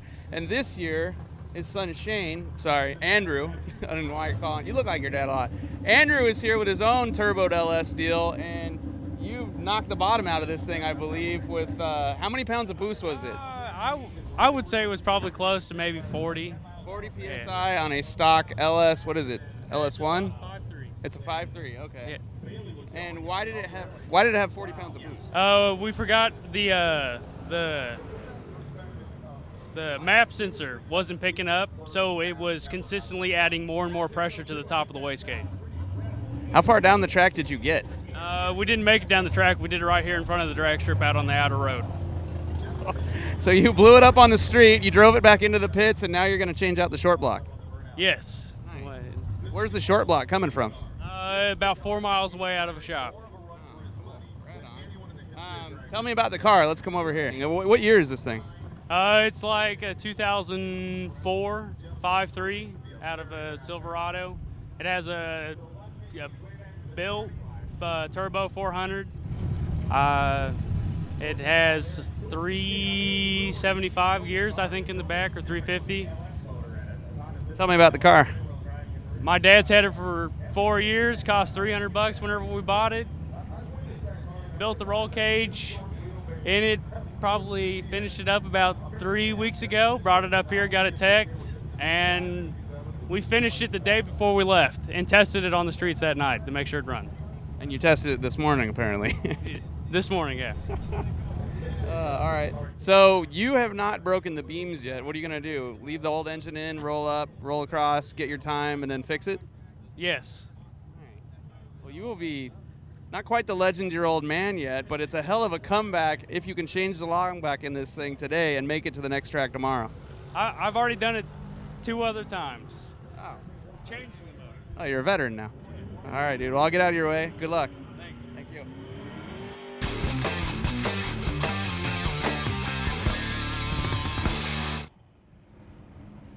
Well, once again, Mike doing a bang-up job down there, knocking it out of the park. Hey, if you got time slips, you got to bring it to us. We need the time slips, not to us specifically, but you got to bring them up to the second floor to Tanya and Tara and the other people that have a brain to make this whole thing happen. You need to get those time slips turned in, so do not delay, as we are not going to be sitting around until 6 p.m. waiting for your time slips. You got to get those to us. We have 20 minutes remaining before the staging lanes will be closed. 20 minutes before the lanes are closed as Mike Cardella goes 12:47, 4 at 109 miles per hour. Once the live feed clicks off, make sure you're watching hotrod.com and Hot Rod social media, Facebook, Twitter, Instagram, the whole rest of the day, because we will be out on the road, on the route with all of these Drag Week cars. And when there is carnage at the side of the road, we will bring it to you. And you too. Everybody. Yeah, Hot Rod Mag on Facebook, Hot Rod Magazine on Instagram, Hot Rod Magazine on Twitter, and we'll get you a lot of photos of these guys out here on the road. There will be transmissions out of cars in gas stations, I promise. Or worse. The gas station might be a luxury accommodation compared to places some of these guys have to work on these things. Oh, yeah, it's true.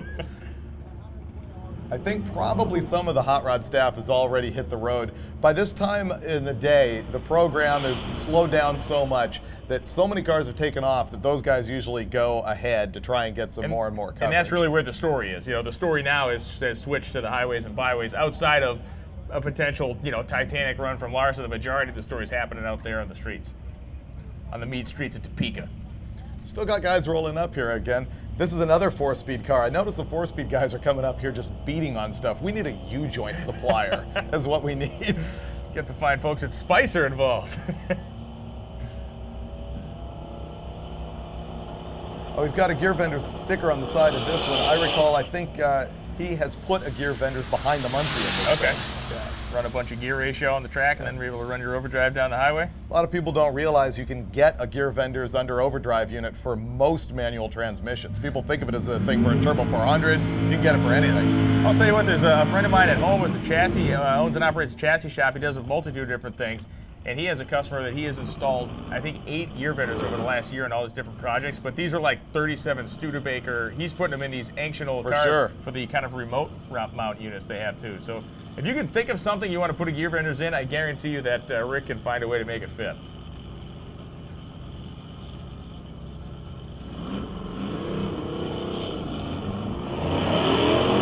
And off we go. Lawrence Armstrong.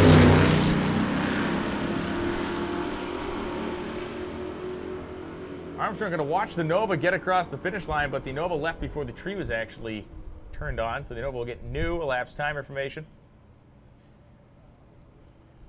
Is that the proverbial, he left so soon he saw the future? Is that what that's No, you have to have some data to give him the future. Okay. You got to be like, oh, he was like 8/10 early. Oh, okay. Yeah, you saw tomorrow. Not going to be happy until he breaks an axle with this thing. There's an end game here, and the end game is a busted drivetrain.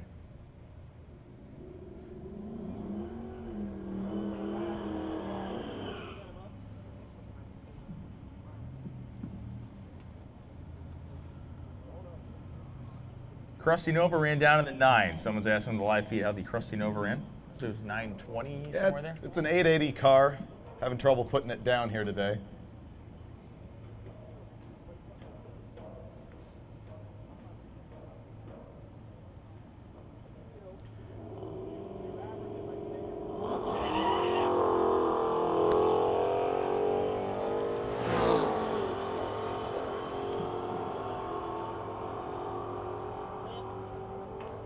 And the automatic Mustang goes 1160 with a 5 at 122 miles per hour as the Buick Grand National going to come up for another hit here with the V6 working away. I think of the old magazine stories you read about muscle cars where they would get a press car and they'd throw headers on it, and they'd put like 488s in the back, and they'd do the Jennings Super Tune, and those guys, sometimes they would be running like 1320s with it and going, win! And here's this guy with a brand new Mustang. I don't know what he's done to him. He's just making 1170 laps just all day long. Yeah, and by the 3rd lap of the ancient muscle car, the brakes would either been so faded out it would have driven through the fence, or some pieces would have, or it would have been puking. Cullen Duncan goes 14-19-1 at 105 miles an hour and the Grand National. Down to 16 or 17 minutes.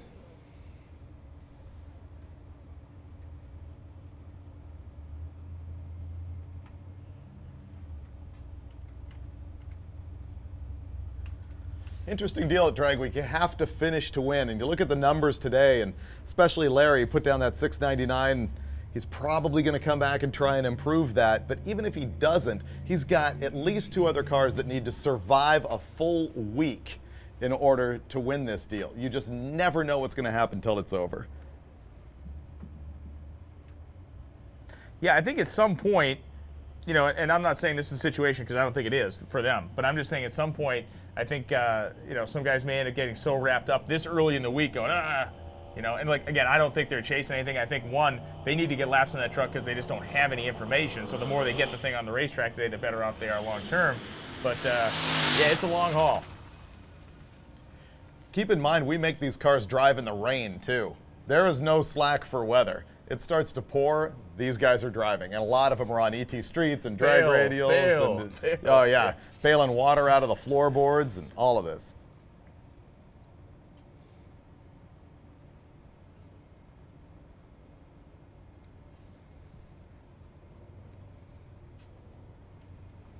All right, well, we got a little bit of downtime here because there's no one in lanes and we're just waiting for that last-minute blast. We are going to go to another pre-recorded video from the pits.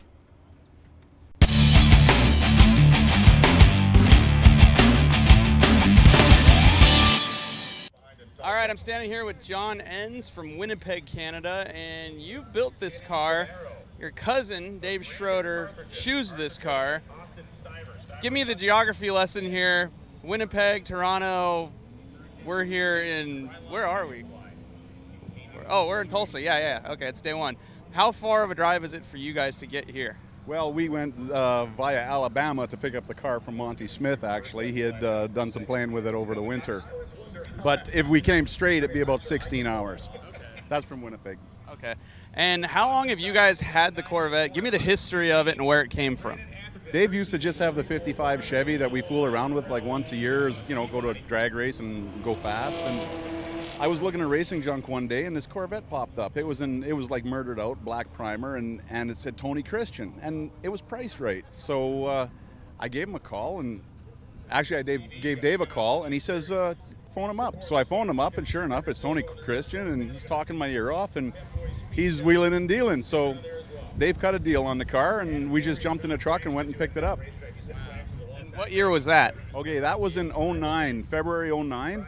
And the car was only certified for 750s. It had a mild tube chassis on it. So then we had been talking about Drag Week for years. And in 2010, we brought his 55 out, the red and white one, and had a great time, a real good time. Decided to step up the 55 with a 598, and then the rules got changed. So that car ended up getting bumped into an unlimited class because of the home-built strut front end on it. So then, I mean, after seeing what's been at Drag Week, we decided we can make the Corvette work. So he went down to Vito Antonio Celli in New York, I believe a suburb of Buffalo, New York, and had him build up a 25-1 chassis for it. And we got the car in February of 2012, and then we showed up here in September of 2012 with the car all together. And this began life as an actual Corvette. That's not a lightweight composite body. That's a real Corvette. I suspect it was hit early in its life, and it got turned into a race car early on. Tell us about the drivetrain. What have you built under the hood? I know it's all aluminum and it's really big. It's a 10.7 Brodex aluminum block with a set of Brodex Sweet 16 heads. The motor's been fully machined by Ken Murray at Ken's Custom Auto in Winnipeg. It's got a Hogan intake with dual Z06 drive-by-wire throttle bodies. It's runs Holley Dominator ECU. The fuel system is also Holley. It's got the Dominator fuel pump sunk in the tank. We have a Cohen Big Dog trans with the gear vendors on the back. And how many stages of spray do you have this? I noticed you're, I believe, the only guy in the unlimited class running on the hose. Well, it's still cool. Everybody's gone turbo, and obviously it's the way to go. It works really well, but we haven't given up on a nitrous. This is our first foray into the unlimited class, and I think we're still dipping our toes in the cubic inch department. There might be something left in the future. So I think this motor's got a 6 in it. Not enough for turbo guys, but we'll see what happens in the future. Well, they got to finish, and so do you. So a 6 can get it done. Doesn't that motor look pretty? Like when you look at a nitrous motor, I think they look sexy. I don't want to see plumbing and if you're a fabricator, a turbo is an awesome thing. You can plumb and run ductwork and everything else all over the place. But I think as a mechanic, I still like the looks of a nitrous setup. I hear you. It's a beautiful car. It's an awesome engine. It looks effortless going down the track. We're really enjoying it. I mean, you've run 718, I think, so far, right? 719 he got out of it today. Actually, 2 719s in a row. Monty is going easy on the tune. We've had a few hiccups in the past, and Monty Smith has got that right under control. And to us, we're just about survival. We've never finished in this car, so we got to get through the week with a real motor. And then if we're around at the end of the week, I think Monty's got a few tricks for it to step it up. So speaking of surviving, I see big radiator, oil cooler, trans cooler, electric water pump. What have you done to this thing to make sure it will actually stay cool and make it all the way to Friday? Well, some of that stuff we just jury-rigged on there on Friday morning. Those are Delta Pack fans. That's a brushless fan out of New York. It's a very low amp draw. Brushless fans, made in America, runs on ceramic bearings. So far, we've been very happy. Our voltage, we turn the fans on, it doesn't even dip. And they've got great airflow. So we're excited about trying those for the first time this year. We got a big alternator from Power Master. They've been really good. And this whole car is electronic. There's nothing other than the dry sump getting driven off the crank and the alternator. The pump is electronic, the water pump's electronic, the fans are electronic, so voltage was our nemesis in the past. How many volt system are you running now? Well, we're still with the 16 volt. You know, we charge about 18 volts to the battery. So, yeah, we've got a couple hundred miles over the years with this car. And so today will be a good test for us again. Okay. And traditionally here at Drag Week, it's very hard on nitrous cars, especially the ones that run a lot of cam in them. What do you have for a stick in this thing? Well, we got about an 850 lift deal, and it's you know, it's mid 280s for duration. Monty Smith spec the cam. It's a lot of cam, but it's easy. It's got mild ramps. You know, its profile. It's not a full-on race cam. It's very large, but it could be a lot more aggressive. And then we're taking some steps to make it live over the road. We're tightening them right down for the street drive. So keep them rolling. That's what right now. That's my theory. Is we got to keep those wheels rolling. You don't want them skidding. So I'm pulling them down tight.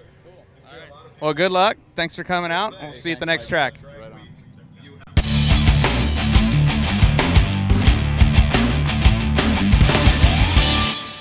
If you're a fan of Hot Rod Magazine, then you probably recognize this rock star, David Kennedy, the editor of the Bible that is Hot Rod Magazine. It is. This 66-year-old legacy that you and I sustain, and Drag Week is really kind of the epitome of Hot Rod Magazine. Lots of great action here. Probably a premier event for motorsport guys that read this magazine. Yeah, and good action today. I mean, we've got a lot of drama. We've seen a record fall in the unlimited class already with Tom Bailey. Runs a 654. I mean, that's 0.3 better, I think, than he ever ran. We've seen an LS engine blown up with 40 pounds of boost outside the event even before it even started. And I think those guys are changing the short block right now. Yeah, and that's the other beauty. So Drag Week, you think it's fast times, you think it's highway driving miles. It's also real wrenching with very little resource. You know, you see easy ups and some trailers and toolboxes. You don't see air tools and garages and the things you'd expect of cars at this level. I see Eddie Miller's valve covers off over there. I think that's just a preventative maintenance deal, but the whole engine's basically, you know, look like they can be torn down and rebuilt here. Yeah, I mean, I don't want to blow up Eddie's spot, but allegedly he runs like a 1:5 ratio rocker on the street, and when no one's looking, puts 2-to-1 ratio rockers here at the racetrack. No, that makes sense, and you know, if he's willing to do it here under an easy up with hand tools, more power to him. I think he's going to throw those hand tools at me now that I've said that out loud. What do you think about some of the strategy going on here today? Like, there's guys that are one-hit and quit guys. There's guys that are going to stick around all day and watch other guys to see if they need to keep running to better their times. Yeah, and I think that strategy is tough. You know, depending on what class you're in. An unlimited class with 18 cars, I see Bailey over by the starting line. He's on his street tires, but he's still got the wheelie bars on and not hooked up to the trailer. So that's a real kind of halfway, you know, bet hedge, I guess. It'd be tough. Do you leave early and have a good safe drive, or do you have to stick around here to make sure you don't have to make a second run?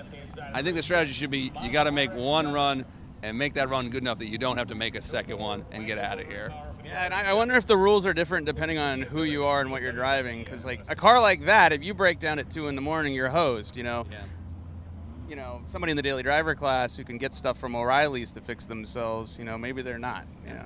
I competed in this in 2007, and we had a daily driver type vehicle, and that was our strategy. Once we stayed at the track all that night and then got up super early and just made it so we could make one run before the next track closed. So it can go both ways, and I think that the daily driver strategy is a lot different from the unlimited strategy. Well, why don't we go watch some more cars race? Sounds good. Thanks, Mike. All right, thank you.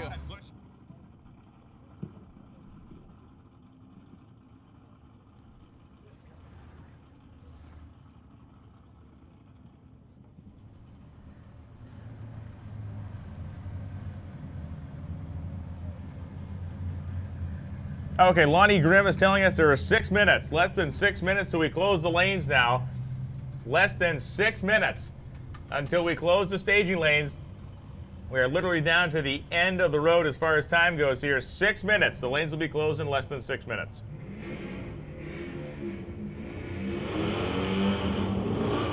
Krusty Nova trying to improve his time. I think his best has been 9:20 and change. Okay. Well, two guys that are just not into paint out here. Both Novas, One of the brown crusty variety, one of the white crusty variety.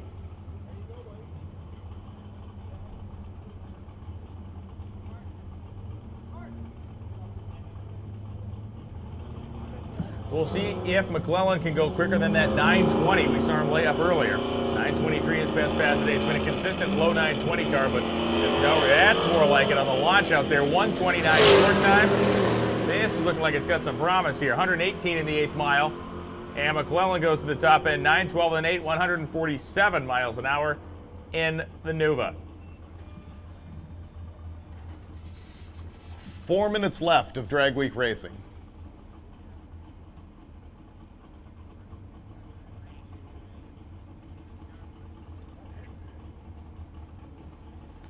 One car we have not seen run here yet is one of our big players, past winners, Todd Maschmeyer and Travis Gilpin. We're wondering if they're going to make it here to Lanes in 4 minutes to make a pass to stay in drag week competition. I was looking at our little, Brandon just motioned that it was. I was looking at our little TV screen up here and I saw a black, what appeared to be a black Camaro there, but the resolution wasn't high enough for me to say 100% if it was them, but it is. Brandon pointed to him when you started to say that. So Maschmeyer's going to roll out here, and this is going to be a car that has never been down the drag strip in its current configuration. They just put EFI on it for the very first time. Maschmeyer typically being a big carburetor and nitrous guy, and now he's got EFI on it. So we'll see if they've got the tune-up in it and get down track. A quick note here, as long as you are in the lanes when we close them, which is now 3 minutes, you will be able to make a pass. If you're in the lanes in 3 minutes when we close them, you will be able to make a pass down this racetrack. As long as you're in, you can make a run. But we're down to 3 minutes.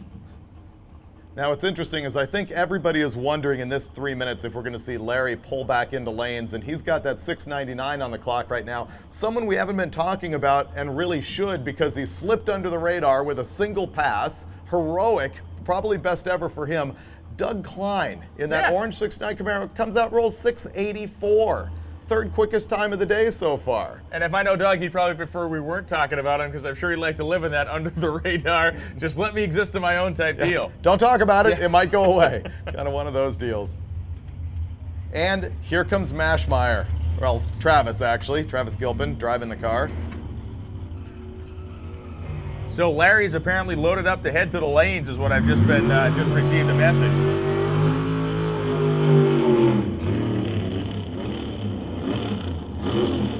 Two minutes. So Travis and Todd have been a very successful tandem out here in drag week, and Todd is one of the more intense guys you'll ever meet in your life. I think just shaking the guy's hand, I fear for my life sometimes. But yeah, he is engine builder out there in Missouri, machinist, and a lover of all things flat black Camaro.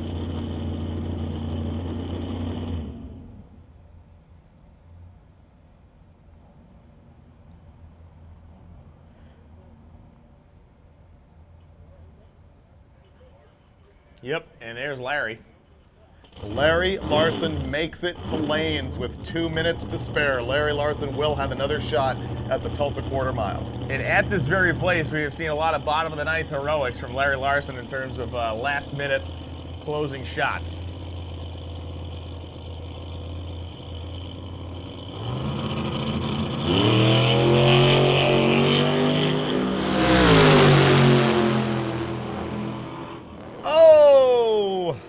Man, the motor laid over down there mid-track, goes 899, 122 miles an hour. You saw the smoke come out of the exhaust there as Travis takes it down through the shutdown area. That is a 7-second capable car. I'm hoping there's some pistons left in it after probably a little bit of a lean out.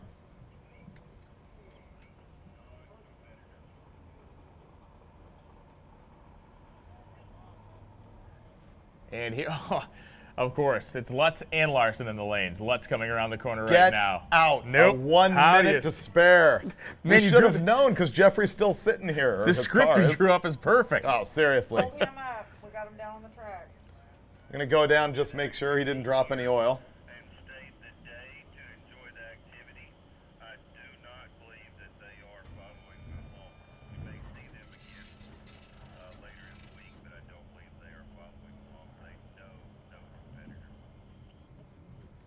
Evil twin pulling the burnout box. I'm eating a Dorito. Right now, we have got Lutz having run a best of 669, and he's obviously looking to improve it. He's going to have to shut it down while they go have a look at that track.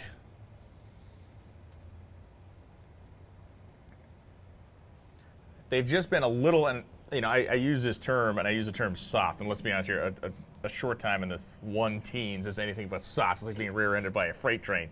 But when we looked at the other, you know, I believe where ET-wise he's losing a little bit is in that first 60 feet, especially when we look at what his other competitors did.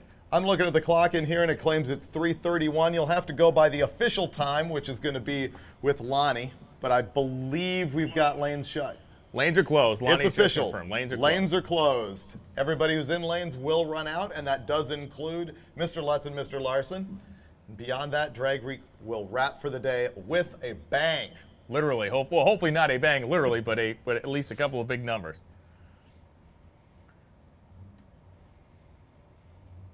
And so just making a quick check of the racetrack down there in the midsection of the track where we saw a lot of smoke. Like you said, it did sound like the thing just laid over, might have gone lean, and all that white smoke down there is not a happy sign for the Mashmeyer and Gilpin collaboration.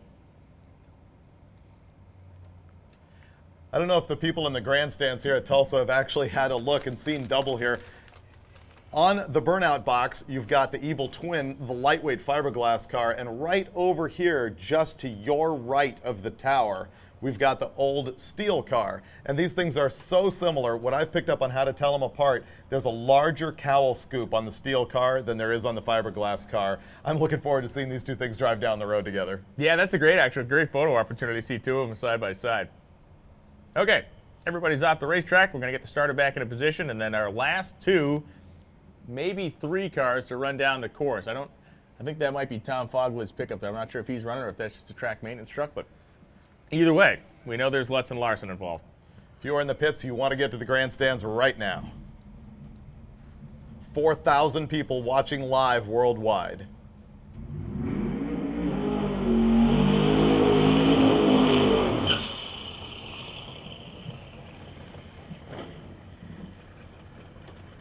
So it is a testament to the quality of the competition here that these guys want to get that one last lick in. It's a testament to the fact that they believe that they're going to need it a little bit more than they've gotten already, to at least to have a little bit something in their back pocket or to close the gap if there's going to be one when they leave. Yeah, there's no more one-and-done Larson. I remember he was really big even his very first year, making a single pass and hitting the road. I think those days are over. These guys are going after it.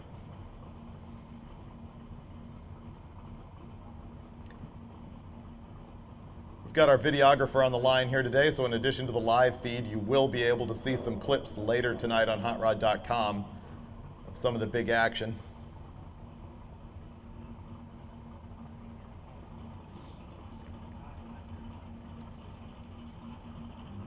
So a fine way to spend a Monday here in Tulsa, Oklahoma, and an exciting way to end it. Literally couldn't have drew it up any better with the two big guns making one last shot into the afternoon.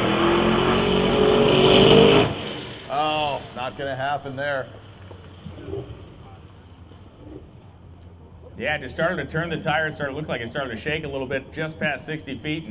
And that tire shake, as violent as it is in a car that's only a drag race car, one that you literally need to drive around, you need to minimize that. You need to minimize the tire shake to nothing. He wisely steps out of it, but he does leave the day with the second quickest time of the day, a 6:69. So far.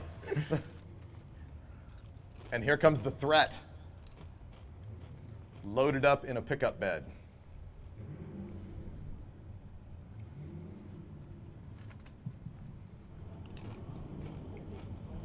Go ahead and just eat your chips and everyone's here there, Brian. It'll be fine. They're awesome. 4,160 people listening to you eat your First chips. sustenance I've had all day. Me too. I know.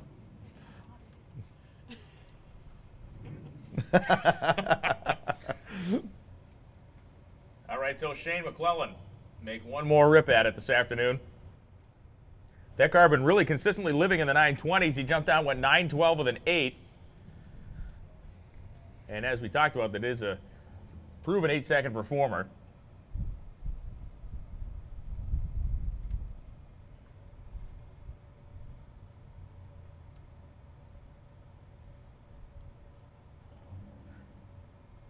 And we're going to be rolling Shane out of the water box. And boy, what a tough day for the McClellans, both with the son's car and now looks like he's got issues there to deal with as well.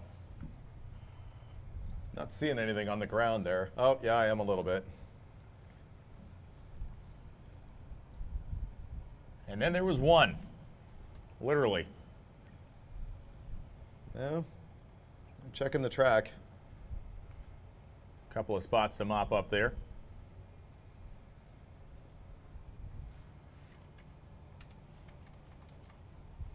Well, I'll tell you, the experience Larry has as a chassis builder and as much time as he's spent around tuning these cars, a run like he had the last time where the thing got a couple 100 feet down, able to plug it in and kind of analyze what they saw out there. So granted, you always like to have a full pull to see what the thing would do, but you get that analysis of the first part of the racetrack where you can get back in and you know, you could be talking about a very minor change to go from what we saw as maybe a little loose condition or a shake condition to just really sticking the thing and going.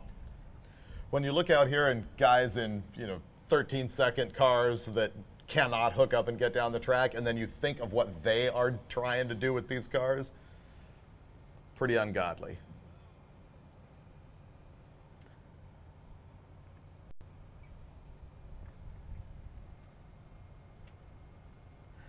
Yeah, these you know, the flagship, I guess you call them, unlimited cars, where they say a lot about a lot of different things. They certainly say a lot about the aftermarket performance industry as well because of the components that are in these things. Not only to survive street driving, but to get continually hammered. It's just a ton of boost and everything else, and driveline components and suspension components. I mean, it is about as cutting edge as it gets. Now with Larry's truck here, they have a lot of prep to do before they run it. They actually pull the radiator out of it because he's on alcohol, and he's running 2 fuel systems. I believe they removed the gasoline fuel system, and they put carbon fiber doors on it, whereas he drives it on the street with steel. Do you switch the shocks too, or the shocks are the same? Unsure. Well, we close the afternoon on a note that I think everybody's interested in seeing how it plays with Larry Larson in the S10 pickup truck. His last effort was an early shut-off after 330 feet. Larson now fully staged.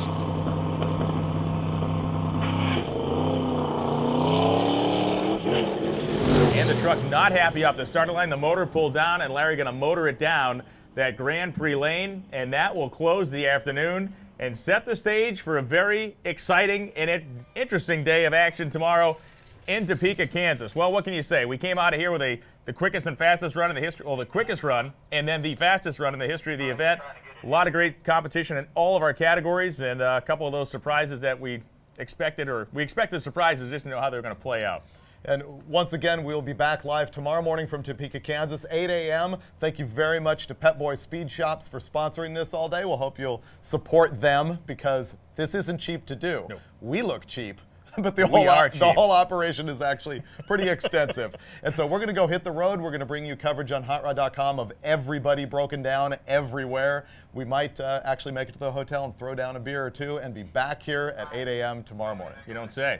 On behalf of Mike Finnegan, on behalf of Alana, Brandon, the whole staff here at Hot Rod Magazine Drag Week, we're out of here. We'll see you tomorrow morning in Topeka, Kansas.